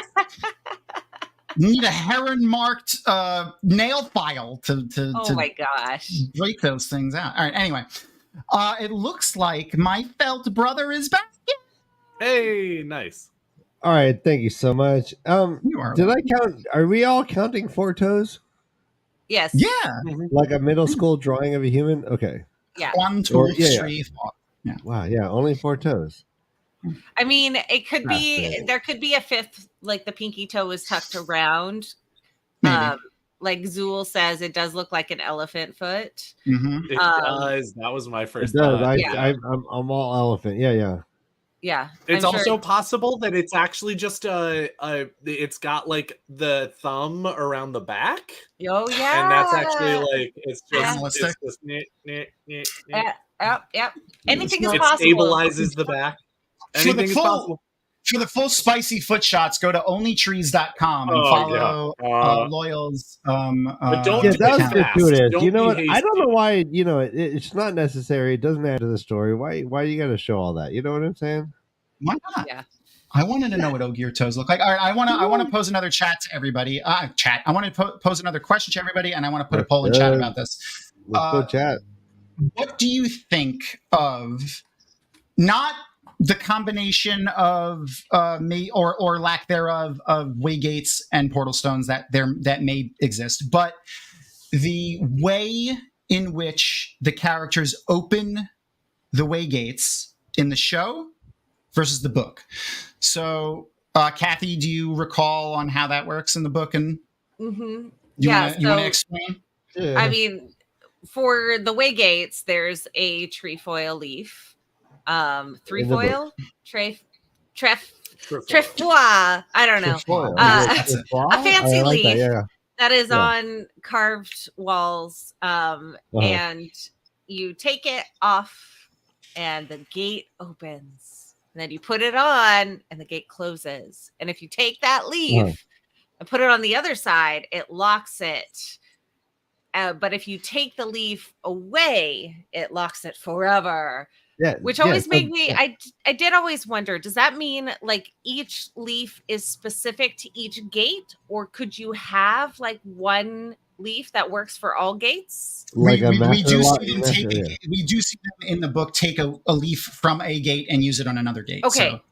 I don't remember that part, but so good. So Excellent. it's not like your hotel, remove like the trefoil from a gate, then you have to go get a trefoil. It doesn't need to be the exact one that was removed, but you still have to go get one. That's good. Which I feel like is really cool because when you break it down, like each waygate, each physical waygate is in and of itself a terangrial. Yeah. So to make them all work like that similarly and interconnected is, I would assume, probably very difficult with the one power. So that's pretty cool. Is it though? Because I actually feel like they. I mean, okay, I get that it's more specifically use based. As the Amin Khan Mihail of the Black Tower, you would have more knowledge on the creation of Waygates than I would, because I'm just a lonely Andorran soldier who cannot channel. So, it's just that they make a number of the twisted ter'angreal rings, and while those do not need to function with other ter'angreal, which presumably the Waygates may be as well, they do all have the same function. And so that's why I feel like, as far as actually just making sort of a key ter'angreal, to me it sounds like that would actually just be the same process over and over again. But I don't know that, because again, it now works with a lock rather than just being a standalone. And that makes sense. Yeah, that was my thing. It was like, it's like they made skeleton keys that can work with all of the doors, and then the doors also accept all of the keys. So it's not just that they all do the same thing, it's that they can all work interconnectively with each other. And now that I'm back on camera and not posting a poll in YouTube asking if people like which version of Waygates they like, I see some lovely stalking person in the background there with quite the headpiece, maybe a tiara or crown of some kind there. Hey, Casey, nice guy. Hi.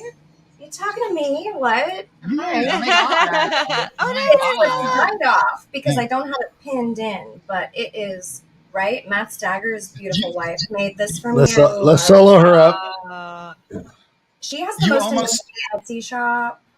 You almost had like a 1990s side pony going on there. I know, almost. I can do it. I could do it. We can do that. How are you all? So wonderful. This episode should have ended, I think, because I'm looking at the watch party and it says that it ended, right? So good, perfect. Right. Yeah, I did change the settings so that it wouldn't autoplay the next episode. I'm glad to see that actually worked. Hooray! Yep. Listen, Yeah, it's cold opener right now. The best cold opener in the history of television right now is happening. Or it will. Like her spheres are already bloody as shit. Yep. We're not there yet. We haven't started watching yet. No, it's happening. I'm watching it. Like, they're already bloody. Wait. What is? Oh, we haven't watched. No, we're not watching. I'm doing the best I can. Where are I know. Can You're I help doing control the felt. You're doing No, great. no, you cannot control me. You cannot. You.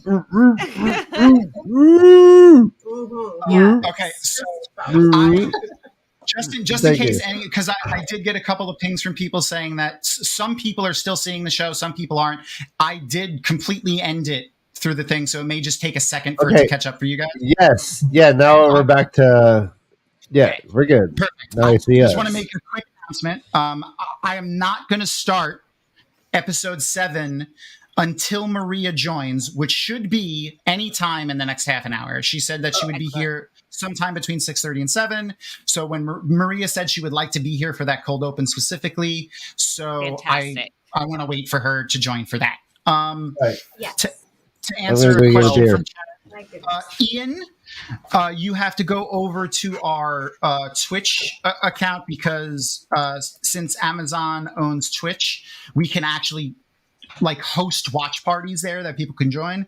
So I put the link to our Twitch and Matt Stagger was on top of it. I should have just trusted him to do it. Why do you listen, Tom? Stop trying to do everything. I know. Oh, I figured out why I'm so shadowy. Oh, did you not turn your light on? Did you forget? There we go. Also, that gives me the opportunity. Please, if you haven't already, go and follow us on Twitch. We always stream our regular Monday rewatch shows on Twitch. When we do our interviews are streamed on Twitch, but also we have started doing some game streaming as well. I play some games with Beth Doman. I do a lot of solo gaming streaming, and I actually spoke with Andrew recently of the Black Tower podcast, and I know you guys are starting to do some game streaming, and I might be streaming some gaming with you as well. Ooh, excellent. So Awesome. please go and follow us on Twitch. It does not cost any money to follow us on Twitch. I mean, if you want to subscribe, fantastic. I will totally accept that. I will love you for it. But the follows help as well. So give us a follow over on Twitch. Thank you. Awesome, guys. I know that it is unfortunate that I will be missing the lovely Case Die and also Maria Simmons when she joins, but I also have to get out of here because I would like to go spend a little bit of time with my partner on the weekend before I go to work because we have different hours. Oh, that's so hard. I know, but it's okay. I very much appreciate the invitation. You guys are amazing, and I 1,000% did not want to miss being here for this because it's gave too you a fun. card, right? Not yet. Oh, let's do your card first, Kathy. Okay. Number between 1 and 5. 6. That's not. All right, you're getting it. You're the CEO. You're the boss. 1, 2, 3, 4, 5. And Andoran Calvary. Nice. Yeah. Nice. Excellent. I can't say it. I mean, I dyslexia. do have. I know it's not Andoran, but I kind of have the right. No, that's facial hair to go ahead and charge the cavalry. Yeah, just at every problem. What's the Yeah. problem? Make the cavalry charge. Daniel's the problem. Daniel is the problem. That's the Hi, it's that is me. the card art. Hi, You're the problem. It's I'm me. the problem. It's me. I appreciate that. So Daniel, just only so that I can keep track of it all in one place, email social@dragonmount.com with your information, and we'll send get out, it out to your you. card to you. Perfect. I appreciate that. Love And you definitely, all. like Tom said, please subscribe to Dragonmount stuff. Please. They're awesome, and you want to know what's going on at Dragonmount because it helps you know what's going on in the worlds you love.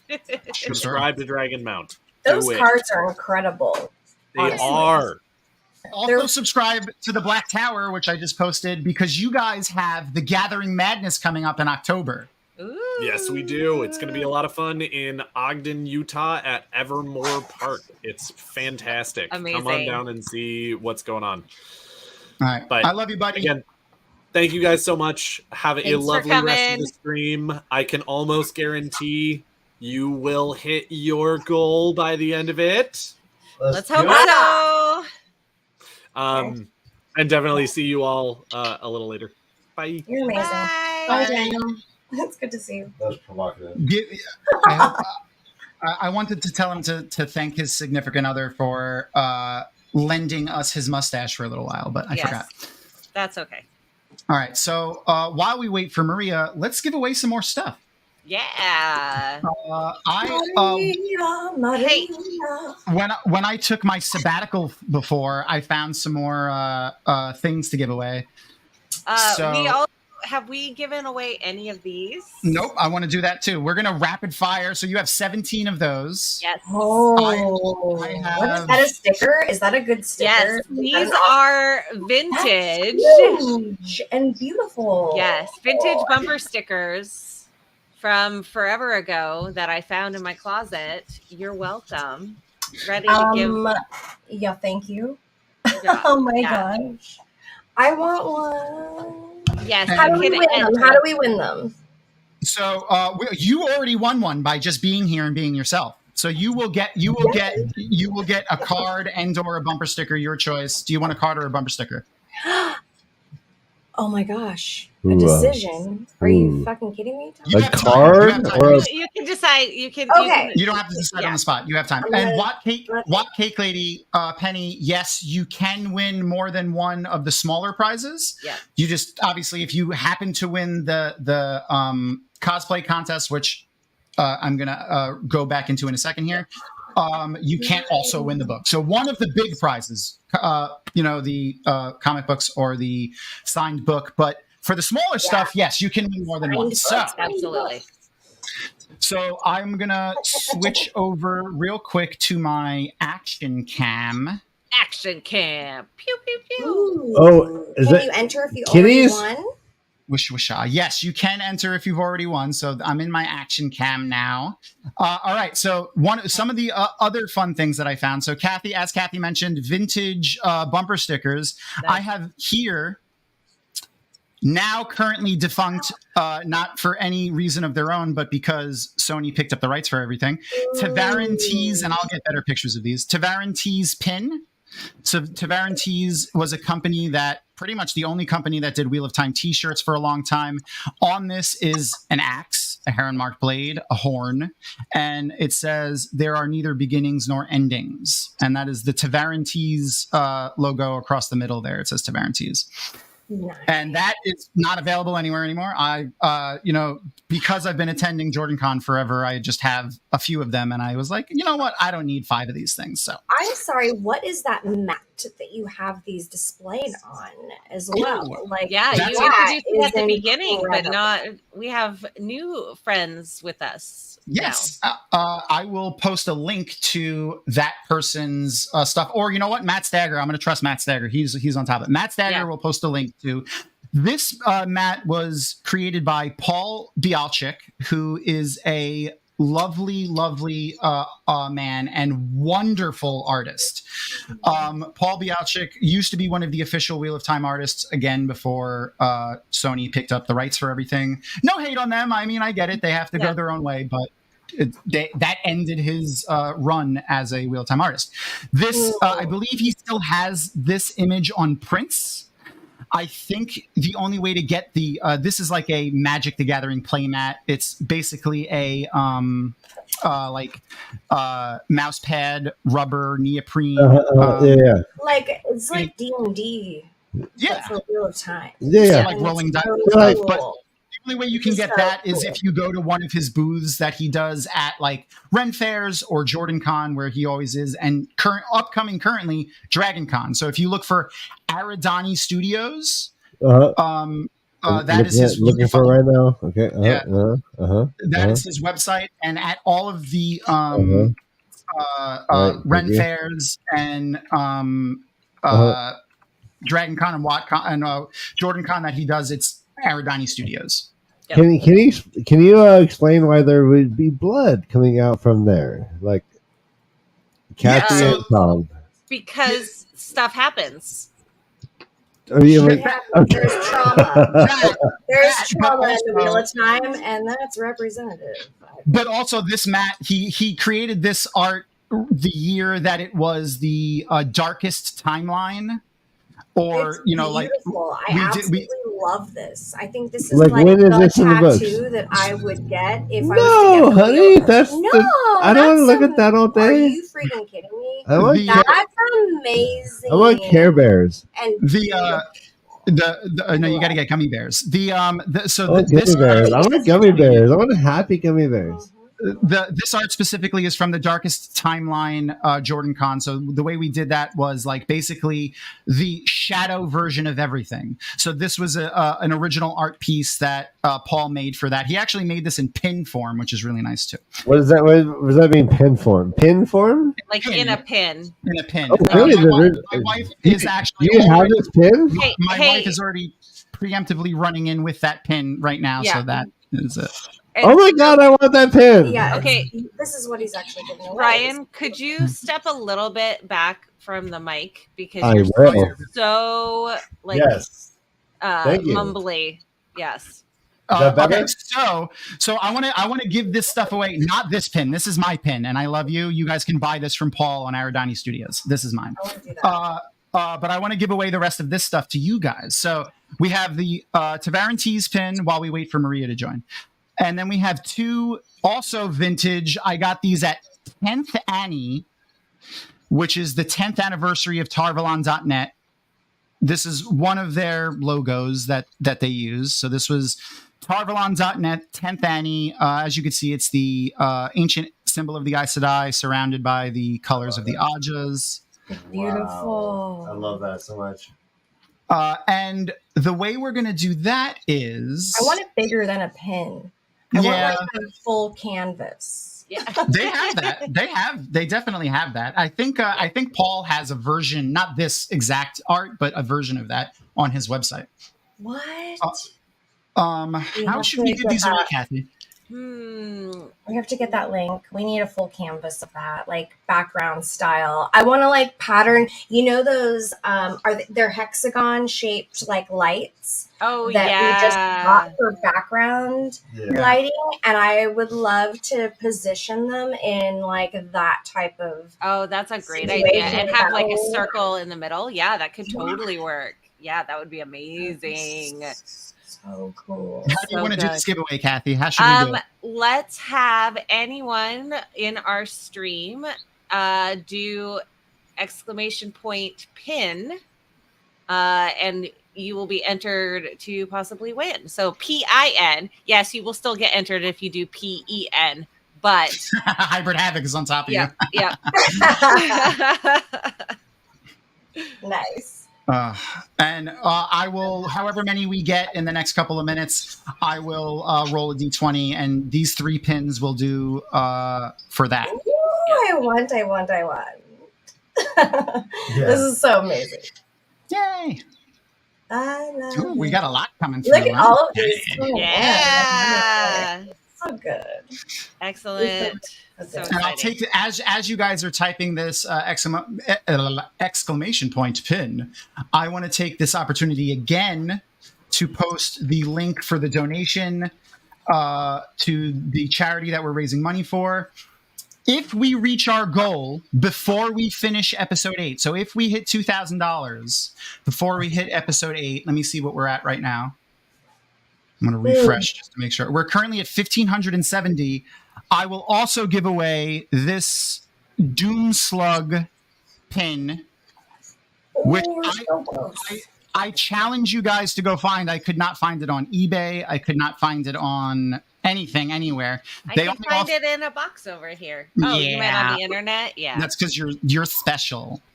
You can't currently buy this from Dragonsteel. It's an older pin that Cara Stewart gave to me for purposes like this to give away. So if we hit that $2,000 goal before we finish episode 8, I will give this pin away. Yeah. Oh my God. So if you've already donated, you don't have to donate again. Just get that, start sending that link out to people that you know, anyone that you think can donate. Let's get that $2,000. Yeah, let's get $2,000 to give to Maui and the efforts there. Let's do it.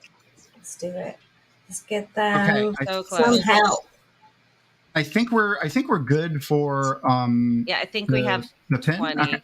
Yeah, so let's I mean we have a lot. I can always add a die. 11, 12, 13, 14, 15, 16, 17, 18, 19, 20. 22. 22, perfect. Okay, so then I will use a D20 and a D4, which I have right here. And well, for the D4, we'll use 1 and 2 will be 1, and 3 and 4 will be 2. So I'll have to hold it up because the D4s are pyramids, and you won't be able to see it from the camera. But I'll hold it up for you. All right, so here we go. So the winner of the first pin is going to be number. So that's a 2 on the D20 and a. Hold on, let me pick it up straight so you guys see it. It is a 3. A 3 on the D4. I think you guys should be able to see that. Ooh, I love that. Is such a beautiful a 3 dice. Okay, so what does that mean number wise? I don't know. 5. 2 plus 3 is 5. Okay. Yeah, thank you for that question. I was confused. I know. Listen, Kayla Johnson, if you could email social@dragonmount.com. And send us your information. We will mail you out this pin. Yes. Oh my gosh. And we will actually, you know what? Hold on, because we didn't say which pin we were giving away, and there's 2 different ones. So here, what I'm going to do is I'm going to take these 2 pins and I'm going to mix them up. Kathy, right or left? Left. Left. So that's this hand. Ooh. That is the Tarvalon.net pin. So that is for. Kayla Johnson gets Kyla Johnson. Kyla Johnson gets the Ancient Aes Sedai Tarvalon.net pin. All right, now we're going to do the next one. And if we get the same number, I'll re-roll. Wow. So this is 1. We're rolling low here. That's a crit fail. And again, a number 3. So that's 1 plus 3, but we're counting 3 as 2. So that's number 2. So the second person... Man, Elfwitch, you are lucky today. Elfwitch, well, she's just the best. Okay, we're going to do it again. I'm mixing them up. Mix. Left. And it is the other, so I have in my right hand is this one. In the it is the other Aes Sedai pin, and Maria is ready to come in. Maria. Maria, I love you.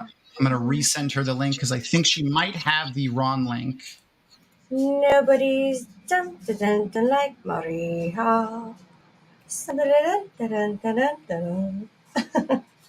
You know the song? You know the song? Nobody does it better than you know. Yeah. You know. Yeah. Sound of me. Yeah. I forgot. I texted it to her, and like as I was sending it as a text, I was like, "That's not going to work for Maria. I need to email it to her so that she can do it on her tablet that she's using." Yeah. Okay. I'm the most serious human. So I sent her the link, and she should be joining us soon. So the last one we got to give away, perfect timing as Maria joins, is going to be the Tavaran Tees pin, so we don't have to do that nonsense with which hand am I holding it in. So wow, I rolled a 1, a 2, and a 3, just saying. So 3 plus 3 on the D4, which we're counting as 1s and 2s, is counting as that as a 2. So 2 plus 3 is 5 again, so we're not going to do that. Nope. Roll again. Oh, there we go. A 19, finally. 19 plus 3, which is 2, is 21. So the 21st person. Ooh. April P! Nice! April P, you are going to get the Tavaran Tees pin, and I'm going to go back to my good cam now so I can actually hold these up in front of that. There we go. So good. So this is the Tavaran Tees pin to get a little bit closer of a look. I know you can't read the text. That would be a super nice, delicate type of tattoo. So, yeah, that would be really There's pretty. such a delicate, right? And these are the Tarvalon.net ancient Aes Sedai symbol / Aja color pin as well. Cannot wait. Oh, I think we got StreamYard. Speaking of not waiting. I think we got StreamYard to actually work correctly. Look, here comes an awesome guest. Yay! It's Maria. Hi. Hi. I'm sorry, my dog just started barking. That's your okay. dog wants That's to come play too. That's what dogs do. They bark. Well, sometimes she doesn't. It's fine. Hi. Hi, Maria. You How are look you? lovely. Hi, Kay. You look so lovely. It's so good to see you. It's great to see you, and you are beautiful as always. So are you. I feel underdressed. I'm not wearing a tiara. I know. I'm Where's wearing your a stuff on your tiara, hair? and I just realized my shirt doesn't really show. That's okay. That's My- okay. Oh no, Yeah. it's a Wheel of Time Oh shirt. my gosh, that's so good. Statistically the best. Oh, I love that. That is perfect. That is so good. That's the best. That's so beautiful. I love you. I love that. Oh my goodness. Yeah, the most most Wheel of Time I've got going on is I have a little fox head necklace. Oh, that's cool. I got a dragon. Nice. I have a snake. Look at us. Fox, And a snakes, dragon. and dragons. Oh my. We lost your camera, Kay. I never leave home without my clan chief tattoo, so Yeah. That's good. which shameless flex, when I was getting this tattoo, I reached out to Maria and was like, hey, I went and combed the books for the description of that tattoo, but this is what I'm going to tell my tattoo artist. Is this accurate? And she was like, yep, you got it. I'm like, Yay! Officially confirmed. yeah. From the right hand of the creator. Oh, yeah. And thank you again for that. So, how are you, Maria? How was your knitting circle today? Oh, knitting was absolutely fabulous, as it always is. We go to Panera, we eat breakfast, we sit for 2 hours and change and knit and talk about everything under the sun. I love that so much. I love that too. I want Maria's life, honestly. Like, Maria has the most amazing everything, like just situations. You create the most incredible people around you, and and that's proven by. Oh, I love it, Tom. There we go, Tom. Amazing. I got my tea out now. But proven by every single relationship and every single conversation that I've ever had, like with anybody, ever, through the what channels of any kind. You know, it's just oh gosh, these people are incredible. Maria is one of my favorite humans, and I don't remember a lot of things that happened yesterday, but I can distinctly recall when we walked up to the Flatiron Building in Manhattan, getting ready for the yesterday. No, I don't remember. This was. It sounded like you were talking about you were in Manhattan yesterday. I meant I don't remember yesterday, but I can remember years ago at the Towers of Midnight Manhattan signing, going up to the Flatiron Building and running into Maria and Alan in the lobby, and then them remembering Aaron and I from JordanCon and being like, "Oh my God." Amazing. I love you so much. Anyway, so we waited for you for the Blood Snows. So I'm just saying now I'm going to get ready to press play on the watch party for anyone who is watching along with us, but not through the watch party. If you would like to join the watch party, I haven't started the episode yet. If you would like to join in on the watch party, I am posting, or Matt Stagger. I'm going to stop it, Tom. Matt Stagger will get it. Yep. Or Aaron. You go to our Twitch channel, which the link will be posted in the chats in a second. That's Dragonmount.com on Twitch, and if you're watching, you can just watch the show. You can mute us if you don't want to listen to our nonsense, or you can listen to us. Completely up to you. Yep. If you're watching on your TV or on another platform alongside us, I will also give timestamp shout outs periodically to make sure that you're along with us.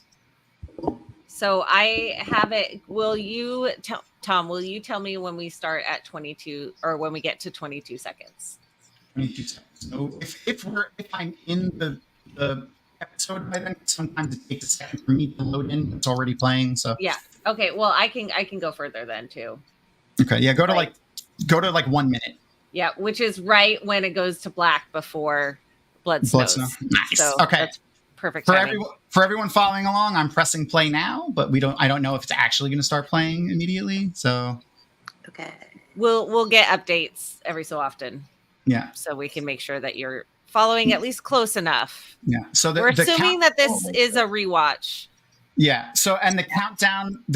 I just got a countdown on Twitch. 5, 4, 3, 2, 1, and it's playing. So I see Tarvalon right now. Previously on. And we're still in the recap, so if you got to catch up, we're at 15, 16, 17, 20.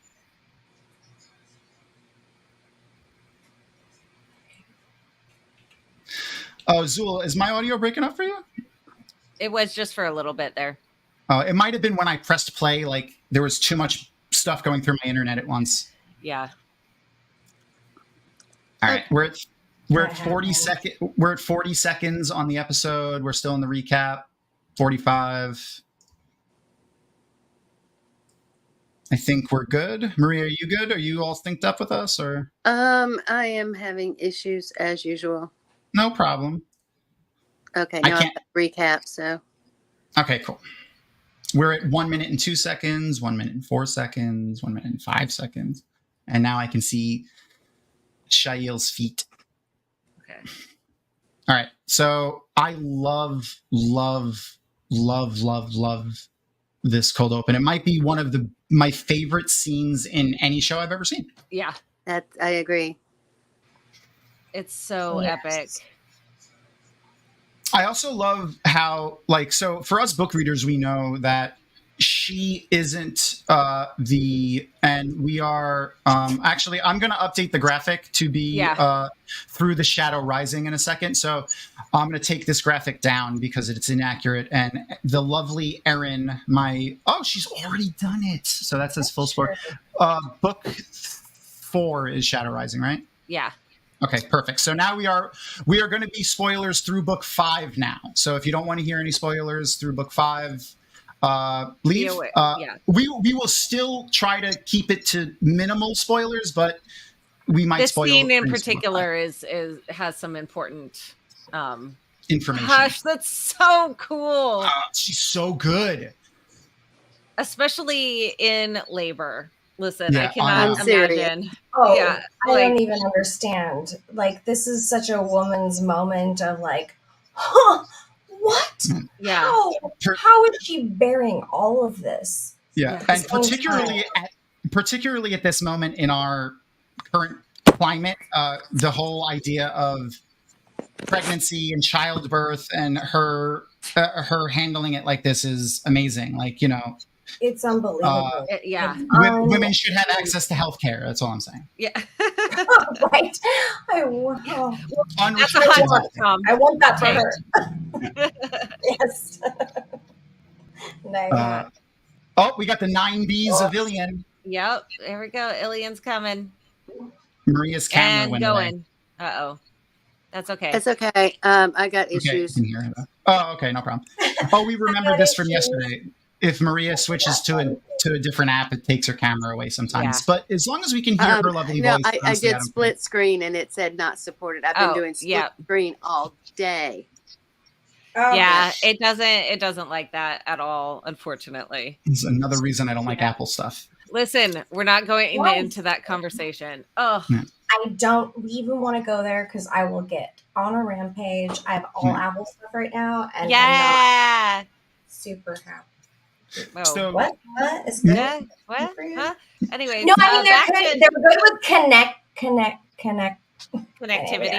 Connectivity issues to things. Yeah, they suck. Connecting issues. I have lots of that's kind of how my stream sounds all the time.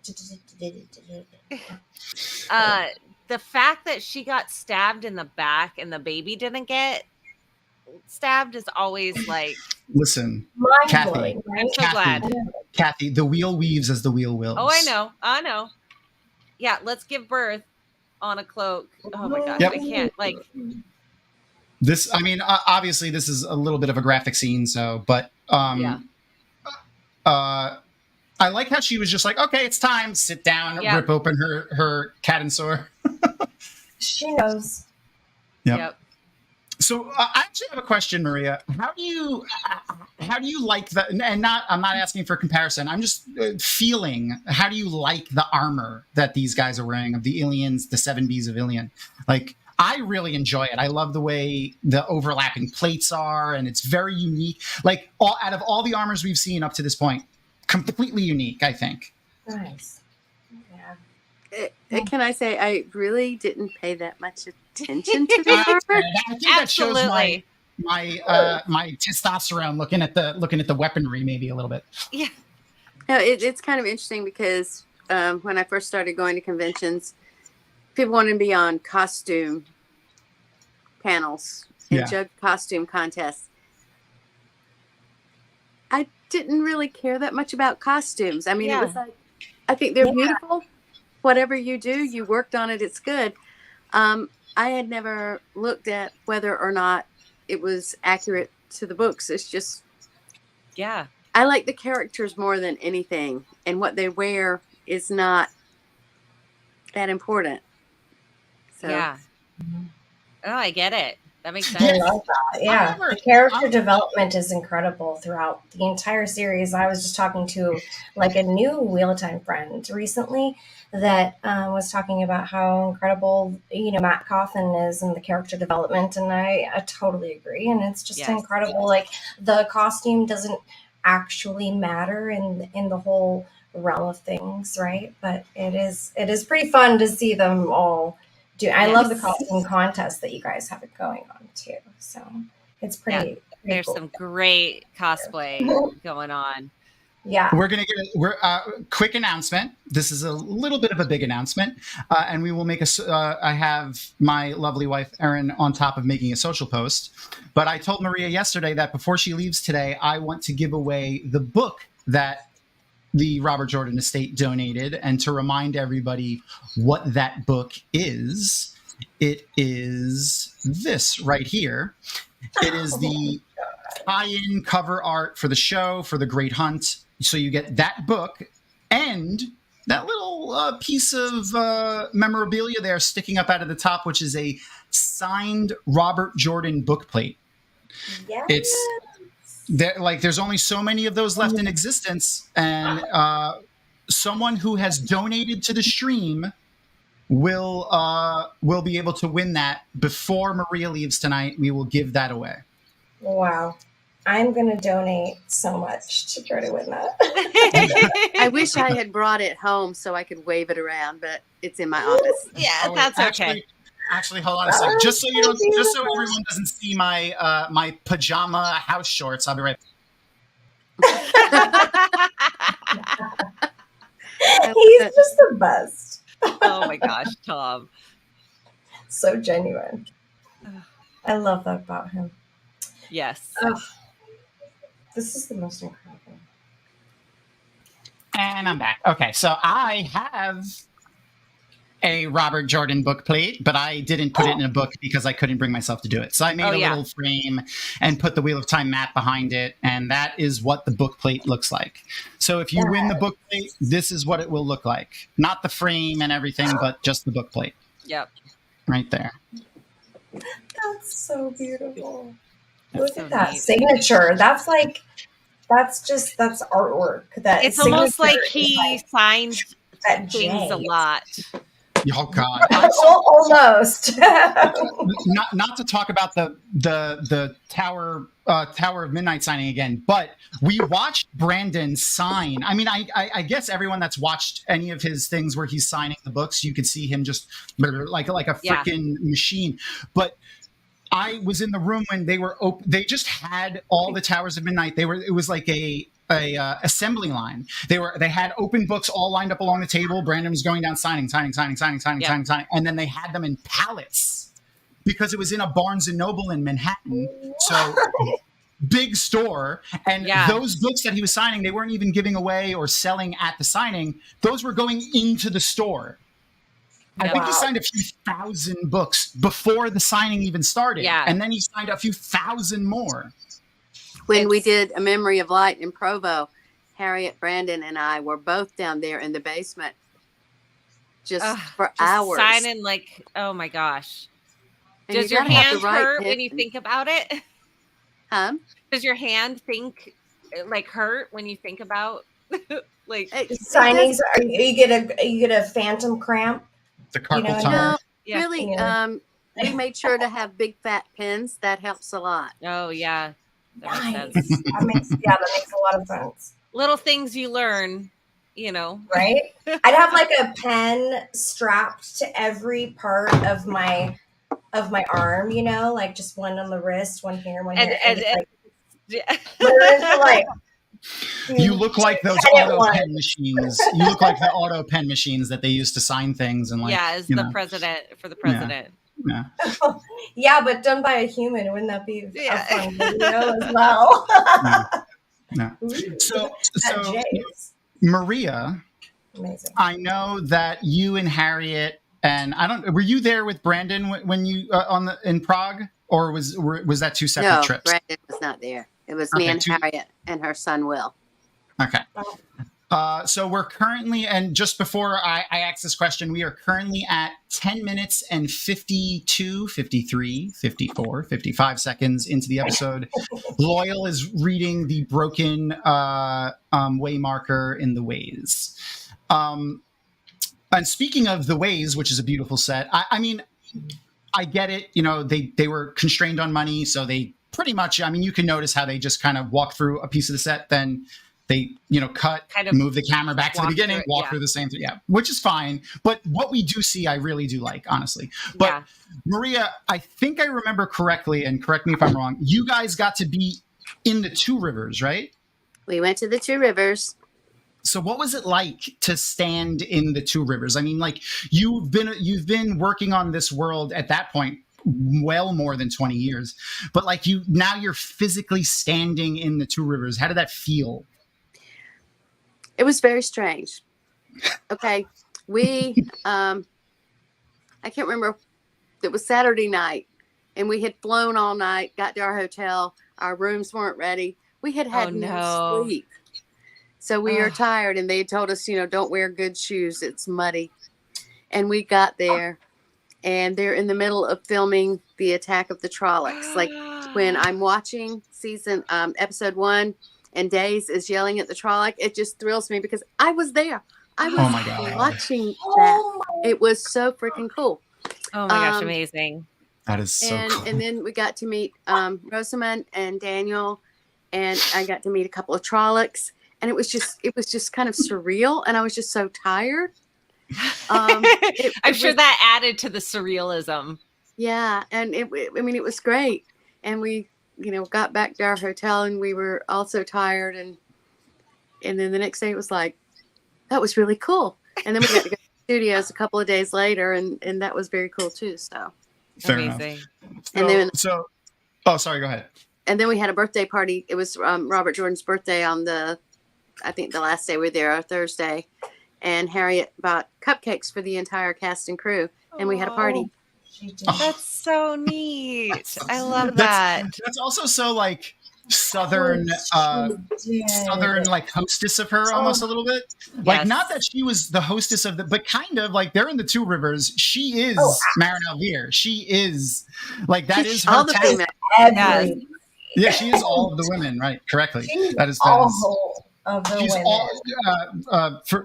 women. Robert Jordan took a piece of Harriet's personality in every single female character in the book. So I'm both like that. Both is like super intriguing and also terrifying at the same time. Yeah. Well, cheers to that. I love intriguing and terrifying at the same time.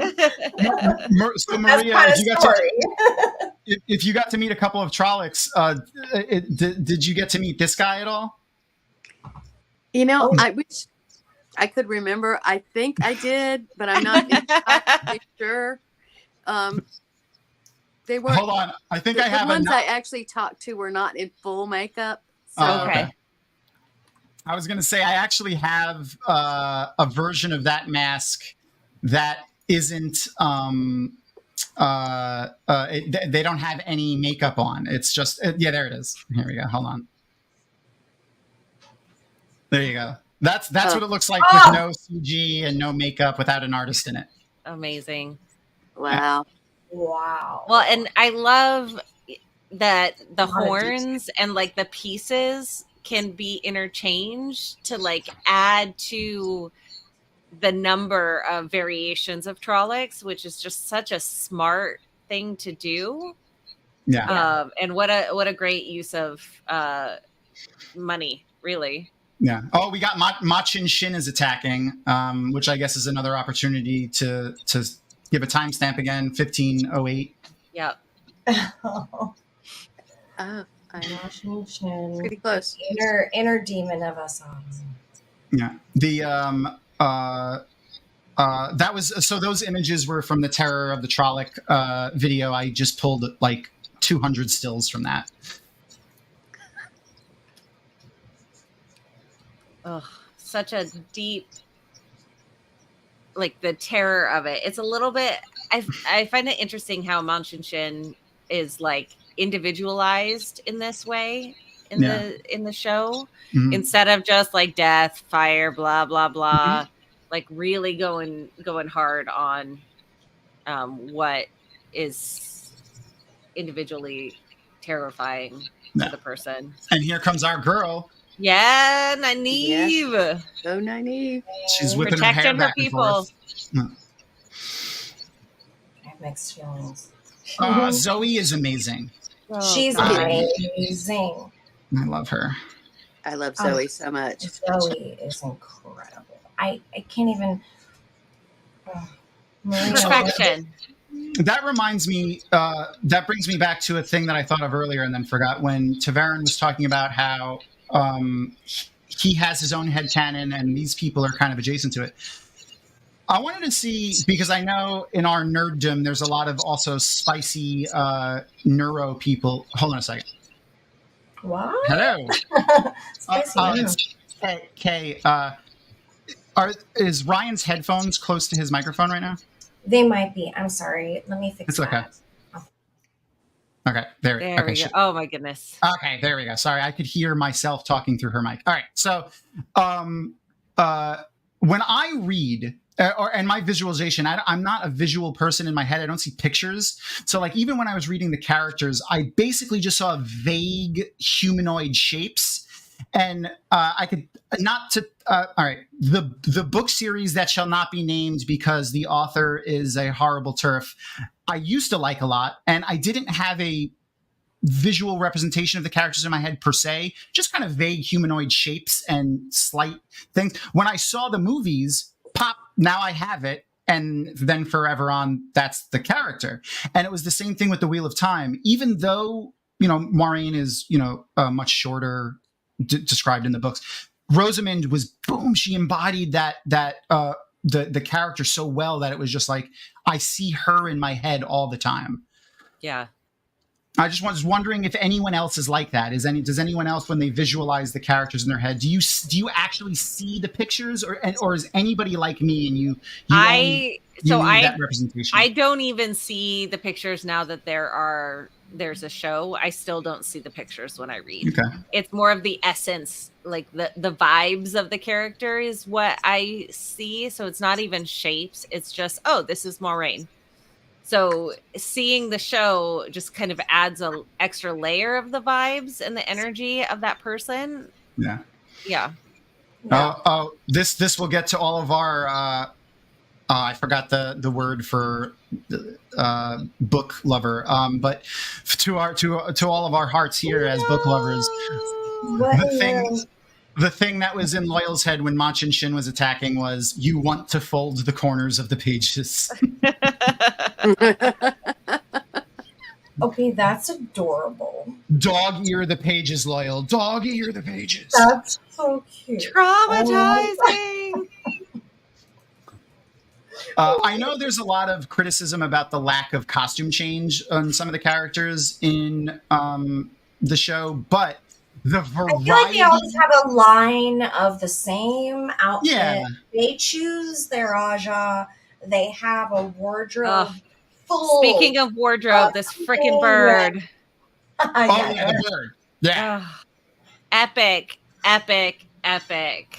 Right. And then the variety of different costumes, like you could tell when we get to a new location, a new country, because of the drastic change in not only the architecture of the buildings, but the clothing. You could definitely see that there's a drastic difference between that, which I'm glad they got into, because obviously for those who have read The Wheel of Time, Robert Jordan was very particular in describing the clothing of all of the nations, and whether or not well traveled, obviously, and has so much knowledge. Had so much knowledge about the, just the essence of what a world like kind of represented, and then made it his own in some ways, and in so many ways, actually, right? Like he just transformed everything that I've ever known about any sort of culture, and really brought those things to life in his own world.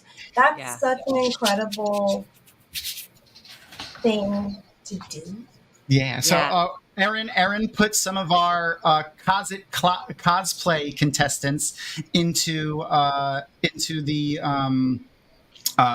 my thing here so that I could show you guys the pictures. I want to bring some of them out. So the first one that I'm going to show us is Penny, the Watt Cake Lady. For those who watched any of the Dusty Wheel from the last Jordan Con, that is, she made that crazy, the Dusty Incredible Wheel cake. Yeah, she's amazing. Incredible. Oh my God. Look at how flipping cute. Incredible. The snakes and foxes with Matt's gifts. Is that not the most amazing thing ever? Oh my gosh. No, This it is is. so It awesome. is actually the most amazing thing ever. It is the most It's awesome. a ridiculous mashup of the Ilfin, and Matt, and it's fantastic. I love beautiful. It's so good. Do they know what they are? They're so cute. They will. Knowing how into the Wheel of Time Penny is, they might at this point. Yeah, no, they totally might. I'm wondering curiously and genuinely. Yeah. I would love to know. All right, let's see who else we got. Oh, Brother Zachariah. I love Zachariah. Undercover Tinker. This is the Undercover Tinker. It's like Howard Stern is a tinker. This is what I get from this. Right, Howard Stern is a tinker. Brother Zach, you're a crazy man, Brother Zach. Oh, I love it. All right. Let's see. We have Matt Stagger sent we got a whole plethora of pictures from Matt Stagger. Wow. Several.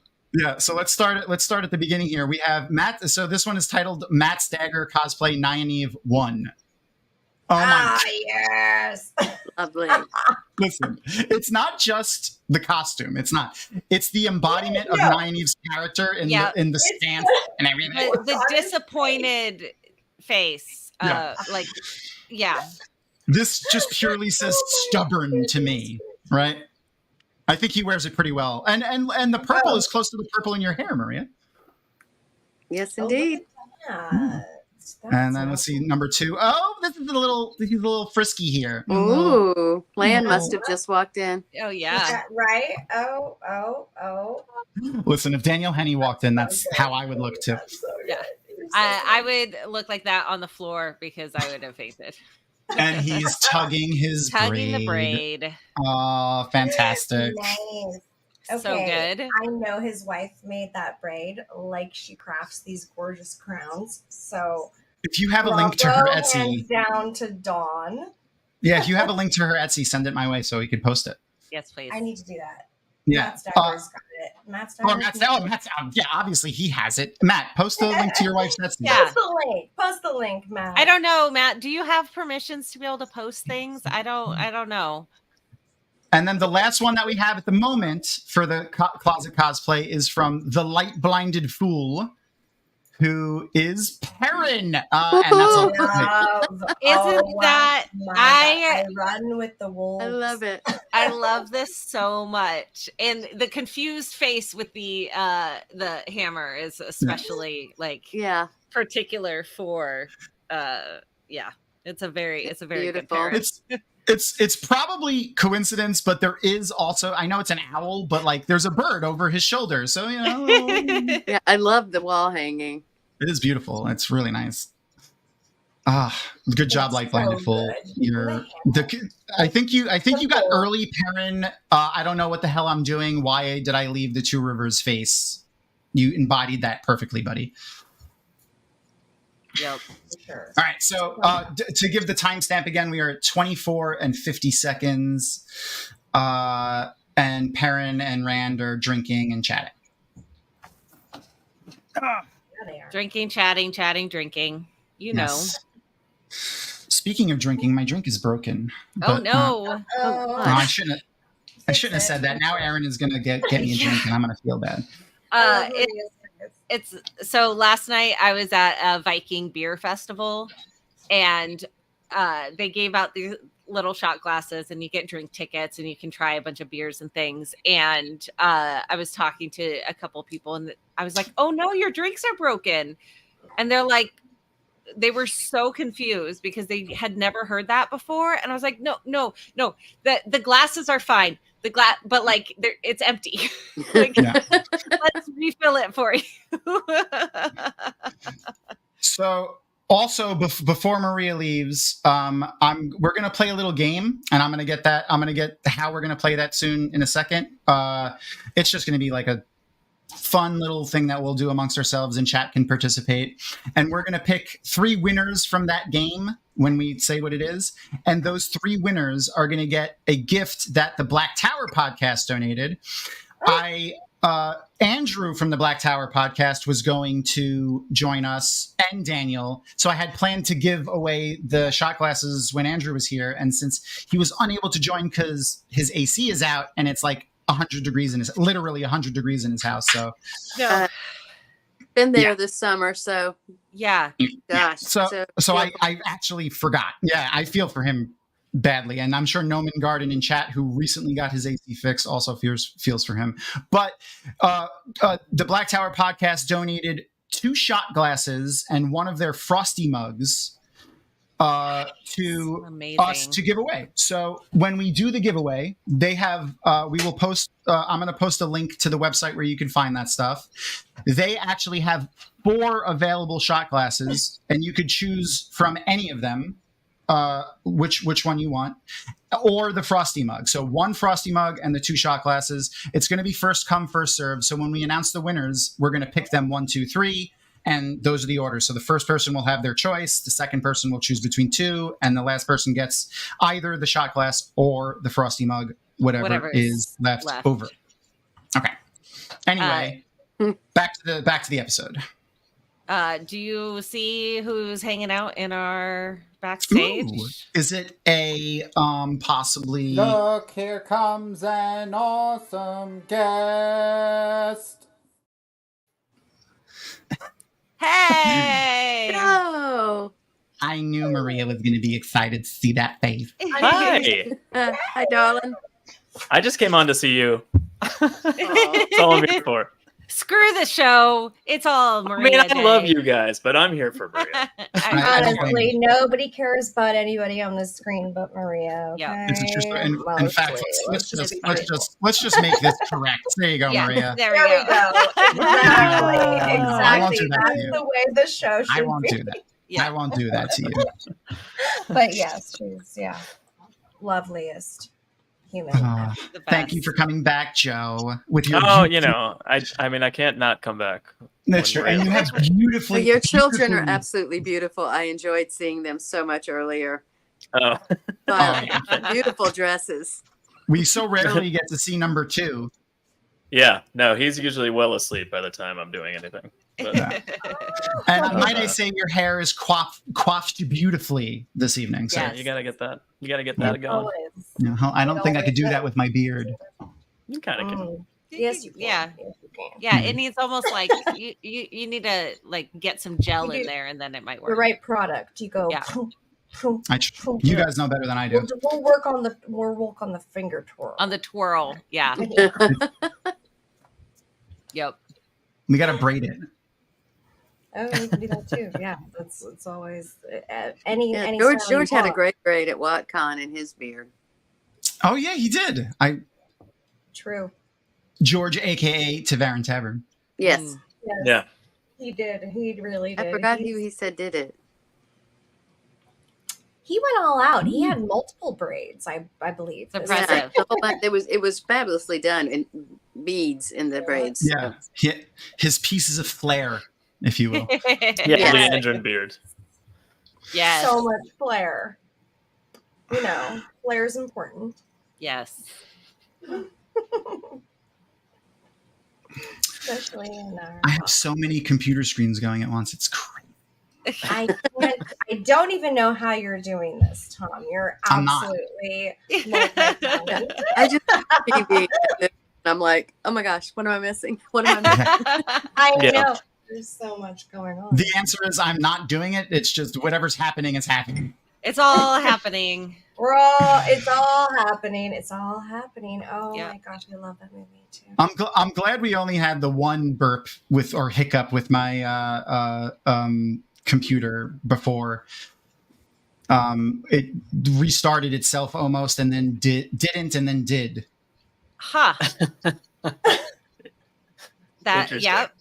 Okay. It does that sometimes. Things. Yeah. I left Dana Lou in charge when I got kicked out. Yeah. I came back. Dragonmount wasn't burnt down, so we were fine. Thank goodness, because I can't. That's iffy. Yeah. What are you worried about happening, Kathy? I don't know, and that's why I'm worried. Like there's so many really? options. Like it's the There's so many the things to worry severe about. unknown. Yes. Yeah. Thank you, Dana Lou. So Dana Lou Yes. posted, we are currently at $1,654. Nice. Yay! Ooh. And We that are less than 350, right? That's right. don't ask me to do math, Kathy. 346. Yeah, $346 until we hit our goal, and we're in episode 7. We're so close, you guys. Please donate. Please donate. And if This each is one of like you the send, most worthwhile thing to donate. it's true. If each one of you send that link to 3 people, and one of those 3 people donate, then we'll get there in no time. So if you've already donated, and I'm not saying donate again, just send that link out to Share it to all your friends. Yeah, put it on your Facebook. Put it on your horrible app that idiot Musk ruined. Call it Twitter. Don't let him tell you what to call it. Yeah, I call it's it not Maria. X. I agree with Maria. There you go. That's my new headcanon Call forever. it what Maria. you wanna call it. Maria said it. Yeah, that's it. It's Twitter forever. And if we get to 2,000, I'm holding it under my stupid action cam, like you can see that. If we get to 2,000, I will be giving away the Doom Slug. Yeah. Oh my gosh. There again, this is a pin that I have not been able to find anywhere on eBay, or it's not listed on the Dragonsteel website anymore. Kara Stewart gave me like a bag full of pins years ago for these purposes, just giving them away for at Jordan Con and all of the conventions that I go charities to. like this that you're doing. This is the most, incredible cause. I was gonna say, Tom, you're giving all this cool stuff away. What will you have left for the next charity event? Oh, I have stuff. These aren't all. These are not all. Hold on. These are not all the pins I have, sir. I have. Okay. I have many more pins to give away. These are just the ones I'm choosing to give away. We have been blessed. We'll say that. Yeah. Gotcha. And I will showcase maybe some stuff that I may give away in the future at the toward the end of this, but I don't want to confuse anybody with things I am and not giving away. Let's not confuse people. Yeah, we need to say it's a secret until the next time that we do some giveaways. There you go. Okay? There is more stuff to give away. That's the key. Yes. Always. Yes. Always. And so Always. subscribe to all of our social media information so you can find out when we're next doing a giveaway. Who knows when or what it'll be, but we still have giveaways now. Including, we haven't given away any of these yet, have we? We only did cards. Yeah. Ooh. Let's give away Maria, how many of we have 17 of those. How many should we give away right now?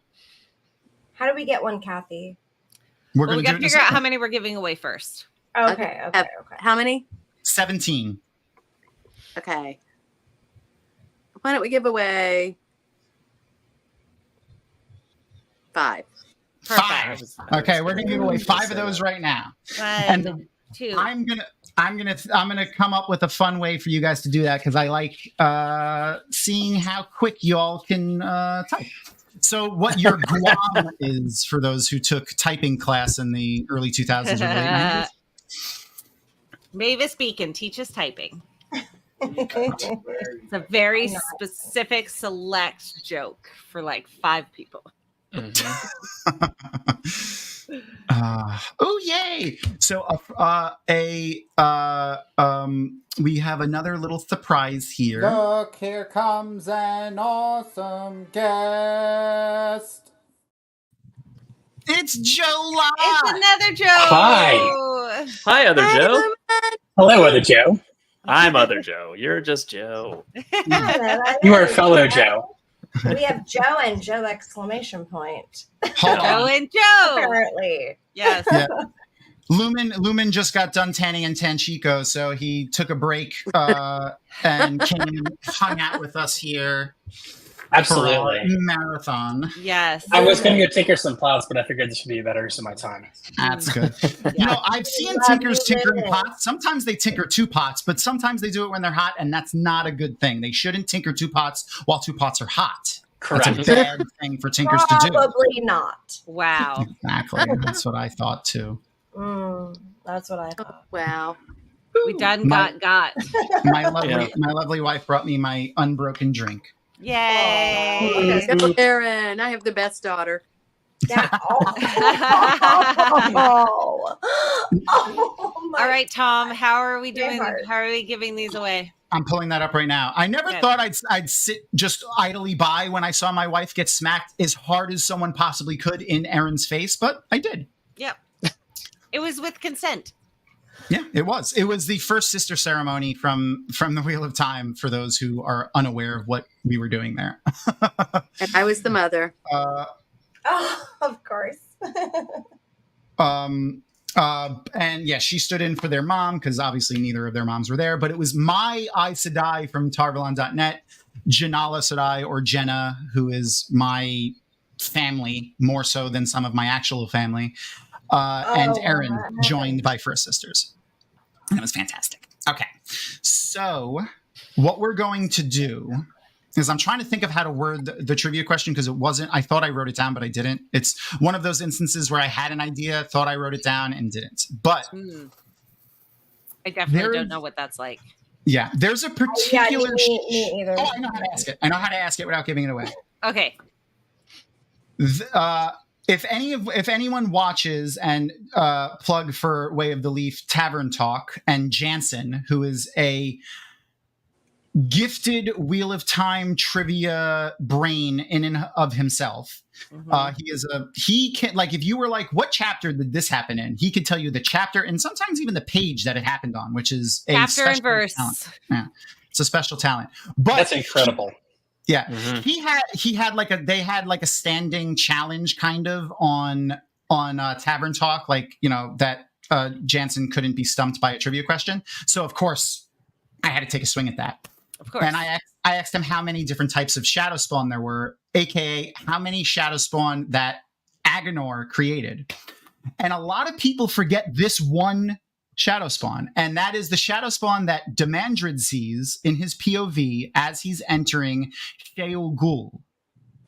So the first person in chat to say they don't have a proper name, there's a name that everyone uses for them, and what it is that they do. So their name or a version of that name, as long as it's close, I'll accept it because there isn't a hard and fast name that we've seen, and what it is that shadow spawn does. So again, Demandred sees a particular shadow spawn when he lands on the slopes of Sheol Ghul, and that shadow spawn is doing a very specialized task, and that is the only time we see that shadow spawn.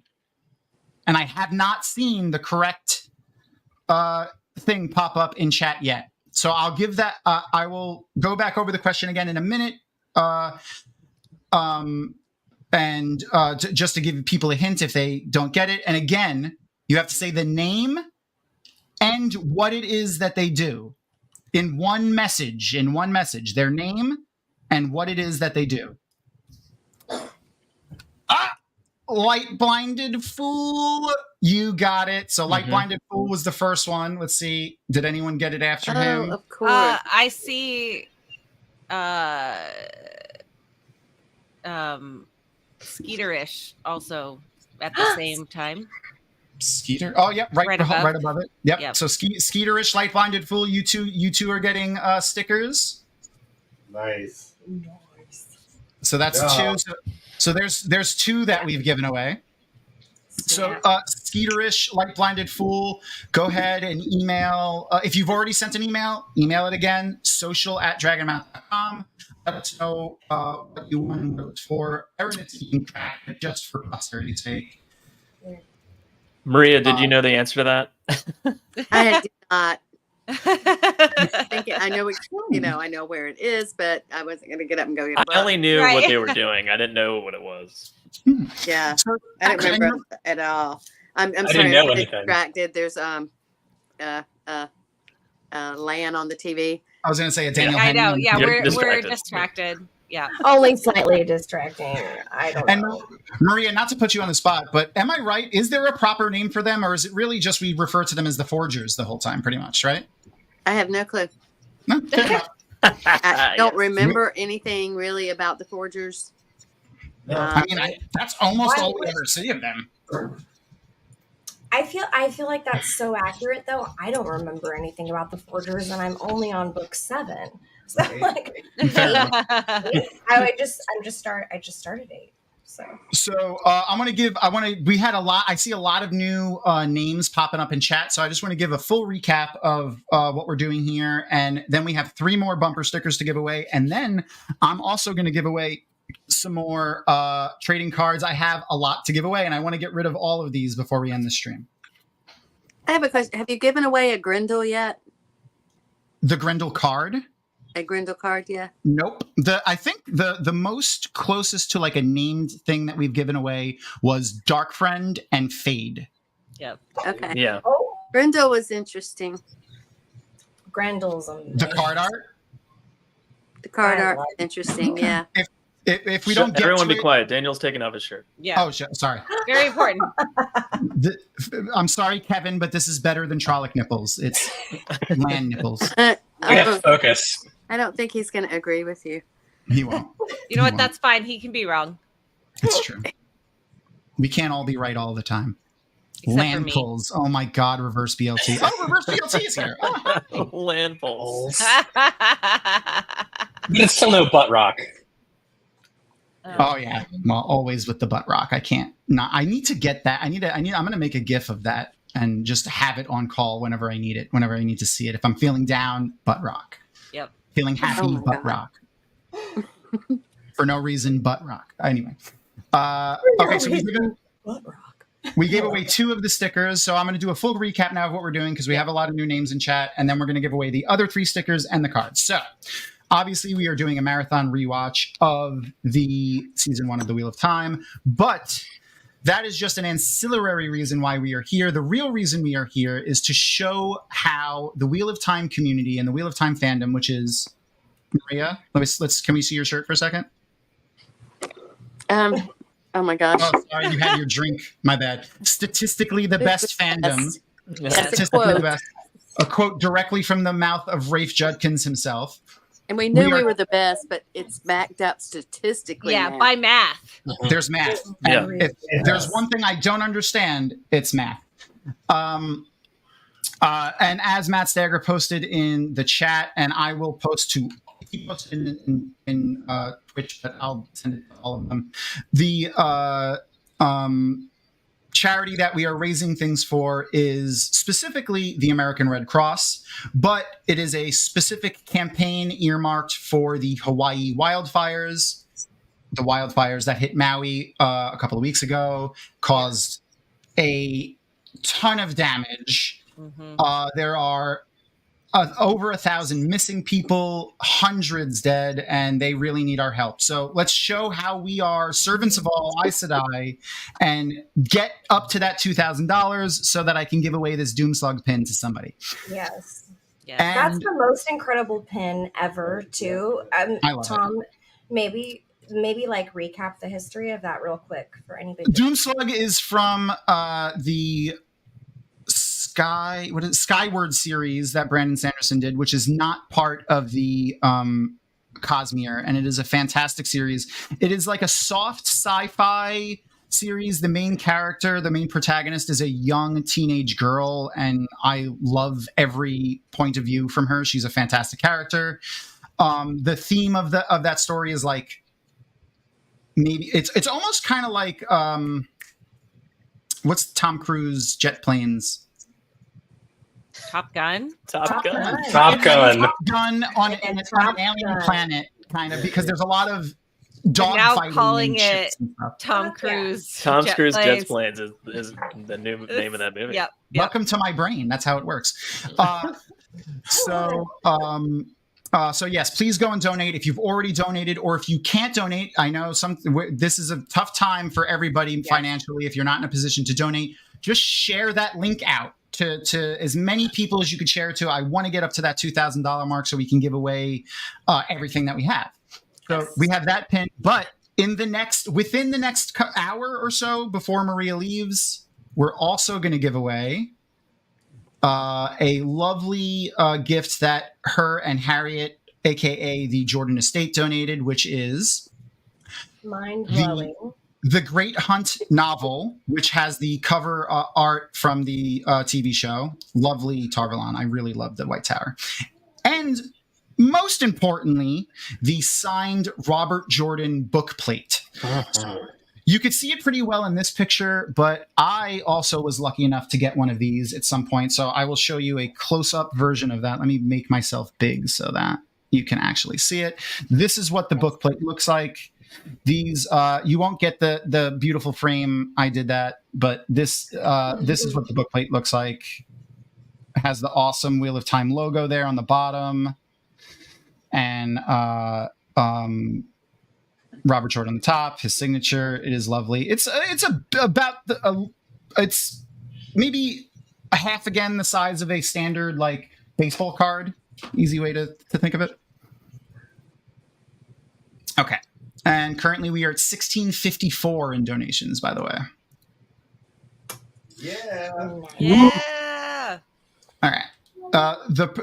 And also for the closet cosplay, thank you for reminding me, Aaron. I showed some of the pictures of that before. We will choose the top 4 cosplays that we like. And then we will take those 4, put them into a poll for those of you that are watching to vote. And you guys are going to pick the winner of the 6-issue series of the Eye of the World graphic novel that Macmillan recently republished and gave to us to be able to give away. They gave us 2 full sets. We've already given away 1 full set, and we're going to give away the final one that they lent to us today. So that is wunderbar. All right. And I think that that's reminds me, Oh, sorry. Go ahead, Maria.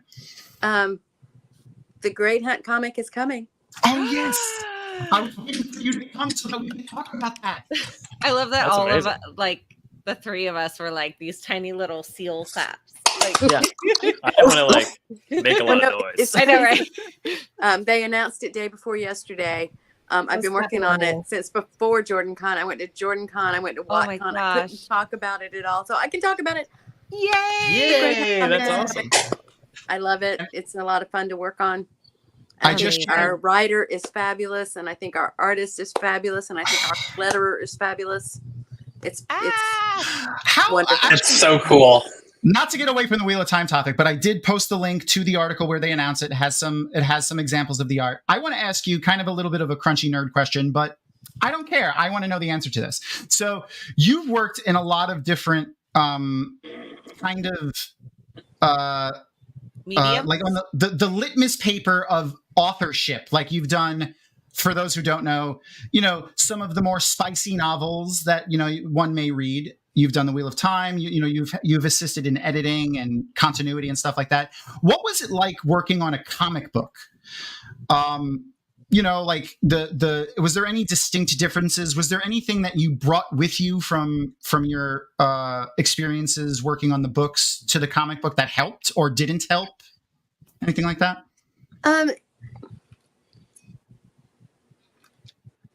One thing was when we were doing the Eye of the World.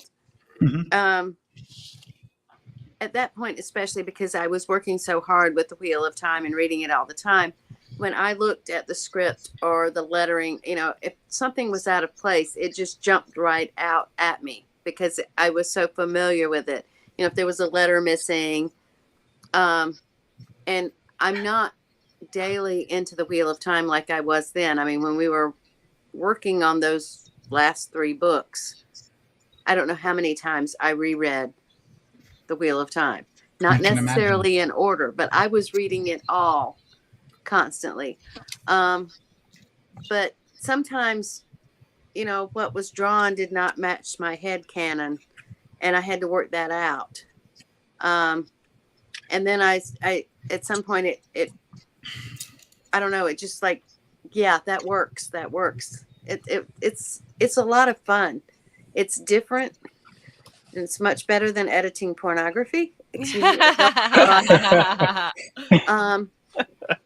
But I can say it's fun to see. That's good. And the script writer, he writes the script and he has really good questions for the estate, just me. and you know, it's like he knows what to ask for which parts. That's awesome. And he does a beautiful job. And then the artist slams it, drawing what the script writer has written. And, you know, I might say, oh, her hair needs to be different, you know, something like that. But I mean, they're just, I think, doing a fabulous job, and I love it. That's so exciting. Reverse VLT has a question for that. Was it one artist that worked on it? Was there several artists? Okay, for the Eye of the World, we had a whole bunch of different artists.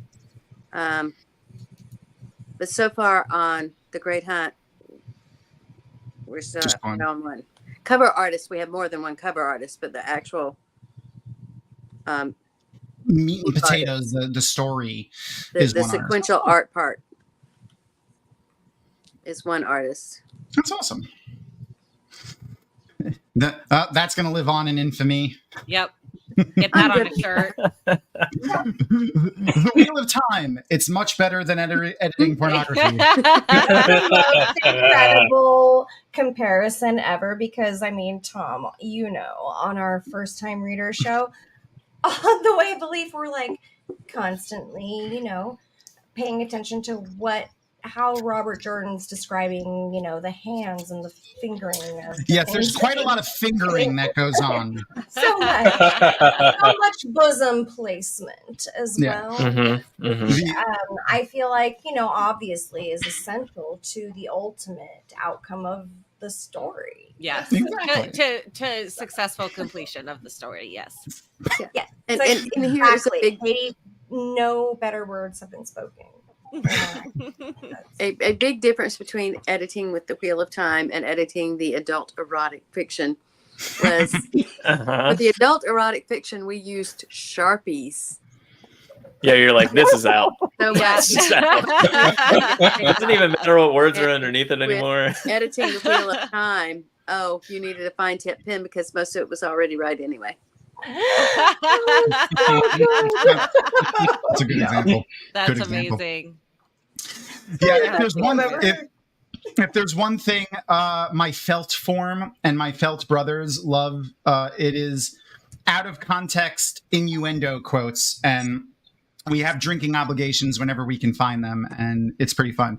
There's a lot of standing at attention for people on horses. There's a lot of jerking erects is another great one that pops I mean, up a lot. that's an old favorite. Yeah. Yeah. You get that? It pops up a lot. Anyway, I'll be here all week, folks. There's also the what was it? Stiffly, did we say no? Yeah, we said stiffly erect. All the erect situations that happen. You know? That's true. And lots of bosom placement specifically in the last. Well, I don't blame him for that. I just love taking things that don't belong as innuendo and taking them out of context and making them innuendo because it's my favorite thing to do. Oh, thank you for the follow, Falcon Wings. That makes me think of Star Fox. All right, so we're almost done with episode 7, and we're at 54 minutes and 33 seconds.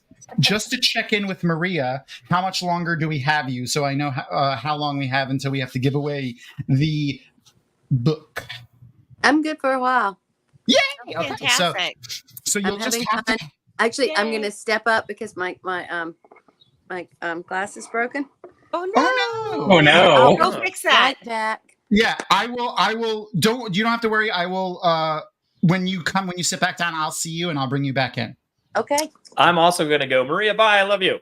I got to go say goodnight to my children. Ew. Sorry. Just kidding. Okay, Good night, Joe's children. Love you guys. Bye, Phil and I Joe. love you, Joe. It's so good to see you. I love you, Joe. I never get to see you. Bye. I'm all mean to him the first time and only time that I see him in many months. I know. Hug the spawn. It's fine. Joe is a fantastic artist, and actually I have some of his original art hanging right there. If you look above Momo's head from Avatar, that blue picture of Moiraine is an original Joe O'Hara right there. Nice. Very cool. My whole hot take panel at WatCon was about Joe O'Hara and how he needed to be paid by Amazon. He's had so many amazing things that like his artwork has created the vision. Like they need to hire him, is what you're saying. Yeah. That honestly Yeah. feels like it should be like an ice cold Some- take. Yeah, that's not very hot. It's not very hot. Like they should hire him. I fully support that. Okay, sorry, it's not hot. It's You're hot, but that take was just pure fact. Exactly. The take is not. It was at WatCon. I'll let you know. We had Matt Hatch in the crowd saying things like "cock blocking Perrin." It's a Maria. Just throwing that out Maria. there. We still have the 3 to give away. Oh yeah, right. Okay. So this one we won't. You know what? No, I want to do another trivia thing because that was fun. And Erin Erin sent me pre-prepared trivia questions that she wrote down. So let's see. What do we have? What do I want to throw at y'all now? Okay, I like this one. This one's fun. Okay, so we have 3 to give away, and again, I'm going to preempt this just in case. I have 3 streams of chat coming through here, and my internet is different than your internet, so it is going to be the first 3 people that I see in my chat window who answered the question I'm about to ask correctly, and this one I'm going to say, please go donate. So for these 3, you have to have donated. So if you didn't donate, then you don't qualify for this one. I want to give away that pin. All right, so we're crossing into episode 8 right now. So I'm just gonna end the watch party for a second. I'll restart it with episode 8 in a minute. The question is, what type of tree is Avendensora? What type of tree is Avendensora? And spelling does not count. As long as I can decipher what you're typing. Maria, do you know? I know this one.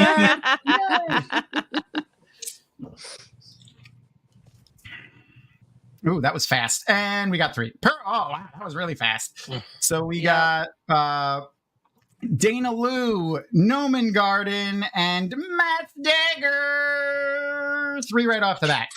Of course, Dana Lou knew the answer. She knows the answer to like every trivia question. Everything. Yeah. So good job, guys. Fantastic. And I think, yeah, all of you have 1 card, so which is fine. I just email us again at social@dragonmount.com and let us know that this is for the Wheel of Time logo bumper sticker so that we can get that out to you guys with your other fabulous prizes. Okay. And then, you know what? I'm feeling generous. Let's do a card as well. This one, I'm going to do another trivia question for. This one is a bit harder. And again, also, spelling does not count. We'll do the first 3. What's up, Maria? I'm sorry, I'm talking to my son. No problem. Hello. Hi, Maria Fun. Okay. Again, spelling does not count as long as it vaguely, onomatopoetically can identify it. Sounds like the correct name. What is first 3 people? Again, first 3 people, you will get a card. What is the actual name of the Forsaken or Chosen Agenor? What is Agenor's real name? His government name, if you will. Don't remember this one. Oh yeah, Reverse Frank nailed it. Frank, it's close. I mean, the letters are in the same alphabet as the correct answer. Wow, it's Frank and Stein. Yeah. Nice. I see 1 correct answer. 2. To Shiva, thanks. Yeah, I mean, kind of right, but not really. And again, this is one of our 3 named friends, which is always interesting. And Noman Garden right there again. So we got a new name, thankfully, who's winning a gift here. Tryan AFJ. Tryan. Yeah. If I didn't get that right, I'm sorry. And then my person, Arosa. Hello. You're going to get a card. And the next one was Noman Garden again. Oh my God. Noman Garden's getting 2 cards and a bumper sticker. You are so lucky. Did you meet Noman Garden at WatCon, Maria? I don't remember the name, but I tried to meet everybody at WatCon. I didn't quite. He will totally accept this. He's the one that actually looked like a lawn gnome. He's a well-built, stocky man with a lovely white beard. Okay. And I love him to death because he's always keeping me on my toes and correcting me when I'm wrong or confused.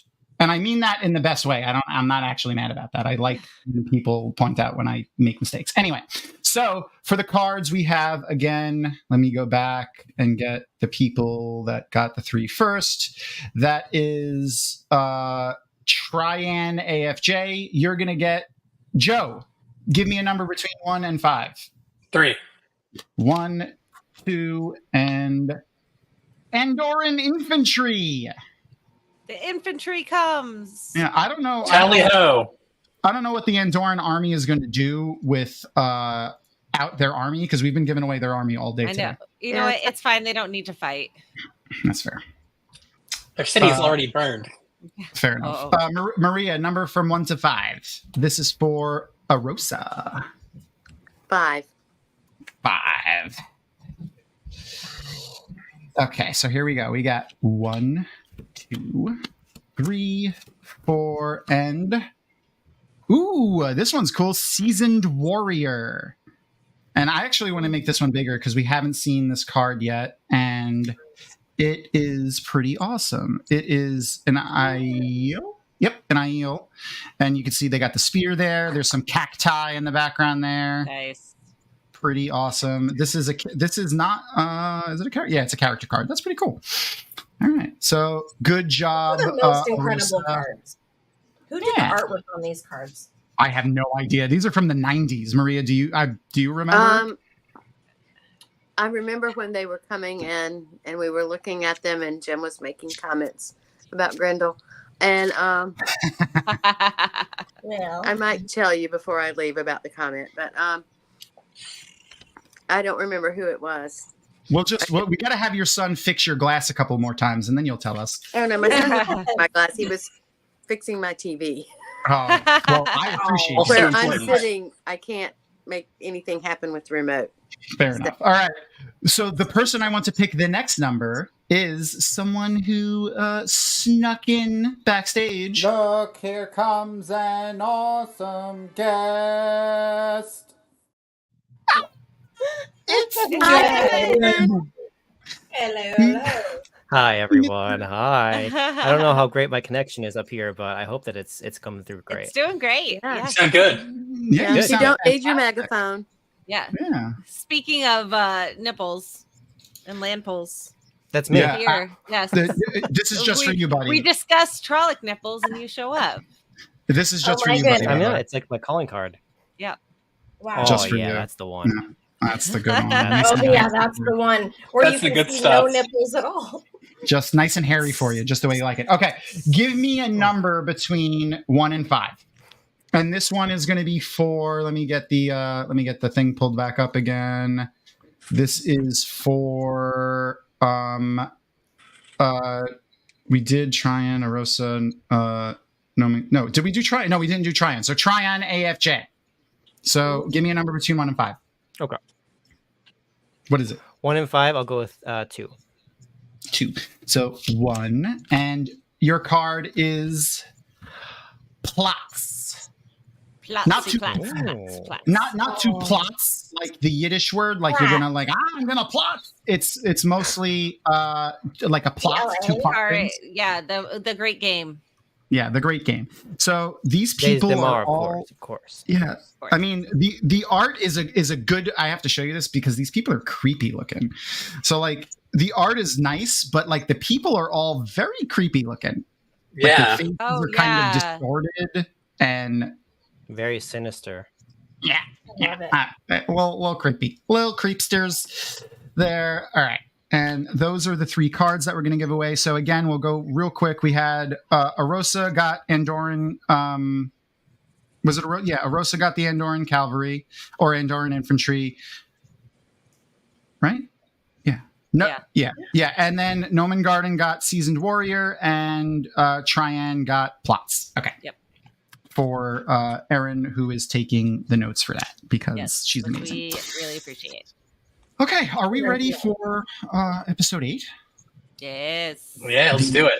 The big finale. All right, so I'm gonna start getting ready to do episode 8 now. So anyone who isn't following us on Twitch, I don't know what you're doing with your life. You should be following us on Twitch. Hi, it's me because you are using my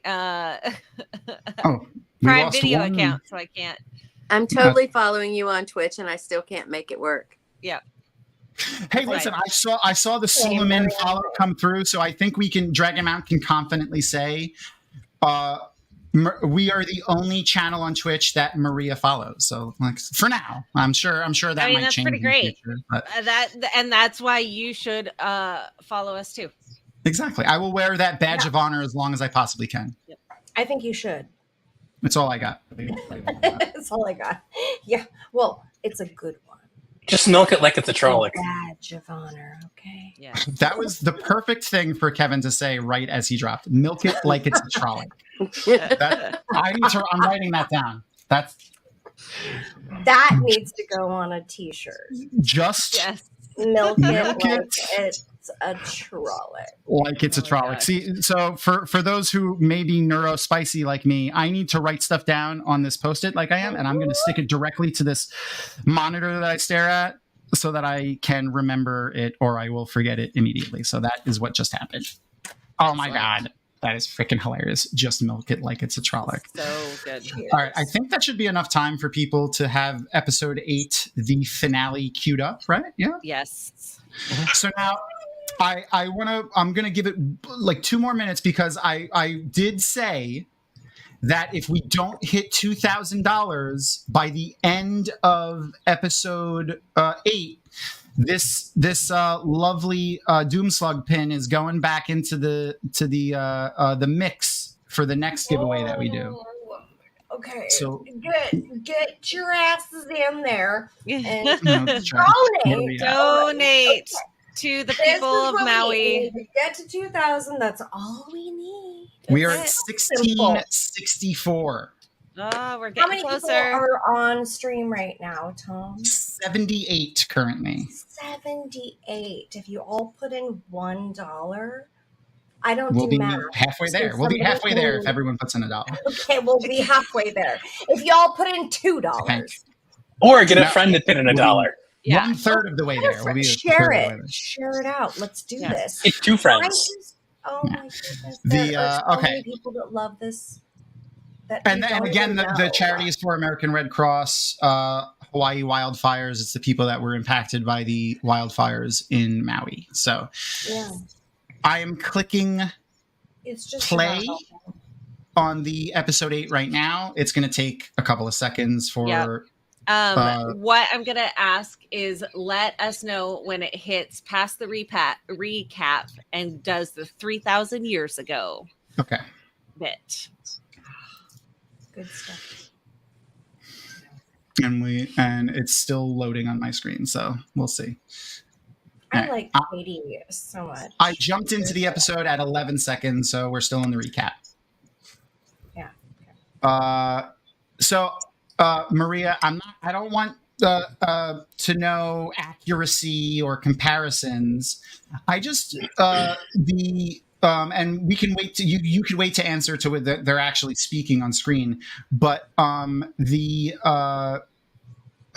accent that they're using in the old tongue, hello Kevin again, your lovely face. By the way, your quote, just milk it like it's a Trolloc, is going to live on in infamy forever. I'm gonna find something to put that on, and yes, forever. Like just cotton. I mean, it's a great quote. I mean, it's fantastic. It is pretty fantastic. Love it. Milk it like a Trolloc. Living on. So let's see. You're talking about accents. We're not there yet. We're still in the recap. We're at 1 minute and 11 seconds. Okay, here we go. 1 minute, 13, 14, 3,000 years ago. Okay. 1 minute, 15, 16, 17. Excellent. Here we go. Okay. So yeah, like obviously Alan and Jim made the Old Tongue, and I don't know if they spoke it. We don't need to get into that, but like hearing it now spoken with an accent, these actors get to put their own spin on it, their own feeling into it. How did it feel for you to hear it spoken aloud in a medium like this? I'm sorry, I'm boring again. It's it was okay. like, No. okay, this is cool. Never boring. No, it's never boring. But it wasn't. And yeah, Jim started the Old Tongue way before Alan and I came along.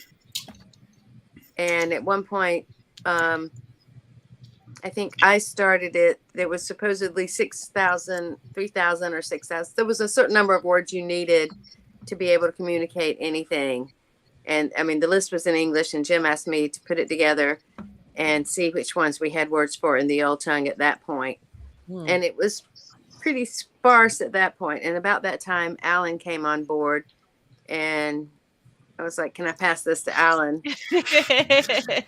And Alan ran with it, which was fabulous. Because, we want to use Alan's beautifully wrinkly brain. Yeah, Alan is the most amazing person. I mean, he can come up with anything anywhere. I would go in, we would start talking, and all of a sudden I would realize he had just run 3 extraordinarily good puns by me, and I was just slow. It was like 5 minutes later, it was like, wait a second. Oh my gosh. Oh my gosh. Oh. No one will believe that we didn't set that up, but Maria, you teed me up for the perfect segue to another thing that Alan sent to us in the Old Tongue, which was, in fact, a dad joke, which is in the vein of puns, I feel like. Yes. So when we were doing just a quick recap for people that weren't here before, we did an Old Tongue panel at WatCon. Since I know Alan was heavily involved in fleshing out the Old Tongue, I asked him if he wanted to send us anything fun. And I asked him to translate On Your Knees, which he did for us, and I talked about that before. The On Your Knees is I would post for you guys here. Actually, it translates to English strictly as "go down to knee." Is what Alan said. Go down to knee. Yeah, that is go down to knee. So if Suan said that in Old Tongue to Maureen, that is what she would have said. Or vice versa.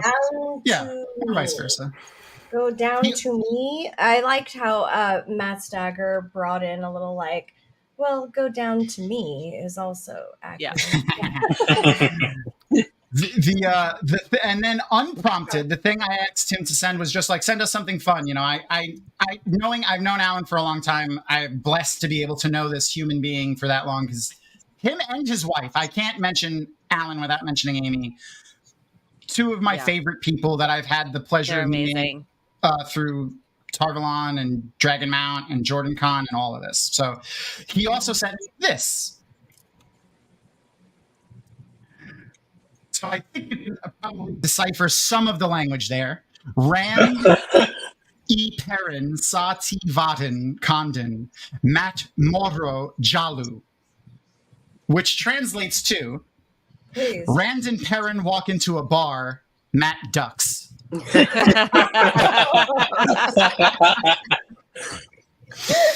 Amazing. So so yes, much better translated. Alan sent us a dad joke in the Old Tongue. Oh, look, Innkeeper is in chat. Hi, Matt. Hi, Matt. Hello, Innkeeper. Yes. Hello, Mr. Hot. So how many people, show of hands in chat, show of hands on screen, and then people in chat, shout out also. When we saw like the panned view, and someone in chat shouted out of the valley, like near the 2 rivers, and it was like the overgrown, what looked like, maybe rocks or mountains, but obviously were skyscrapers. How many people were like, oh, we're going to get a scene of that, but not ruined? How many people were like, we're definitely going to get that as soon as they saw that? Oh, I hoped it. I hoped that like we would have that connection, because you're not going to show it if you're not going to show what they used to be. That's exactly what I said. And I said to Aaron, actually, like, I'm not going to pronounce this right, so go ahead and butcher me. But Chevarsky's gun. Chekhov's.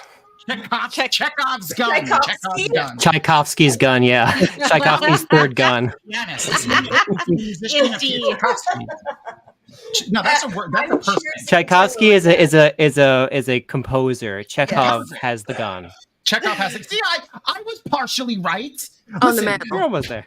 Listen, just because I'm educated and I know classical composers, I'm just ridiculous. It's a nice try. Solid, Tom. Chekhov's gun. So like when we saw that, I was like, oh man, they're showing this to us. They gotta show us that of it not ruined. And there it was. As soon as 3,000 years ago, I was like, ha ha ha ha. Yeah, that's awesome. It's such a great reveal too, to like bring it out, and so people that remember it from the first episode are like, oh yeah, I know what that is. But if you don't remember, it's still like this moment where you're like, oh wow, that's so pretty. It's true, reverse BLT. That is true. So true. So true. So well done. Yeah, sir. I'd say that, I know words, but you had the foresight to guess that, because I didn't see that. I saw that the ruins were there, but I didn't anticipate that they would show that. So I was pretty blown away when I first saw it. I was like, oh my god. Oh yeah. It was just I thought they might show it, but I didn't necessarily think we'd get it in season 1. I thought it would be like a callback. Maybe during season 3. Yeah. Mm-hmm. The apparently I've learned through my recent foray into therapy that often guessing like what's going to happen in TV shows, like having that kind of urge to do it and not be able to control it, is another neurospicy thing that I have. Oh, wow. That was a fun We're journey. discovering things all the time, aren't we? Yeah. Yes. Yeah. It's your brain being like, oh, Right. I recognize there's a connection here. Yeah. You wanna- This you wanna looks jump. important. How do I high five in the corner? Am I in the right space? Neurodivergence. Yay. What's up? Okay. Moving. That Theoryland is composed of some of the most amazing people that I've ever met. It's fine. Not the Tamerlane. That guy's a weirdo. But there's this one person, Hopper, that was very active on Theoryland. Oh yeah. Mm-hmm. Love him. Tamerlane though, the Tamerlane of Theoryland, complete weirdo. Yeah. Don't Never invite met to your house. Definitely don't. I mean, don't invite anybody to your house, because then you have people. Ugh, people. Socializing. Oh. Yeah, I'm right there with you too, Maria. So now we're back to our lovely Daniel Henney, looking fantastic in his fit. Well done. Always. What? Fit or unfit, whatever. Fit, unfit, you got bath, Yep. hot bath, cold bath, don't care. Any of All it. the Leave baths. the land buns. Everything. Mm-hmm. Hashtag land buns. I mean, the Hadori is almost exactly how I pictured it, It's but so I pretty. kind of like the twist that Daniel Henney kind of used with it. So, like, all the depictions of like the fan art and official art that we've seen of Land, it's always like, shoulder length hair, slightly tucked behind his ears with the Hadori holding it. Daniel Henney's version is a very traditional Asian kind of top knot folded up, kind of like the samurai used to do it. And then the Hadori is holding that. And I really, really liked that. Well, it makes sense, because if you're going to fight, you don't want hair in your eyes. You don't want anything to go slipping around. Your Hadori is on. You need it to stay put where it is. And so it's got to be linked into the hair. It's got to be connected so it all stays together. Oh man, that moment 1% stabbing Moraine, like, I was so shocked.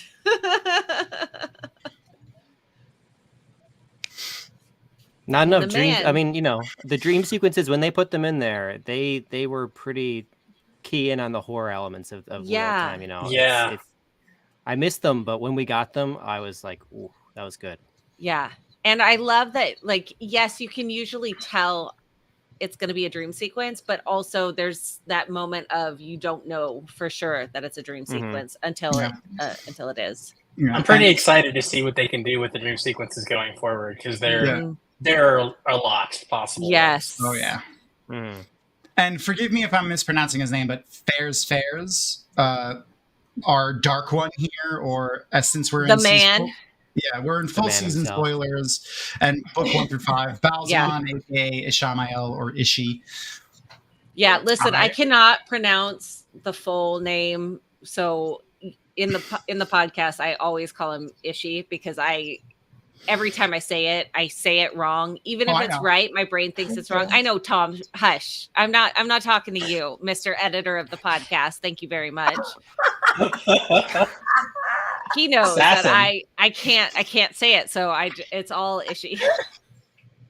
Yeah, it doesn't matter what Tom knows. He always seems to know what I'm about to say, like right before I say it, and he always like has like the perfect thing to follow it up with, and I'm like, oh, I love it so much. My favorite part is when Kay became busy and wasn't actively able to participate in every week of the First Time Reader show anymore. She's been coming back more, which I'm super thankful for because I get to see her face. But just like I often do, and many of us Lizdexic / HD ADHD folks do, we get tongue-tied. Like I just did. And they would often like say something and then I would translate it and she's like, that's exactly what I meant. That is exactly what I meant. like verbatim for like specifically, how did you know? And also I just love that about you, Tom. Yeah, you're incredible. We're on the same wavelength. Okay. Right there. That's what it is. It's amazing. It's so nice to have those people in your life. It Get that is brain. so incredible. Yeah. It's something new for me. So when that happens, I'm astounded and floored for days. That's awesome. So I appreciate you so much, Tom. I appreciate you. He's okay. He's all right. hey, you know, like Maria here. She's kind of okay, you know. Always. Do all right. The most gorgeous person I've ever met. Listen, don't talk about my mother-in-law like that. I know. It's fabulous. How much I fake hate on your mother-in-law. She's I'm not going to say it because I'll get in trouble. Yep. I don't want to say what level of mother-in-law. I don't want to rank mother-in-law. We don't right need now. to say anything. Like it's just a beautiful relationship that we all are able to experience when we go to WatCon and JordanCon and get to meet this incredible lady. Yes. And then sometimes when the track directors over at JordanCon, who this new batch of track directors that came in recently, fantastic. I really love, and Seth, who's doing the fantasy track, Seth Lockhart, absolutely love him. Again, Seth is great. Yeah, Seth is fantastic. Sometimes when they make interesting enough panels, now Maria's always open to do anything. We get to hear Maria's lovely thoughts on multitudes of topics when she sits on panels, and it's fantastic. So if you don't go to JordanCon, you should. But also, you were at WatCon. Did you sit on any panels at WatCon? I sadly had to leave because I caught the spicy, I caught the extra spicy con crud. So, which panels did you do at WatCon? Oh gosh, she was like, never mind. Oh yeah, don't ask her. Listen, whatever panels she was on was perfect. There was a trial.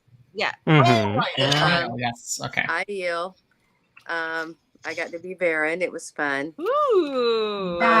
Did one with Michael Livingston about the origins, the actual things from real life that appear in the Wheel of Time. Awesome. And there was another one, and I loved it, but I can't remember it right now. That's fine. It was a game.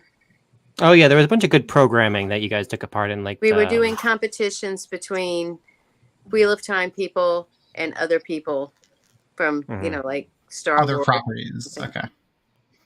It was a lot of fun. Yeah. You're Amazing. incredible. I just can't remember what we called it. But you're always That's so okay. incredible to everybody that you meet. And Something I quippy, I'm feel sure. like the most in Well, I have so much fun. Well, we have hanging fun out with with people who love what I love. Yeah. Yeah. Oh, you're speaking to your audience right now. Like, these are Yup. the people we will freaking adore you more than we can express probably on this. Yeah, I got to say, at WhatCon, I felt so loved. And, I got standing ovations and was declared a national treasure by somebody. Aww. And it was great, but my head was like, getting this big. And I walked out the door of WhatCon and got in my Uber to go to the airport. And I got to the airport and everything kind of started falling apart. My plane was delayed enough. I was going to miss my flight. And I ended up spending another night at the airport hotel. And then I got home the next day and it was like, whoa, finally I'm home. And I unpacked and everything and I went to sleep. And the next morning I got up and my AC was dead. Oh, and it was no. really hot.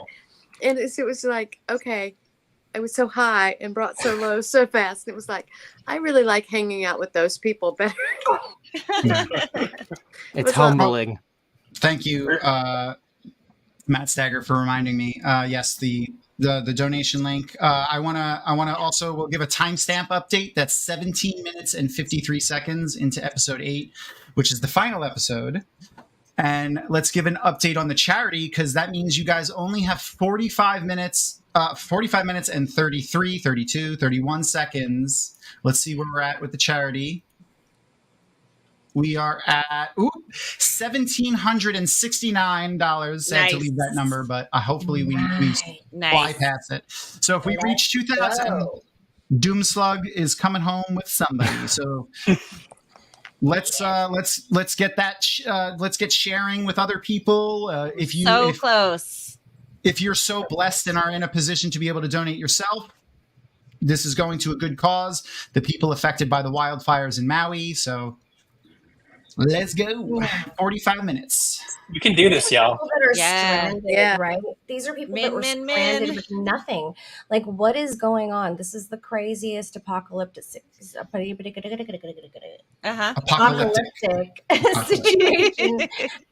ever, right? It's so insanely devastating. But like really on a serious level, Lahaina is gone. Thank you for doing the math for me, Zool, because I was not going to do that. Yep. That's nothing. We can do 231 easy. Zool. Yeah, we're so close. The 231.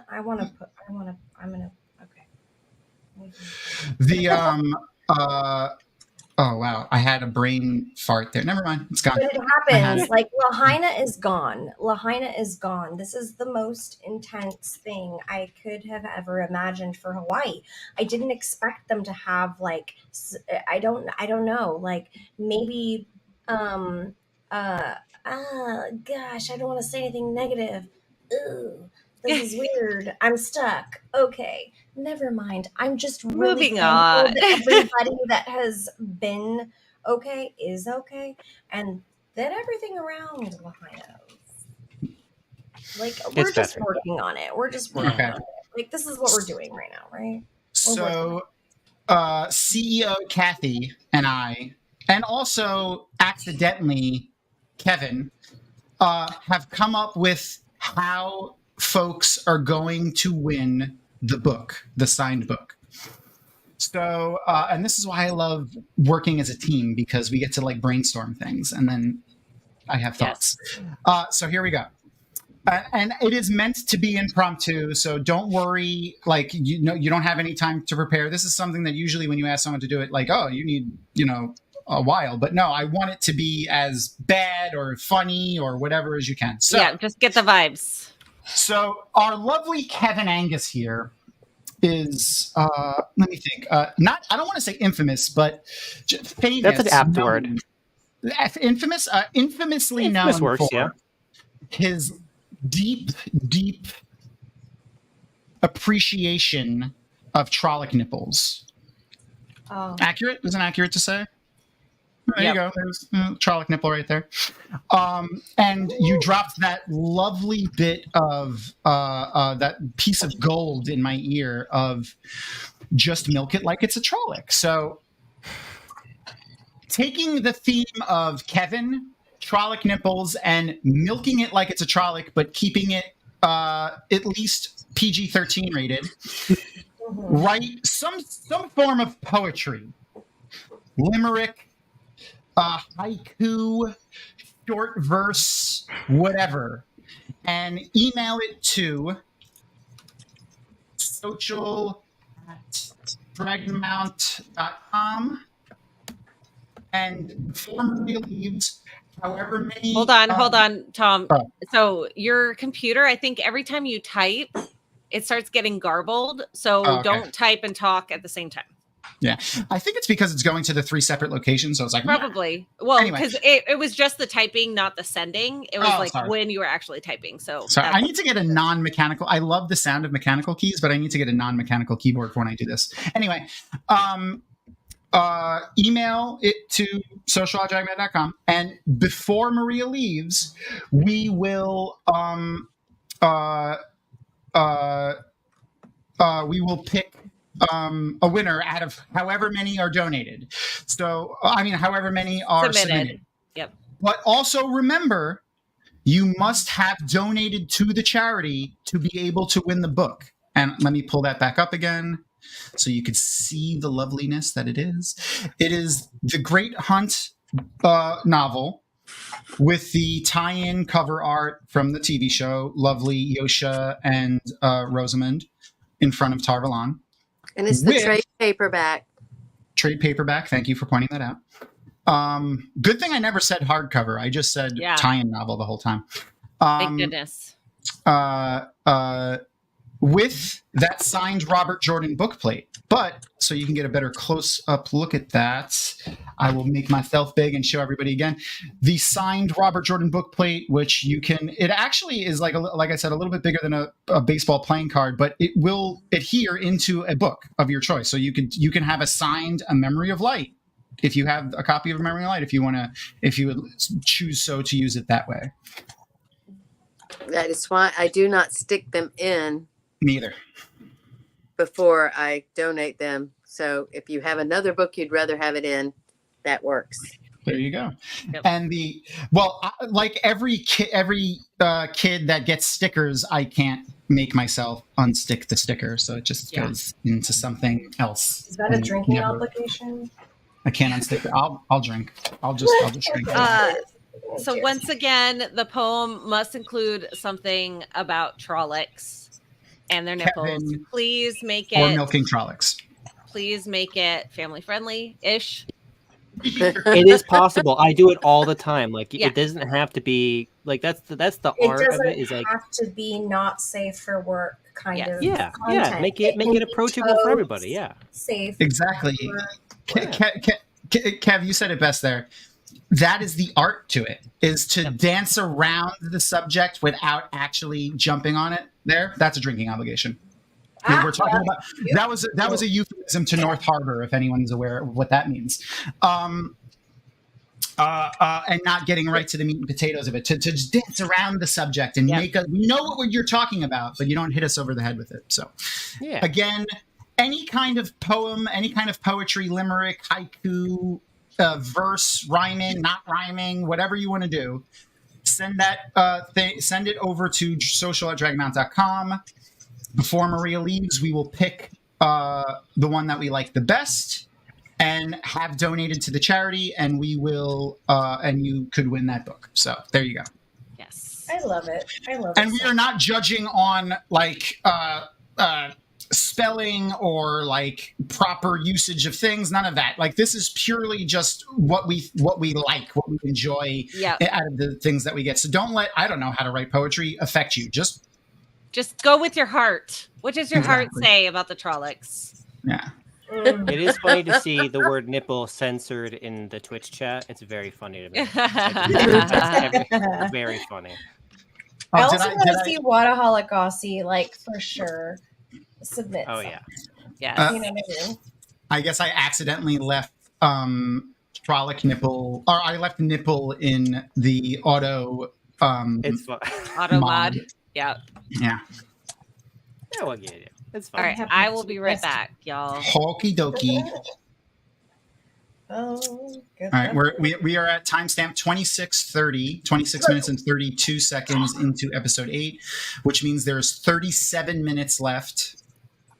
And let's get an update on the charity again. 1858, 40. 1858. Tom, What? Tom. What? We have Lumen.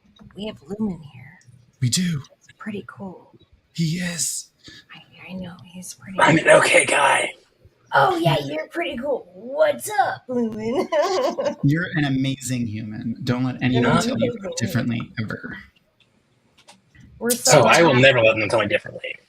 We have so currently Rand is in this little compulsed dream, maybe one would call it. I don't know. That the Dark One, or Ishamael created for him. That is a cute baby. Sorry, I got distracted by baby cheeks. Oof. The ease at which Ishamael shields or maybe severs. Ooh, there's a new poll. So folks in chat, Maria, you don't have to chime in if you don't want to. Everyone in chat, I'm going to post a poll over on YouTube, or just put your thoughts in chat. And folks in the call with me right now, was Moiraine shielded there or severed? What do you think? I was just like, reverse BLT says, Ish was just like, bitch, please. That was funny.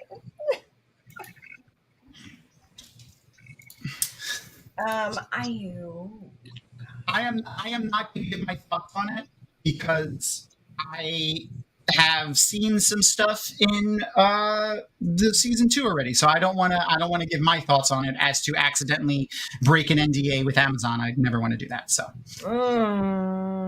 I think the shield is more likely personally, but I can definitely see an argument for severed, because Moiraine's one power usage is not really a huge factor in her story arc going forward.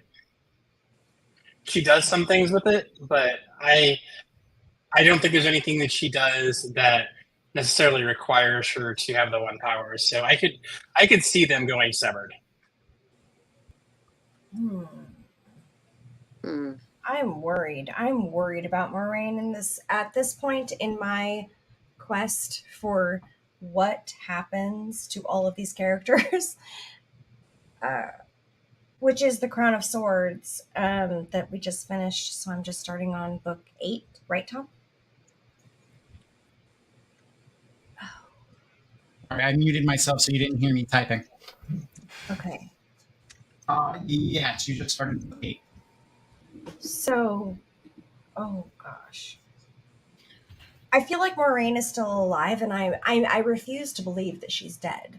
Oh, I think she's just in another dimension. She's definitely not dead. She's not seen her and all that stuff. Can she still channel? Does she just have a shield on her, or did Ishamael cut her off from the true source? Gentle, sever, however you want to word that. And I got the poll going over on the tubes of you. Dana Lou, Zool, we are currently full season 1 spoilers. I guess also, the stuff that Amazon has shared in the trailers and stuff like that, and books 1 through 5. Oh man, these poems are so good.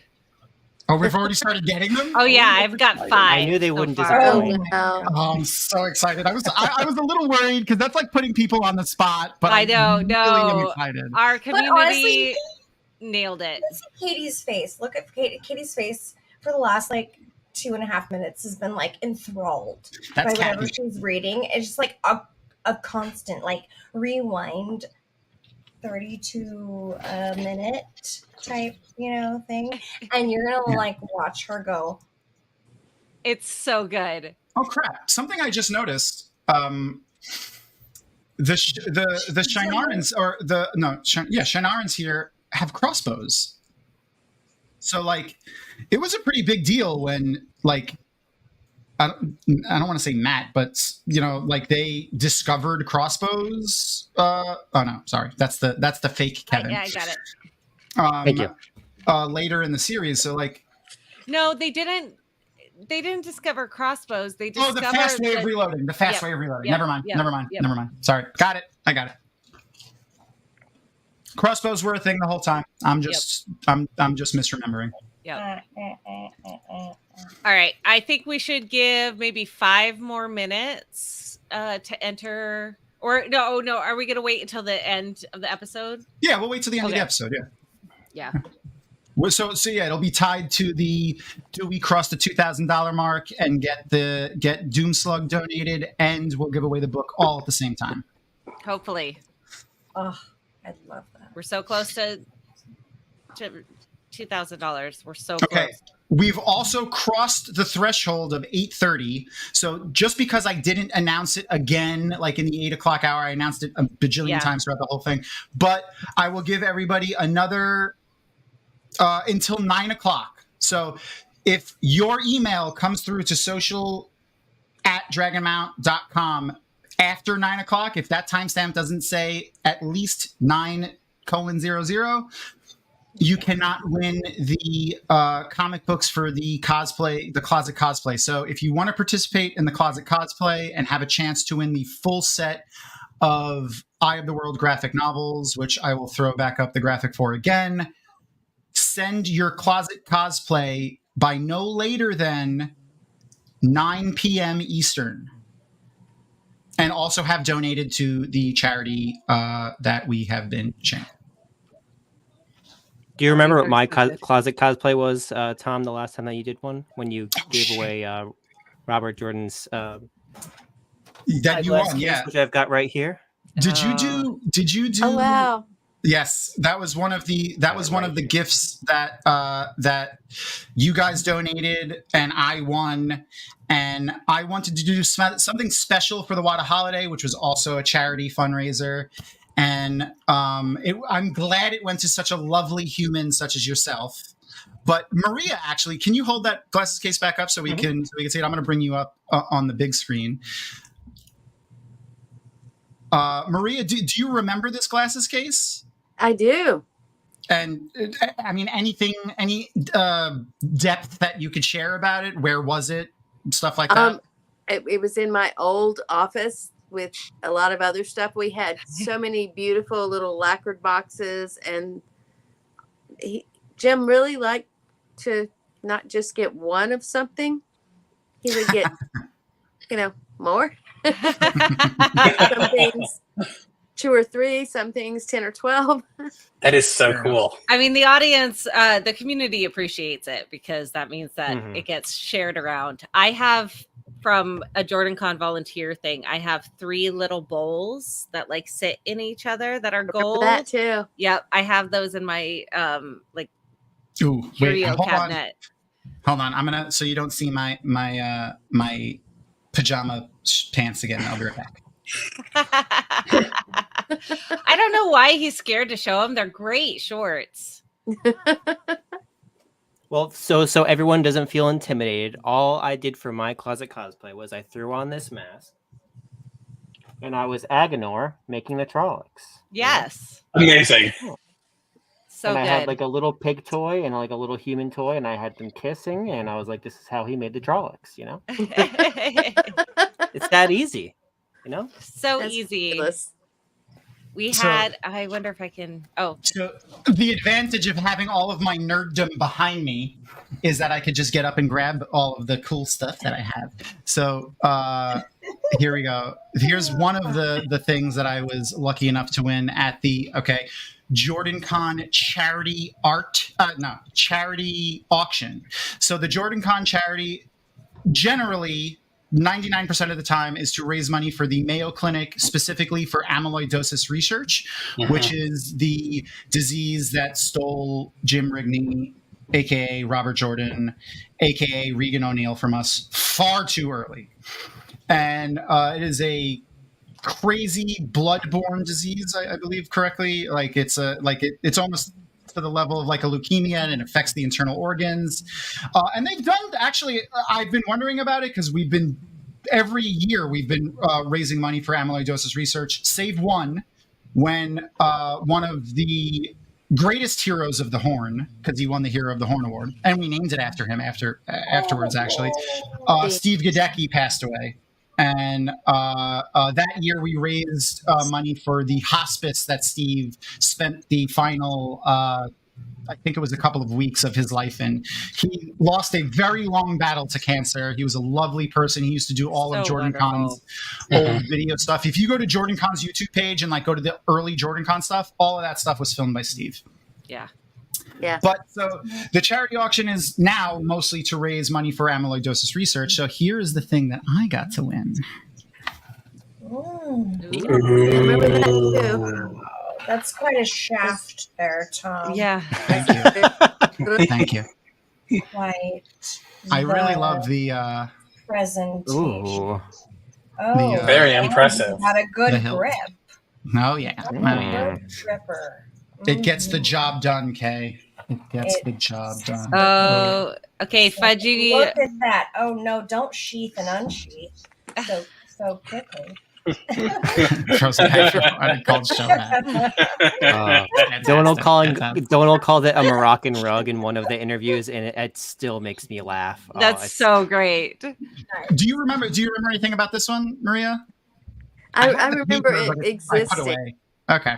I have the paper that, like, you guys, whenever you guys, and also shameless plug for Jordan Kahn, the estate often donates pointy stabby things from Robert Jordan's armory that he had in his home, which was extensive based off of the things. Yeah, just based off of the few things that you guys have donated over the years. We had someone that took a lot of it to eBay, and so many fans bought it, and they bought it, and they got certificates and everything. And there was so much. I mean, it's like, come the revolution, I know exactly where I'm going. My house, right? Because I have Mahalanar right there. Yeah, of course. But there was just so much, and I'm at over 27 and a half years since I've started now, and I went in and saw it all every day. So, it's familiar. I don't remember a lot of details, but it's familiar just because I was there every day. Yeah, fair enough. So maybe this might be a little bit reminiscent for you too. We won't get too far into it now because we are approaching the end of the episode. Yeah. So, real quick, let's say we're at 39:25 in episode 8 of the Wheel of Time. There's 24. And we're getting ready for the major Aes Sedai or major channeling linking event. Yeah. I gotta say, this is the only thing in the episode that still frustrates in season 1 that still frustrates me. It's just like the rules that this kind of breaks. And again, Maria, for this conversation, Maria isn't here. She's not. Maria's not here. You So don't have to okay, chime into this conversation at all, Maria. okay. So having sat through, all of the show today, episode 4, when they're linking to help protect, like to block Logain. Mm-hmm. The way that the weaves work in that chain, in that circle, is completely different than this chain. That's also a good point. That's a really good point. That's a good point. You really could tell that like there was particularly large amounts of the power coming from Egwene and Nynaeve. Yeah. Comparatively, yeah. Well, That's a really good point. how it was so with this battle, it's entering into whatever her name is, as opposed to around her. So Leandrin had it around her so that she could manipulate the weaves, as opposed to it going into her. So I wonder if that kind of is that explanation of what. Oh my gosh, we're so close, you guys. No, we just went over, so baby. close. We are so Oh, we went over it. Yeah!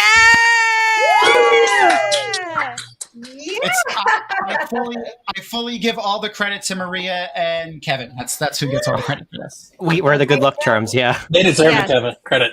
You get all the credit. And Kay, you know what? Kay gets some too. Kay gets credit. And This Joe, you're all amazing. I love High fives all around. Joe is the reason that I get up in the morning. sides of your screen. that's so great. Congratulations. Thank you, everyone. Thank you so Perfect much. timing, too. Yeah. Though That's amazing. I will. So yes, we will be giving away the Doomslug pin. We'll do something fun with that, and we've been receiving the I could see the emails coming in. We have so many amazing poetry. It's so good. I have like 30 unread emails right now. Okay, ignore those I know, emails. Ignore those it's great. emails. I'm not looking Okay. at them. I'm not gonna look.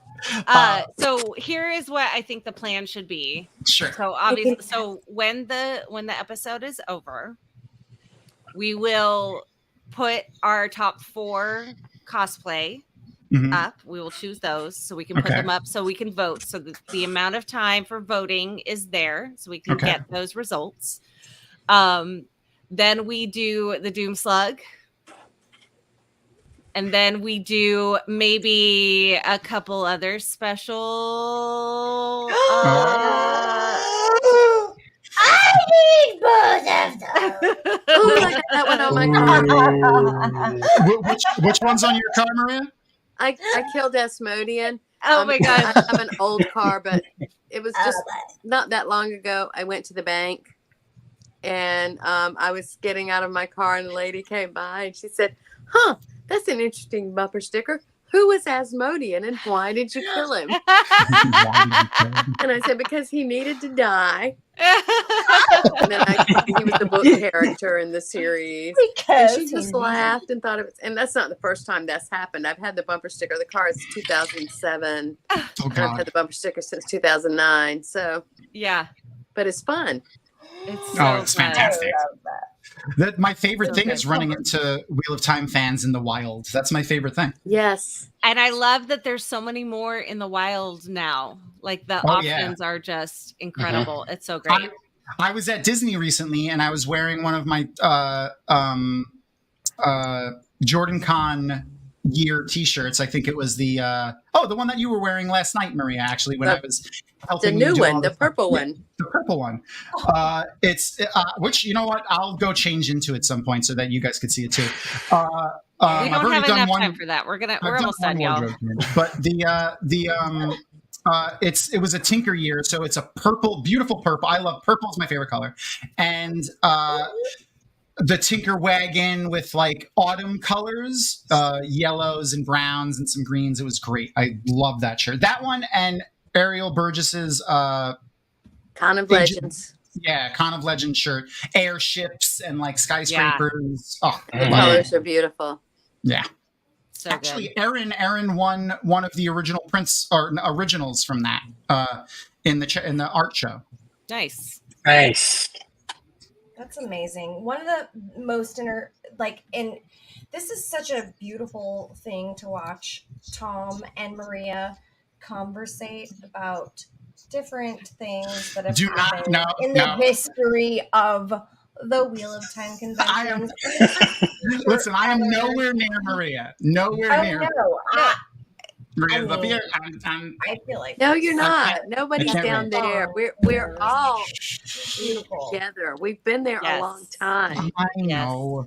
And anybody who comes new next year, you're going to be part of it too. We are family. Yes. We are statistically the best. Absolutely. Whether you're new or been since the first, book was published, we want to be we want you to be part of this. It's so important to find these communities, and this is the best one statistically. It is the best one.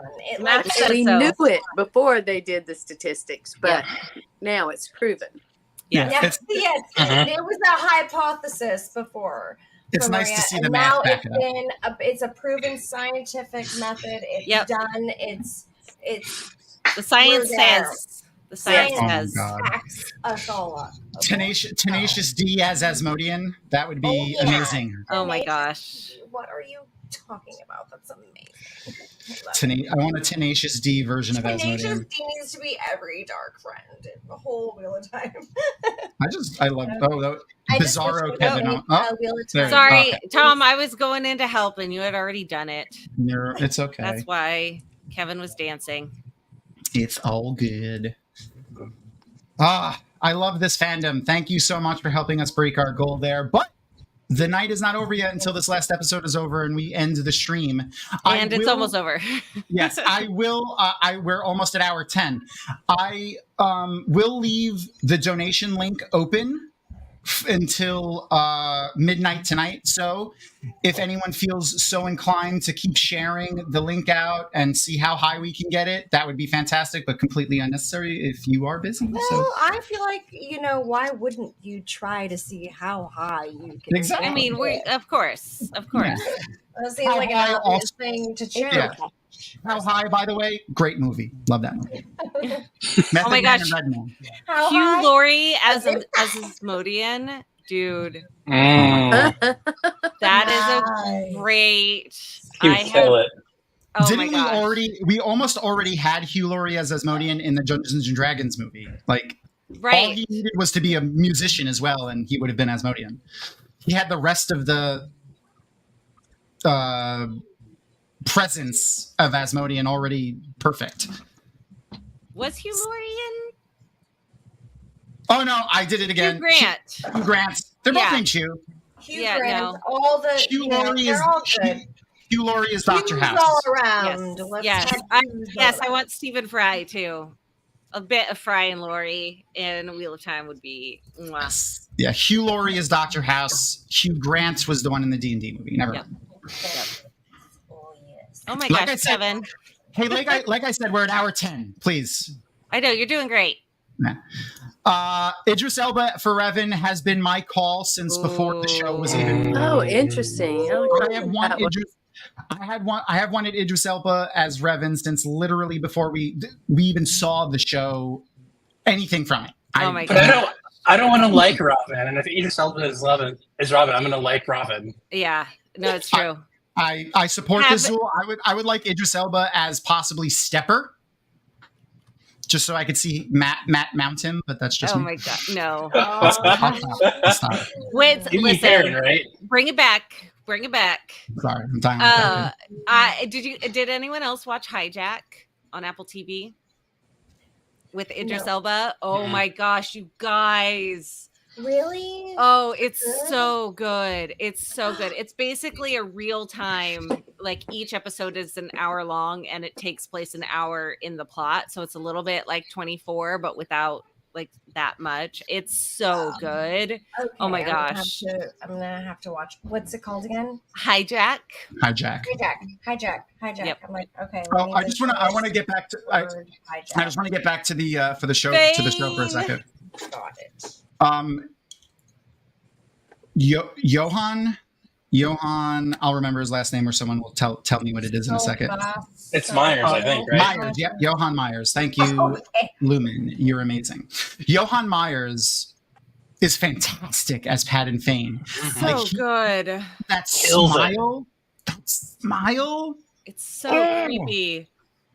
It was creepy. I'm sorry And that your internet is poopy, Kevin. it's the I'm weirdest. sorry. I know. Not Kevin's poopy internet, but the smile. The smile is the strangest thing. He's It's so such creepy. a good combination of a relaxed upper face of like nothingness happening up here, and Dead then eyes. the Yes. most deviousness. You can't tell what is going on. And It's so good. I feel like I'm good at that, telling like what's happening in the top half of the face, and I can't tell. He also does apparently angry very well too. Ooh, so good. Look at That's this. That's stolen from the season 2 trailer. I can hear that where it's kind of a right, a like a sour, sucking in your snake breath, slithering. Fantastic. Love, Love that actor. Love that actor. Whoever the casting director is for this was They need spot an on. Oscar. Is there an Oscar for casting directors? I think there should be. Oh, here. I'm curious. I'm curious if Maria knows this. So, obviously, Maria, you know who Henry Cavill is, right? Yeah. Okay. So Superman, Geralt from, Witcher, okay. yeah. Do you know that he's a huge Wheel of Time fan? Yes, I that was on excuse me, on Facebook. I think he was still doing Superman, and they had a picture of him sitting in a chair reading Wheel of Time. And he was talking about how much he loved it. So yeah. Amazing. And someone asked him, he's actually mentioned it in several I love how Kevin every time he comes up. What is that? Oh, shit. He's okay. Oh, shit. I didn't get it. Damn it. I did me by accident. Funny. I'm here. He's here. Kevin, I think you need to try just a little bit harder to stay. Give me just a little bit harder with the crossed fingers. Just a little bit more for a second. Now, damn it. I almost got a screenshot of you being silly, but now you're here still. You're here. He almost got a screenshot If of you him just doing that. drunk a little more Trolloc milk this morning. Am I here? Oh my God. I don't know if you can hear us. But Maria, that's going on the quote page. Should have drank a little more Trolloc milk this morning. Should have drank a little more Trolloc milk this morning. Thank you, Maria, for that. Okay. So we are at 53. Am I back? Yeah, I mean you've been here the whole time. Huh? Can you hear us? Oh. Yeah. I can hear you. Okay. Stop. Yeah, Welcome back, Kevin.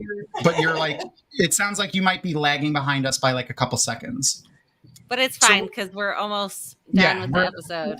We're within the last 7 minutes of the episode. We're at 53 minutes. We'll and 20 give it a sec. seconds. We're almost there. Yeah. The Shonchin are about to Exactly. Murk this poor little girl.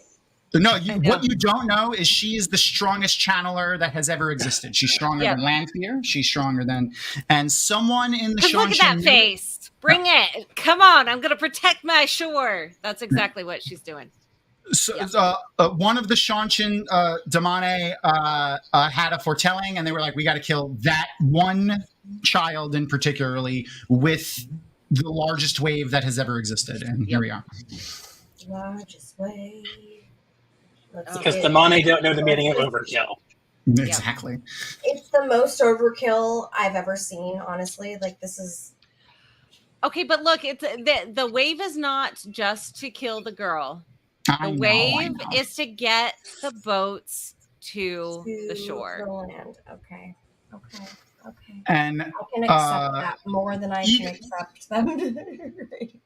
Huge ass wave. Some of the eagle-eyed viewers would have also picked out that on the prow of those ships is a three-eyed cat-like creature that the Shonchin often have. So maybe we might see one of those in the flesh, or scales, because they have scales in the future. Very Grom-like. Very Grom-like. Yeah.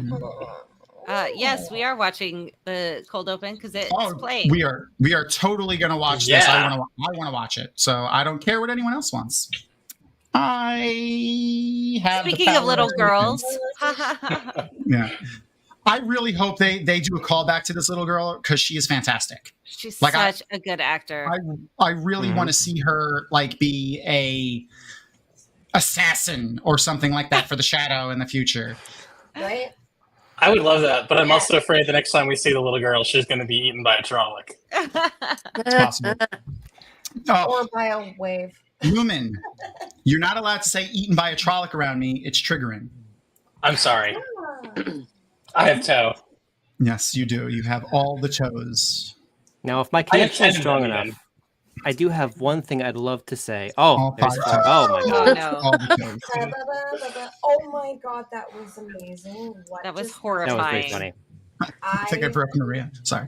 All right, what's up, That's Kevin? okay. So I just wanted to go back just because I'm like 10 minutes late, both internet wise and conversation wise. But It's all good. as probably maybe one of the newer people in the fandom, I can just say that I only found all of you like maybe a year and a half ago at most, and it is like a family. Like it's so true. Like I've gone to JordanCon, I've gone to WotCon, coming back from WotCon, similar to Maria, it felt like night and day. Like I was like, oh, I'm around all of these amazing people all the time, and to go back to your normal life, it's like, why would I ever want to do that? Yeah. So It's such a come down. If you're nervous, just go, because like honestly, like these are the best people that you're gonna find anywhere.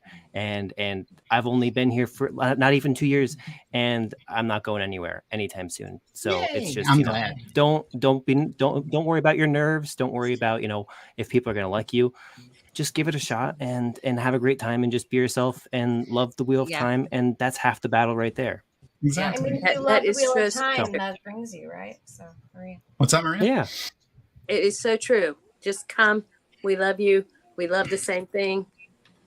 We might disagree about our favorite food, color, drink, but we love the Wheel of Time. We have common ground. Yep.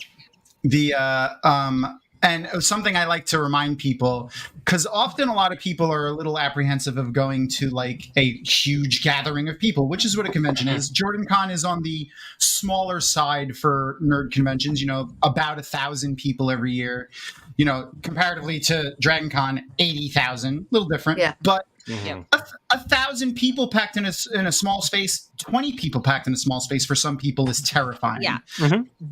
And obviously, a nerdy literature person, the stereotype in this case is accurate. Most of us are introverted, don't like a lot of large crowds and stuff like that. But the best part about that is everyone that's at this convention, or at least 80% of the people there, are also like you.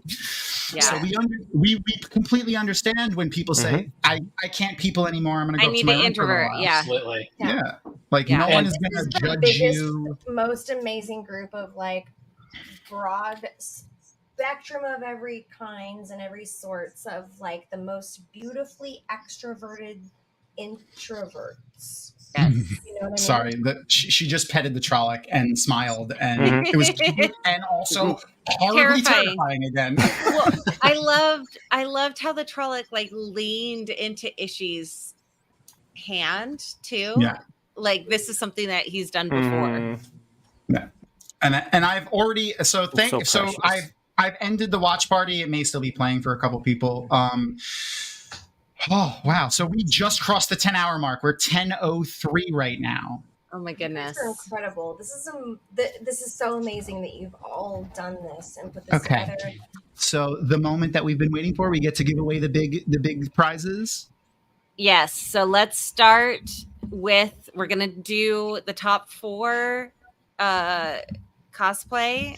Okay. Which I think I want our guests to pick their favorite out of there's 4 guests, four favorites. How's that? Here's the thing though, is I think we only had 4 entries.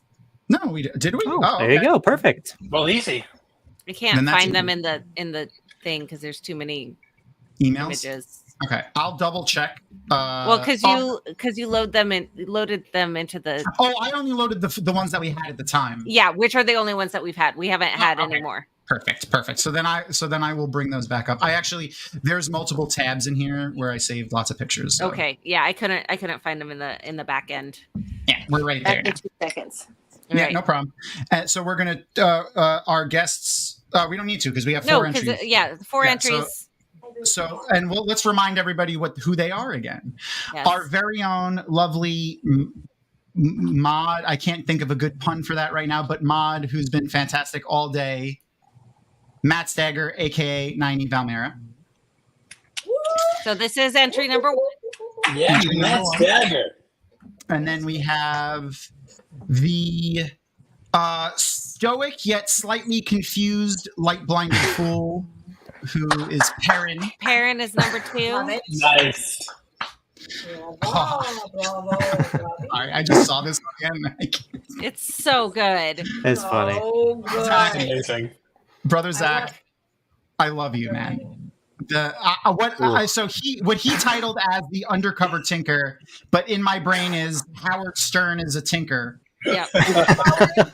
Number 3 for the tinker. Tinker is so the note good. for this. Howard Stern is tinkering pots all over the place, and they're probably hot. And then Oh, so hot. Penny, the Watt Cake Lady, conscripted her tiny humans to be The snake and fox with Matt's gifts. Yeah, That's really cute. they've stolen the rope that he was hung from the tree, his eye patch, and Ashendari, And the wolf medallion. That's he's right. He is wearing a pendant. I couldn't tell. Oh, that's fantastic. Oh, I'm sorry, they aren't. I don't want to assume, but The eye patch. Yeah. the elfin or so like I usually do when I can't pronounce things, since it starts with an A, the Aelfin and the Eelfin. So I mean, that's Oh, see, Maria says yes, so that's how it's Elfin. I am so happy when I get things right. All right. So those are the 4 people that we're going to do. Now I'm going to post a poll on YouTube. I'm going to post a poll on. Oh, let me get rid of the picture so that we can see. Sorry. I'm going to post a poll. I was hiding Joe's face. What was I thinking? I'm going to put a poll on YouTube. I'm going to put a poll on Twitter, and I think I can get a poll on Instagram, and we'll leave them up for until we finish the other giveaways. Until we finish the other giveaways. Okay, perfect. And then and you guys are going to vote on who the winner is for that. So we're going to put Light Blinded Fool, and I'll also include in the post the pictures that we have here. So that's going to take me 2 seconds. I'm just going to pop out so that I can get that done real quick, and Kathy's going to go over the other stuff. All right, so we have the poems. We have so many entries. This is incredible. I'm so excited. Oh no, Willow. Oh no. I didn't see it. Oh, was there another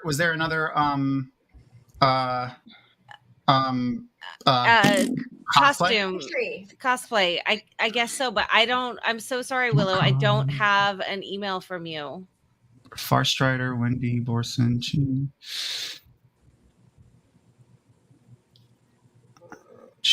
Logging poetry. I do not. No, I don't. Yeah. I don't have an email. Let me check my spam just in case. Matt Steiger is saying to check his Twitter for the pic. Oh, well, but you didn't follow the instructions. Oh, I'm sorry, Willow. I'm sorry. I always hate having to be like, but like in this case, there's not much we could do. Yeah. So the instructions were posted on the socials, but also email it to Dragonmount and have donated to the thing. So we don't have. I didn't get the email for it. I'm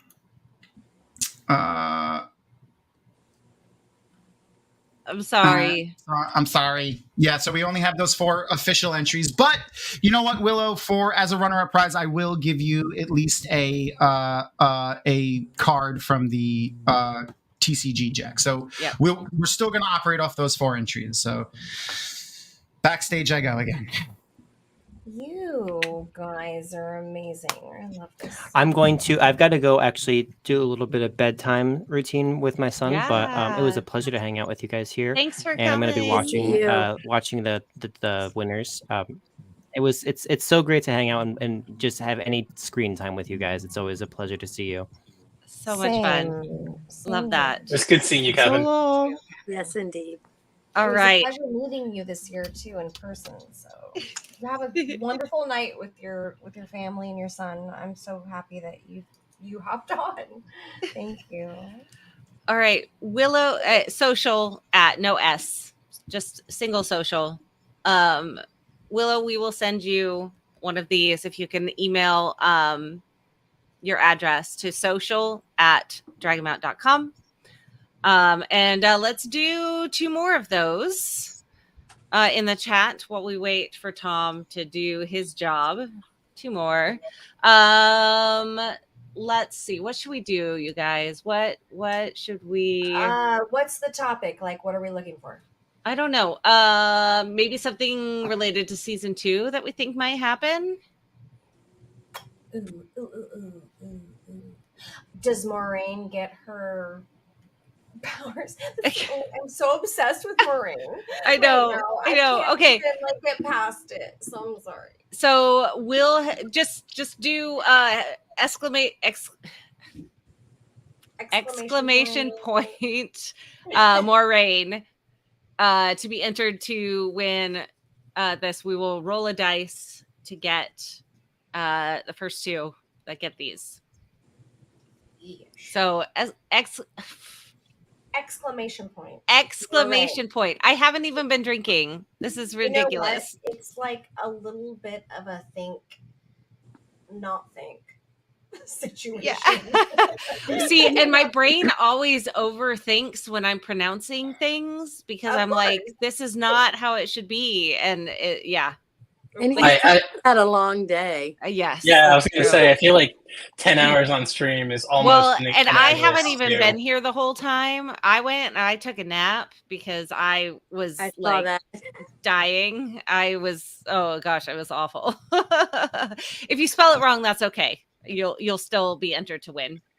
You're just the most incredible, though. Like, you're so capable of so many things all at one time. It's pretty impressive. So. And instead of rolling a dice, because I can't figure out the math way that Tom does it, we're just going to ask Siri to tell us what number it is. Sounds so good. Siri is great. Good job, Siri. Yeah, we love Siri in this house. You. All right, let's see. We have 1, 2, 3, 4, 5, 6, 7, 8, 9, 10, 11, 12, 13, 14, 15, 16, 17, 18. 18 entries. All right, here we go. I'm going to mute it, though, so no one else's Siri goes off.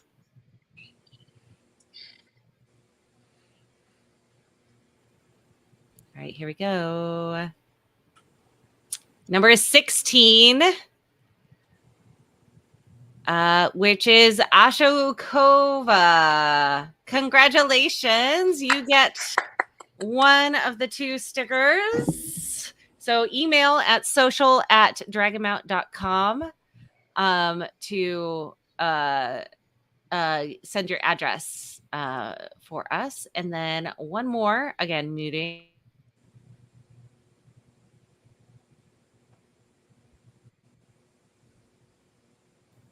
And number 1, which is Willow.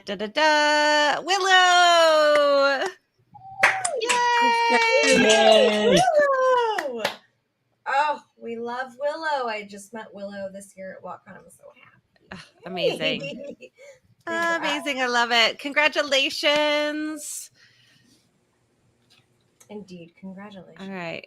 Tom's still rocking and rolling. Let's see. What other things can we do to give away some Maria, goodies? is there anything else that we want to know about your incredible time at WalkCon?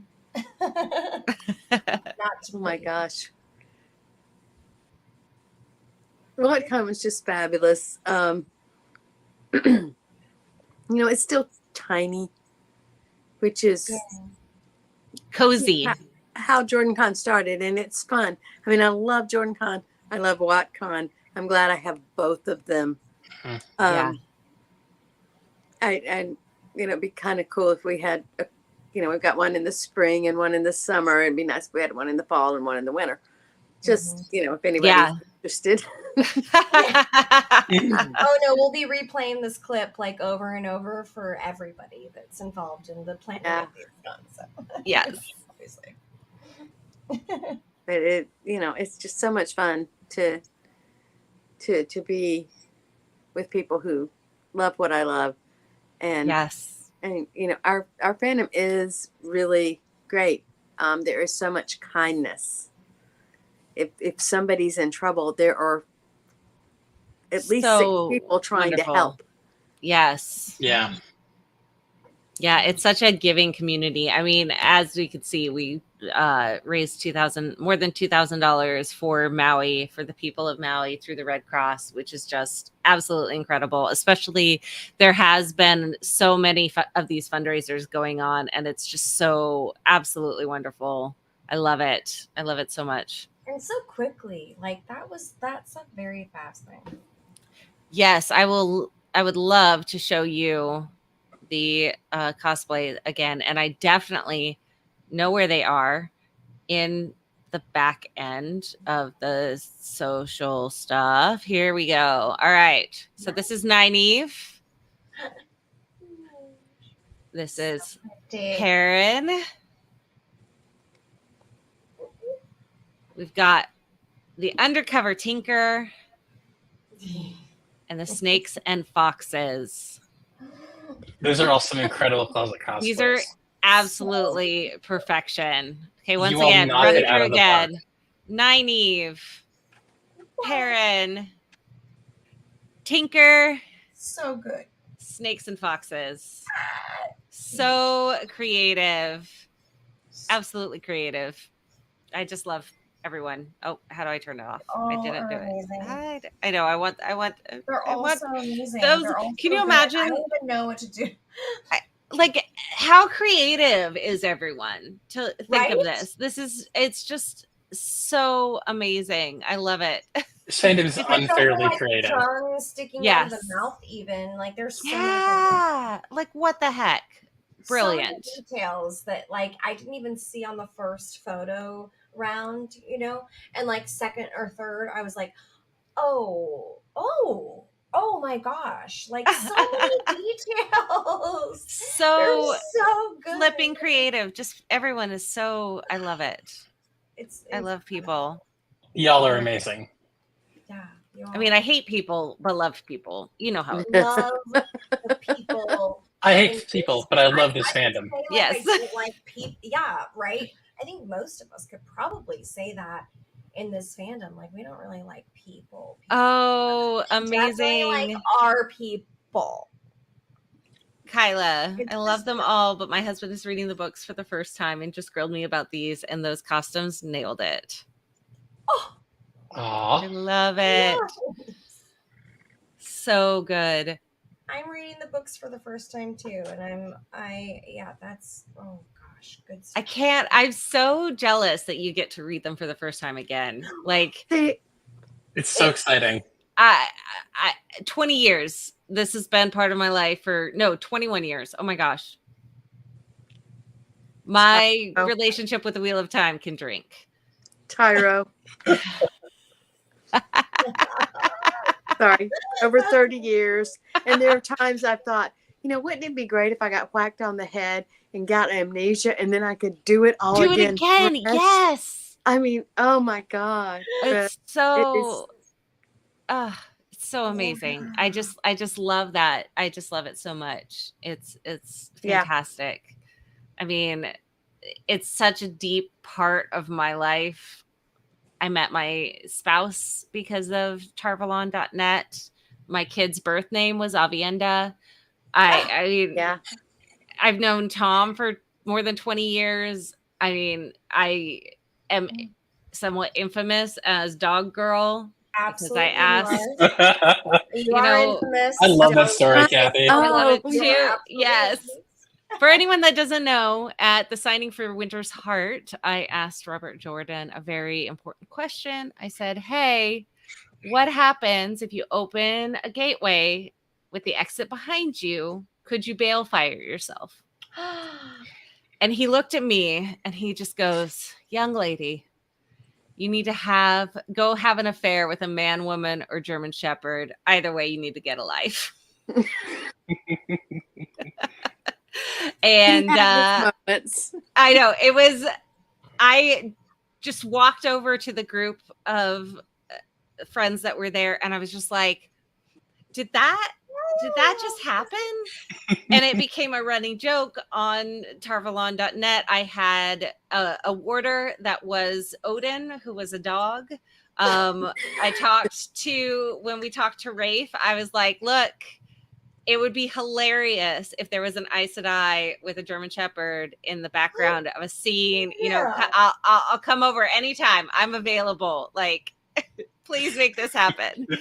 Well, and then when I was a storm leader for the signing for the Gathering Storm, and I asked Brandon that same question, and he's like, hold on, and got out the brand new RAFO cards that he had just received at his Seattle hotel and gave me the very first one. So like, what? That's amazing. Freaking amazing. This fandom is such a part of my life. I love it. And now, you know, Dragonmount is my baby, and I get to do fun things like this. So it's awesome. Thank you for all of you. Yes, that was me. That's incredible. I'm like inhaling gasps all the time. Your story, that's incredible. I forget. I think like someone was talking about it on Twitter or something, and somebody was like, "Oh my gosh, they had heard the story and were just like, that poor girl." Like, and I was like, "Oh no, this is." I was like, "This was amazing." Oh no, you're talking about me. Oh no. Yeah. Oh no. Unfortunately, I was not recognized as Dog Girl later by Robert Jordan because I was not able to see him again in the future. But I was able to see it again with Brandon. Brandon recognized me as Dog Girl. Wow. So that's nice. In fact, he signed one of the books to Dog Girl. Which one? Hilarious. I think it's Towers of Midnight, maybe, or Gathering Storm. I don't remember. Book? Kathy, what's your favorite book? Oh gosh.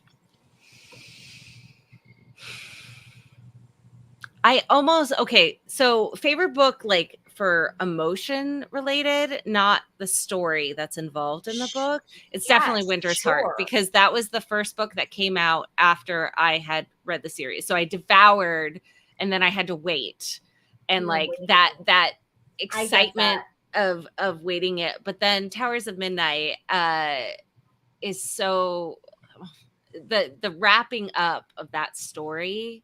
And all of the, like, this was the end of it, you know, so I don't know. I read it so much more careful that first time because you're just like, this is the last, like, page turning of the Wheel of Time. And then you really like absorb every word. Yes. You want to like sponge it up because you're like, this is all the story. Yes. And getting to see these moments that you've been waiting, the building, the last battle, like all of the connections and the emotions that were had is just absolutely just incredible. And I love that we get new Wheel of Time stuff with the series. Like that's the books, you know, obviously they're always going to be there. There's always going to be the moments that you get, you know, to return to that story,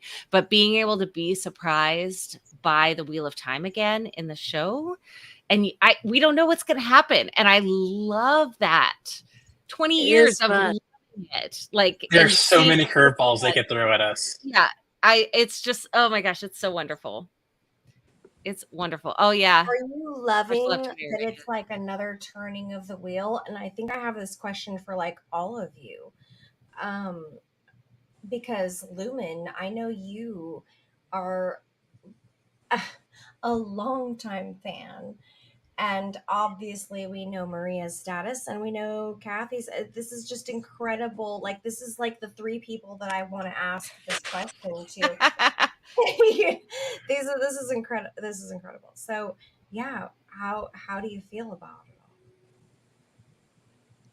About like the story, like, or specifically the story of like it developing in a way that is just different from the books, like another turning of the wheel.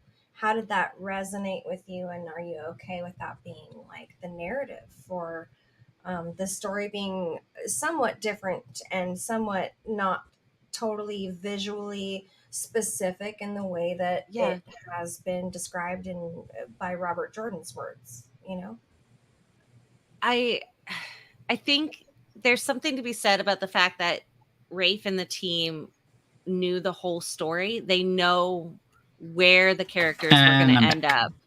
They knew what was going to happen, so they could build that foundation of the character at the beginning, which I think, like, when you're a writer, I'm not a writer, but I've spoken to a lot of them, so I can imagine that this is probably correct. Like, the characters take you where the characters want to go. You grow with the characters as you're writing them, and I can imagine that Robert Jordan, if he was able to see, like, so say, you know, he's going to rewrite all 14 books in a different way, like adding bits and pieces of what the characters became in a way that would almost like set it up in a different way. So like, that's kind of what we get here, in that we get to have a little bit more explanation of why Perrin is the way that he is, a little bit more about why Matt is the way that he is, in this realistic human aspect, in that really tightened up, because they have to tell the story so quickly. Yeah, we can't get in the characters' heads to hear their inner monologue. Yeah, yeah. Absolutely. You can't spend 4 hours of your airtime like walking. Yeah, to the next yeah. They need to be able to tell us They need to be able to tell us what who these characters are in a short, concise way without hearing their inner monologue. So they need to be able to do that within a few minutes on screen. So I think they did well with that. But anyway, real quick, just so we can get voting in. Yes. I could not get a poll on Instagram to save my life. So the poll is live on Twitter, and the poll is live in YouTube right now. Excellent. Nice. What about you, Maria? What would you say to Kay's amazing question? Essentially what you said. It's a different medium. The scene with Shael, I mean, I loved it in the books, but it's just this little bit, a description. In the show, you see what she's doing. She's having a baby and trying to save her baby's life. And I mean, it's just, it's different, but I do love it so much. And I'm very much looking forward to next week. Oh, even if I'm more excited about one other thing, which I want to share. I'm getting a new nephew. His due date is September 1st. Oh my God. That's incredible. His father, Congrats. who in 1991 followed me around the house saying, "You got to read this. It's a great book. And it's by our cousin," shoving an ARC of The Eye of the World at me. And finally, to shut him up, I took the book and read it. And I'm so glad I did, because, hey, I'm here. But he's having a baby. He and his wife are having a baby. So that's so exciting. Very excited. Yay. Might we get a, I know the answer is going to be no, but a Wheel of Time named baby? Probably not, right? I don't know what the name is. Obviously, Elida or Gawain. I'm kidding. It's a little boy. And there's been a lot of discussion, I understand, but it's not my business. So. Yeah, of course. Amazing. We I just hope they don't name him Sue. Great reference. Great. Amazing. Great reference. We still do have our special Avienda Ebony Empress, may she live forever, lovely child. Yes. Who will live on continuously just gaining more and more power and followers until she takes over the world, apparently. I'm pretty sure she will do that too. Yep. Yeah. My favorite thing that Ebony says about her daughter is that she is the living embodiment of a 65-year-old Black woman in a 12-year-old Black woman's body. Incredible. So that feels like all of us. Yeah. So we have the poll is live on Twitter still. It's going to be ending soon. So when All right, that poll... so let's do the poems, shall we? Okay. I am going to read them out because I have am them. in charge and I get to make decisions, and that is How the are we- decision How are we picking winners? by vote of us, I think. Okay. I'll keep track of it. Okay. We'll vote. Wait for all. Don't say anything until Kathy says. Yeah, so for feel us to free vote. to react. I'm not going to say who these are from, so it's an anonymous thing. Okay. Are we ready? Yeah, are you going to give us your best Shakespeare voice? Like, Beckoning to me, glistening in the night like a flattened orb, I long to fondle you so, my dearest Trolloc nipple. I'm going to title that one. Might have a title. Oh yeah, right. That one's gonna be glistening Trolloc nipples. Yeah. Okay. Yep. All right. Are we ready? Yep. The crane flies eastward as battle plans are drawn. He leads the fighters onward towards the Malkier dawn. Trollocs follow them down into the land so green, their nipples to be drawn into the fandom stream. Oh my God, that was. Oh. I'm having visions of the slam poetry scene from So I Married an Axe Murderer right now. Sorry. So was I don't know what it was. The cadence of how you said that. That sound. Oh, spot on. Malkier Trolloc. No, I need something. No, fandom stream. Oh, fandom stream. Yeah, there we go. Yep. Fandom stream. That's both. Giggity, you said stream. Okay, go ahead. Fandom stream. Right. So we have glistening Trolloc nipples and fandom stream. Trolloc and nipples are among Kevin's favorite things. Of course, they are wonderful beings. They drink milk and eat pies, and plus, they can sing. I think that's supposed to be a haiku. Hold on. Trolloc and nipples. Are we naming who wrote this? Nope.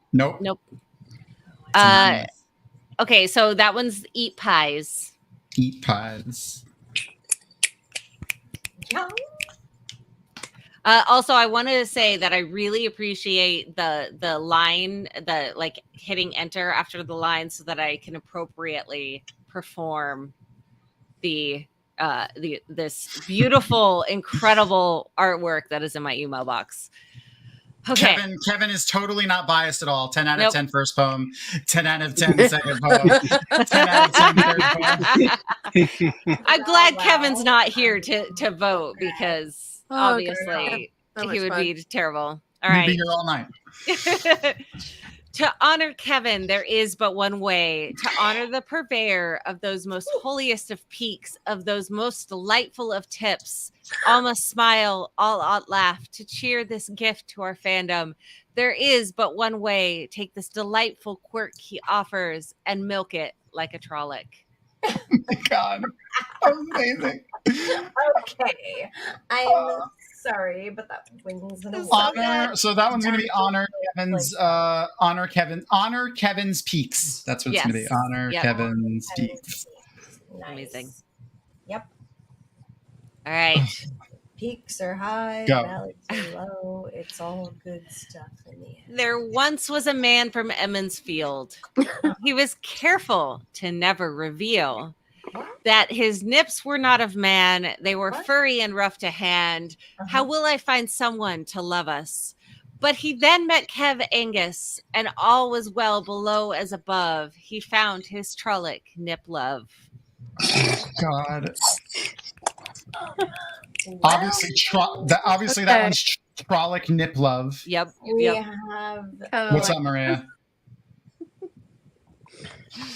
Oh, I think Maria particularly liked that one. I did.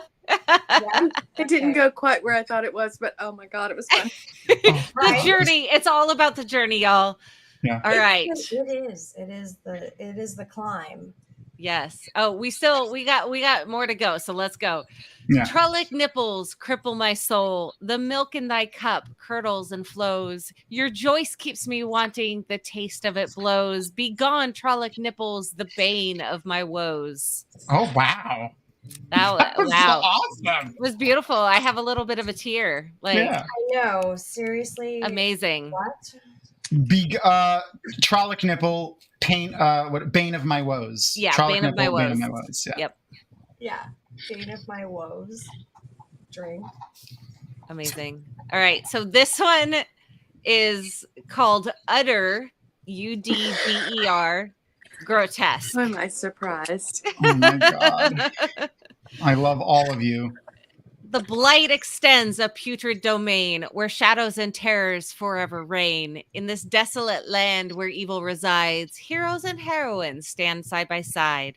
A tale unfolds of a twisted sight, a horror in shadows on the darkest night. A Trollic, a beast born of twisted kin, its utter grotesque, a twisted sin. Milking the creature, a notion absurd, from nightmare to reality, it's inferred. But courage resides in the hearts of few to face such horrors, to fight and subdue. Wow. That, wow. The poetry, the cadence, the words. Does that one have a title? I feel like they probably titled it. Grotesque. That one's Utter Grotesque. Oh yeah, right. You said that first. UDDER. Yep. Wow, that's perfect. Absolutely. Who knew I would be reading such a beautiful poem about Trollic nipples? Yeah, I didn't. It's a perfect end to this evening. This is a perfect end to this evening. Oh yeah, this is perfection. There once was a Trollic named Narg, whose nips were ever so large. With a flip of his hair, he smacked a loose mare, and those nipples really took charge. Wow. Oh God. What? So much. That was These are so good. Narg's hard nipples. Yeah. These are the best ever. What? We have the most creative fandom. I love statistically the best. Statistically. Yeah. Yeah. That's a new thing. We're going to do that all the time now. Oh my goodness. How can there be only one winner? Because we can only give one person the book. There's only one of them. Only one. Okay. I met a big Trollic called Whipple, who had big, proud, outstanding nipples. He said with a grin, milk lies here within, so give them a tweak and then they will leak. Rafe's signature will then be the peak. Obviously, Whipple nipples. Obviously, Whipple nipples.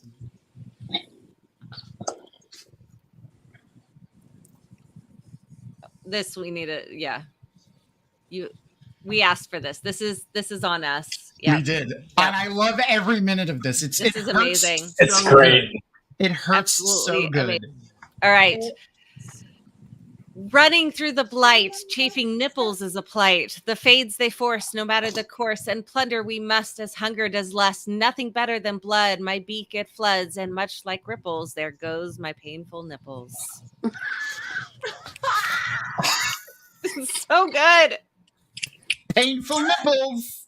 Painful nipples, obviously. We need the Joe to counteract the Kevin Trollic nipples with the removing of the Trollic nipples. Yes. It's so good. I love it. Oh my god.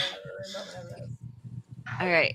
In the shadows lurk Trollic's essence darkly formed. Nipples in the night. Nipples in the night. And that, let me do one last check.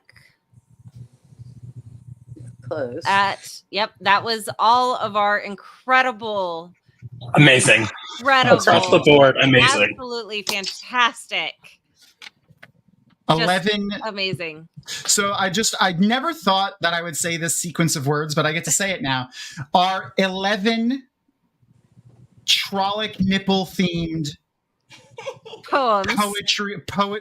poem entries to this contest to win this book. That was 11 Trolloc nipple poems. We just had 11 Trolloc nipple poems. Yes. We win. I consider myself a winner. Oh my goodness. All right. So we should maybe go through and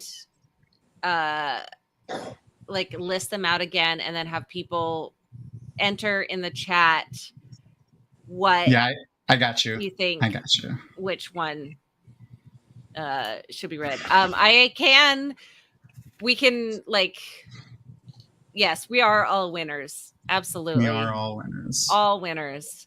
Yes. I can reread any that need to be reread if anyone has any questions. Oh my god. They should definitely be in the anthology. Oh my gosh. We're going to have to talk to the anthology people now, Kathy. Yeah, I know. Good You thing we heard know me. who they are. Maria said it. Yep, it's Maria's fault.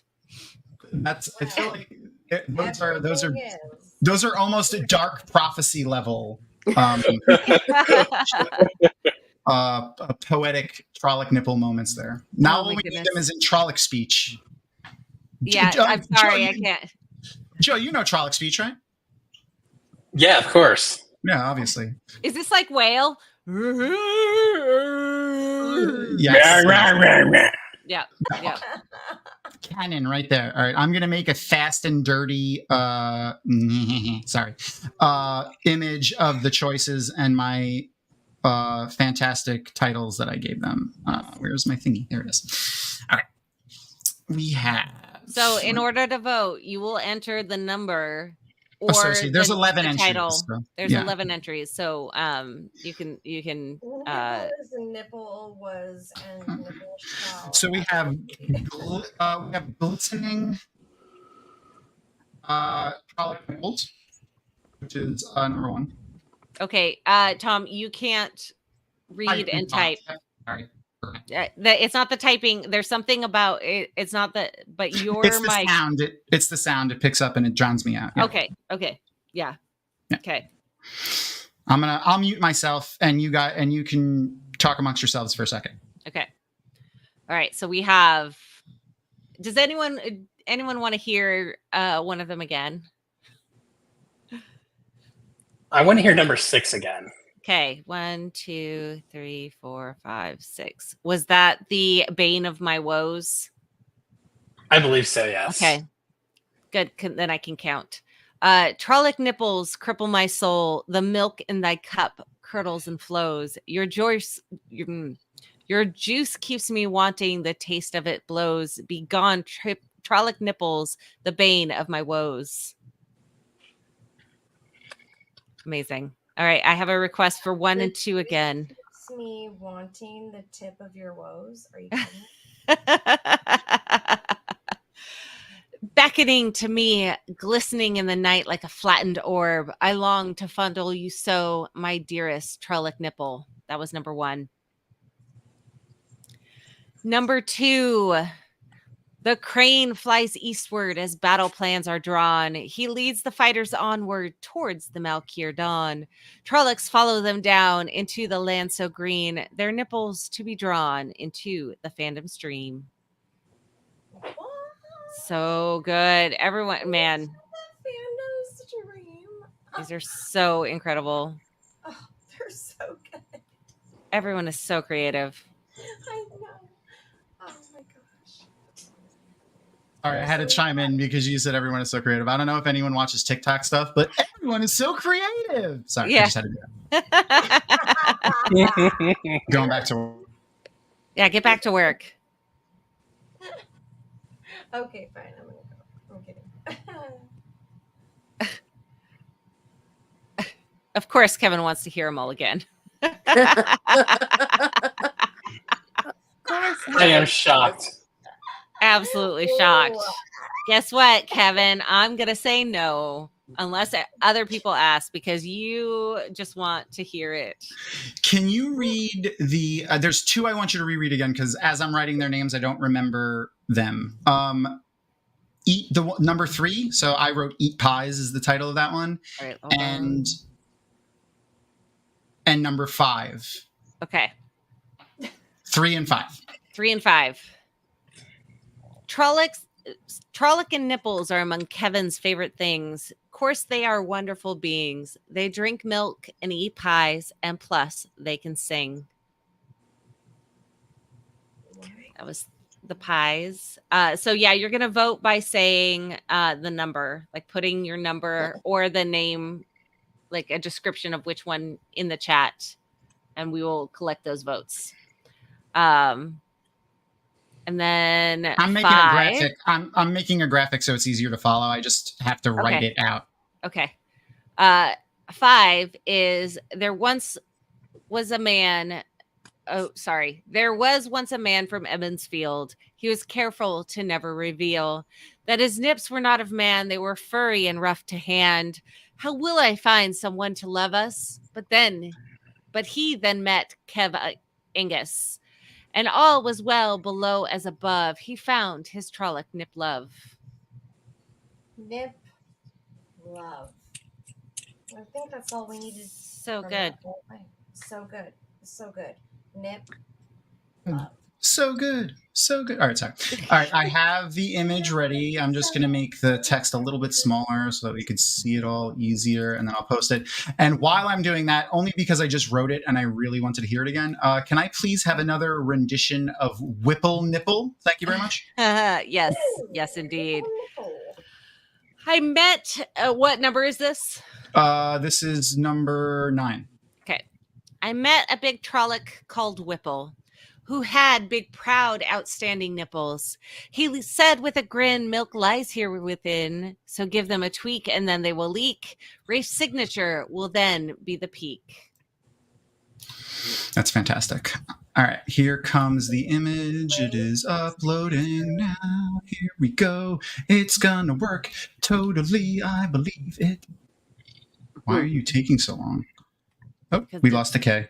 No, yeah, because they went off camera, so I just took them. Oh, just in case. Yeah.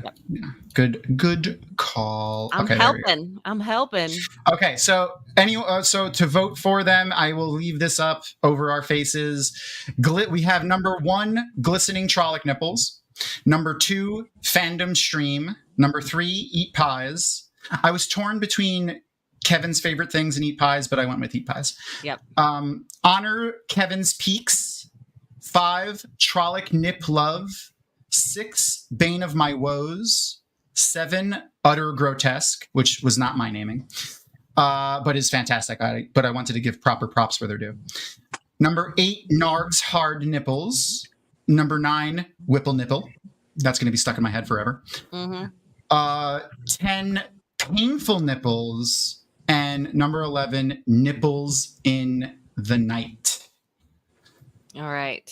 I love just having them all together. So yes, I'm starring all of them as they pop the up. Votes. Yeah. Yep. And I'm going to go through and start tallying. Perfect. Good thing I already wrote it down, so this should be easier. You can vote in however you are watching this. It should come in. Yeah, you'll be able to see it. Yeah. Just type it in your chat wherever you're at.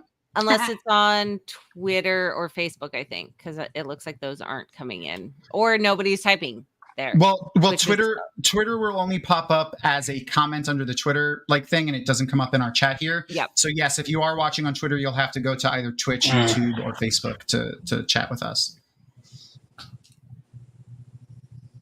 A strong lead right off the bat with fandom stream.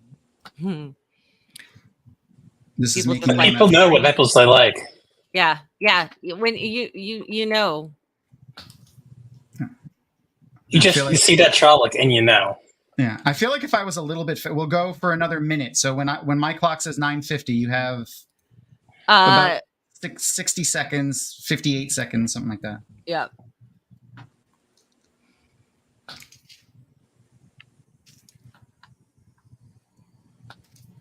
Ooh, now we're getting a good spread. We have Trolloc, Bane of my woes, Trolloc Nipples, Bane of my woes, surrounding the outer edge here. Sorry.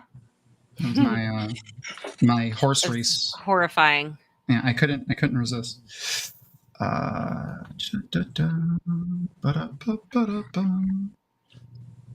So 7, 8. Lots of votes for Narg's Hard Nips now coming in. Another sentence I never thought I would say. Right. The things you do. And it is 9:50. So I actually will have the timestamps on these as they come in. So the final votes are in. I'm gonna do the final tally. Let's do a check real quick also of the what's it called? The charity link, the donation for the Maui wildfires. See where we're at. $28.42, $2,028.42. You guys are awesome. So let me finish tallying now. So we are at, I left off at Sean 11. Maria, I know we are way past your bedtime, and I appreciate you hanging out with us and partaking in our nonsense. Well, I did sleep in this morning. I didn't get up nice. 6:15, so. Awesome. Woohoo, look at you. My yeah, right. We talked about that yesterday. Maria and I, Maria is the only other person that I've met in my life that also hates sleeping. I hate sleeping, and Maria is the only person I've ever said that to that agreed with me. Everyone's always like, "You're an insane person." Yep. All right. Are you done tallying? No, not yet. I'm at 9:50 right now, but I want to get all the ones that came in at 9:50. So we got 1, 2, and yes. Kevin, 3. Don't worry. All of these poems will be immortalized. Okay. And here we go. Let me get this picture off. Okay, the winner by 1 vote is Fandom Stream, number 2. Ooh, number 2. Let's read it again, shall congrats. we? And Kay is back, so I will pull her in when she is ready for me to pull her up back on camera. Yeah. All right. Okay, she looks like she's ready. I'm pulling her back. The winning poem is: the crane flies eastward as battle plans are drawn. He leads the fighters onward towards the Malkier dawn. Trollocs follow them down into the land so green. Their nipples to be drawn into the Phantom stream. And the author of this incredible poem is Elfwitch. Elfwitch! Great job, Elfwitch. I think do we have like a second and third place? Well, I'm gonna give because I have these that I think are so yeah, let's special. do second. Yeah, fine. Let's do second and third place. So Fandom Stream was number 1 with 5 votes. Trolloc Nipple Love, number 5, was second with 4 votes. Matt's Dagger. Great job, Matt's Dagger. And Narg's Hard Nipple, or Narg's Hard Nips, number 8 with 3 votes. Hold on. Okay, I gotta count. Hold on. Sorry. 1, 2, 3, 4, 5, 6, 7. Oh, there we go. Oh, that's because the nips are large. Oh, the nips are large. Okay. Christina Yasov. Yay! There once was a Trolloc named Narg whose nips were ever so large. With the flip of his hair, he smacked a loose mare, and those nipples really took charge. Please make sure to message me, email social@dragonmount.com with your address so we can send you. Yes, and Maria is the one that has the book for Elfwitch. So Elfwitch, let's bring up. We'll send the address to Maria. So yeah, but okay, gotcha. No, I just wanted to show the book again. Gotcha. Look, this is the lovely book that Elf Witch is going to win, that Elf Witch has won and will arrive on her doorstep soonly in the future. Elf Witch, we would love if you could post and tag us so that we could send that to Maria as well. And so that Harriet can see it. But every entry is going to get one of our cards. So we've given awards to number 3, number 8, and number 5. So I'm going to go rapid fire off the top. Number 1, Glistening Trollic Nipples gets Overrun. Elf Witch gets Overrun. Oh, Elf Witch submitted multiple poems? That's awesome. Yeah, no, that's... sorry. I thought you were saying first place, not... No. Gotcha. No, all the other people. So the Glistening Trollic Nipples, the first poem. Yep, sorry. Who's that? That is Kyla. Kyla, you get Overrun, the trading card, which is a human, a wetlander human fighting an Aiel. It's kind of hard to see in this thing, but you can kind of see the Aiel there with the spear. So again, Kyla gets Overrun for Aaron, who's taking notes there. Yep. And then the third poem, Eat Pies. Rosalinda. Okay. That is Confrontation. Ooh, fighting a fate. Yeah, a luxuriously haired Murdril with some arrows in his shoulder. Nice. So again, say the name again. Rosalinda. Rosalinda has won Confrontation. Awesome. Well done. Also, I really appreciate that she put sorry in parentheses at the end of her poem. That's wonderful. Yes. All right, so this isn't Grondel, but it's kind of close. She looks pretty boxum. So Honor Kevin's Peaks, the fourth poem. That would be from Joe. That was me. Yay, Joe! So you're getting secondary efforts. It is a little bit of a spicy one there, kind of Sleeping Beauty-esque, but she's a boxum. She's a boxum lass. It's saucy. I like it. Yeah, there you go. And then we have Bane of My Woes, the sixth entry, who is the 1, 2, 3, 4. Okay, Penny. Penny's cleaning up tonight. Penny, you're getting Andorran infantry and just depleting the Andorran army left and right here. Now we know why. No, not going to say anything. Nope. That is past book 5. Anyway. Yep. Penny, the Watt Cake Lady, wins the Andorran infantry card. Amazing. Then we have Whipple Nipples, which I'm surprised did not win by a landslide. Mark Gedney. Mark Gedney, you get personal growth. We may all need personal growth as how funny we found all of these poems. It's an important card. I would like personal growth. Yeah. I would just like some of that in my life because I stalled in high school, apparently. So that was Whipple Nipples, right? Yep. Okay, so then we have Utter Grotesque, which is number 7. Who wrote that? Hybrid Havoc.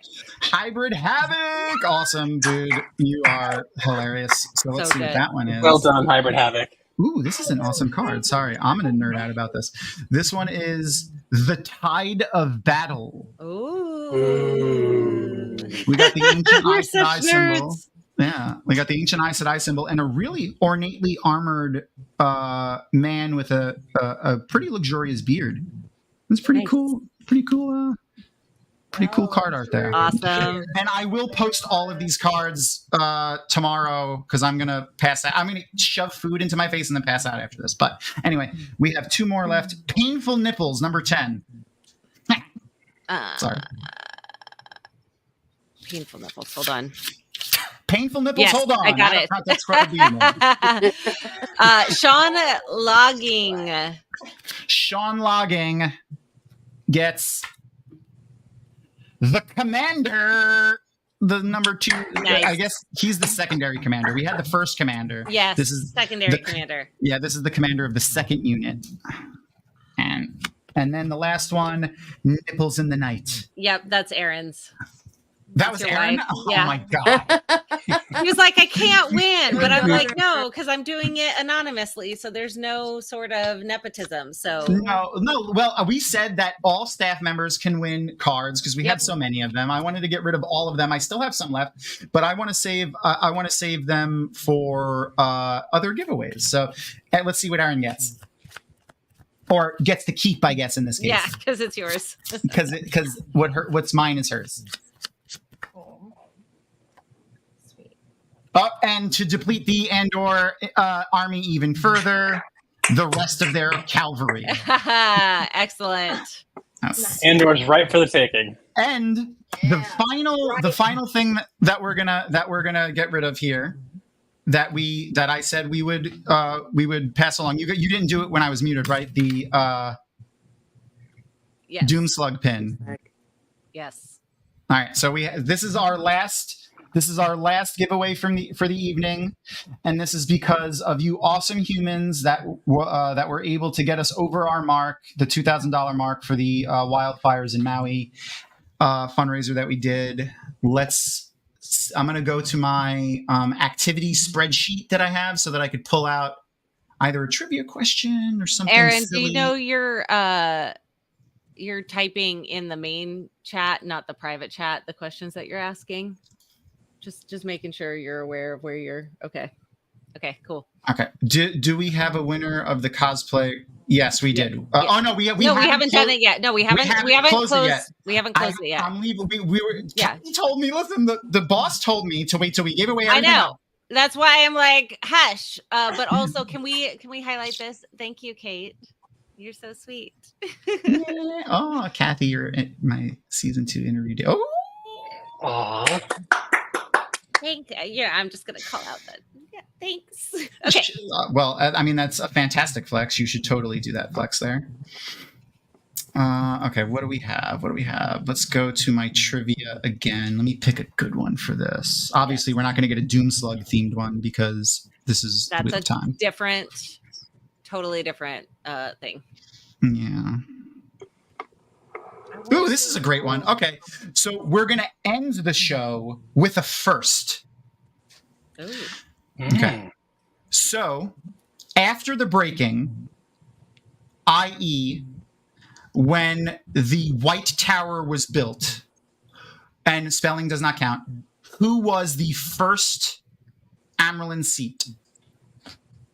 She has 2 names, so you need to get both names. Spelling does not count, but it has to be at least close. She has 2 names, a first and a last name.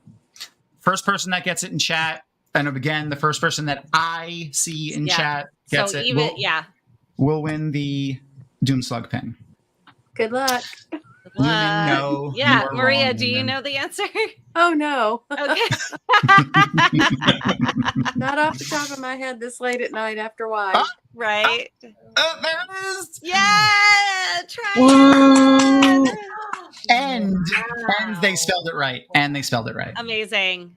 Well done. So try and AFJ. This is going to be your Doom Slug pin. And you could thank the entire Wheel of Time fandom, the statistically best fandom, for the opportunity to win this because it is their doing that got that on the plate for tonight. So, Tryon, if you could email social@dragonmount.com with your information, we will get that pin out to you. And I think we're done. 11 hours. We just crossed the 11-hour mark. Excellent. Perfect Cosplay. time to do the cosplay prize. Okay. I think... So you need to look at the yes, polls, I'll put them both together. I think it might be a landslide, though. Yeah, I'm based pretty off sure. Of the last I saw it. Just guessing. Yeah, from so let me. The views that I looked at before, I think we can pretty much. But for posterity's sake, I want to share the image of the Twitter poll here for those who didn't go over to Twitter and vote. Let me get that in there. It's loading. Apparently, my StreamYard is tired as I am because it is taking a second. There we go. Okay.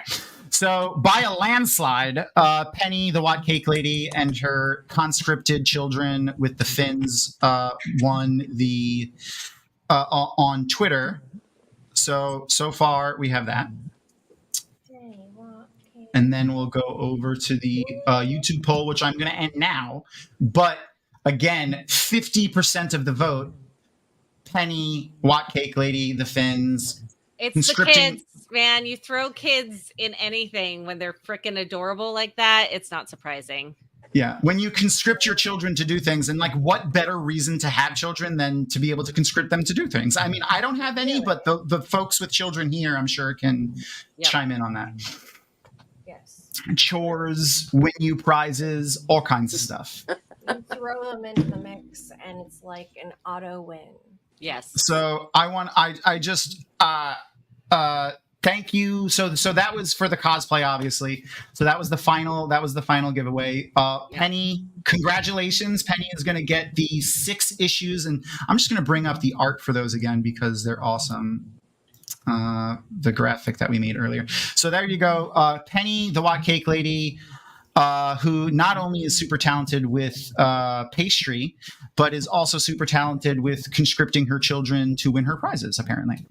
Yes. She is going to get the 6 issues of the Eye of the World comic that Macmillan Books donated to us. And congratulations for having your version of the Finns live on in my head forever now. Forever. I mean, that's perfection. That was fabulous. That was so good. And Elfwitch won the book. This was a fantastic night. Yeah, this is It so really great. does. Like, I know this is a little selfish, but it feels good giving things away to people. Like, It's it feels fun. nice. It's really nice. And not just because I get the stuff out of my house that has been sitting, that I have moved. Okay, let me tell you. I have moved with these things in boxes like 10 times. No, 11 times. Oh, These have baby. moved. So I'm so excited to get rid of them. Thanks, Kev. I know you got my back, Kev. One on our bumpers. So. I know what I want to do with your bumper, Kay. No, I'm just joking.